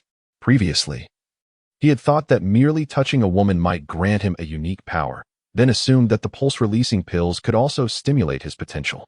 Later, he believed that consuming unrefined, mildly toxic spiritual herbs would suffice. Now, he realized that even the blood-replenishing pill could provoke his latent abilities. At this juncture, Li Dakai was finally convinced of one thing. His abyss-like body could assimilate anything infused with spiritual energy, be it essence, pills, or spiritual herbs, through consumption to refine his physical form and awaken his potential. However, even now, he remained oblivious to the extent of spiritual herbs and pills he could devour, or where his limits lay. Nevertheless, throughout this entire process, his physical strength continued to escalate. After a year of relentless training, he was uncertain just how strong he had become, as he had not sought comparison with anyone. Yet, he surmised that even a mediocre cultivator like Qianqi Lu would be unable to withstand his might without relying on talismans. This meant that even devoid of magical power, relying solely on his physical strength, he could contend with ordinary cultivators at the third or even fourth layer of qi refinement. This realization brought to mind a term, body cultivation. Among cultivators, there exists a class dedicated to honing their physical forms, known as body cultivators. His current state bore a striking resemblance to that of a body cultivator. Realizing that his body resembled an inexhaustible chasm, he felt that his progress at the 7 Fragrance Court was far too sluggish. He required higher-grade pills. Over the past year, he had provided Zhou Xiaoxi with numerous ideas, employing innovative sales techniques to help him amass a considerable amount of spirit stones, which in turn secured him several pulse-releasing pills. Additionally, Qianqi Lu had garnered the favor of Qin Ru and occasionally bestowed upon him some of the pills she rewarded him with, though he dared not accept too many, lest he draw suspicion as a mere mortal warrior possessing an abundance of pills meant for cultivators. For instance, the young Shichi had, over the past year, begun to suspect his peculiarities, prompting him to exercise greater caution in his recent endeavors. Yet, the pulse-releasing pills obtained from Zhou Xiaoxi and the lower-tier pills provided by Qianqi Lu were insufficient to meet his current needs, and his progress was undeniably slow. Thus, he resolved that it was time to venture to the Black Wind Valley. Over the past year, he had nearly prepared the special spiritual liquid necessary to unlock the storage bags. Once he succeeded in opening those 2 storage bags, he was certain they would contain high-grade pills. Moreover, there may be other treasures that could aid in his cultivation. As for whether to report his unique physique to the sect for focused training, Li Dakai momentarily dismissed this thought. Whenever he entertained such an idea, a subtle twitch in his right eyelid would occur, warning him of the inherent danger. Although he was uncertain of the nature of this peril, he had great faith in his intuition. He had also devised a plan for how to enter Black Wind Valley. Chapter 62. The Enchanting Matriarch. Brother Sure, you are unaware that I have endured countless hardships for this precious essence pill. It was night, and in Qianqingliu's chamber, he held a vial containing the pill. Gazing at it with fervent anticipation, Li Dakai chuckled. With this essence pill in hand, Brother Qian, you must have a considerable chance of breaking through to the 3rd layer of qi refinement, right? Perhaps a 30% chance. Qianqi Lu sighed. Though he acknowledged that this success rate was already quite favorable, this essence pill was the highest grade he had acquired over the years. Whether he could transcend to the 3rd layer of qi refinement rested upon this moment. Then allow me to extend my early congratulations, Brother Qian, Li Dakai said, clasping his hands respectfully. Thank you for your kind words, Brother Sure, Qianqi Lu replied as he stored the vial away. By the way, I have a favor to ask of you, brother. Li Dakai shifted to serious matters. Given our camaraderie, there is no need for formality. Speak freely, Brother Sure, Qianqi Lu encouraged. Over the past year, Li Dakai had shared numerous methods with him, earning him the reward of an essence pill from Qin Ru. Moreover, Li Dakai had once saved him, which deepened his gratitude. It's nothing of great importance, really. I am acquainted with Elder Chu, a steward in the outer sect. I plan to assist him with a task in exchange for his help in refining my spiritual roots. However, I will need to leave the sect for a while. Even if Elder Chu speaks to Sister Qin on my behalf, I fear she may still refuse to let me go. Thus, I hope you can speak a few kind words for me when the time comes. It is but a trivial matter. You need not worry, Qianqi Lu assured, thumping his chest confidently, knowing he held considerable influence with Qin Ru. After a brief exchange, Li Dakai departed from Qianqingliu's residence and returned to his own quarters. Lying on his bed, he did not immediately succumb to slumber. This past year, he had felt the changes within himself and sensed that the time for his advancement was approaching. He hoped that his journey to Haifeng Valley would proceed smoothly. As he contemplated this, he heard the faint sound of footsteps outside his door. With his enhanced senses, he swiftly rose, stepping to the door and pushing it open. Elishidi, a shadowy figure, Xiao Shichi, stood outside, appearing startled by Li Dakai's sudden appearance. Li Dakai scrutinized him with a smile. Brother, why are you still awake at this hour? Ah, I was just passing by on my way back to my room, Xiao Shiqi replied awkwardly, a forced smile on his face. Very well, then. Safe travels. I shall step out for a moment, Li Dakai remarked as he made his way down the corridor. Once his back was turned to Xiao Shiqi, his smile faded. He suspected that Xiao Shiqi was scrutinizing him, leading the latter to covertly observe him during this time. Humph, Li Dakai sneered internally, hoping that Xiao Shiqi would not choose to tread a dangerous path. He had already contemplated where he might bury him. The following day, after breakfast, Li Dakai bid farewell to Qian Qinglu and left Qishan Courtyard. He journeyed to Elder Chu's cave, which was considerably farther than the residence of Lu Qing, to whom he had previously delivered pills. After walking for half a day, he finally arrived at the foot of a mountain. The Elder's cave was situated atop the peak, guarded by several stewards. It was said that one of the locations for accepting tasks within the Qixing sect was also on this mountain. Should he be fortunate enough to become an outer sect disciple, he would need to undertake tasks released by the sect to earn more spirit stones. Since Elder Chu had brought him here a year ago, Li Dakai had not encountered him again. Today, he was uncertain if the Elder would be willing to assist him. After a brief wait at the mountain square, Li Dakai inquired and learned the location of Elder Chu's cave before hastening there without delay. The Qixing sect was vast, comprising over 3,000 individuals, a fact not to be taken lightly. Over the past year, Li Dakai had remained in a secluded corner, visiting the market occasionally. Besides his acquaintances with Zhou Xiaoxi and Qian Qilu, he had little interaction with others. Upon reaching Elder Chu's cave, he gazed at the imposing stone door and the intricate array surrounding it, acknowledging the Elder's superiority. The door was ajar, yet an invisible barrier emanated a subtle pressure. Not daring to knock, he stood outside, waiting. He waited for half an hour, and as time passed, he began to reconsider, contemplating whether he should return tomorrow. Just then, he sensed a shift within the cave as the barriers seemed to dissipate. A graceful figure emerged first, and upon seeing her face, even Li Dakai, with his limited experience, found himself momentarily breathless. She wore a flowing azure gown, her long hair elegantly pinned up with a simple wooden hairpin, revealing a captivating visage. Her almond-shaped eyes, delicate nose, and cherry-red lips exuded an alluring charm. Her slender figure and graceful demeanor conveyed an air of elegance, her gaze both warm and icy, evoking a sense of unattainable beauty. She appeared to be in her 30s, radiating a mature allure that captivated the senses. What a stunning woman, Li Dakai thought, yet he quickly averted his gaze, not daring to stare further. Farewell, matriarch. As she gracefully leaped into the air, two others emerged from Elder Chu's cave, bowing respectfully to her retreating figure. Matriarch? Li Dakai gasped, realizing she was the wife of the sect leader, Chen Beixian, and a consummate cultivator at the peak of the core formation stage. He inclined his body even lower in respect. Though his thoughts wandered, he maintained an outward appearance of decorum. Only after the enchanting matriarch had completely departed did the two individuals at the cave's entrance straighten their posture. Li Dakai stood as well, surveying the two.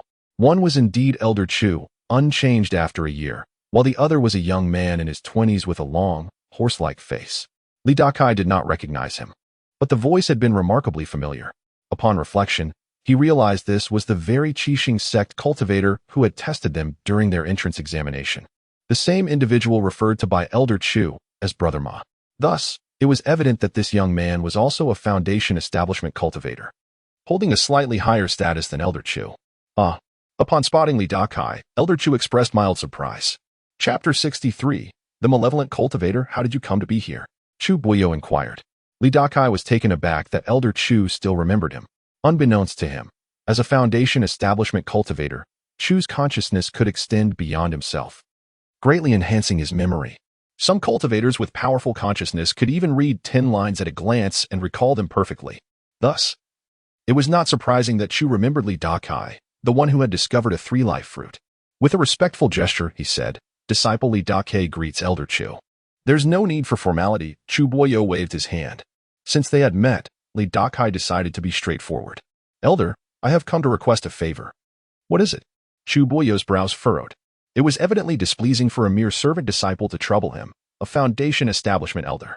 Li Dakai quickly noted the elder's expression and seized the moment before his patience waned.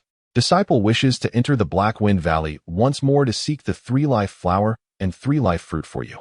Oh, Chu Buyo appeared taken aback. Not only him, but even the young man with a horse-like face beside him cast a meaningful glance at Li Dakai, clearly surprised. Why is that? Chu Buyo asked. Li Dakai was prepared with his reasoning. Over the past year, I have consumed several meridian opening pills, yet I still cannot unblock my meridians.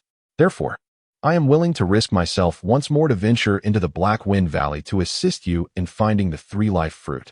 I hope that when the time comes, Elder can protect me and help unblock a meridian. His intentions were clear. He would help find the three life fruit in exchange for assistance in unblocking his meridians. However, this was not Li Dakai's true objective. His real aim was to find the two storage bags within the Black Wind Valley and open them. Quite interesting, chuckled the horse-faced youth beside him. Is this the one who found the three life fruit last time? In response to senior brother Ma, indeed, it is he. Disciple Li Dakai greets the elder. Li Dakai bowed respectfully. This time, the sect master's wife has urged us to expedite our progress. Since he shares this intention, let us count him in. Perhaps this time, we might receive a pleasant surprise, said the horse-faced youth before he strode away towards the horizon. Watching him depart, Chu Buyo turned to Li Dakai and said, You heard senior brother Ma's words. Since you wish to go, prepare yourself. We depart in 10 days. If you truly find another three life fruit, I promise to personally protect you. Thank you, elder. Li Dakai expressed his gratitude with excitement. However, he then recalled something and asked, I hope Elder Chu can convey this to Sister Qin as well. Rest assured, I will inform her, Chu replied. Then I shall not disturb you further. I take my leave, Li Dakai said, bowing again before turning to leave. Wait, Chu Buyo called out. Li Dakai turned back. Show me your hand. Li Dakai quickly understood why the elder wanted to see his hand. He displayed his wrist and said, Elder, rest assured. Over the past year, I have taken some mild elixirs and focused on my recovery, so the residual effects of the gale in the Black Wind Valley have been eliminated. His wrist was clean and free of any dark discoloration. Good. I will come find you in 10 days. Thank you, Elder, Li Dakai replied before departing. Chu Buyo returned to his abode and closed the stone door tightly. On his way back, Li Dakai hesitated, realizing that the three life flower and three life fruit were needed by the sect master's wife. No wonder when he and Zhang Long inquired with Chu Buyo previously. The elder had said that the identity of that core formation elder was special. Over the past year, he had investigated the uses of the three life flower and three life fruit. But no one seemed to know the specifics. It was only known that they were used for refining a certain spiritual medicine, though even Chinru could not specify which one. Seeing the core formation elder's wife personally involved in the search alongside Chu Buyo and the horse-faced youth, it was evident that these items were required for some high-tier medicinal concoction needed by advanced cultivators. How could a Qi refinement disciple like Chinru possibly understand what was needed by a core formation cultivator? Having delayed for a moment, Li Dakai hastened his pace as darkness began to fall. He had already reached the foot of the Seven Fragrance courtyard, taking a somewhat secluded shortcut due to time constraints. Desperate for relief, he sought a discreet place, casually lifting his robe to prepare for a moment of relaxation. Just then, he faintly heard footsteps approaching from behind. His formidable willpower forced Li Dakai to abruptly halt his impending relief. He. It seems my brother has missed me dearly after just a few days. A delicate feminine voice chimed from behind him. The dense underbrush and large stones obscured his view, preventing her from seeing him. Indeed. After not seeing you for a few days, I have missed you very much. Another robust voice responded. Although he could not see them, Li Dakai recognized the man's voice. It was Zhang Long. Moreover, as he recalled the woman's voice, it struck him as somewhat familiar, yet he could not place it. How annoying. The young woman pouted. For the next half hour, Li Dakai, desperately holding back, dared not make a sound, knowing that even the slightest movement might reveal his presence. After half an hour, the two did not leave immediately. The woman's voice rang out again. Brother, recently I have been running low on spiritual herbs. Fear not. I will handle everything. Now that I am an outer disciple, it is much easier for me to carry out tasks, the man replied. Upon hearing this, Li Dakai was taken aback. In just a year, she had become an outer disciple? That was excellent news. If Zhang Long had intentions to eliminate someone, he could simply inform her, and she would handle it all. It has been quite some time since I have feasted on a cultivator's essence. She lamented with a hint of longing. At that point, Li Dakai's mind was shaken. To devour a cultivator's essence. This woman was a malevolent cultivator. Chapter 64. Becoming Dao Companion's Sister. You must exercise caution, for the sect has recently commenced an investigation into the disappearance of outer disciples. Although this matter has yet to spread widely, it would be wise for you to refrain from rash actions, lest you provoke disaster, Zhonglong cautioned. Thus, I merely find it somewhat intolerable, not that I truly dare to take action. The woman's voice remained sweet and delicate. At that moment, Zhonglong's tone shifted to one of playful intrigue. Sister, you wouldn't be contemplating devouring my vital essence, would you? Hee. The woman giggled. Brother, you truly are a coward. If I were to strike, you would have perished long ago. Is that so?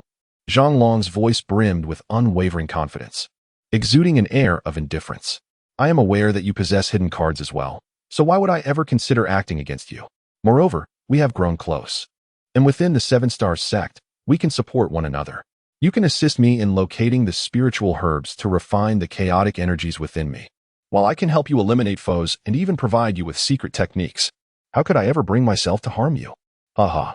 Zhonglong laughed heartily. Sister, I was merely jesting. There is no need for you to take it to heart. Upon hearing this, Dakai felt a surge of discontent, internally cursing the pair. The woman's practice of absorbing the vital essence of her fellow disciples would render her internal energies chaotic. Zhonglong, residing in the Seven Fragrance Courtyard, could aid her in finding the necessary herbs for harmonization. Once her chaotic energies were refined, she could reciprocate Zhonglong's assistance. Such a scheme was beyond Dakai's ruthless capabilities.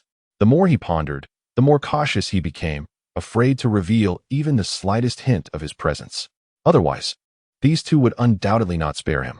Fortunately, his formidable physique granted him greater control over his body, even allowing him to regulate his breathing.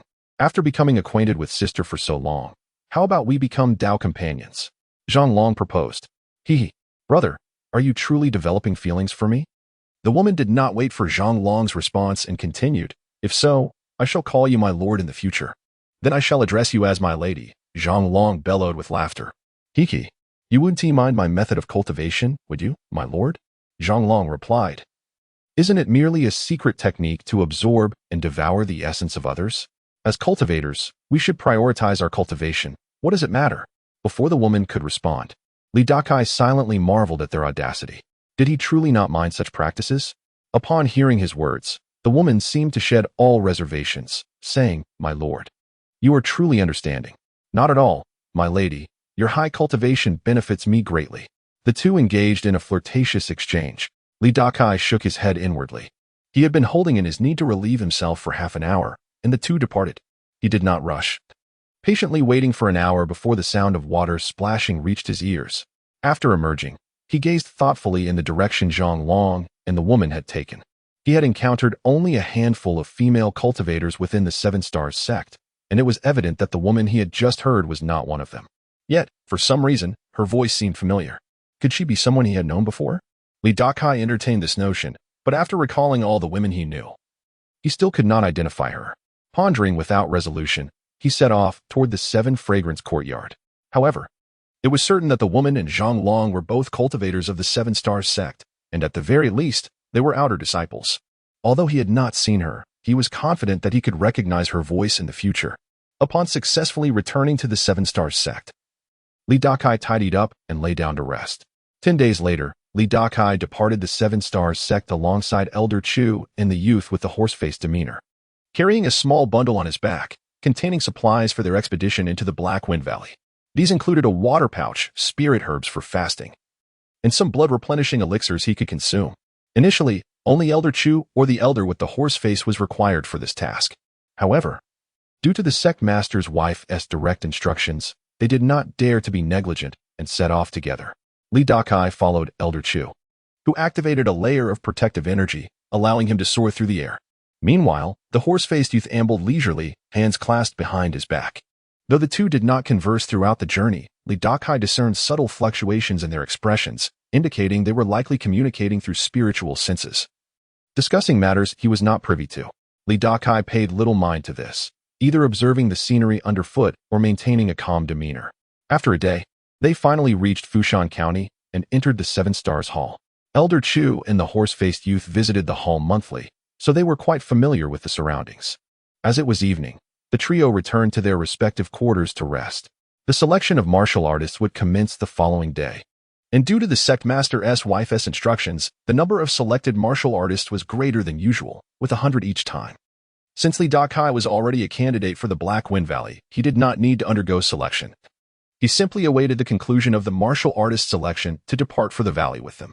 This meant he had some leisure time in the coming days.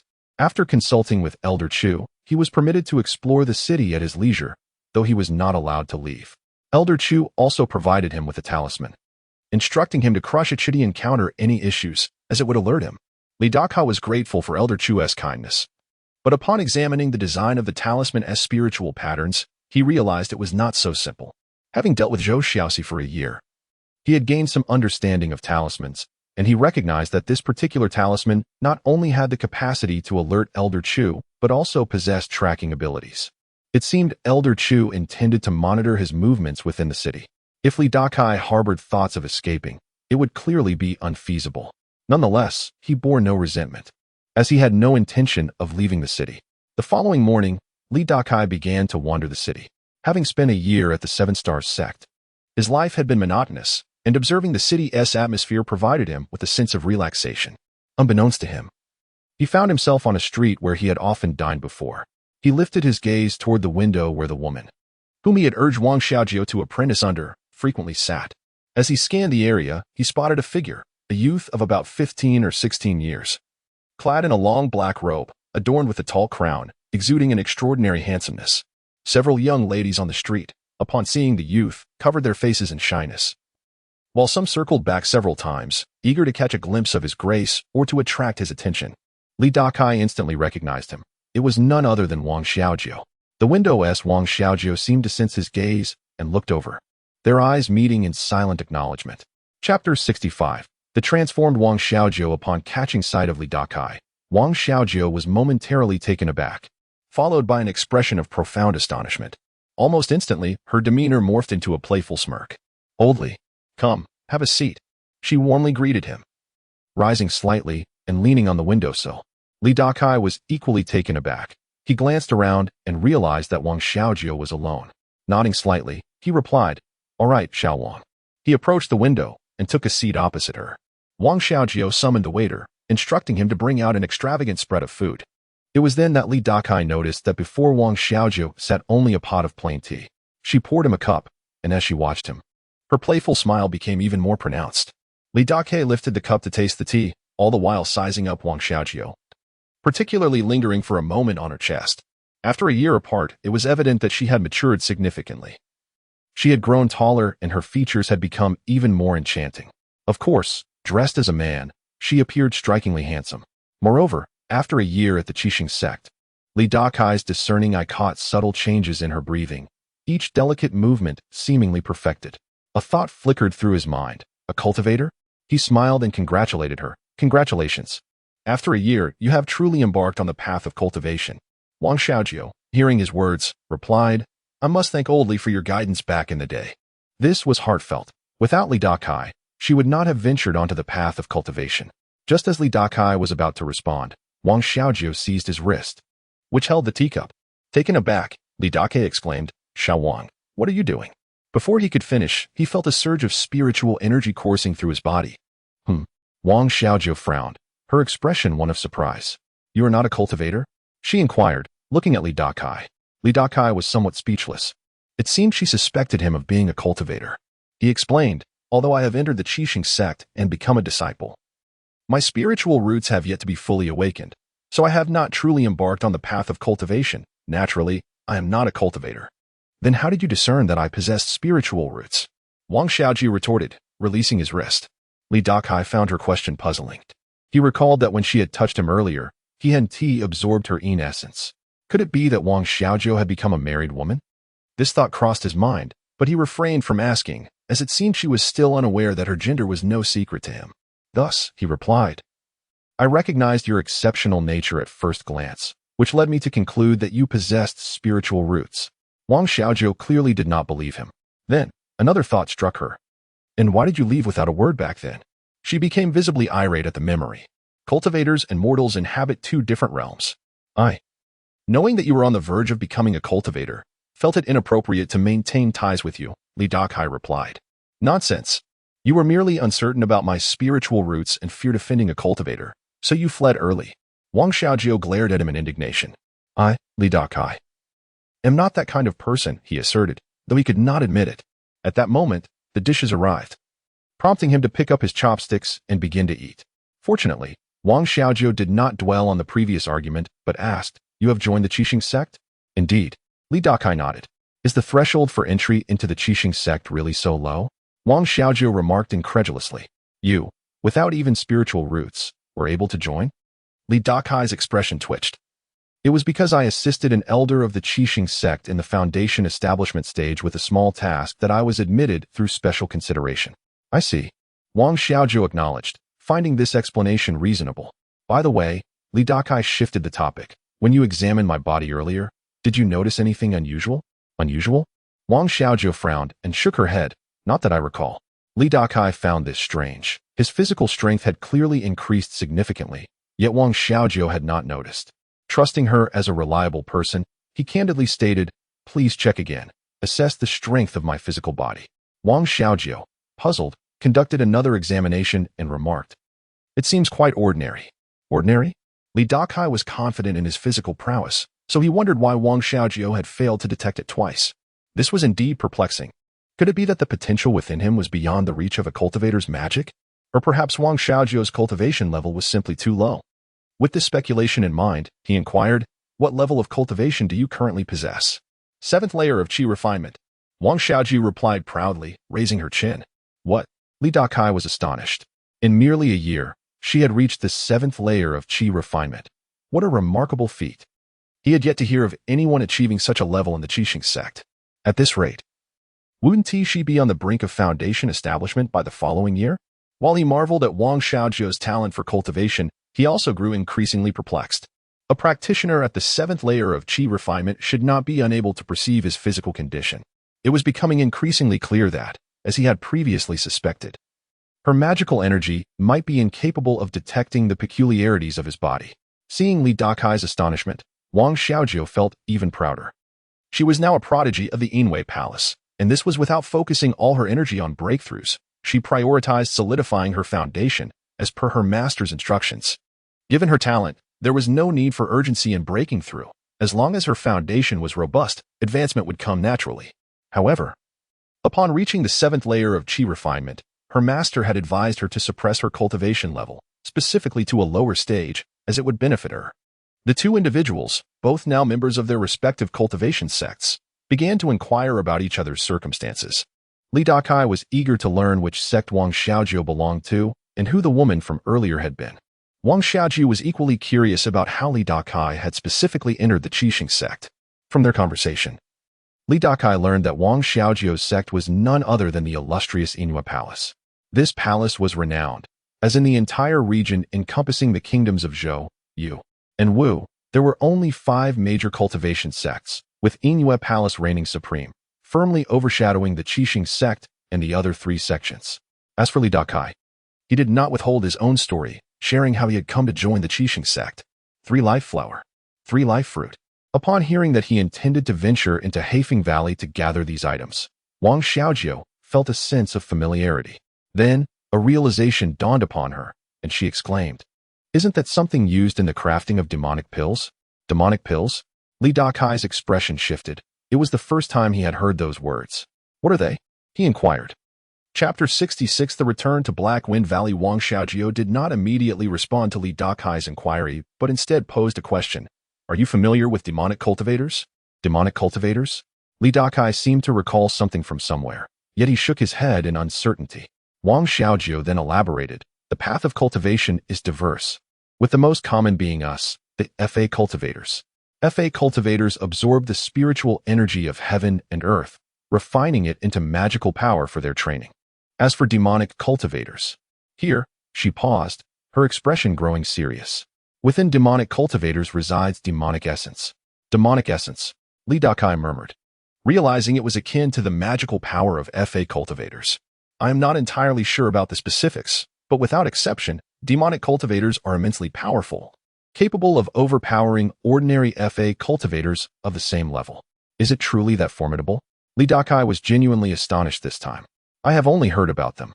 I have yet to encounter a demonic cultivator myself, so I cannot verify the tales," Wang Xiaojiu replied, shaking her head. She continued, In addition to demonic and FA cultivators, there are also blood path cultivators, ghost path cultivators, and even those who specialize in puppetry and corpse refinement. Dakai nodded, as he was somewhat familiar with these unconventional paths of cultivation, often scorned by FA cultivators and labeled as heretical paths. For instance, the woman he had overheard conversing with Zhang Long a few days prior was one of those heretical cultivators. If the 3 life flowers and 3 life fruits are used to concoct demonic pills, that indeed piques my interest, he thought. Recalling that these items were needed by the voluptuous lady of the sect, could she be a demonic cultivator? Yet, such a notion is unheard of. So it likely isn't the case. Perhaps the lady is preparing them for someone else or for a different purpose altogether. At this point, Dakai inquired, "How do you know that the 3 life flowers and 3 life fruits are meant for crafting demonic pills? I came across this information in a tome from our sect." Wang Xiaojiu explained. Dakai nodded, understanding that it made sense. The Yanyu Palace was indeed larger than the 7 Stars sect, and it was only natural that Wang Xiaojiu, a clearly high-ranking disciple, possessed greater knowledge than Qinru. He then asked, "Do you happen to know if there are any false flowers, and how can one discern them?" "False flowers?" Wang Xiaojiu looked puzzled before shaking her head. "I am not aware of that." It seemed she had only gleaned the uses of the 3 life flowers and fruits without delving further. Boldly, without any spiritual root. Your standing in the 7 Stars sect must be rather humble, wouldn't you agree? Wang Xiaojiu teased. Dakai felt somewhat speechless, but did not offer an explanation. To enter my Yanyu Palace, one must at least possess a false spiritual root. Merely having consumed a Shu Mai Dan to open one's spiritual root is insufficient. Otherwise, I would certainly have you accompany me. Dakai chuckled and, with a meaningful glance, asked, "As a prodigious talent like yourself, the sect must generously provide you with elixirs. You must possess quite a few, no?" Wang Xiaojiu's demeanor shifted to seriousness as she replied, "Indeed, I have elixirs, but they are not suitable for your mortal body. If you were to consume them, it would undoubtedly lead to your demise." Dakai longed to assert, "I can handle it, I assure you." However, he swallowed his words, recognizing that his constitution was indeed unique, and it was best to keep that secret for now.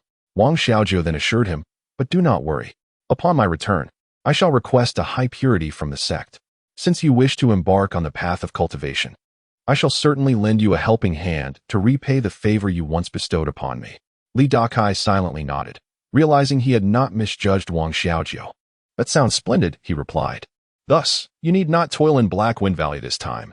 I shall deliver the elixirs to you," she continued. Had Dakai truly sought that to open his spiritual root, he might have agreed, but his goal lay in the 2 storage bags hidden within Black Wind Valley. "I cannot defy my master's orders. I will still go," he remarked. "Very well." Wang Xiaojiu contemplated for a moment before nodding.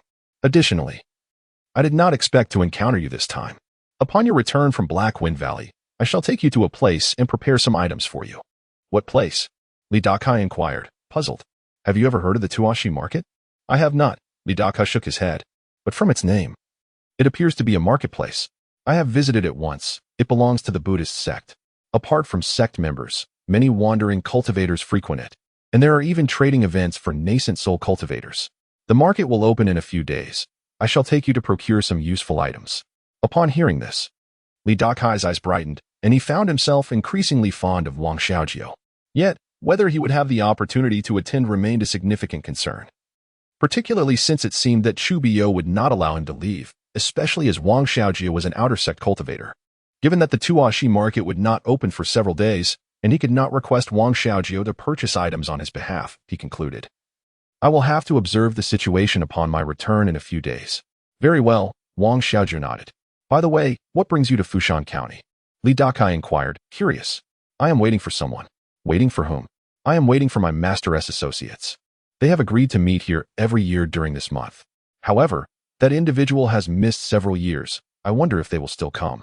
"I see," Dakai nodded. After chatting idly for a while longer, he stood to take his leave. He could not linger too long.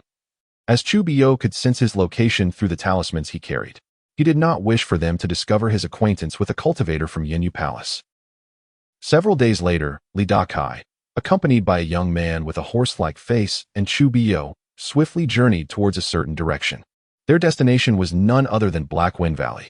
In addition to himself, over 100 people were part of this expedition, all gathered into the spatial pocket of Chu Biao and the horse-faced youth. This spatial pocket was not a product of their own abilities, but rather a secret treasure bestowed by the sect masteress lady. This treasure could directly contain living beings and boasted ample space. Otherwise, even if one had attained the foundation establishment stage, it would be quite unrealistic to fit over 50 living individuals in one go. As they traveled, Dakai remained vigilant about the path beneath his feet. Memorizing the route to Black Wind Valley was of utmost importance. If he were to visit Black Wind Valley this time without unlocking the storage bags, he would still have another opportunity. As long as he remembered the way, he could return on his own next time. Though the journey was long, it was fortuitous that they traveled in a straight line, so Dakai merely needed to recall the general direction. Thus, after the better part of a day, they finally reached their destination. Before them lay a range of ominous black mountains, with Black Wind Valley nestled deep within. Even before entering, a fierce wind howled around them, indicating that this place was not one easily traversed by ordinary individuals. As the two quickened their pace, they ultimately soared toward a valley, arriving at its entrance. Dakai looked up and realized that this was indeed Black Wind Valley. With ample preparation this time, he was determined to fully unleash his potential. He had an inkling that if he succeeded, his cultivation might transcend the mere first or second levels of chi refinement. Chapter 67. Unlocking the advanced storage bag upon arrival. Chubuyo and his companion simultaneously flicked their sleeves, presenting a treasured artifact from which a multitude of warriors emerged. As these individuals appeared, they surveyed their surroundings with evident confusion. Their expression shifted dramatically upon noticing the desiccated corpses at their feet. Once more than 100 figures had gathered. Chubuyo cleared his throat, prompting the assembly to focus intently. The elder meticulously explained the objectives of their expedition into the Black Wind Valley and the items they sought. Much like the previous group led by Dakai, though apprehensive about potential casualties, none were willing to retreat in pursuit of that elusive celestial opportunity. Arriving early afforded them a moment to recuperate before entering. During this interlude, Dakai suddenly heard Chubuyo's voice resonating in his mind. Dakai, once we enter the Black Wind Valley, ensure to keep 2 individuals close by. Dakai immediately discerned that the elder was communicating telepathically. As he pondered this, Chubuyo continued, the false blooms of the Ascension flower are highly toxic. Contact with them may result in immediate death. If you do locate genuine Ascension flowers, particularly 2 specimens, allow others to attempt to test the poison first. He added, in the past, circumstances necessitated some concealment from you. Now, as you are considered a member of our 7-star sect, I shall not permit you to perish without reason. Dakai was momentarily taken aback by the elder's forthrightness. Observing Chubuyo, who sat in serene meditation with eyes closed, he discreetly averted his gaze. Although he had long been aware of the toxicity of the false blooms, the elder's warning was a significant boon. Time passed swiftly, and after a brief interval, the howling winds of the Black Wind Valley abated. The time has come, Chubuyo declared as he opened his eyes. The assembled warriors, now composed, rose and made their way toward the valley's entrance. Some, emboldened by their skills, boldly stepped forward. Witnessing this familiar scene, Dakai felt a pang of nostalgia. A year prior, he had undergone a similar experience. However, this time, the number of warriors exceeded 100, and it was likely that fewer than half would emerge unscathed. He positioned himself at the rear, following the last of the group into the valley. As he departed, Elder Ma cast a lingering glance at the pack on Dakai's back. Despite Dakai's assurances that it contained water, healing elixirs, and weapons, Ma felt an inexplicable unease about his appearance. Unable to pinpoint the source of his discomfort, Elder Ma closed his eyes once more, preparing to observe the outcome a day hence. Upon entering the Black Wind Valley, Dakai was immediately engulfed by a fierce gale. Unlike before, however, he was no longer unprepared. His physical prowess had grown exponentially. Thus, he remained steadfast against the onslaught of the howling winds. In contrast, many around him struggled to maintain their footing. Yet one individual captured Dakai's attention, a young man in his 20s, clad in a black tunic, his long hair cascading casually. The wind barely disturbed him. He stood firm while others faltered. Noticing Dakai's unwavering stance among the chaos, the youth exhibited a hint of surprise. Their eyes met briefly before Dakai redirected his gaze, hastening his pace to distance himself from the uncertain crowd. As he quickened his steps, the young man in black observed Dakai's hurried figure and the pack upon his back, stroking his chin thoughtfully before swiftly pursuing him deeper into the valley. Time was of the essence for Dakai. The concoction he had prepared required an extended soaking period within the storage bag, leaving no room for delay. His speed was remarkable. and even the seasoned warriors trailing behind could not match his pace as they all raced to reach the valley's depths in search of the Sansheng flower. After an hour of swift movement, he finally decelerated, arriving at the approximate location where he had buried his storage bags. Previously, he would have taken several hours to reach this spot, but now he had accomplished it in one. He had marked the site by a precipice adjacent to the valley, confident that it would withstand the fierce winds. However, unease crept into his mind as he searched in vain for the cliff. Had it truly collapsed? If so, his efforts would be in vain. Undeterred, he expanded his search radius. Another hour passed, and just as impatience began to overwhelm him, he spotted a smooth cliff face nearby. Elated, he carefully scanned the area for any sign of others before inching closer. He pressed his back against the cliff, closing his eyes momentarily. Taking 10 steps forward, he then turned left and walked another 10 steps. Coming to a halt, he retrieved a short knife from his pack and began to dig at the ground below. His movements were swift, sending sand and stones flying, which the winds carried away. After digging to a depth of 4 or 5 feet, Dakai finally paused, his face alight with joy. After such effort, he had successfully unearthed his hidden treasures: 2 storage bags, a porcelain vial, a black metal mask, and a circular jade pendant. He dusted off the items and opened the vial to check on the Sansheng fruits within, relieved to find them intact. The Sansheng flowers and fruits were essential for concocting magical elixirs, with the fruits possessing far greater potency. Though he had no immediate use for them, their value was undeniable, and he could trade them for other necessities. With this thought, he temporarily stored the vial. Casting a glance at the metal mask and jade pendant before setting them aside, he focused on the 2 storage bags, inspecting them closely. It was evident that their quality far surpassed the one he had seen previously, which raised concerns about whether his concocted liquid would yield effective results. Nonetheless, he prepared for the worst. He removed the pack from his back, opening it to retrieve a water-like vessel.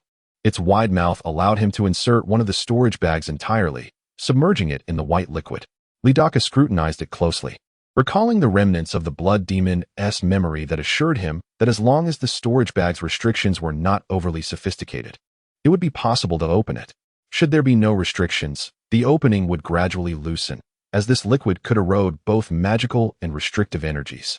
What is truly terrifying is the remarkable sophistication of the enchantments upon these 2 storage bags. All that can be done has been done. Now, the outcome rests solely in the hands of fate.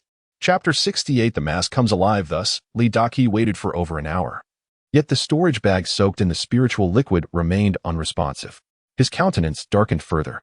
The spiritual liquid he had concocted was designed to nullify magical power, enabling the opening of the storage bag. However, it now seemed that either the restrictions on the bag were too sophisticated or that his method was flawed. Reluctantly, he waited another hour before retrieving the storage bag. Curiously, the surface of the bag was as pristine as a lotus leaf, untouched by moisture. Once extracted, it appeared completely clean. Dakai seized the moment to place a second storage bag into the liquid. While the first bag proved ineffective, perhaps the second would yield better results. He then seated himself upon the ground, observing intently. The howling winds around him rendered visibility low, ensuring his concealment. Time slipped by, and after more than an hour of patient observation, the bag submerged in the liquid remained utterly still. The disappointment etched on Dakai's face was palpable. This venture might be in vain. Should that be the case, he would have no choice but to revert to his old methods, continuously procuring funds to consume the meridian opening pill or directly ingest other spiritual herbs. He pondered how long it would take to satiate the insatiable void within his body. Sighing deeply at the thought, he idly picked up the metallic mask lying on the ground and examined it closely. He had investigated this object at the 7 Stars sect, but found no leads. It neither resembled an artifact nor a material for crafting. This was likely due to the limitations of the resources he could access. If only he possessed magical power, perhaps he could conduct a test. Frustrated, he began to tap the mask against the sandy ground, discovering its surprising sturdiness. Intriguingly, the surface of the mask remained entirely free of dust. At a certain moment, as Dakai locked eyes with the hollow eye sockets of the mask, he experienced an uncanny sensation, as if the mask were gazing back at him. The more he fixated on the mask, the more pronounced this feeling became. Additionally, he felt as though his very soul was being drawn towards the mask. Alarmed, he was unsure why this was occurring. Unconsciously, he lifted the mask closer to his face, and at that instant, both his eyelids began to twitch. The left eye twitched, heralding fortune, while the right foretold disaster. Simultaneous twitches signified the intertwining of fate.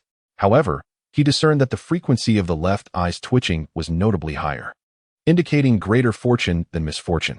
Embracing the perilous pursuit of wealth, he resolved that since the storage bag had not opened, he could not leave empty-handed. Perhaps this mask held an opportunity for him. With determination, he clenched his teeth and pressed the mask to his face. In that fleeting moment, everything around him descended into silence. The roaring winds, his breath, and the pounding of his heart all vanished. Subsequently, darkness enveloped him, rendering him sightless. Within this profound blackness, a vortex materialized. This vortex possessed an astonishing gravitational pull, forcibly extracting his frail spirit from his consciousness and consuming it. A piercing scream escaped his lips as the agony of his soul being torn apart overwhelmed him. He collapsed, the water pouch slipping from his grasp, spilling its contents entirely onto the dry ground, merging with it without a trace. Yet, he could scarcely pay heed to this, with the mask adhered to his face. His body began to convulse violently. He had never endured such excruciating torment in this life or the last. Amidst this harrowing pain, Dakai's consciousness teetered on the brink of oblivion, his final thought echoing in his mind. Pain. Exquisite pain. Time lost all meaning. It felt like an instant yet stretched into hours, days, or even longer. Gradually, his awareness returned, and he slowly opened his eyes. He found himself in the desolate Black Wind Valley, the wind still howling around him. Memories flooded back like a tidal wave. The moment he had locked eyes with the metallic mask, donned it, and subsequently felt his spirit being drawn and devoured, accompanied by a pain he had never dared to contemplate. Even now, recalling it sent shivers down his spine. In a moment of trepidation, he touched his face, confirming that the torturous mask still clung to him. He instinctively attempted to remove it, only to pause abruptly. To his astonishment, he sensed a peculiar connection with the mask, as if it were alive. Swallowing hard, he tentatively spoke, Who are you? Yet, his voice fell into silence, met only with the mask's stillness. Dakai remained vigilant, noticing that the mask still seemed to observe him, and the connection persisted. Furthermore, he felt an overwhelming mental fatigue. Much of his spiritual power had been siphoned away, leaving him spiritually wounded, a condition notoriously difficult to heal. Despite having encountered numerous elixirs during his year at the Xiang Institute, he had never come across any capable of mending spiritual wounds, highlighting the rarity and severity of such injuries. Contemplating his next move, he resolved to attempt removing the mask once more. However, his face paled in horror upon discovering that it refused to budge. It seemed as though the cold metal of the mask had fused with his very skin, almost as if it were grafted onto him. Dakai's heart raced.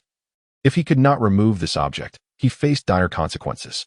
Even if he escaped the Black Wind Valley, he would have no explanation for the two elders waiting outside. This could not continue. He needed to devise a solution. Thus commenced a series of desperate attempts. He pulled, tugged, and even applied the spiritual liquid as a lubricant. Yet none of his efforts bore fruit. He sensed that even if he were to tear off his own head, the mask would likely remain affixed.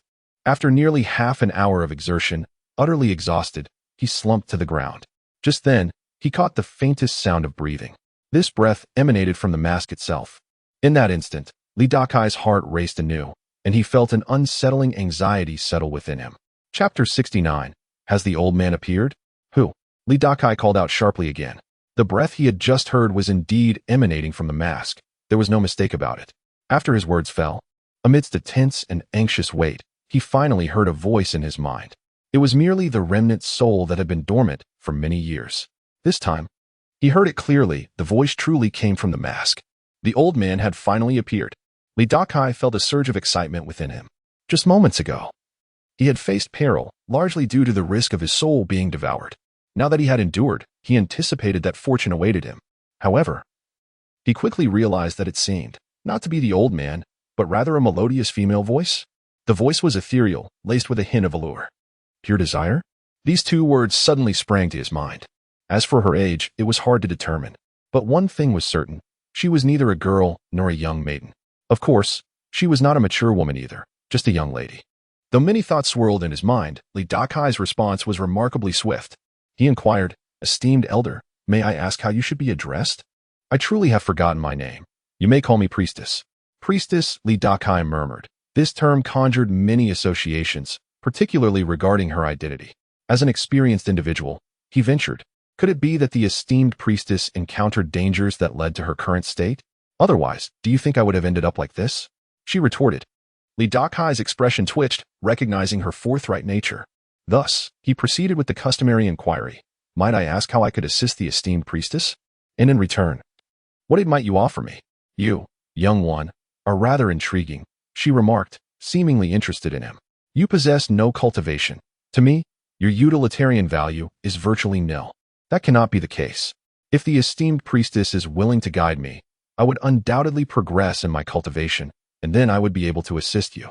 Afterward, Li Dakai boasted. Furthermore, although I lack cultivation at present, given my aptitude, I shall surely soar to great heights. Oh, do you know what your aptitude is? Her interest grew. While Li Dakai stroked his chin and shook his head in honesty, I do not yet know. He then shifted the conversation, earnestly requesting clarification. You spoke correctly. Your physique is indeed somewhat special. Upon hearing this, Li Dakai's weary face lit up with brilliance. May I ask, esteemed priestess, what kind of physique do I possess? Your physique is the body of all laws, she declared. The body of all laws? What is that? This was the first time Li Dakai had encountered this term. However, from its literal meaning, it sounded rather impressive. She did not elaborate but remarked, it is simply embarrassing that, despite possessing this physique for over 50 years, you have yet to break through to the first realm of enlightenment. The realm of enlightenment? Li Dakai grew increasingly doubtful and bowed respectfully.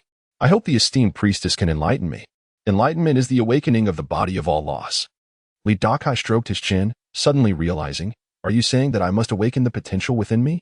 That's one way to put it. She did not deny and continued. Your physique should be capable of absorbing all manner of spiritual energy, yet you have not awakened it for so long. Hearing her disdain, Li Dakai was at a loss for words. After all, it was only after he had inadvertently touched a woman's hand in his new life that he discovered his unique ability to absorb her yin essence. Before his arrival in this realm, he had been an ordinary wealthy youth, always surrounded by lavish feasts, but without the opportunity to consume anything imbued with spiritual essence. Coupled with a certain physical ailment, he had lost interest in women and thus missed any chance to acquire yin essence, leading him to drift through life until he was in his 50s. Now, receiving guidance from a master, Li Dakai felt rejuvenated and humbly asked, might I inquire how I should awaken? Do not overthink it, just consume a lot, she replied simply. Is it really that simple? Indeed, it is that simple. After successfully awakening my body of all laws, what follows? Meridians will be unblocked, and your chi will flow like a torrent, she succinctly answered in 8 words. These words left Li Dakai breathless, his complexion slightly flushed. Meridians unblocked. No wonder the pulse-clearing pills and spiritual herbs I've taken this past year have stimulated all my meridians rather than just a single one. I have already tried for a year. When will I achieve this unblocking? Li Dakai asked. I sensed it. It should be soon, she offered a vague response. Earlier, the priestess had mentioned that my body of all laws could absorb various forms of spiritual energy. Indeed, she confirmed, your physique is rare even in ancient times. It was evident that this priestess held some admiration for Li Dakai. Ancient times? Li Dakai found himself in a knowledge void once more. Ancient times were a distant past. Back then, cultivators were referred to as chi refiners, whereas now they are called cultivators. What is the difference? Think of cultivators as a streamlined version of chi refiners, she explained. Li Dakai nodded.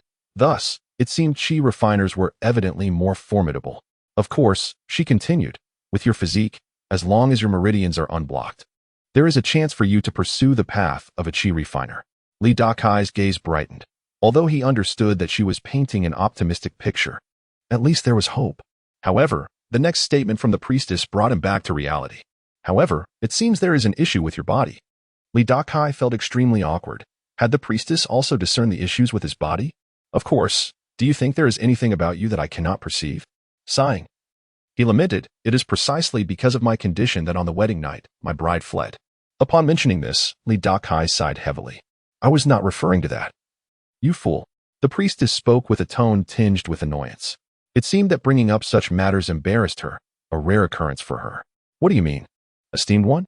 Li Dakai humbly sought guidance, though he believed that his impotence was indeed his greatest issue. However, what you mentioned is not incorrect. Your impotence is indeed a result of the issue I am referring to. Li Dakai was puzzled. What exactly was the issue the priestess was hinting at? Your soul has been sealed, and your dantian is obstructed.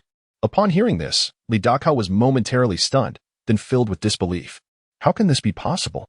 Chapter 70. Have you offended someone? In the eyes of Li Dakai, he considered himself an ordinary mortal who would take the trouble to target him. With matters concerning souls and dantians, it was evident that ordinary low-level cultivators lacked the capability and means to do so. However, since the other party had made such a statement, it was impossible for it to be unfounded. Indeed, the elder priest stated, "I do not have a habit of jesting."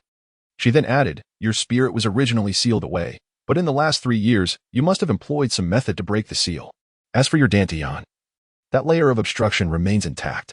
If you continue to awaken the myriad laws of your body, even if you reach the point of meridian unification, when all the refined spiritual energy converges in your dantian, it will ultimately result in your demise."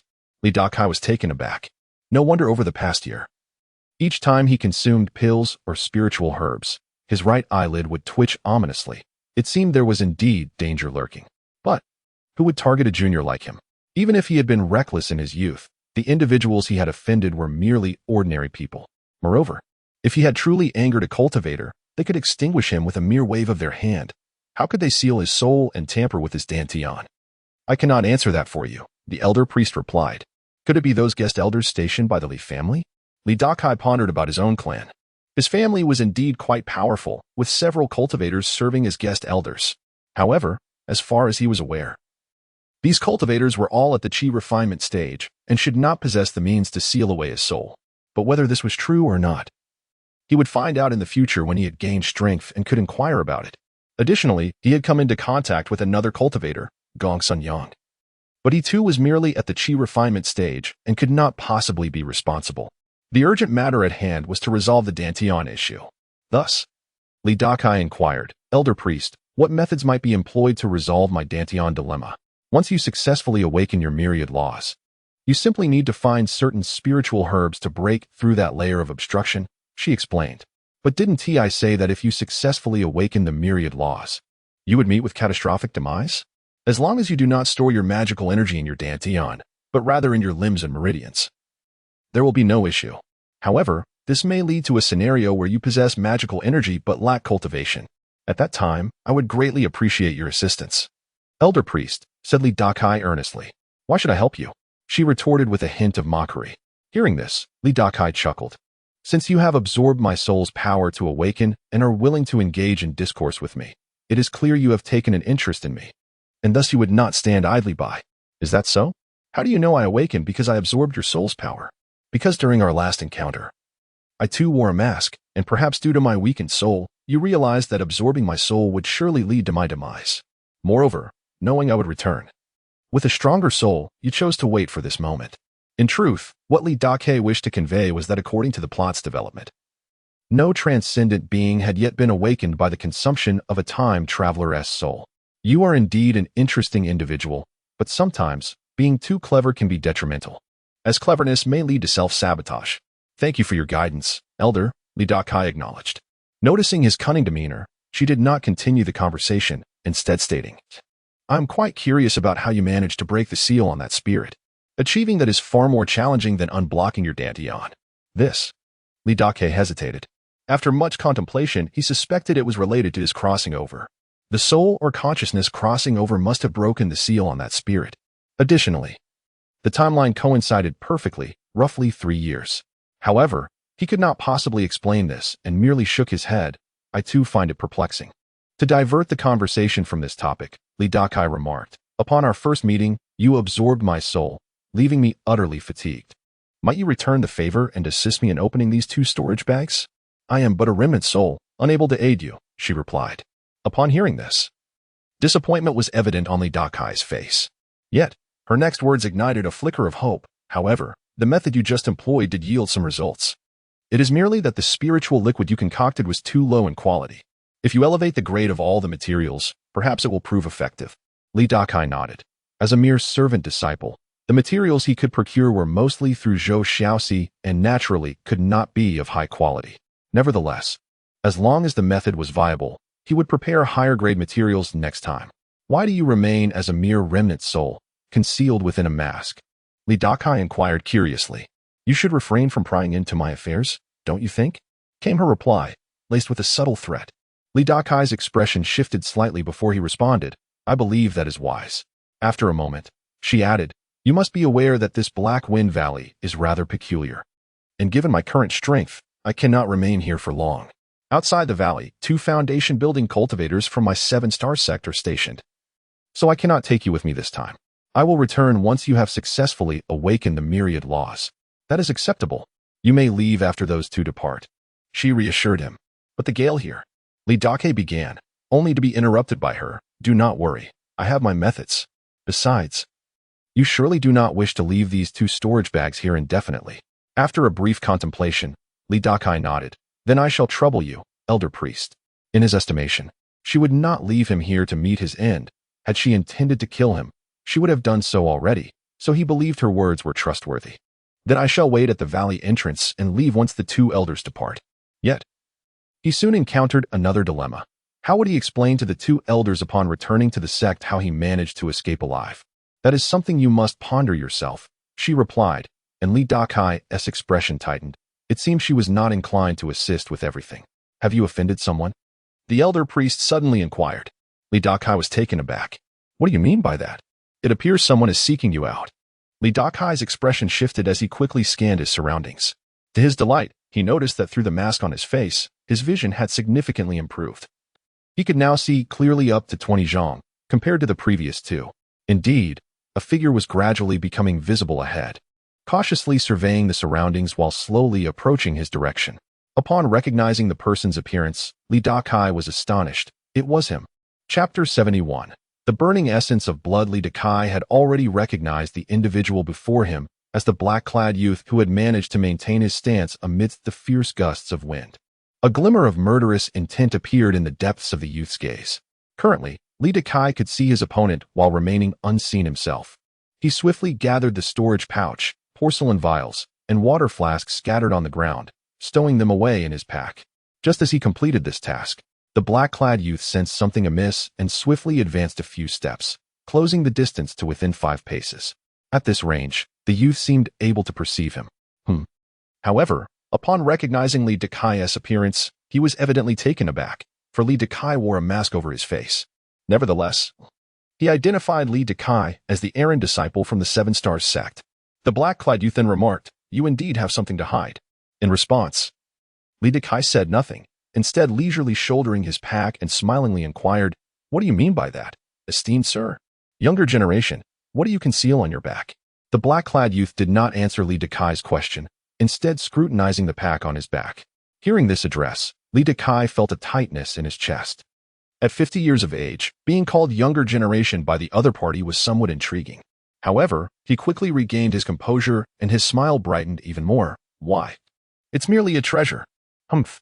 The black-clad youth sneered at his audacity. Curiosity flickered within him as he wondered what sort of peculiar object Dakai had on his face. Yet, he was certain that once he captured Dakai, all would be revealed. Stepping forward, he advanced. Bang! Dakai was quicker. He kicked the ground, sending a cloud of sand and gravel flying towards the youth's face. This tactic had worked well for him before, so he decided to employ it again. Seeing this, the black-clad youth raised his hands to shield his eyes. Swish, swish, swish. In that moment, a series of sharp whistling sounds pierced the air. Dakai had already raised his arm, unleashing a flurry of hidden needles from his sleeve, which shot forth with precision.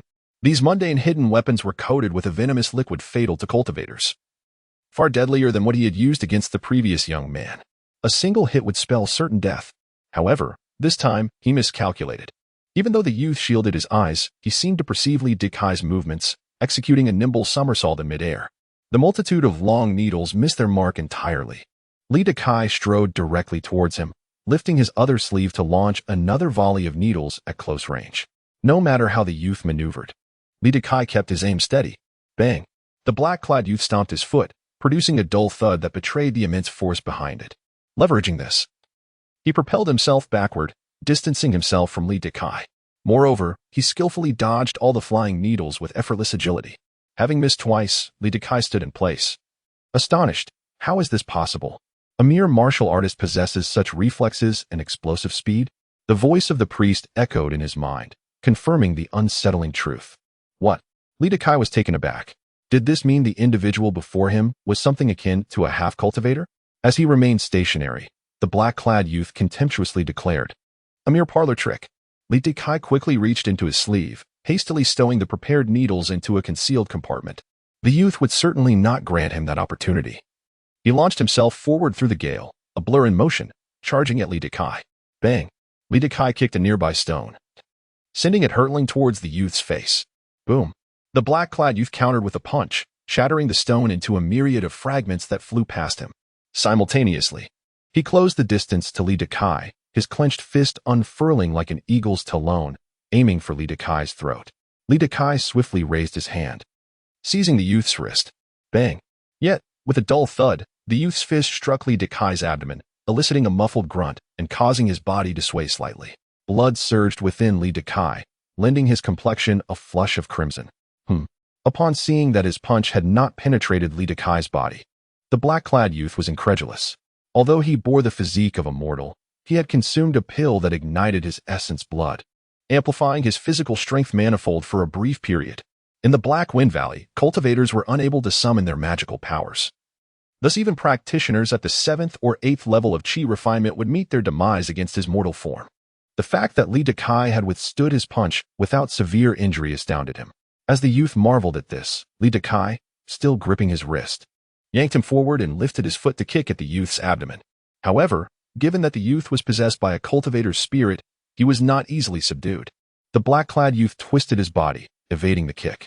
Yet, in the next instant, he felt an overwhelming force on his wrist. Li Dakai had forcibly lifted him, swinging his body through the air in an elegant arc before slamming him down to the ground.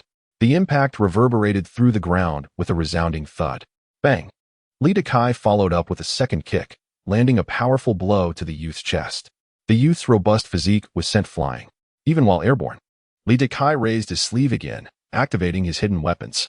Swish, swish, swish. Thud, thud, thud. A barrage of needles struck the youth's body. His actions were fluid and decisive, devoid of hesitation. The black-clad youth crashed to the ground several meters away, rolling multiple times before finally coming to a halt. Cough, cough. Cough, cough, cough. The youth coughed violently, and soon after, he vomited a mouthful of blood mixed with internal organs. Gradually, he rose from the ground, wiping the blood from the corner of his mouth, and when he gazed at Li Dakai, his eyes sparkled with fervent excitement. An essence cultivator. He realized that an ordinary cultivator would never possess such terrifying physical strength, leading him to conclude that Li Dakai had indeed refined his body. Witnessing the youth stand resilient despite his shattered insides, not even gasping for breath, Li Dakai narrowed his eyes, acknowledging the formidable challenge he posed. In that moment, he noticed several white needles embedded in the youth's chest. The youth seemed to sense something, glancing down briefly. Then, under Li Dakai's watchful gaze, he trembled. And with a surge of force, the needles were expelled from his body. If one were to observe closely, they would find that his skin bore no marks of injury. Having consumed a pill that ignited his essence blood, the youth's power had indeed been amplified across the board. Even with internal injuries, his combat capability remained intact. Additionally, the tiny needles could hardly inflict any damage on his exterior. However, the cost of such power would be his inevitable demise. The entity possessing this body was likely no ordinary cultivator. At this moment, the priest's voice echoed again, offering his insight. If I kill him, will his true self discern that it was I who did it? Li Dakai pondered. He inquired through thought, rendering the black-clad youth oblivious to his musings. Certainly. Li Dakai heard the answer he dreaded the most. His expression darkened. He realized he had caught the attention of a high-ranking cultivator. The opponent's cultivation level was likely at least that of the Foundation establishment stage. Nevertheless, the immediate priority was to neutralize the threat. With this thought in mind, Li Dakai charged towards his adversary. Observing this, the young man in black swiftly produced a jade vial, uncorked it, and tilted it towards his mouth. As he swallowed the contents, his throat convulsed, and his countenance twisted into a grotesque expression. A faint, vaporous white mist, reminiscent of vital energy, began to emanate from his entire being. Anyone daring to touch him would find his skin scalding hot. In that fleeting moment, Li Dakai sensed an overwhelming aura of peril. Chapter 72. The senior is a demon cultivator in a moment of contemplation. Li Dakai gritted his teeth and charged towards his opponent. The young man in black raised his hand, delivering a punch that sliced through the air with a sharp whoosh. This punch was not only swifter than the previous one, but appeared to Li Dakai's eyes as if it were enlarging rapidly. Yet he did not flinch. Instead, he lifted his fist to meet the attack head-on. Bang! The fists collided, and Li Dakai staggered back several steps. In contrast, the drug-enhanced young man remained steadfast. Although his fist had slightly warped, the bones within it shattered. Despite the surge in power, his physical resilience could not keep pace. Ignoring the pain, the young man leapt forward, appearing in front of Li Dakai. One hand clawed towards his face while the other aimed for his lower abdomen. Li Dakai swiftly withdrew to evade the oncoming threat. The black-clad youth pressed on relentlessly, alternating between his fists as they struck towards Li Dakai's face. Sensing the force behind each blow, Li Dakai retreated, his head bobbing side to side as he effortlessly dodged each punch. After retreating for several paces, he seized the moment to swiftly raise his foot, landing a precise and rapid strike to the young man's chest. However, the drug-fueled strength of the black-clad youth merely absorbed the impact, failing to send him flying as before. Immediately, the young man seized Li Dakai's ankle. Seeing the malevolent grin on his opponent's face, Li Dakai shouted, "What are you laughing at?" His curse momentarily froze the smile on the young man's face. Seizing the opportunity, Li Dakai pulled his foot back, closing the distance between them, and wrapped his arms around the young man. With a forceful twist, they both tumbled to the ground. Followed by a chaotic scuffle, they grappled, struck, and even bit at one another, devoid of any technique, reminiscent of street brawlers resorting to desperate measures. Particularly, Li Dakai incessantly drove his knee forcefully into the young man's groin, while also gripping his wrist to prevent any resistance. The cultivator, whose soul had merged with this body, was consumed with fury. He had fought many battles before, but had never engaged in such close-quarters combat. The humiliation he felt from Li Dakai's tactics was overwhelming. "Senior priest, please assist," Li Dakai implored while subduing his opponent. "Assist with what?" The senior priest replied, seemingly perplexed. "Of course, to help me eliminate him," Li Dakai exclaimed. "You only needed to stall him for a quarter of an hour. He would have self-destructed without any trouble," the priest retorted. "What?" Li Dakai felt as though a knife were twisting in his heart, cursing the priest for not mentioning this sooner. "Senior, do you not require the devouring of souls? This individual possesses the soul of a cultivator, perfectly suited for you. That would require you to extract his soul first," the priest replied. "Are you truly this incompetent?" Li Dakai thought, but dared not voice it. Instead, he clenched his teeth and said, "Forgive me, senior." With that, he began to slam his metallic mask repeatedly against the nearly subdued young man. Crack, crack, crack. Each impact elicited a sickening sound of flesh and blood splattering. After dozens of strikes, the young man's face was utterly mutilated and unrecognizable. Only then did the black-clad youth finally fall still. To ensure his victory, Li Dakai twisted the young man's head, and a crisp crack echoed. "Senior, is his soul extinguished?" he inquired. "It has perished," the priest confirmed, allowing Li Dakai to exhale in relief. He collapsed beside the body, his chest heaving violently. The fierce struggle had nearly shattered his aging bones. Yet, as he gazed upon the corpse, the anxiety in Li Dakai's eyes did not dissipate. Instead, it gathered like ominous clouds, growing ever denser. "Fear not, he is unlikely to come seeking you from afar," the senior priest seemed to read his thoughts. "But even if I escape today, I must eventually return to the Seven Stars sect. Should he discover my identity, trouble shall surely follow. After all, he is a high-level cultivator." Lost in thought, Li Dakai sighed, resigning himself to the notion of facing whatever may come. After a moment, the priest's voice echoed again. "It appears he was inquiring about your group's activities." "How do you know this, senior priest?" Li Dakai asked, puzzled. "I just refined his fragmented soul," the priest replied. Li Dakai's expression shifted. "Did you not say I must assist you in extracting his soul?" "True, but when you struck his head, he attempted to escape and occupy your body, which I then consumed," the priest explained. Contemplating this, Li Dakai stroked his chin, uncertain of whether to believe the priest. He proceeded to search the young man's body, only to find nothing of value.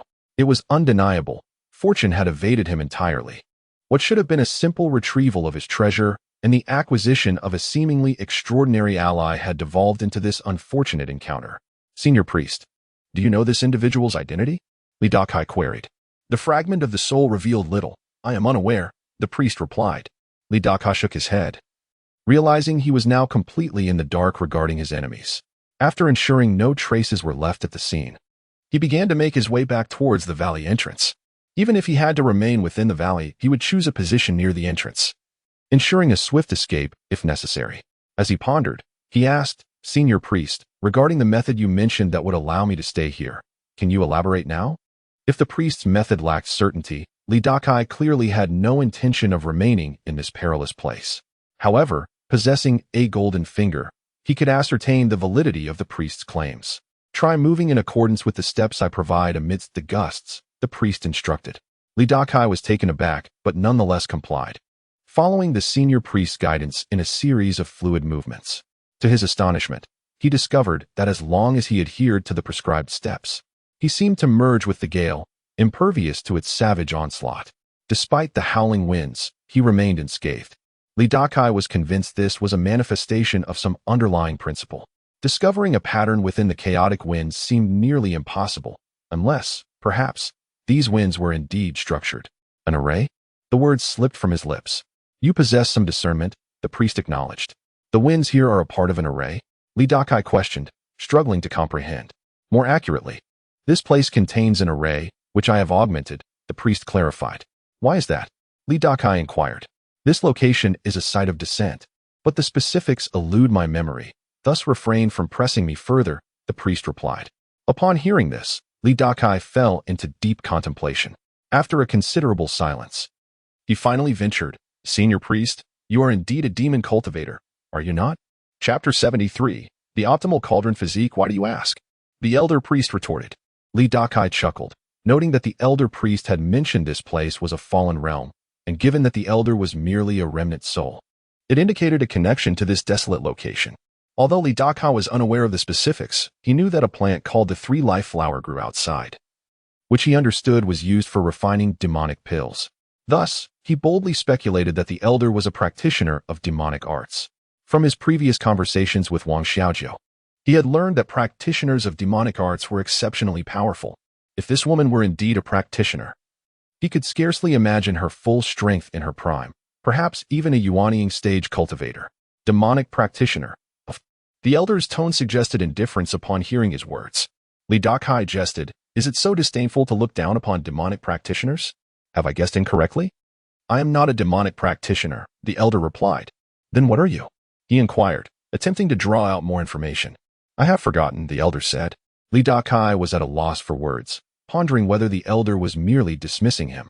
However, on further reflection, it seemed he lacked the status to be dismissed. Given the elder's disdain for demonic practitioners, what could they possibly belong to? Aside from demonic and lawful practitioners, others were often labeled as heretical sects, making it difficult for him to guess. Yet, considering the elder's self-identification as a priest, it was possible that she indeed belonged to a heretical faction. However, your physique is indeed suitable for the path of demonic cultivation, the elder continued. But didn't you just say you would assist me in becoming an ancient chi refiner? Dakai countered. The demonic practitioners I refer to are the ancient demonic practitioners, known today as ancient demons, corresponding with ancient chi refiners, the elder clarified. Dakai stroked his chin, realizing that those from the past were far more formidable than the present. Modern cultivators were referred to simply as cultivators, while their predecessors were known as chi refiners. Similarly, contemporary demonic practitioners were termed demonic practitioners, while their ancient counterparts were called ancient demons. To pursue the path of demonic cultivation, beginning as a chi refiner is a prudent choice, as your physique allows for myriad paths of cultivation. Is it truly that remarkable? Dakai felt a surge of excitement from the elder's words. Otherwise, why would it be called the physique of myriad laws? Then, when I return to my sect, I shall undoubtedly receive significant cultivation resources, and my ascendance will be imminent. Dakai proclaimed with exuberance. I advise you to abandon such thoughts, or at least refrain from revealing your physique until you possess absolute strength, the elder cautioned. Why? Dakai furrowed his brow. Because this physique possesses an extraordinary capacity for devouring. Those who possess it, if male, will have an inexhaustible accumulation of yang essence within, ultimately leading to a qualitative transformation through quantity. The same applies to females with their yin essence. Dakai remained perplexed, questioning the relevance of this to his ability to disclose it. Of course, it is relevant, the elder insisted firmly. If there exists a superior cauldron physique in this world, it is undoubtedly the physique of myriad laws. They are an inexhaustible resource. If you do not wish to be treated as a mere tool, it is best to remain low-key. Dakai shook his head, recognizing that his immediate priority was to awaken his physique of myriad laws and clear the blockages within his dantian. He had not yet formally become a cultivator. Yet he had already made numerous enemies, such as the one who had sealed his soul and obstructed his dantian, as well as the black-clad youth he had just slain, who had been possessed by the fragment of a cultivator's soul, indicating he had offended a hidden cultivator. By the way, the mask you were hiding behind. I found it next to a cultivator's corpse. May I ask who that cultivator was to you? Dakai suddenly recalled the body. I do not know him. He merely stumbled into this fallen realm like myself and was unknown to me. The only reason I took the mask was that I recognized its uniqueness. However, at that time, I was trapped in slumber, so we had no interaction.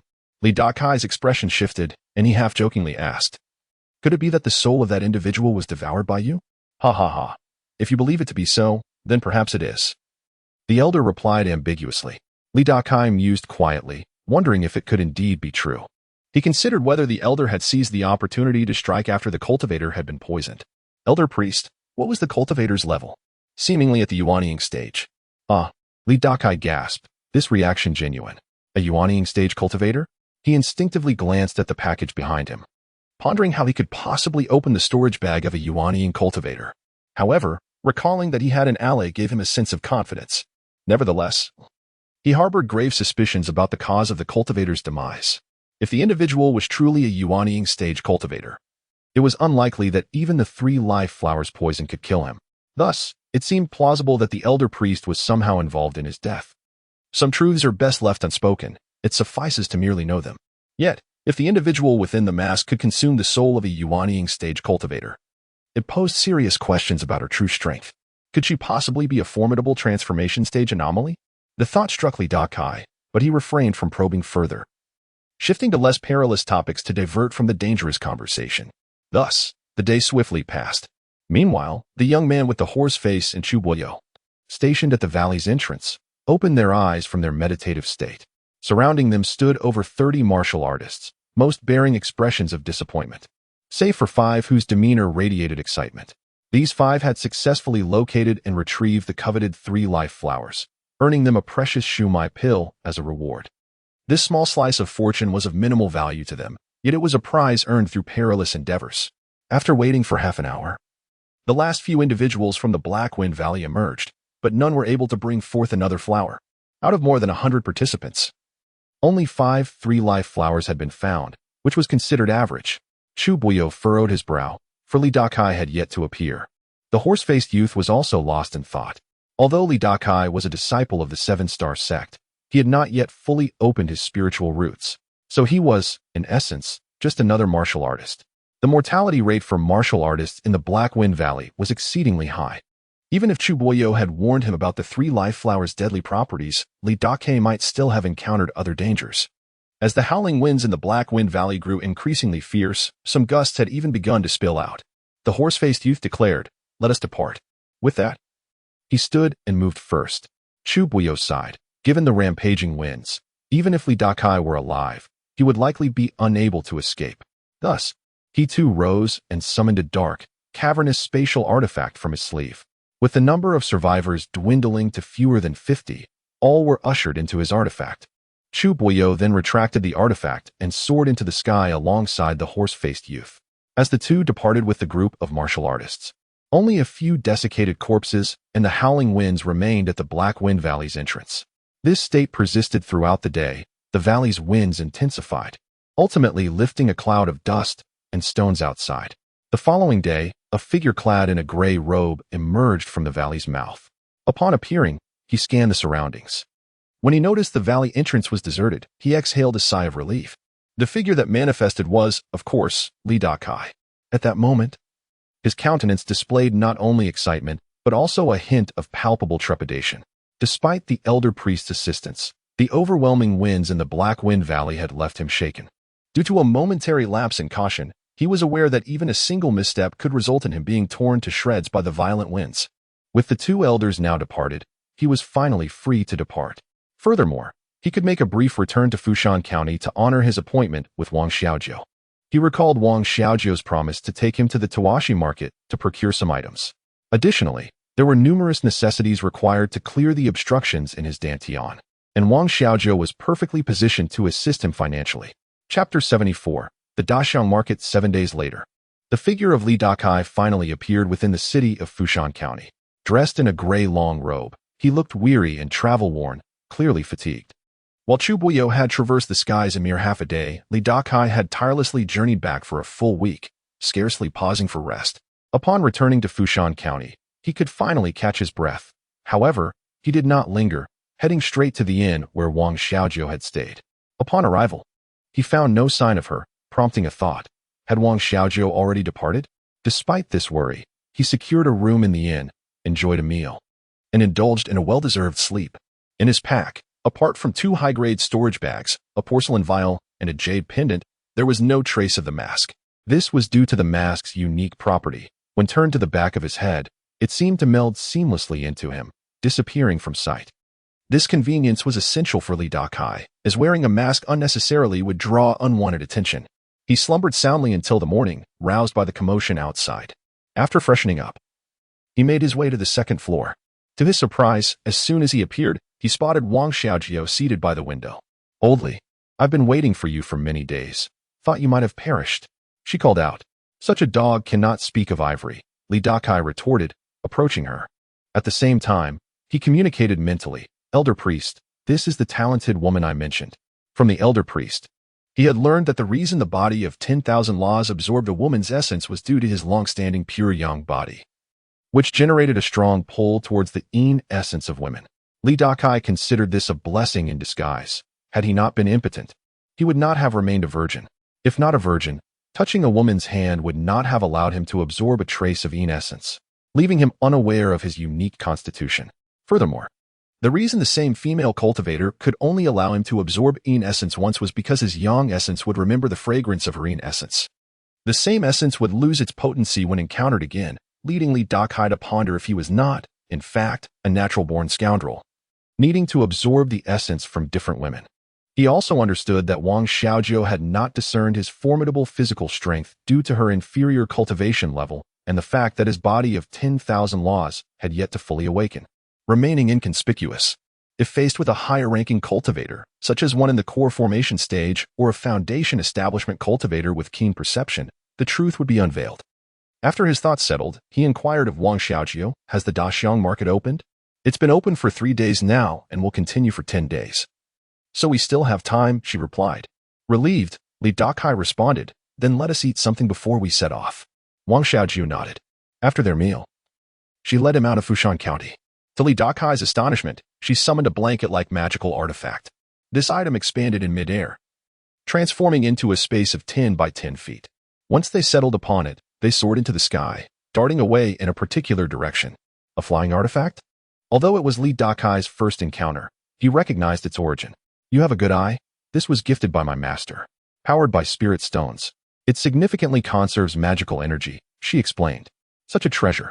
Li Dakai marveled sincerely, as expected of a disciple from a prestigious sect. The items at her disposal were far superior. This artifact's value undoubtedly surpassed that of the storage bag Zhou Xiaoxi had shown him, and its worth likely exceeded that of low-grade spirit stones. They sped through the air for 2 hours before entering a mountainous region. Upon arrival, Wang Xiaojiu slowed their pace, and Li Dakai noticed a dense white mist ahead. This phenomenon was familiar to him. There was a similar barrier outside the Seven-Star sect, a formation that one could not traverse without proper guidance. As they approached the mist, Wang Xiaojiu came to a halt. Suddenly, a figure shot forth from within the white shroud, a monk clad in a yellow robe, beads hanging from his wrist. The monk appeared to be in his 30s, exuding an air of authority. Upon their appearance, he performed a Buddhist salutation, addressing them, "Esteemed friends, have you come from afar to enter my Buddha's market?" "Indeed," Wang Xiaojiu affirmed.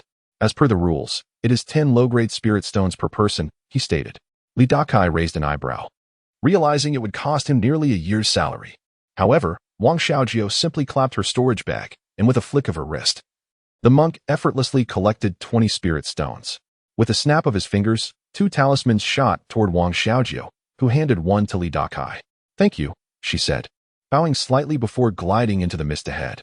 As they entered, Li Dakai felt the talisman in his hand radiate with spiritual light, allowing them passage through the fog. Soon, he began to hear a distant clamor.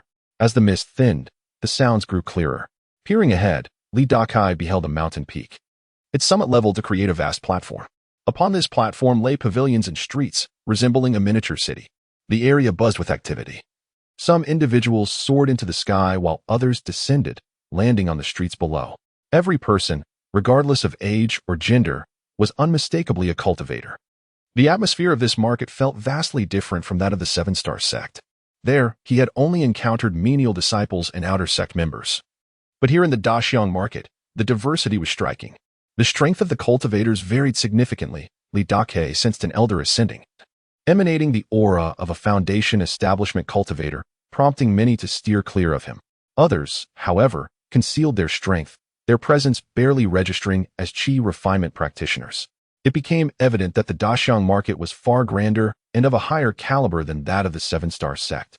Thus, the wares available here were likely to be far beyond anything he had previously encountered. As these thoughts crossed his mind, Wang Xiaojio guided him to a street. Retracting the flying artifact, Dakai noticed many gazes directed toward her, their expressions markedly different. Her flying artifact was a symbol of wealth among cultivators, akin to driving a luxury car while others walked. He realized he needed to advise her to conceal her wealth, as those with riches were often targets for robbery. Just then, as Wang Xiaojio stored away the flying artifact, she exclaimed in surprise, gesturing to Dakai. "Old Li, look."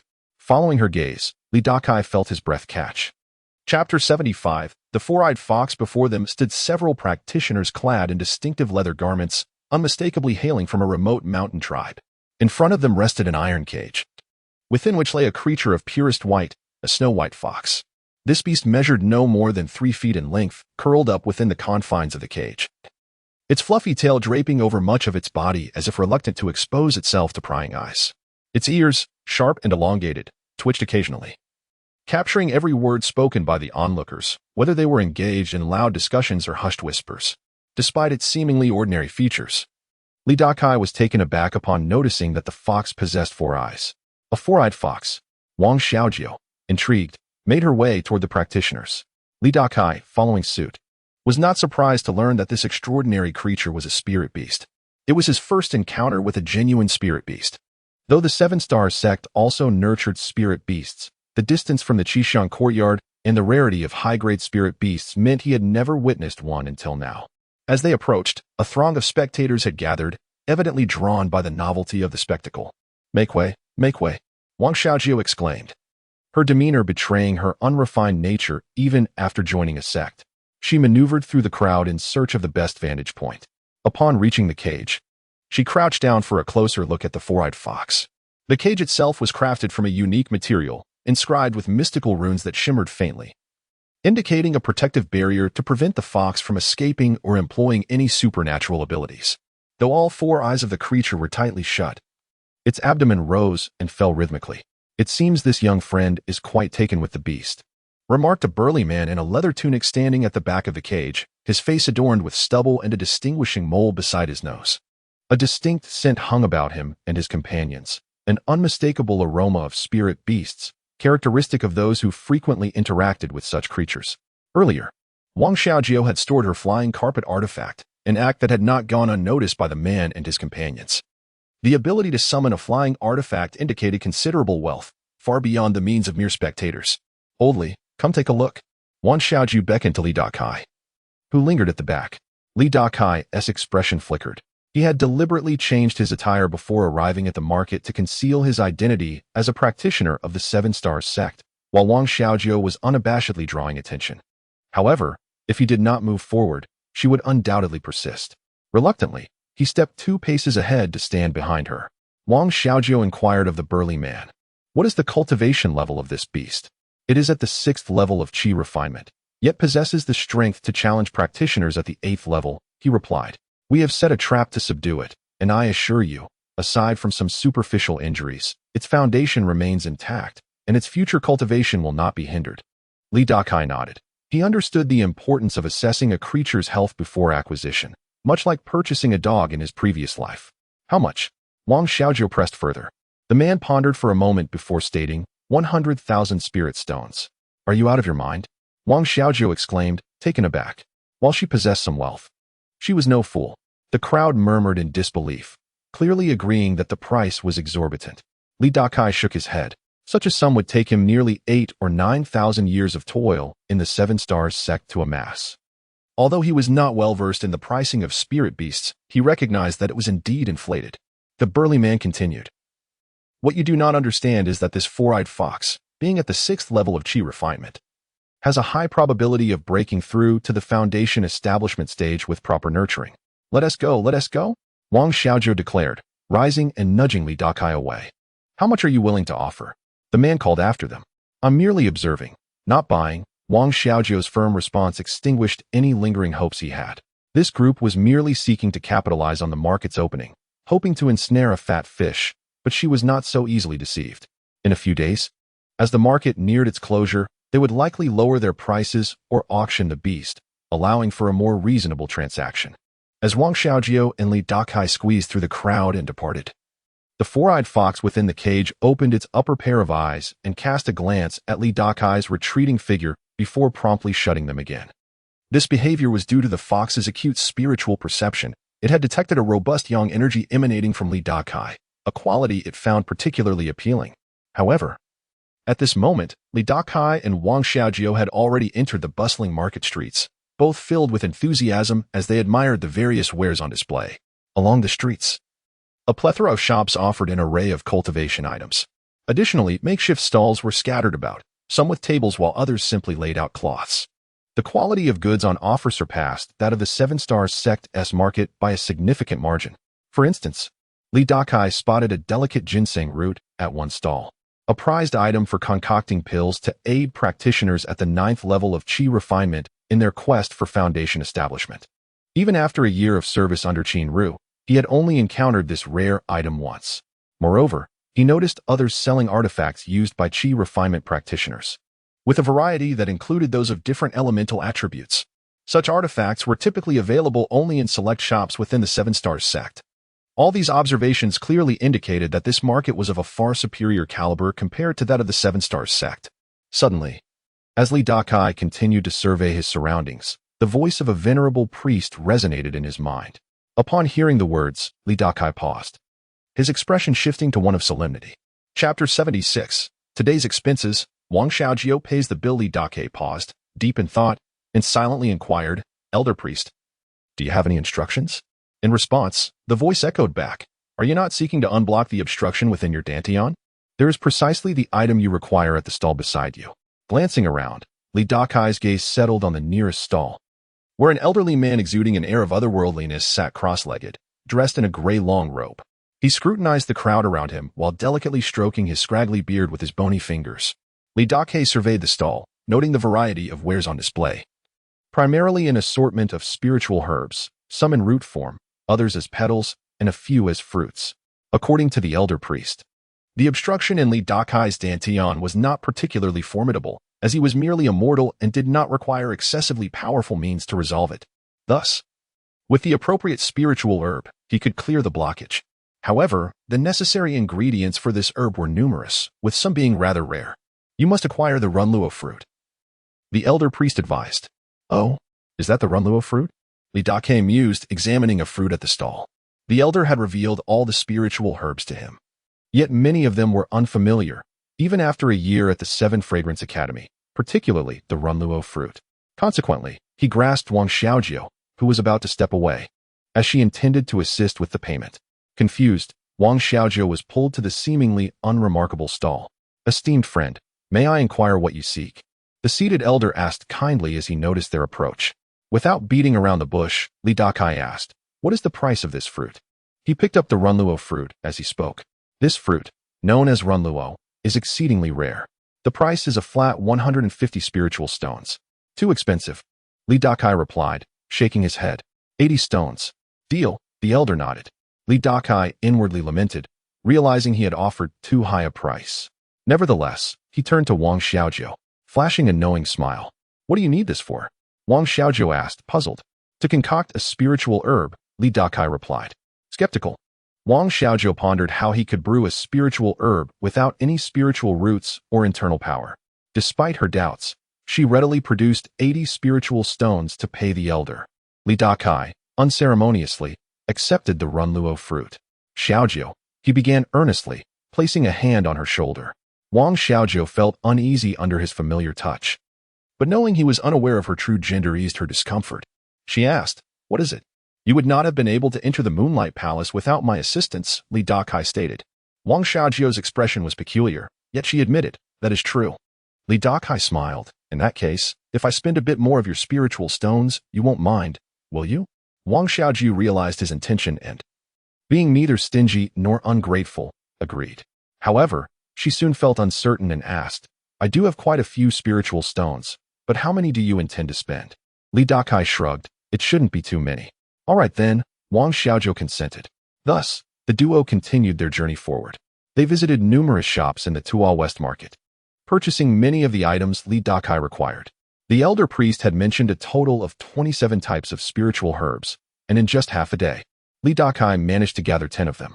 The Tuo West Market would remain open for several days, and he was confident he could find the remaining herbs within that time frame, especially with an auction scheduled for the following day, where a plethora of items would be available. Wang Xiaojio, who relished lively events, would not miss such a spectacle. She eagerly spent 200 spiritual stones to secure entrance tickets for both of them. It must be noted that Wang Xiaojio was indeed affluent. In terms of status, she likely surpassed even the inner disciples of the Seven Stars sect. For the Moonlight Palace was considerably more powerful. As they wandered until midday, they found a tavern for a meal. To Li Dakai's astonishment, the ingredients used in the tavern's dishes, whether meat or vegetables, were imbued with spiritual energy. Naturally, the prices reflected this quality, but fortunately, Wang Xiaojio was footing the bill. After enjoying a hearty meal, Li Dakai resumed his exploration of the market in the afternoon, discovering 6 more of the required spiritual herbs. 11 remained, which would prove more elusive. He could only place his hopes on the auction the next day. As for that evening, they would stay at the tavern. The rental prices were similarly steep, yet again, Wang Xiaojio paid. This reassured Li Dakai regarding her financial capacity, as she was evidently well off and capable of assisting him in acquiring the necessary items. "Rest assured, I will devise a solution for your meridian issues. I have learned that at each auction in the Tuo West Market, several 7th or 8th grade meridian unblocking pills are available. I will secure one for you." As dusk descended, they sat in the tavern, ordering a feast, when Wang Xiaojio comforted him. Li Dakai initially intended to decline, for his condition did not necessitate a meridian unblocking pill. However, he reconsidered, realizing that refusing would require further explanation, so he remained silent, refusing a toast only to drink a punishment wine. He mused. Just then, a commotion erupted nearby, followed by a resounding crash as an overwhelming aura surged forth, toppling numerous tables and chairs. Buzz! Before the situation could escalate, a wave of yellow light filled the tavern, exuding an incredible pressure that enveloped the two disputants. In that instant, a scholar in his 30s and a burly man in his 40s found themselves ensnared in the yellow glow, rendered utterly immobile, their expressions shifting from anger to sheer terror. "Umitba," echoed a voice. "Gentlemen, it is against the rules to duel in the market." Though the voice was audible, the speaker remained hidden from view. Whoosh, whoosh. 2 yellow talismans pierced the air and swiftly embedded themselves in the chest of the 2 men. "Ah!" They both cried out in unison, collapsing to the ground. 2 young monks in yellow robes appeared at the entrance, seizing the men and turning to leave. With a firm stomp, they ascended into the sky. At that moment, every patron in the tavern witnessed the scholar and the burly man being taken away, sparking thoughtful murmurs amongst them. "Esteemed patrons, please continue as you were." Concurrently, the voice resonated once more within the tavern. After the pronouncement, conversations erupted, and servers rushed to tidy up the disarray. "Humph! How audacious to cause a ruckus in the domain of the Buddhist sect." Wang Xiaojio let out a cold snort. "The Buddhist sect?" Li Dakai expressed some confusion, inquiring if this sect was truly formidable. Upon hearing this, Wang Xiaojio paused in his actions of serving food, casting a bewildered glance at him. "Old Li, are you genuinely unaware or merely pretending not to know?" Chapter 77. The fallen meteorite from beyond the heavens. Li Dakai's expression shifted slightly, clearly indicating his ignorance. Wang Xiaojio, sensing that he was not feigning ignorance, remarked, "The status of the Buddhist sect is indeed transcendental." "Transcendental? How transcendental?" Li Dakai inquired. Wang Xiaojio pondered for a moment before responding. "Our Yanyu Palace, along with your 7-star sect, are both among the 5 major cultivation sections. However, regardless of whether it is Yanyu Palace or the 7-star sect, there exists but one across the vast expanse of the world." Li Dakai seemed to grasp something, pondering whether it was the case that the influence of the Buddhist sect was flourishing. Wang Xiaojiu nodded affirmatively. Indeed, the Buddhist sect's influence is widespread. She continued. Although the Buddhist practitioners in various locales belong to different factions, they share a common origin and at times even demonstrate a profound interconnectedness. Furthermore, practitioners from not only our race but also from foreign races are encompassed within the Buddhist sect, which is rather formidable. Dakai understood. It appeared that the Buddhist sect in this world was indeed far-reaching, akin to his previous life where in nearly every significant region there were Buddhist followers and temples. However, Buddhist practitioners have always been peaceful, rarely engaging in disputes, adhering to the principle of if one does not offend me, I shall not offend them. Hence, I assert that their status is relatively transcendent. Of course, if one mistakenly assumes that the Buddhist sect is weak, that would be a grave error. After speaking, Wang Xiaojiu leaned closer to Li Dakai's ear and whispered, among these bald heads, there are numerous formidable individuals. I have even heard my master say that currently 2 out of 10 Yuanying stage practitioners are from the Buddhist sect. 2 out of 10. Li Dakai's expression changed slightly. This figure seemed inconsequential. Yet if they all hailed from the same faction, it remained rather alarming. After a moment of reflection, the two returned to their quarters to prepare for rest. As it was the territory of the Buddhist sect, even though the Tuashi marketplace was a lang of characters, it remained remarkably serene at night, with no foolhardy individuals daring to engage in thievery. The following day, the auction at Tuashi marketplace commenced in earnest. The auction was divided into 2 sessions, one in the morning and one in the afternoon. Li Dakai and Wang Xiaojiu held tickets for the morning session. Upon entering the auction venue, they found themselves in the largest pavilion within the marketplace. Li Dakai soon realized that the interior space of this pavilion was significantly larger than it appeared from the outside. An array? This thought immediately crossed his mind. The pavilion's interior must have been enhanced by an array, and a rare spatial array at that. The auction hall was designed in a fan shape, with each descending layer situated at a lower elevation. At the lowest level was the auction stage facing the audience, where all items for sale would be displayed. Having arrived early, the auction stage was still vacant, though many had already taken their seats. Besides the few VIP seats at the front, the rest were open for anyone to occupy. True to her nature, Wang Xiaojiu eagerly guided him to the foremost position for an optimal view. Li Dakai glanced back and quickly noted that the venue was filling up rapidly. He calculated that each attendee had to pay 100 spirit stones to enter, making the organizers' potential revenue unfathomable. Moreover, this was merely the entrance fee. The auction items would also incur a commission, and entering the marketplace required additional spirit stones, not to mention the costs for meals and lodging, which were substantial. As Li Dakai mused over these thoughts, an elderly man appeared on the auction stage, clad in monk robes with a short beard and a gleaming bald head. He cleared his throat upon taking the stage. The bustling venue fell silent at once. The monk spoke, "Esteemed friends, your presence here graces Tuashi Marketplace. I am Yuan Kong, the auctioneer for today's event." Yuan Kong then began to elaborate on the auction rules, the content of which mirrored the auctions Li Dakai had attended in his previous life. Despite the lack of substance in his words, the audience maintained their composure. After some time, Yuan Kong declared, "Without further ado, let us commence today's auction. Please direct your attention to the first item." As his words fell, a monk stepped forward, carefully carrying a tray with both hands. His steps appeared laborious, and his arms faintly shimmered with golden light, as though he were expending spiritual energy. On the tray lay a red cloth, concealing a prominent object beneath it, rendering it impossible to discern what it was. According to customary practice, the first item at an auction was never trivial, thus piquing the interest of all present. As everyone's gaze fell upon the tray, Yuan Kong smiled faintly and approached, grasping the red cloth and swiftly pulling it away. "What is this?" A wave of astonishment rippled through the crowd. Upon closer inspection, they realized that the tray held an irregularly shaped stone. The object measured approximately 1 foot in length and was roughly the width of a bowl, presenting a cylindrical form. Its obsidian surface was riddled with pockmarks. The young monk elevated the tray slightly, allowing the audience a clearer view. Simultaneously, Li Dakai sensed several strands of spiritual awareness converging upon the stone. It appeared that a considerable number of Foundation establishment practitioners were present. Yuan Kong, noticing the crowd's intrigue, wore a subtle smile. Since it was an auction item, scrutiny was expected.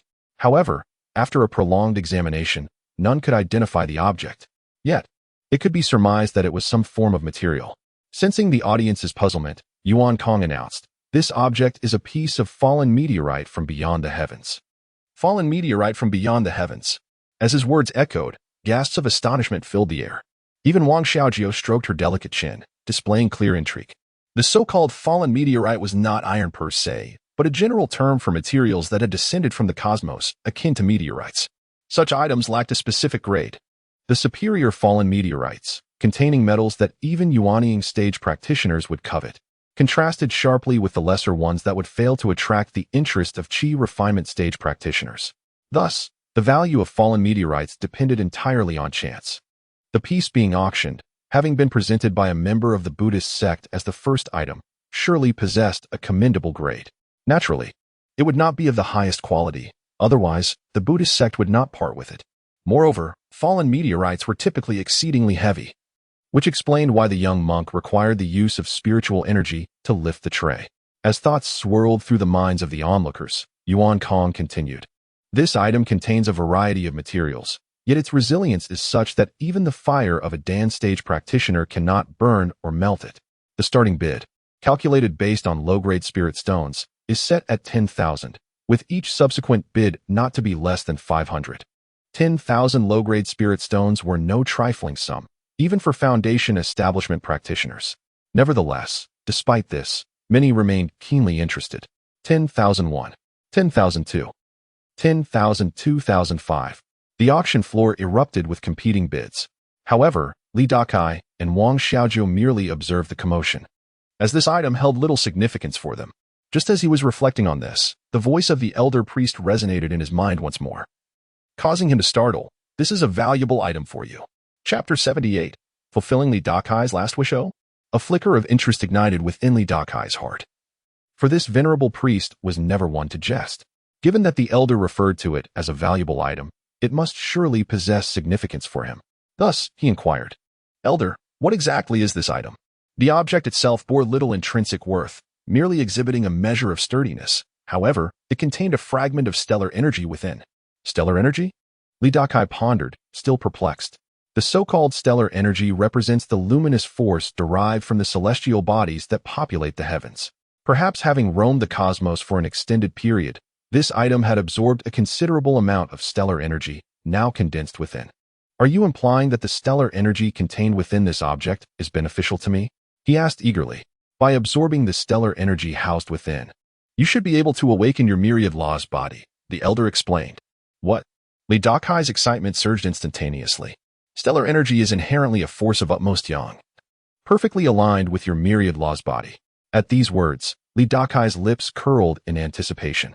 His departure from the seven-star sect to the Black Wind Valley was solely to locate 2 storage bags. If he could unlock them, he might discover pills that would fully unleash the potential within his body.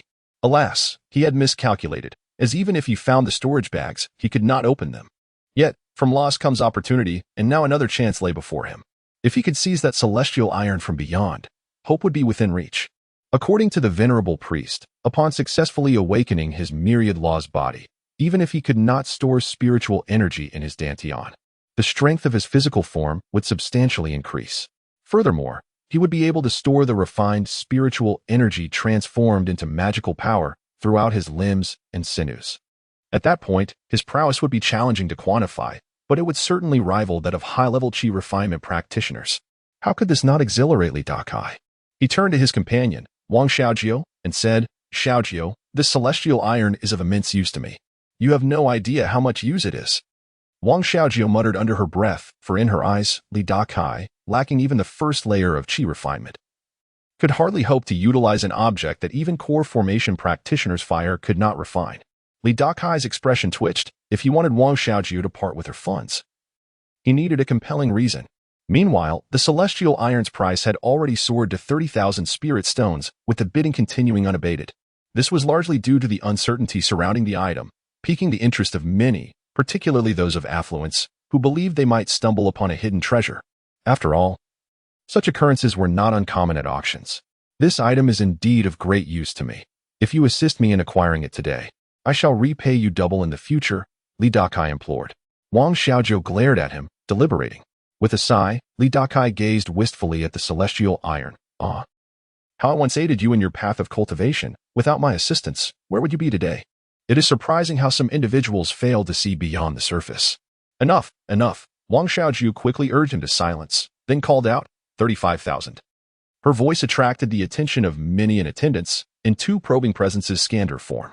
Upon realizing she was merely at the 7th level of qi refinement, some were taken aback. Nonetheless, it was clear that her talent was considerable for one so young, likely a disciple of a significant sect. However, many were still keen on the celestial iron, and after her bid, more voices chimed in. 36,000. 37,000. 38,000. The bidding crescendoed, revealing a plethora of wealthy contenders. Li Dakai's expression darkened as he surveyed those participating in the auction. Among them, one figure in the front row, crowned in a tall hat and adorned in a moon-white robe, remained obscured from view. Another, to Li Dakai's left and slightly behind, was a frail old man with piercing eyes.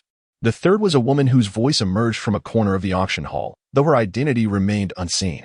Xiaojiu, you must secure it, Li Dakai urged earnestly, placing a hand on her shoulder. With determination, Wang Xiaojiu gritted her teeth. 40,000. This price was already considerable, evident in her expression. 41,000. 42,000. 42,005. Yet, the bidding continued unabated, quickly escalating to 50,000. By this point, only two bidders remained, the high-crowned youth in the moon robe and the young woman in the corner. 53,000, the youth declared. 54,000, the woman retorted, unwilling to concede. As the two vied for the celestial iron, observers murmured in disbelief. After all, it was merely a piece of celestial iron, with a base price of only 10,000. It was evident that those from the Buddhist sect had already conducted their research, and the price should not exceed a certain threshold, yet the competition remained fierce. Hurry and bid, Li Dakai urged. I can't. It's too costly, she replied. If it were truly valuable, it would be worth the price, but that celestial iron is hardly worth the investment. Anyone who bids is a fool.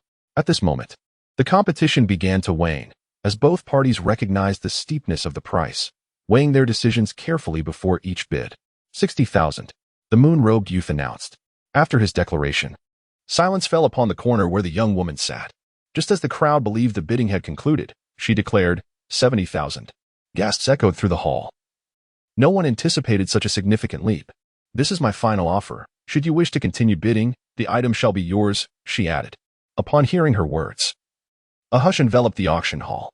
It seemed her statement had a profound impact, for the moon-robed youth appeared disinclined to proceed further. Some people, you cannot judge by appearances. Their disloyalty is unexpectedly profound. Li Dakai sighed, shaking his head.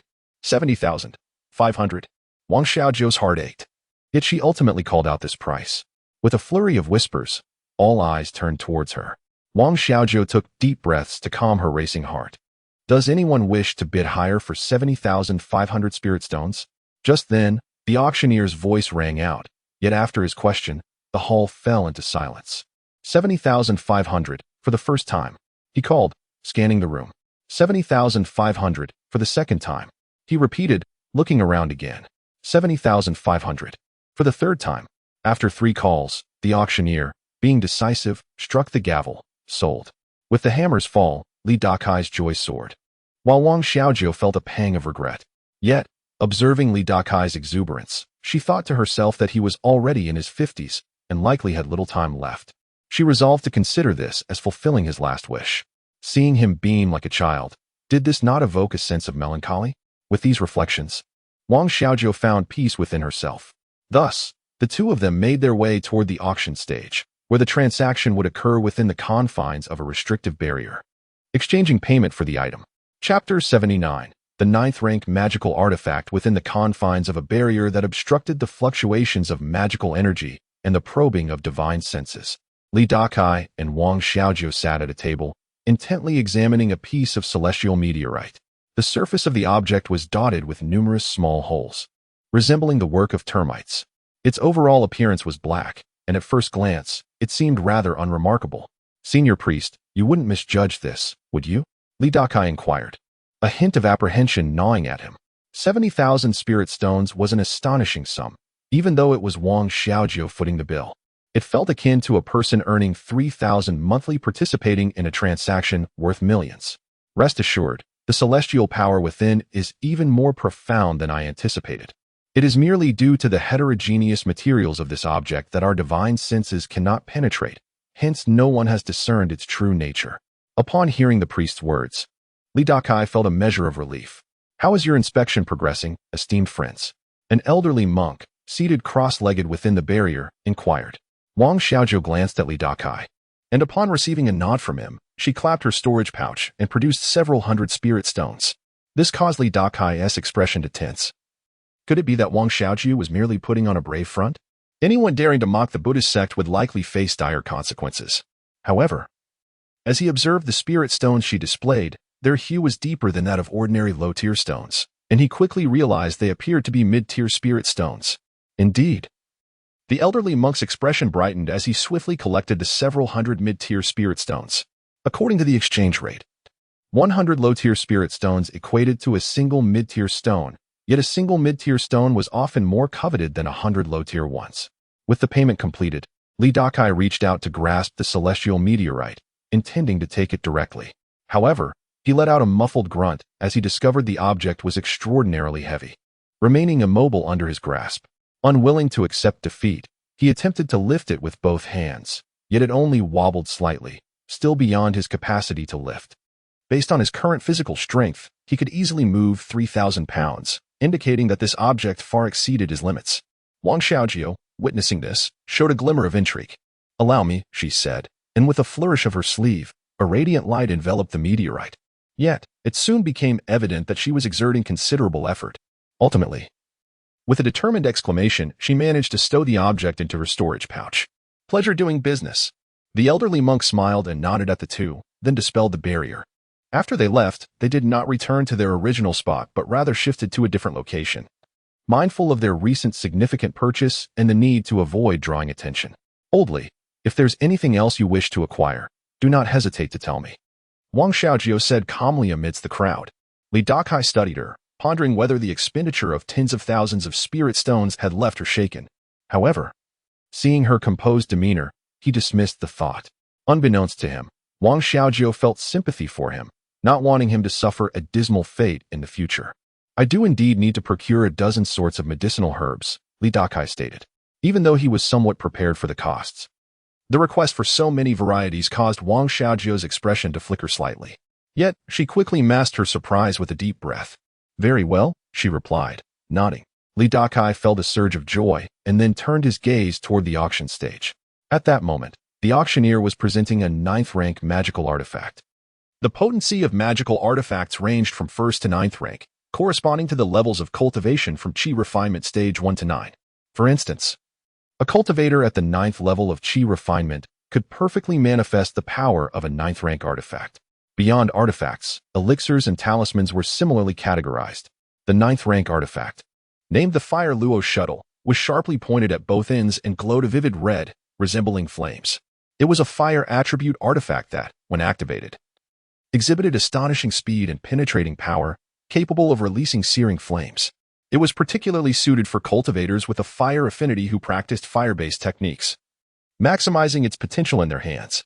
Naturally, such an item came at a steep price, currently escalated to 7,000 spirit stones. Dakai was taken aback by the exorbitant cost of artifacts for Qi refinement cultivators. However, given that this 9th-rank artifact would still possess considerable power even in the hands of foundation-building cultivators, the price was not surprising. He had heard that some newly ascended foundation-building cultivators lacked suitable artifacts and had to rely on those from their Qi refinement days. Ultimately, the Fire Luo Shuttle was sold for 7,300 spirit stones. Following this, the auctioneer introduced the next item, a rather peculiar one, a magical technique. This piqued Dakai's curiosity. He had not anticipated such a thing being auctioned. Clearly, this technique had remarkable merits to be presented by the Buddhist sect. The technique, named the breath-holding technique, was suitable for Qi refinement and even foundation-building cultivators. When executed, it could conceal one's breath and at advanced levels even evade detection by divine senses. The starting bid was a lofty 2,000 spirit stones, with increments not less than 100. However, perhaps sensing the atmosphere, Dakai noted that the priest seemed to dismiss it with a scoff, indicating a lack of regard for the breath-holding technique. Ultimately, this magical technique was sold for 4,800 spirit stones, purchased by the very young woman who had previously sought the celestial meteorite. Next, The auctioneer presented various medicinal herbs, elixirs, and materials for crafting, all sold at varying prices. Yet, throughout the event, not a single one of the herbs Dakai needed appeared, leaving him both disappointed and anxious. Only by gathering all the required herbs could he address his Dantian issues and focus solely on his cultivation. It wasn't until the auction's conclusion that he finally encountered a desired item, a herb known as the Thousand-Star Flower. Its starting price was modest at 500 spirit stones. Ultimately acquired by Wang Xiaojiu for 700, primarily due to its limited utility. After leaving the auction, Dakai felt an overwhelming eagerness. He was impatient to absorb the celestial power within the meteorite and awaken his myriad forms. He even skipped lunch, opting instead for a fasting pill. Upon reaching their lodgings, Wang Xiaojiu placed the celestial meteorite before him, and Dakai's eyes gleamed with brilliant anticipation. Chapter 80. The Essence of All Laws. Enlightenment achieved upon learning that Dakai intended to close the door and devote himself to studying the celestial iron. Wang Xiaojiu appeared somewhat dismissive. Yet, she chose not to intrude. As she departed, Dakai inquired, "Elder Priest, what should I do now?" He gazed at the celestial iron before him, as if contemplating a captivating beauty awaiting his affection. Quite simply, you need only place your hand upon it and truly feel. Came the response. Is it really that easy? Dakai questioned, his skepticism evident. Nevertheless, he raised his hand and placed it upon the celestial iron, closing his eyes to concentrate. Beyond the rough texture and slight warmth he sensed, he felt nothing else. The warmth stemmed from the object absorbing the power of the stars.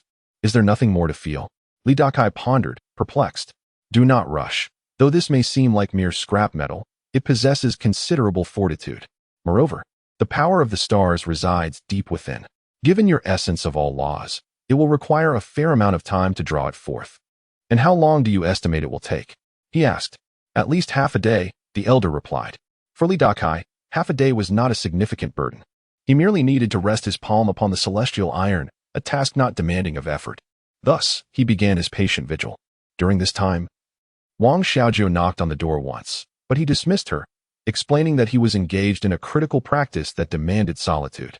Although she was skeptical, she did not press her entry. Furthermore, she even assisted him in locating several necessary spiritual herbs. It must be acknowledged that Wang Xiaoji was a person of genuine character, worth befriending rather than being ungrateful. In the future, he would surely find a way to repay her kindness, perhaps by accepting her as an apprentice. Though that would require him to regain his youth, lest he find himself no different from Qin Ru. And so, the half-day swiftly passed. As night fell, Dakai suddenly felt a surge of warmth emanating from within the celestial iron, flowing through his arm into his body. This warmth was unlike the sensations he experienced from ingesting shumai pills or other spiritual herbs, or from absorbing the yin essence of women. The moment this warmth entered his being, he felt an overwhelming stimulation coursing through him. If his prior state could be likened to still water, now it began to boil. Every limb and vein tingled with a prickling sensation. Following this, warmth surged within his muscles, bones, blood, and organs, as if a gentle current was awakening them. This process was not entirely pleasant for Dakai, as it brought with it a slight discomfort. Yet, compared to the previous experience of having his soul consumed by the priest, it was vastly more tolerable. He maintained his hand atop the celestial iron throughout the night.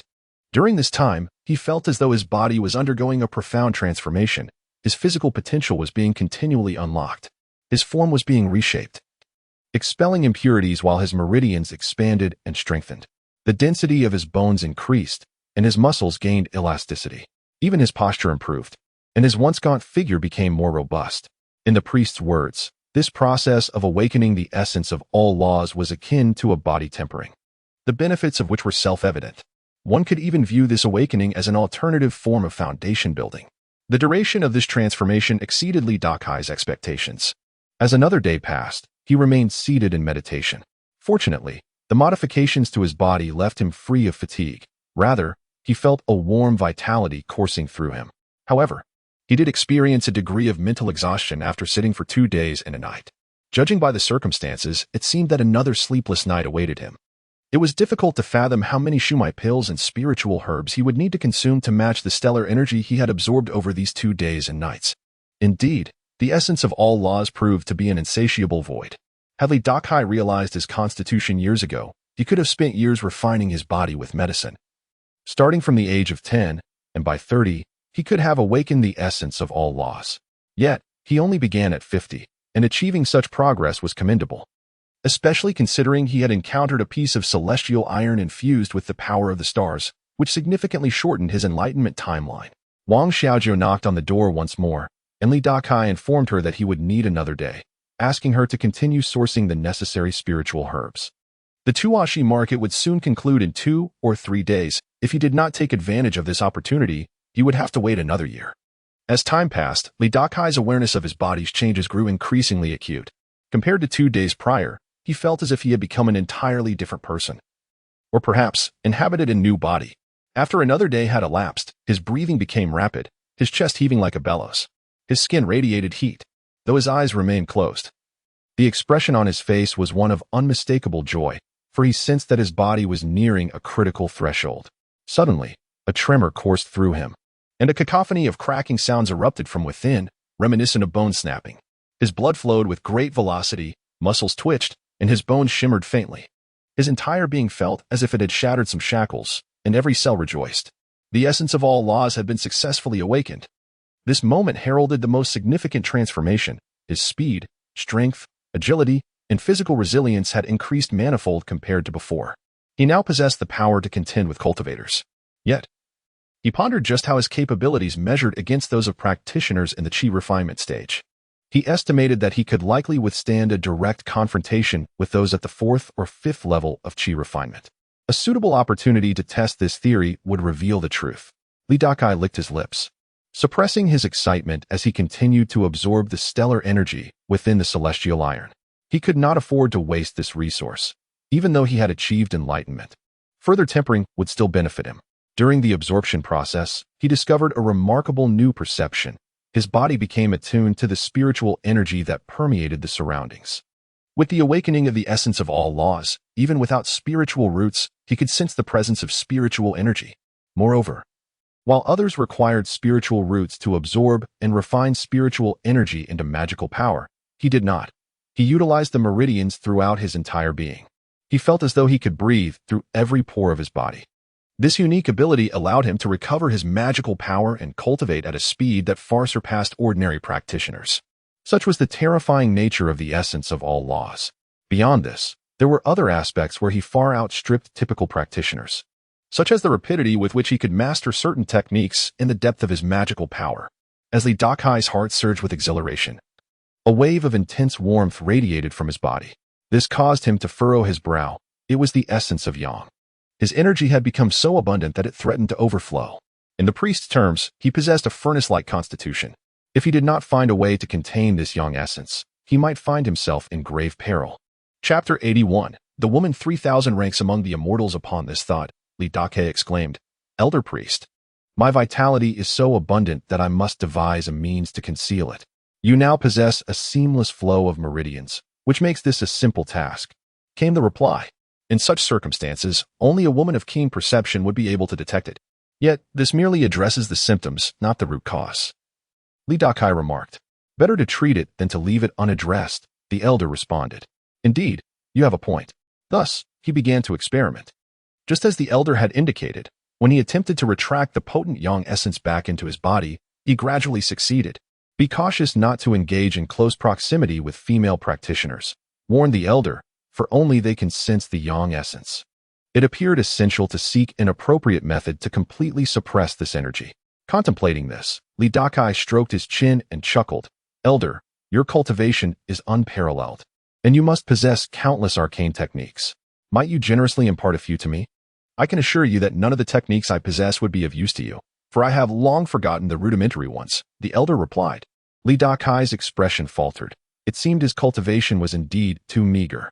Fortunately, he was currently in Tawashi Market, a place likely to offer what he required. Even if he found nothing suitable here, he could devise a solution involving Wang Xiaojiu. With this thought, he felt a wave of relief wash over him. Once more attuned to the abundant Yang essence, he heard the elders say, "You possess a myriad of talents, a naturally gifted furnace physique. And your essence can recover even after being devoured? Indeed, but it will adversely affect your cultivation and even your foundation," the elder cautioned further. "Moreover, do not narrow your path by relying solely on dual cultivation." Li Dakai, however, was not overly concerned. His immediate priority was to resolve his hidden ailment. According to the elder's words, once he could unblock the barriers within his dantian, he would return to normalcy. The individual who had laid hands on him had likely done so intentionally. For as long as he could not interact with women, he could not absorb their essence.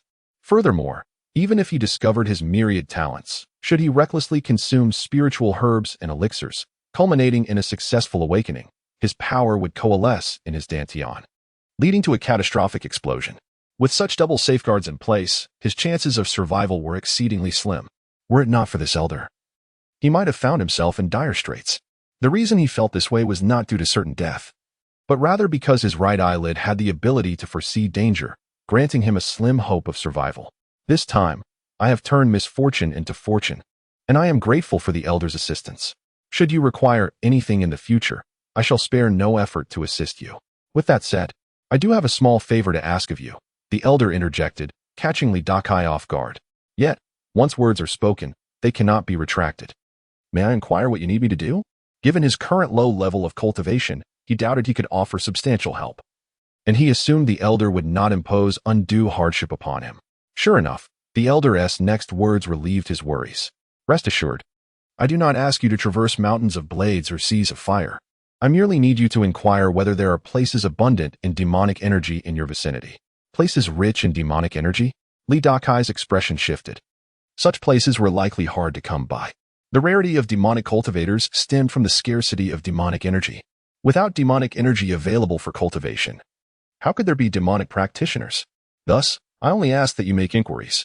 Understood, Dakai nodded. Then he heard the elder inquire. Are you seeking this for the restoration of my cultivation? You seem quite interested in my affairs, the elder remarked with an enigmatic smile.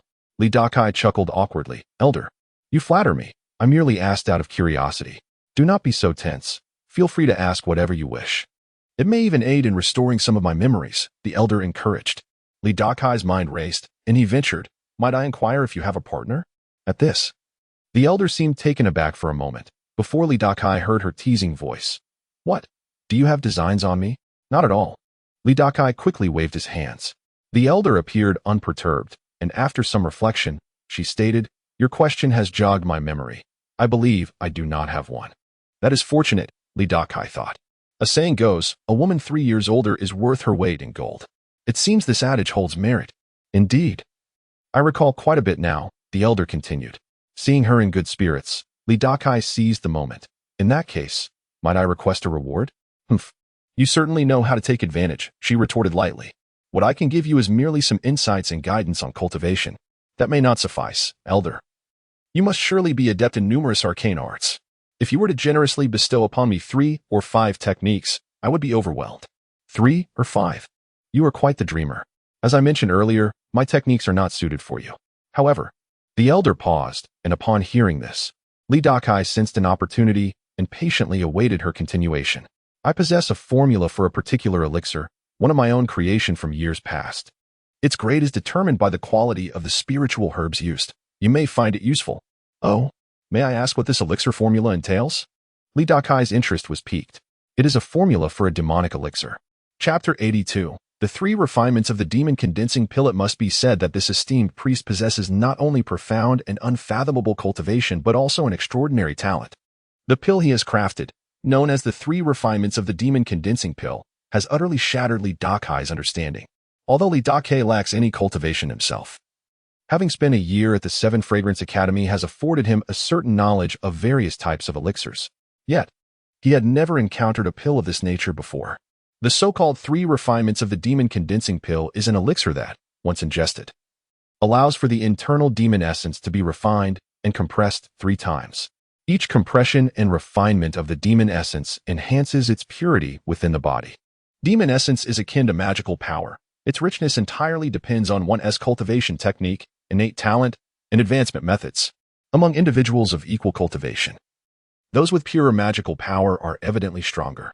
Just as 2 individuals of similar height and weight, the one with greater strength is undoubtedly more formidable. However, in Dakai's understanding, the purity of magical power could not be altered.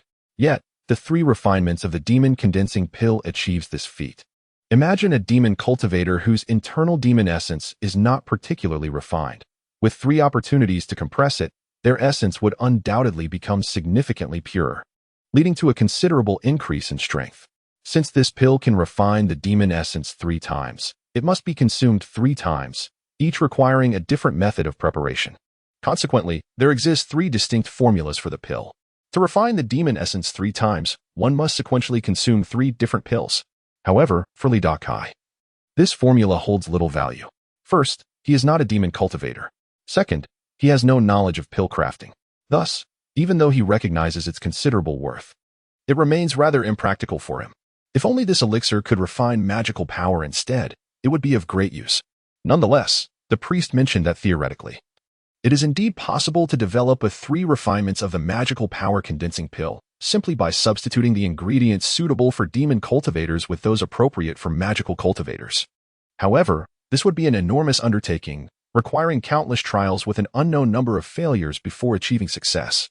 The resources wasted in the process would be staggering.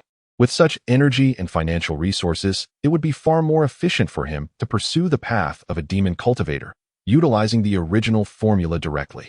If he cannot utilize it, he might as well auction it off. After all, it would be a no-risk venture, potentially earning him a substantial sum of spirit stones. At that moment, the priest suggested that just because Li Dakai cannot use it does not mean others cannot. Even if others also find it unusable, they would undoubtedly be intrigued by such a high-quality formula. Currently, the Tuao West market is bustling. If he were to place this item at auction, it would surely fetch a price beyond his wildest imagination. However, given his current strength, attempting to auction something of such caliber could likely lead to him being followed afterward. Perhaps sensing his concerns, the priest added, "Once you don my mask, no one will be able to discern your identity, and I can even assist in masking your aura." "But what about my fluctuations in cultivation?" Li Dakai inquired. "You have no cultivation to worry about," the priest replied. Hearing this, Li Dakai found it somewhat perplexing. Yet, being a clever man, a smile soon graced his lips. If no one can perceive his appearance or sense his aura, along with his lack of cultivation fluctuations, anyone would likely assume he is a master of great prowess. The thought of this made the smile on his face grow more pronounced. Moreover, should he decide to auction or sell, he would only offer the first formula. Presenting the latter 2 would be far too astonishing. Even the first formula's value is difficult to fathom. At that moment, he secretly wished that this item would not be excessively valuable, as an exorbitant price would complicate its sale. He would consider the priest's suggestion, for at present, he seemed to have no pressing needs. Besides, he has Wang Xiaojiu, a veritable cash cow. Just then, he finally drained the stellar energy from the piece of extraterrestrial iron before him. Regaining his focus, he grasped the iron firmly in his hand. This time, the object remained perfectly still in his palm. Achieving such control is not merely a matter of lifting several thousand pounds. It requires absolute mastery. It is akin to an ordinary person's limit, who might lift 200 to 300 pounds but cannot guarantee stability afterward. With the successful awakening of the universal body, his strength surged exponentially. Li Dakai felt an overwhelming urge to test his newfound power immediately. Knock, knock, knock, a voice rang out from outside. "Old Li, are you ready yet?" "Yes, come in," Li Dakai replied, setting the extraterrestrial iron down. Upon entering, Wang Xiaojiu wrinkled her nose, exclaiming, "What is that smell?" It turned out that during Li Dakai's recent physical refinement, he had also expelled various impurities from his body. "Give me a moment," Li Dakai said, feeling somewhat embarrassed. He quickly cleaned himself up and changed into a fresh black robe. When he reappeared before Wang Xiaojiu, she scrutinized him, her eyes sparkling with intrigue. For some reason, she felt that Li Dakai was different, though she could not articulate exactly how. As she pondered this, her gaze shifted to the extraterrestrial iron, deep in thought. Li Dakai had secluded himself in his room for 3 days, and upon his return, he seemed like a transformed individual. Wang Xiaojiu found it hard to fathom what could transpire between an old man over 100 and a mere stone to yield such a transformation. "Xiaojiu, how have you fared in gathering the necessary spirit herbs these days?" Li Dakai inquired earnestly. Wang Xiaojiu snapped back to attention, replying, "We only need 3 more kinds." "Oh, just 3 more?" Li Dakai felt a surge of happiness. They previously needed only 2. But they had run out of money and could not afford the last herb they encountered. Li Dakai was at a loss for words. Realizing that she had run out of funds, this left him with no choice but to sell the formulas he had in hand. "What is the price of that herb? And where can it be found?" he asked. I didn't dare to ask. It's very expensive, Wang Xiaoji retorted, rolling her eyes. It will appear at tomorrow's auction. Simultaneously, she internally grumbled about Li Dakai's profligacy. If it weren't for the favor he had done her, she would not have endured his company for so long. Tomorrow's auction? Li Dakai's expression shifted slightly. The final auction of the Tua West market is set for tomorrow, and as Wang Xiaojiu suggested, it would be prudent to return, as remaining here serves little purpose without money. Not so fast. Li Dakai shook his head. Since it is the last day of the auction, it would be worthwhile to attend. Surely, many valuable items would be available. If the herb he requires does not appear, so be it. But if it does, he must seize the opportunity, even if it entails some risk. After all, unless he resolves the issue with his Dantian, he can only rely on his body to store magical power, rendering true cultivation impossible. Wang Xiaoju shot him a disapproving glance, saying, "You're overestimating yourself. The auction will mostly attract high-level cultivators. Do you have any idea of your own capabilities?" Oh. Upon hearing her words, Li Dakai's expression grew serious. "And let me remind you again, I have no money. None at all," Wang Xiaoju said through gritted teeth. "Rest assured, I will take care of this matter." Li Dakai, enigmatic and profound, spoke, "Do you understand why I insist on you capturing this celestial meteorite?" "Why?" Wang Xiaojiu questioned, her skepticism evident in her gaze. With a gentle pat on her shoulder, Li Dakai replied, Xiaojiu, within this object lies a great secret." "What secret?" Wang Xiaojiu inquired, leaning closer to the meteorite. "It conceals a formula for an elixir, and I have successfully deciphered it. Now, we merely need to sell this formula, and a substantial amount of spirit stones will be ours." Chapter 83. Overstepping one's bounds. Wang Xiaojiu had rendered immense assistance this time, not only expending a substantial sum of spirit stones on Li Dakai, but also acquiring numerous spiritual herbs required by him during his seclusion. Therefore, presenting this particular formula to Wang Xiaojiu was Li Dakai's way of reciprocating. Moreover, the value of this demonic pill formula in Wang Xiaojiu's hands would far exceed what it would have been in his own possession. The Yinyu Palace, where Wang Xiaojiu resided, was not only powerful but also possessed immense financial resources. Only a major sect could afford to refine this formula for cultivation. Ordinary individuals would not dare to entertain such thoughts. Of course, what Li Dakai provided was still the original formula. Even those he intended to sell were likewise the initial version. In the words of that venerable priest, even the original formula would be fiercely sought after. Wang Xiaojiu had been in Yinyu Palace for a year, and, with a formidable master guiding her, she was certainly no novice in cultivation. Upon receiving the formula from Li Dakai, she was rendered speechless with astonishment. Furthermore, she recognized that the spirit stones expended on Li Dakai were more than compensated by this formula. In addition, Li Dakai informed her that he had not only acquired a formula but also extracted a peculiar power from celestial meteorite iron to refine his body. His meridians were now open, and he possessed magical energy within him. Upon learning this, Wang Xiaojiu was once again left wide-eyed in shock. Upon examination, she confirmed that Li Dakai had indeed spoken the truth. He genuinely possessed magical energy within him. Although his cultivation level was not apparent, the magical energy was remarkably abundant. The reason for his lack of cultivation level was that he was unable to store magical energy in his Dantian, thus leaving him without a defined realm. All his magical energy was concentrated in his limbs and meridians.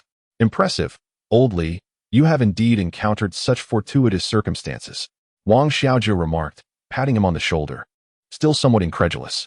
Simultaneously, she pondered whether Li Dakai possessed some sort of discerning eye. This thought was not unfounded, for previously, he had recognized her innate talent for cultivation, prompting her to recommend herself. Now, Li Dakai had even discerned the extraordinary nature of the celestial meteorite iron. It was worth noting that this substance had undoubtedly been examined by cultivators at the core formation stage, yet none had detected its peculiarities. Li Dakai refrained from elaborating, simply smiling in silence. He then inquired, "Do you have any surplus storage bags?" Now that he finally possessed magical energy, he could access storage bags. If he understood certain techniques and spells, he could even utilize them directly. "No," Wang Xiaojiu replied. "As for techniques and spells, our Yinyu Palace does not share them with outsiders." "Does your 7-star sect not possess any?" Wang Xiaojiu was at a loss for words.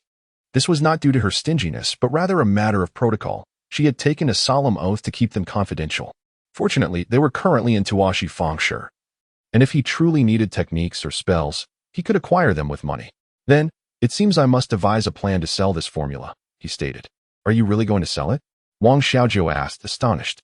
The item was far too precious and would be difficult to part with. Additionally, she harbored some selfishness.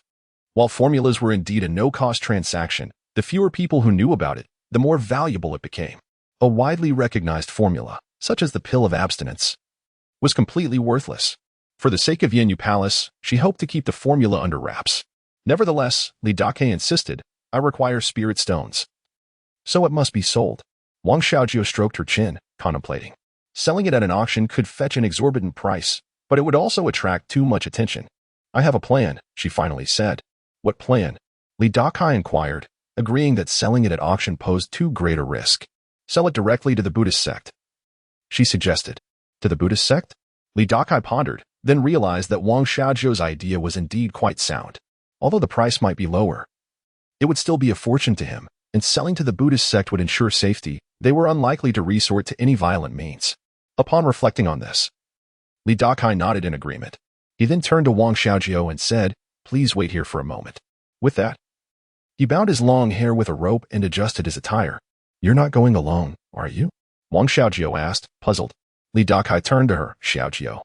This matter carries considerable risk. It would be best if you did not accompany me. If I return safely, that will be ideal. If not, you must leave on your own. Boldly, Wang Xiaojiu was taken aback by his words, feeling a surge of emotion. He had considered her safety and did not want her to accompany him. Little did she know that Dakai possessed a mask that could conceal his appearance and aura. Her presence would only serve to expose him. I have made up my mind. There is no need for further discussion, Dakai declared. He then opened the door and stepped outside. Watching his departing figure, Wang Xiaojiu remained in a state of emotional turmoil, looking as if she had much to say yet held her tongue. Once outside, Dakai shook his head, and a mask suddenly appeared on his face. This mask appeared exceptionally heavy and exuded an eerie aura. It seemed to convey a duality of emotions, both sorrowful and joyful. A closer inspection revealed that the mask appeared to encapsulate all expressions, morphing with every glance. With his hands clasped behind his back, Dakai's posture became more upright. The air of a wealthy young master he had cultivated came into play. Tying back his grizzled long hair gave him an air of nonchalance. The mask obscured his aura and features, but the fluctuations of his cultivation could not be concealed. However, since he possessed no cultivation level to begin with, this lent him an aura of an inscrutable master. This demeanor, coupled with his enigmatic presence, would lead no one to suspect him of being a mere qi refinement stage cultivator. With a clear purpose, he made his way to the Wanbao Tower within the marketplace.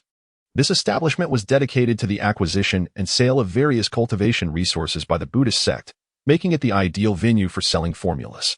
As he walked through the streets, many passers-by turned their heads to glance at him, captivated by the uniqueness of his mask. However, individuals who concealed their faces were not uncommon in Tawashi Fengshi. Such individuals were numerous, if not in the hundreds. For various reasons, many preferred to keep their true appearances hidden. Moreover, upon realizing they could not discern Dakai's depth, people began to regard him with wariness, instinctively creating distance from him. Dakai breathed a sigh of relief. The mask was indeed remarkable, instilling a newfound confidence within him. As he walked, the crowd unconsciously parted, further accentuating his distinctiveness. Arriving at the Wanbao Tower, he stepped inside. At that moment, two individuals emerged from within. Their identities seemed significant, as those nearby made way for them. One was a venerable monk clad in a vibrant red kasaya, his long beard and eyebrows cascading down. The other was an exquisitely beautiful woman, her figure voluptuous and her features radiant, with a hint of allure in her gaze. Dakai had not noticed them earlier and found himself about to collide with them. Damn. He inwardly cursed, realizing he had overstepped his bounds and was now face to face with a peak core formation practitioner. The stunning woman was none other than the wife of the seven-star sect's leader. Chapter 84. The sale of the pill formula. At this moment, Dakai found himself in a precarious position, akin to riding a tiger. The old monk stood shoulder to shoulder with the sect master's wife, undoubtedly a cultivator at the core formation stage. Should he lower his stance and yield, his aura of superiority would dissipate, revealing his vulnerabilities to both of them. The elder priest had once mentioned that even a core formation cultivator could not discern his true appearance. Thus, if they were unable to see through him while he maintained an air of inferiority, it would likely pique their interest. However, should he choose not to speak, it would severely test his mental resilience and composure under pressure. After a moment of contemplation, Dakai ultimately decided to approach them directly. As he did so, the two individuals engaged in light conversation noticed him. Although neither of them probed with their spiritual perception, Dakai felt as if he were being scrutinized under their seemingly casual gazes. This sensation, however, was fleeting and vanished almost instantly. The three of them came to a halt, and Dakai cast a brief glance at the two figures before him. He maintained an indifferent demeanor, exuding an air of relaxation without a hint of flaw. He observed a growing curiosity in their eyes as they regarded him. It was the old monk who spoke first. Inquiring, "Esteemed guest, what brings you to our humble abode?" "I come to sell something," Dakai replied in a lowered voice. The alteration in his tone evident to anyone who listened closely. "Since Master Hanyuan has visitors, I shall not intrude further. I bid you farewell," the sect master's wife remarked. Turning to Master Hanyuan beside her, "Madam Chen, you are too kind. I shall not see you off," the old monk responded with a gesture of respect. The sect master's wife nodded and proceeded to leave. As she passed by Dakai, they both slightly inclined their bodies, exchanging subtle nods of acknowledgement. As she walked by, Dakai caught a whiff of a delicate fragrance that combined elegance with a hint of allure. He mused inwardly, recognizing her as an extraordinary beauty. The sect master named Chin was indeed fortunate to have secured such a captivating partner. Simultaneously, a sense of relief washed over him. It appeared that the core formation cultivators had not seen through his disguise. Of course, it was also possible that they had not scrutinized him closely. If they truly sought to investigate, there were ways to do so. "Please, esteemed guest, come inside." Master Honyuan gestured toward Dakai. With a slight smile, Dakai followed him into the Wanbao Tower. Due to the misunderstanding regarding his cultivation level, Master Honyuan personally welcomed him and escorted him to a private room on the third floor. A novice monk soon arrived, serving him a cup of spirit tea. Dakai recognized it as spirit tea by its fragrant aroma, which he found easily transformed into spiritual energy. Furthermore, he discerned that this tea was of superior quality compared to what Zhou Xiaoxi had previously offered him.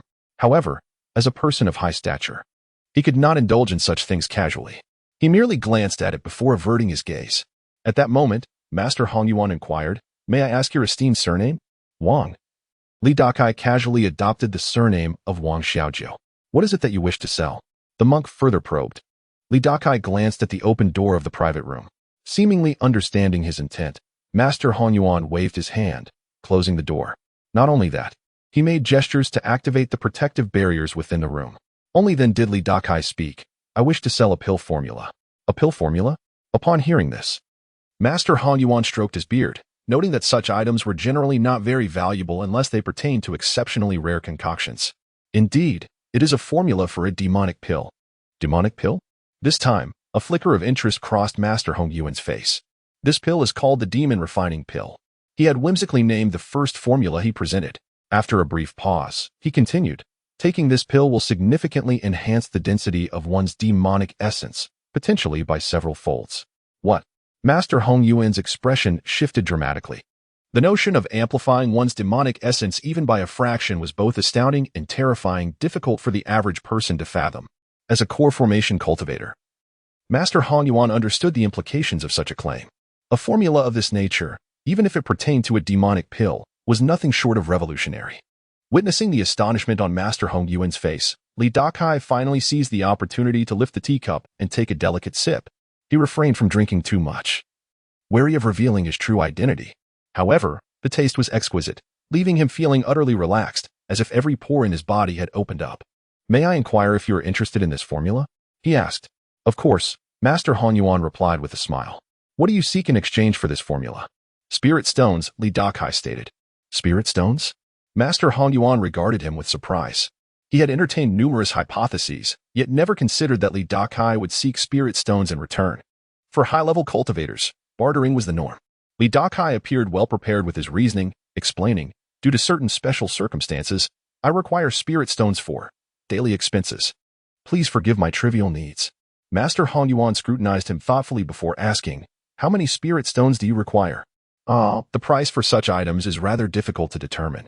"I trust your establishment will offer a fair amount," Dakai replied, subtly implying that the more he downplayed the value, the less likely they would shortchange him. "Master Wang, if it is convenient, please allow me to take the formula for appraisal.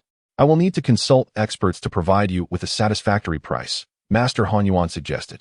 Certainly. Li Dakai nodded, before adding, however, according to custom, the formula is missing a crucial step and 2 essential herbs. I trust you understand this? He was cautious about letting the other party take it away. Should they simply copy it, he would be at a disadvantage. Thus, it was customary for sellers to withhold certain details. That is only natural, Master Honyuan replied with a smile, then rose to leave. Once he departed, Li Dakai lifted the spirit tea again and took another sip. The experience of savoring the tea in small sips was far from satisfying, given the choice. He would prefer to drink deeply, relishing the flavor. However, as a person of high standing, he had to maintain an air of dignity. Now that everything was in place, he merely awaited a reasonable offer from the other party. Chapter 85, Cultivating Techniques and Divine Powers. Upon returning to the inn, Li Dakai discovered an additional storage pouch at his waist, filled to the brim with spirit stones. The 5,000 mid-tier spirit stones, if converted to low-tier stones, would amount to an astounding 500,000. Such a fortune was nothing short of extraordinary for him. The price fetched by a single magic pill recipe was considered commendable. Yet this was a remarkable gain. Clutching the storage pouch tightly, he infused it with his internal mana, awakening a peculiar sense within him. Remarkably, he sensed a unique space within the pouch where his mana flowed from his palm, measuring a foot in size, a space of considerable quality. Given the magnitude of this transaction, it was customary for the seller to include a storage pouch. Moreover, Li Dakai felt fortunate that Master Honyuan had not placed any restrictions on the pouch. Otherwise, he might have been unable to access it. Within the pouch, alongside the substantial spirit stones, lay 3 oval jade slips. These slips contained 3 low-tier techniques suitable for Qi refinement stage cultivators. However, these techniques were not acquired from the Wanbao building where Master Honyuan resided. Rather, they were purchased from a shop shortly after he left, where he pretended to be a sage and casually acquired them without haggling, presenting himself as someone merely indulging in a few trifles. The attendant assumed this demeanor, believing it was quite normal for eccentric seniors to purchase low-tier items on a whim. Among the 3 techniques, the one Li Dakai yearned for the most was the Sky Control technique. The second was named Sword Qi technique, which, when activated, could condense mana into sword energy that erupted forth. The greater the cultivator's level and mana density, the more formidable this technique became. The last was a defensive technique known as the Dual Polar Shield. Although all 3 techniques were categorized as low-tier yellow techniques for Qi refinement stage cultivators, they were indeed rare. None could be found in the 7 Stars sect. Surely no one followed me, right? Li Dakai inquired before entering the inn. I believe not, came the uncertain reply. Upon entering the room, Li Dakai found it devoid of Wang Xiaozhou's presence. In addition, he noticed a note on the table. Striding forward, he picked it up and read Wang Xiaozhou's message. Old Li, the sect urgently summoned me. I have departed. Until we meet again. Besides the note, he also spotted a yellow talisman on the table. A storage talisman. He recognized at a glance. Over the past year, unable to cultivate, he had spent his days consuming medicine and reading extensively, thus accumulating a fair amount of knowledge in the realm of cultivation. He infused mana into the storage talisman and discovered an array of spirit herbs that Wang Xiaozhou had collected for him over the past few days. Satisfied, he nodded. Wang Xiaozhou was indeed reliable. Yet, upon glancing at the note, a flicker of suspicion crossed his mind. Something felt amiss. After pondering, his expression twitched. The urgent summons from the sect was likely a ruse. In truth, Wang Xiaozhou may have been concerned about his safety, fearing he might be intercepted. After all, as a low-tier cultivator, carrying such high-level items would undoubtedly draw attention. He had previously taken advantage of Wang Xiaozhou, and now they were even. Nevertheless, Wang Xiaozhou had acted honorably, leaving behind his belongings, including the piece of celestial meteorite. Li Dakai crushed the storage talisman, allowing its contents to spill forth. He swept the storage pouch containing the spirit stones to gather everything. A wave of excitement coursed through him. Now, with mana flowing within him, he could employ various techniques. However, when he attempted to retrieve the celestial meteorite, he found it surprisingly strenuous, indicating a significant drain on his mana. Although his meridians were unblocked and his mana plentiful, the effort required for that celestial meteorite was taxing. According to the estimations of the elder priest, the amount of mana within him was likely comparable to that of a cultivator at the 5th or 6th layer of Qi refinement. No wonder Wang Xiaozhou had struggled when retrieving the meteorite. Its weight was formidable. After finally securing the celestial meteorite, Li Dakai's complexion paled slightly, and he felt a wave of fatigue wash over him. This exhaustion stemmed from the injuries to his soul. Any exertion would trigger an overwhelming sense of weariness. After resting for a while, he felt somewhat revitalized and retrieved a package from his bed. Inside were 2 storage pouches obtained from the Black Wind Valley, a vial of 3 life fruit, and a circular jade pendant. Although he knew he lacked the mana to open the pouches, he was undeterred and attempted it anyway, only to find them impervious, as a barrier akin to an impenetrable wall thwarted his efforts. It appeared even a Foundation establishment cultivator would struggle to open these pouches, let alone himself. Thus, Dakai resolved to seize this opportunity to scour the marketplace for various materials to concoct a spirit liquid capable of eroding the restrictions within the storage pouches. As the elder priest had mentioned, it was possible to store pouches within pouches. However, certain conditions must be met. The pouch to be stored must be of sufficient quality, and its internal spatial structure must remain stable without fluctuations, lest it risk exploding. Both of the pouches he possessed were high-tier items, ensuring their stability and allowing for easy storage. In addition to the storage pouches, he aimed to secure the ceramic vial and jade pendant as well. Yet, an unexpected occurrence unfolded. The ceramic vial slipped effortlessly into the storage pouch, but when he attempted to stow away the peculiar jade pendant, he discovered it emitted a unique wave of energy, resisting the pull of the pouch. He found himself unable to store it. After several attempts yielded the same result. He recalled the fire spirit maiden he had encountered years ago. She had possessed a similar jade pendant, which was kept in her sleeve rather than stored away. It appeared that this particular jade pendant, along with others, could not be accommodated within storage pouches. This revelation piqued his curiosity. It indicated that certain items were inherently unable to be stored. Thus, it was evident that this jade pendant was anything but ordinary. He even remembered the bearded man who had demanded the fire spirit maiden surrender her possessions. Dakai speculated that the treasure the man sought from her could very well be this jade pendant. With no means to store it, he resolved to carry it on his person, concealing it closely due to its enigmatic origins.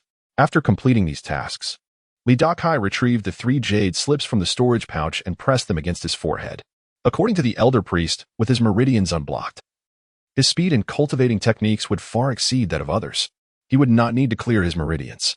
The flow of mana within him would be unobstructed during the execution of techniques, allowing him to hone his skills through practice. Of course, this applied only to low-tier techniques. Higher-tier techniques would still require a measure of time. Chapter 86, 1000 Wisu on the final day of the auction. The atmosphere in the hall was markedly different from previous days. Once seated, Dakai sensed a peculiar sense of oppression surrounding him. This was, in fact, a kind of restriction that could isolate spiritual perception. Moreover, as he surveyed the area, he discovered that he could only see a few meters around him. This brought him a subtle sense of joy, for it was advantageous to him. The auction hall was not particularly large, and due to the limited visibility, it was difficult to ascertain the exact number of attendees. However, based on Dakai's estimation, there should be no more than 100 people present. To participate in this auction, regardless of one's cultivation level, an entry fee of 100 mid-tier spirit stones was required, which was no insignificant sum. At the very least, a typical chi refining stage cultivator would find it impossible to produce such an amount, unless, of course, one was like Wang Ziojium, who hailed from the Yenyu Palace and had a formidable master backing him. After casually taking a seat, Dakai settled in to await the proceedings. Before long, a figure appeared beside him. The individual was clad in a flowing moon-white robe, his head adorned with an elevated crown. Given their proximity, Dakai was able to discern the person's features. Although he was only able to view the individual in profile, it was evident that he possessed an extraordinary demeanor. Additionally, the individual seemed somewhat familiar. Was he not the young man who had bid for the celestial meteorite during the last auction, seated in the front row of the VIP section? While he ultimately did not secure the item, it was due to its lack of worth rather than a deficiency in financial means. Perhaps sensing Dakai's gaze, the man, waving a folding fan in his hand, turned slightly to look at him and offered a smile that was as refreshing as a spring breeze. Dakai nodded in acknowledgement and then shifted his attention away. Moments later, a monk appeared on the auction stage, draped in a vibrant red robe and rolling a string of silver prayer beads in his hands. Judging by his age, he seemed to be in his 20s. Esteemed friends, I am Yongji from the Hongling Temple, the organizer of this trading event, he announced upon taking the stage. This auction follows the same rules as before. In addition to the items prepared by our temple, you may also engage in barter, providing convenience for all attendees. Without further ado, he declared, "Let us commence." Li Dakai nodded. He appreciated the monk's brevity. Soon, two other monks approached, carrying a tray covered with a small red cloth, beneath which something was slightly protruding.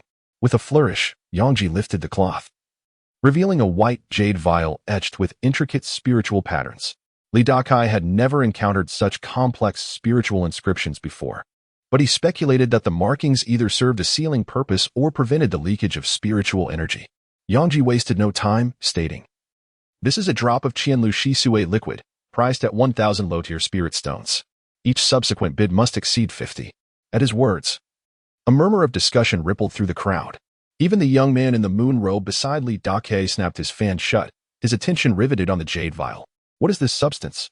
Li Dakai wondered, puzzled by the price tag of 1,000 high-tier spirit stones for merely a drop. Despite his extensive knowledge, he felt woefully uninformed at this moment. He had never even heard of such a thing.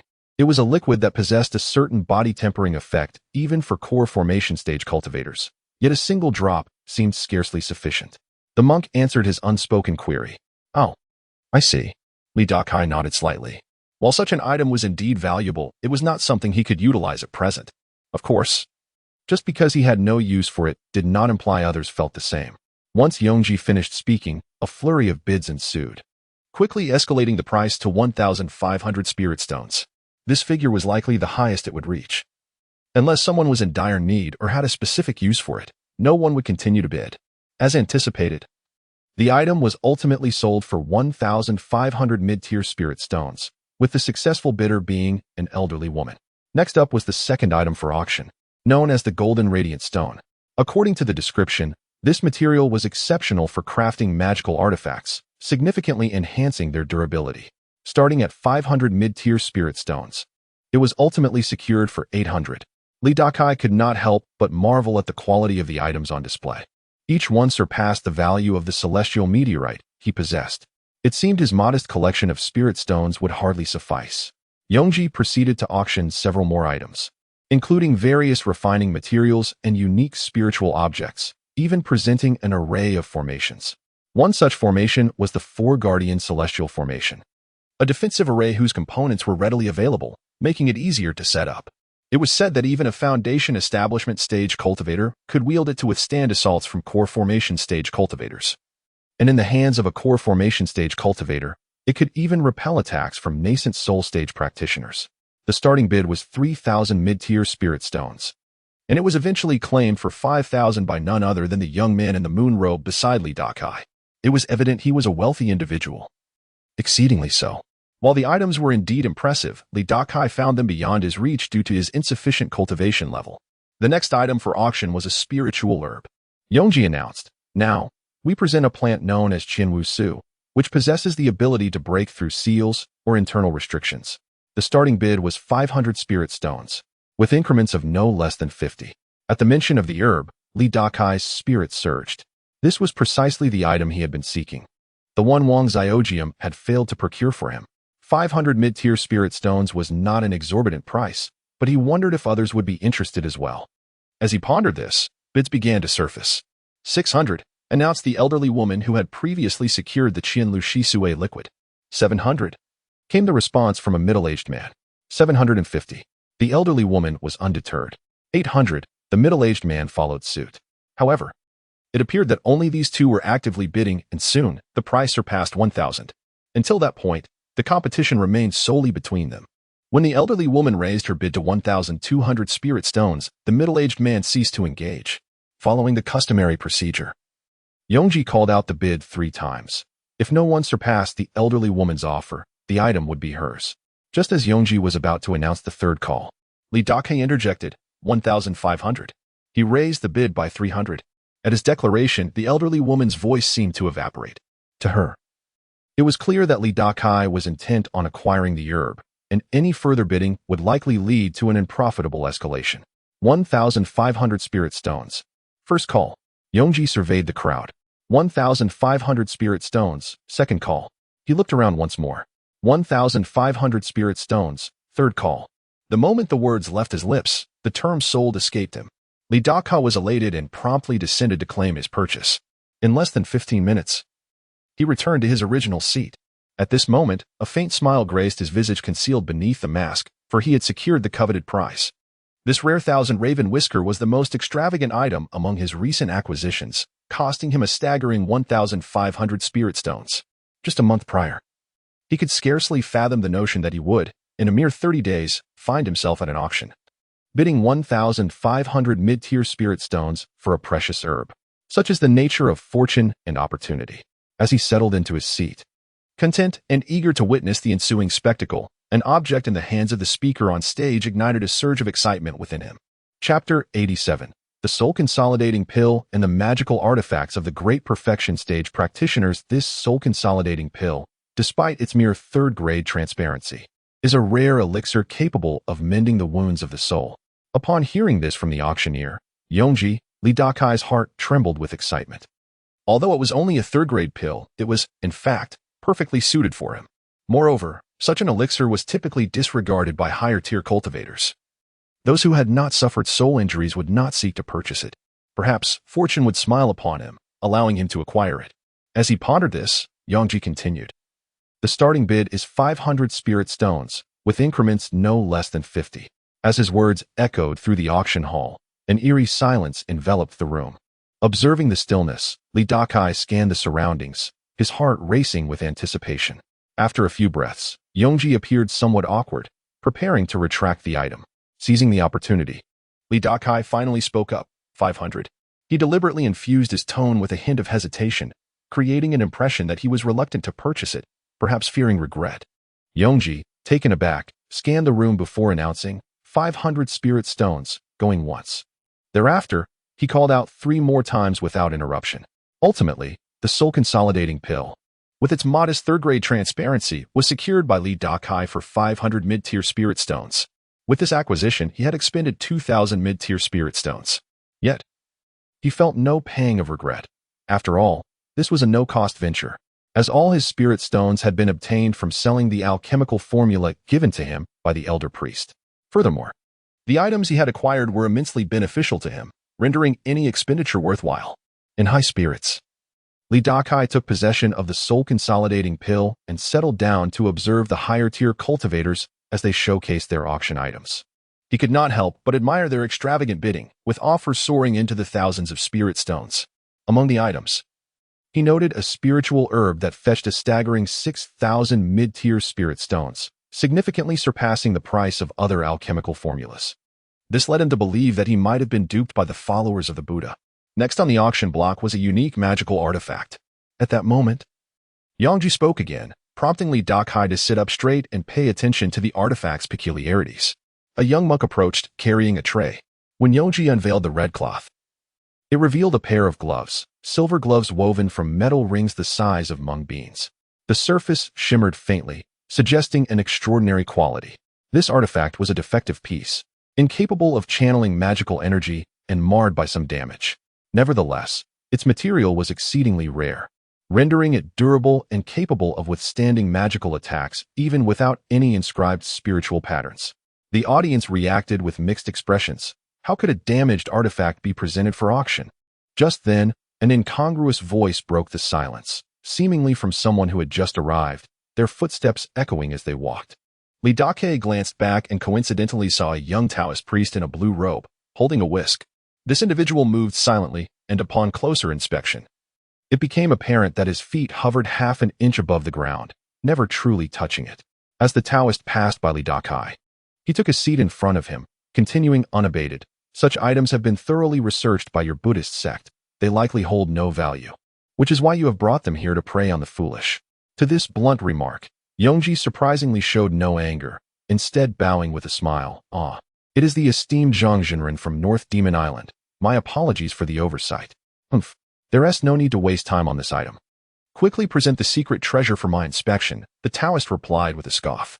Yongji, however, responded, please do not be impatient. The secret treasure will be revealed shortly. He then surveyed the crowd, reiterating the gloves, stating, the starting bid for this treasure is 400 mid-tier spirit stones. Feel free to bid. Yet, upon hearing this, Zhang Jinren's lips curled into an exaggerated smirk. The Buddhist sect was adept at profiting from auctions, consistently reaping substantial rewards. Following his statement, the hall fell into silence. This is a valuable item. Someone should secure it. At that moment, Dakai unexpectedly heard the voice of the elder priest. Oh, his surprise knew no bounds. If even the elder priest deemed it a valuable item, there must be aspects the Buddhist sect had not fully explored. Otherwise, it would not be priced at a mere 400 mid-tier spirit stones. He had stumbled upon a hidden treasure. Contemplating this, he declared, for 100. In pursuit of this opportunity, he resolved to play the role of the fool as the Taoist had suggested.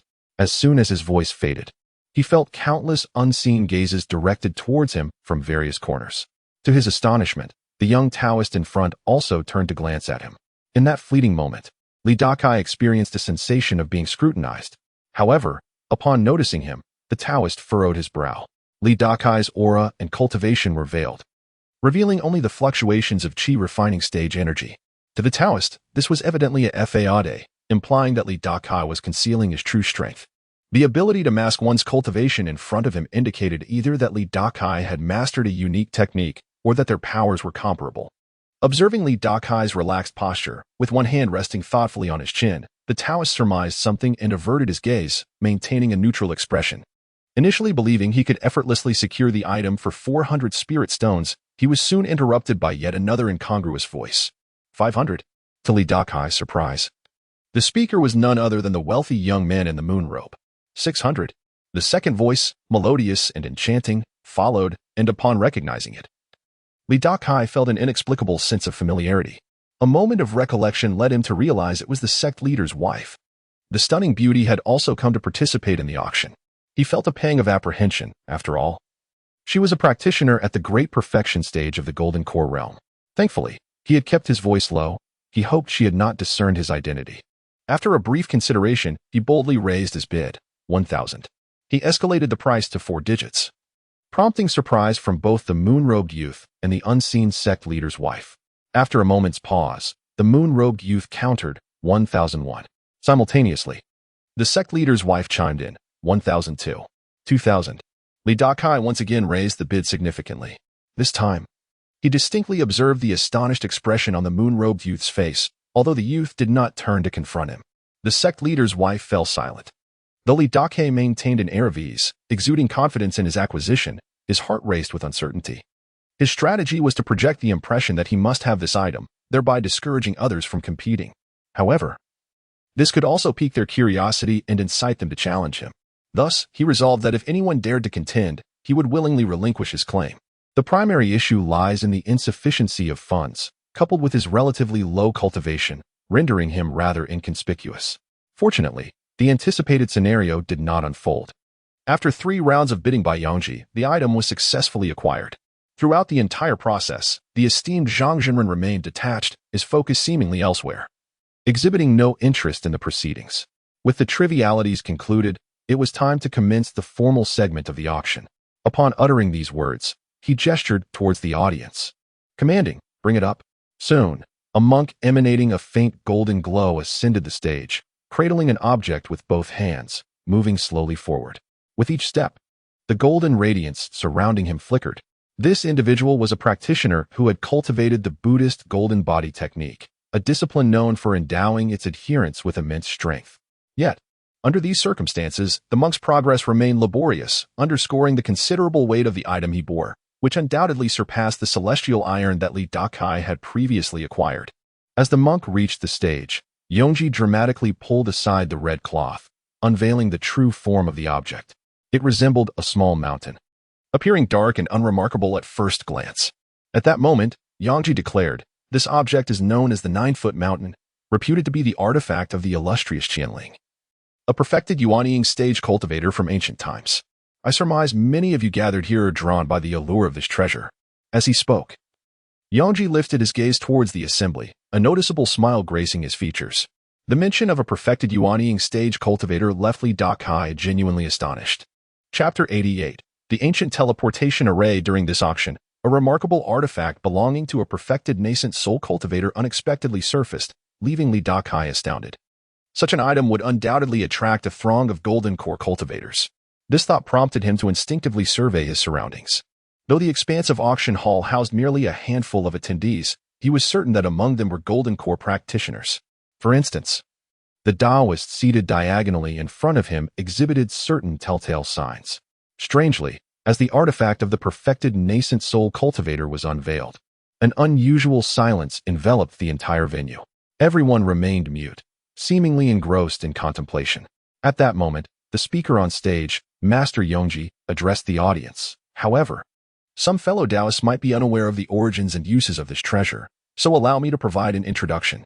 With that, he began to pace before the 9-foot mountain artifact, the figure of Qianling, a renowned cultivator who had once instilled fear across the 4 seas of humanity 2,000 years ago, came into the spotlight.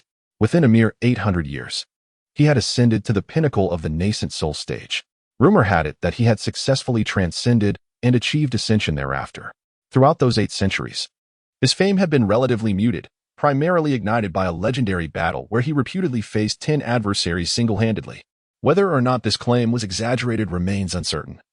Yet it is evident that many cultivators of equal standing had besieged him. In that fateful encounter, the artifact he wielded was none other than this very 9-foot mountain. Upon hearing Master Yongji's words, the crowd turned their gazes toward the treasure on stage, including Dakai, who was lost in thought. Yongji then shifted his discourse, revealing, moreover, there are a total of 9 such treasures.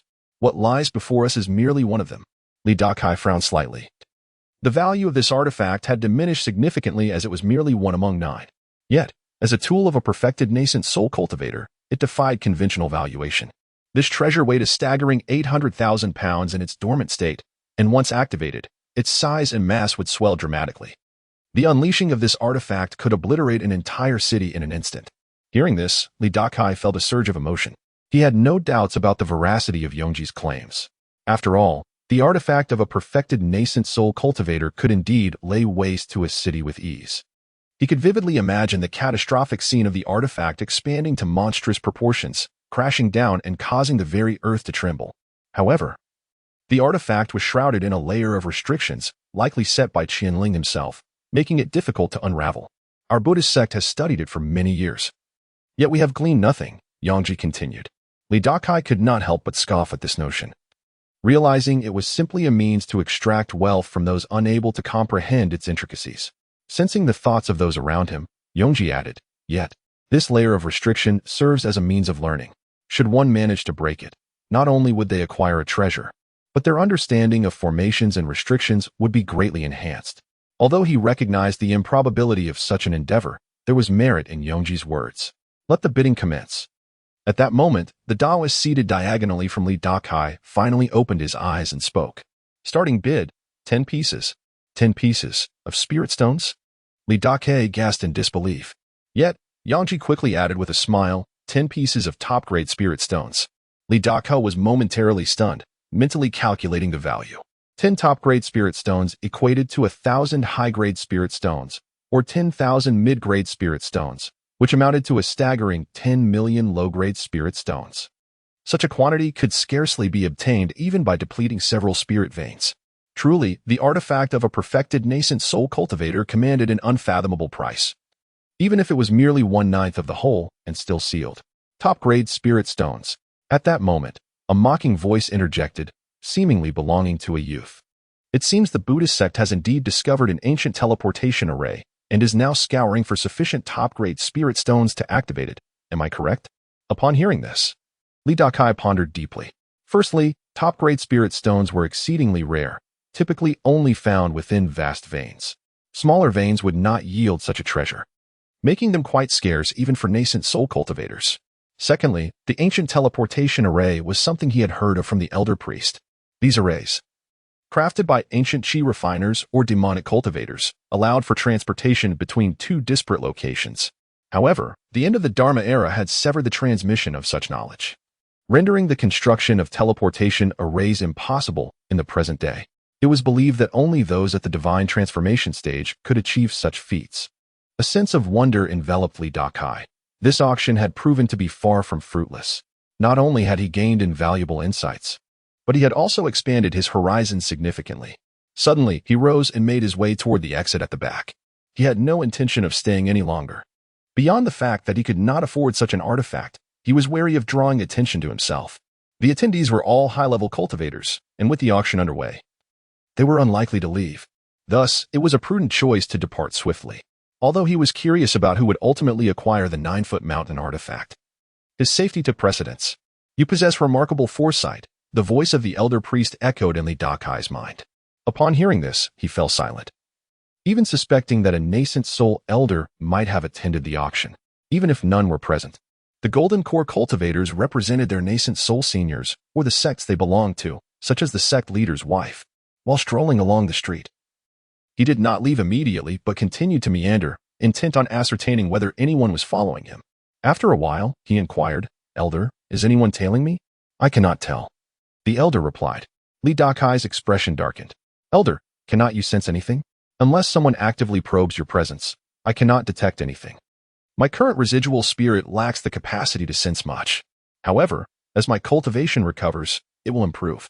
Li Dakai felt somewhat exasperated but continued towards the end of the street, reassured by the absence of any warning from his right eyelid. Upon reaching the end of the street, he suddenly stomped his foot and soared into the sky. Though his speed was not particularly fast, his flight was remarkably steady. With his hands clasped behind him, gazing forward, he exuded an aura of a transcendent being. As he reveled in the sensation of soaring through the air, a notable excitement illuminated his face beneath the mask. Having dedicated himself to mastering this aerial technique the previous day, he had finally reached a level where he could fly steadily after an entire night of practice. Indeed, the myriad methods of cultivation proved to be extraordinary. His magical energy was limited, and he could not sustain flight for long. As he navigated through the misty haze, he vanished from sight, unbeknownst to Li Dakai. As he departed, a graceful figure silently trailed in his wake. Chapter 89. Senior, save me. As Li Dakai traversed through the white mist, he continued to hasten through the air. Suspended at a height of 100 feet, he reveled in the exhilaration of soaring through the skies.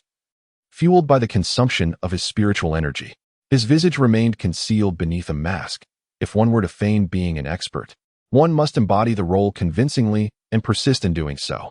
Should there be any unwise individuals along the way who failed to discern his true depth, they would undoubtedly refrain from provoking him. During his swift journey, he occasionally consumed a pill specifically designed to replenish his spiritual energy, for the act of flying demanded considerable reserves. Currently, he was unable to store his energy within his dantian, necessitating continuous supplementation. After swallowing a pill, he cast a fleeting glance behind him. Noticing the absence of pursuers, he retrieved a wind-running talisman, affixing it to the inner lining of his garments and channeling his energy to activate it. In an instant, his speed increased significantly. His immediate goal was to distance himself from the Tawashi market as swiftly as possible. According to Wang Xiaojiao, during the market's operation, rogue cultivators who engaged in murder and thievery would often lurk nearby. These individuals were akin to bandits among mortals, driven by a scarcity of cultivation resources. Unable to work or conduct business, they resorted to theft to acquire what they needed for their practice. Typically, individuals would depart with caution, often in pairs for safety. However, Li Dakai was an exception. He boldly traversed the skies alone, openly exposing himself. This strategy was intended to deceive others into believing he was an esteemed senior, a tactic reminiscent of a feigned empty city ruse. Whether by good fortune or the effectiveness of his ploy, he traveled over 20 miles without encountering a single soul. At this point, he was well removed from the Tawashi market. Unbeknownst to him, a smile crept onto his face. He felt a sense of security. Now, he contemplated his return to the Seven Stars sect. After all, in the eyes of Chu Boyo and Elder Ma, he was presumed to have perished in the Black Wind Valley. Returning without a plausible explanation would raise suspicions regarding his survival.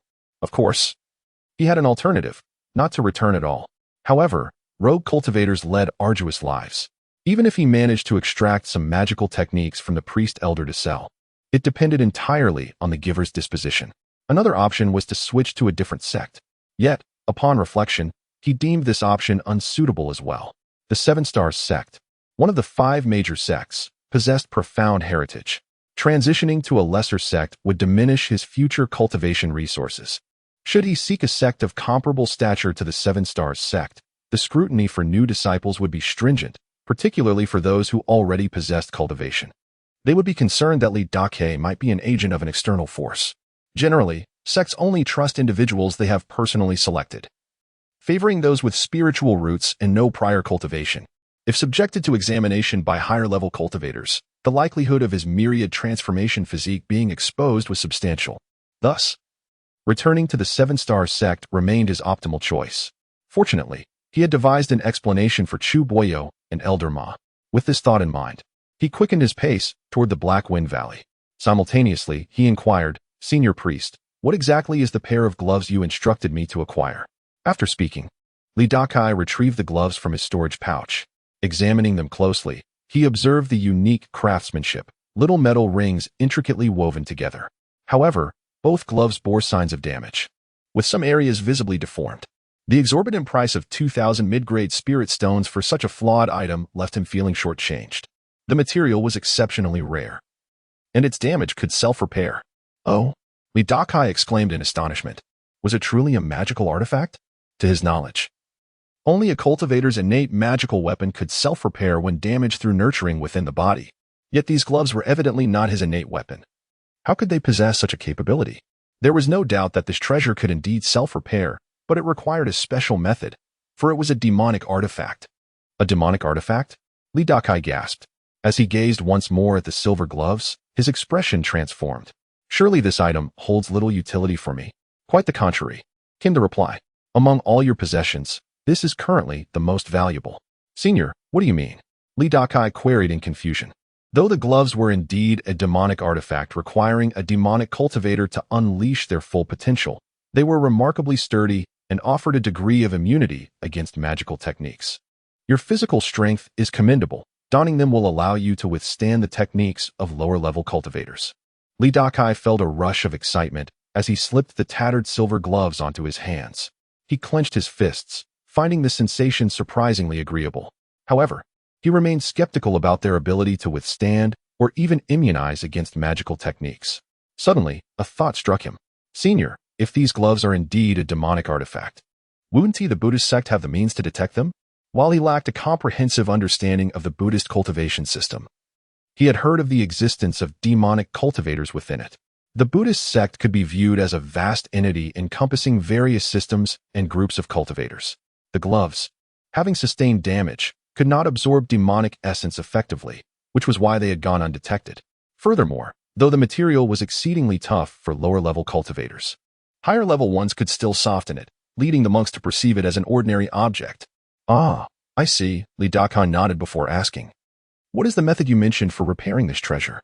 "It requires immersion in demonic essence, but that substance is rather elusive." "Demonic essence," Li Dakai murmured, committing this material to memory. Just then, he spotted several small black dots on the horizon, recognizing them as cultivators soaring through the air. His expression shifted upon noticing that the lead figure altered course upon spotting him, heading directly toward him, followed closely by the others. At the same time, he felt a slight twitch in his right eyelid. It appeared danger was approaching, though not excessively severe. As the group drew nearer, Li Dakai ultimately decided to halt in place. It was imperative not to flee. Doing so would reveal his true nature, and given his speed, escape was futile. When the pursuers were merely several hundred feet away, he discerned the situation clearly. The foremost cultivator was not the leader, but rather an elderly woman in her 70s, being pursued by the others. Upon drawing closer and realizing she could not sense Li Dakai's cultivation, her face lit up with joy as she exclaimed, "Senior, save me." By the heavens, what a predicament! Li Dakai cursed inwardly.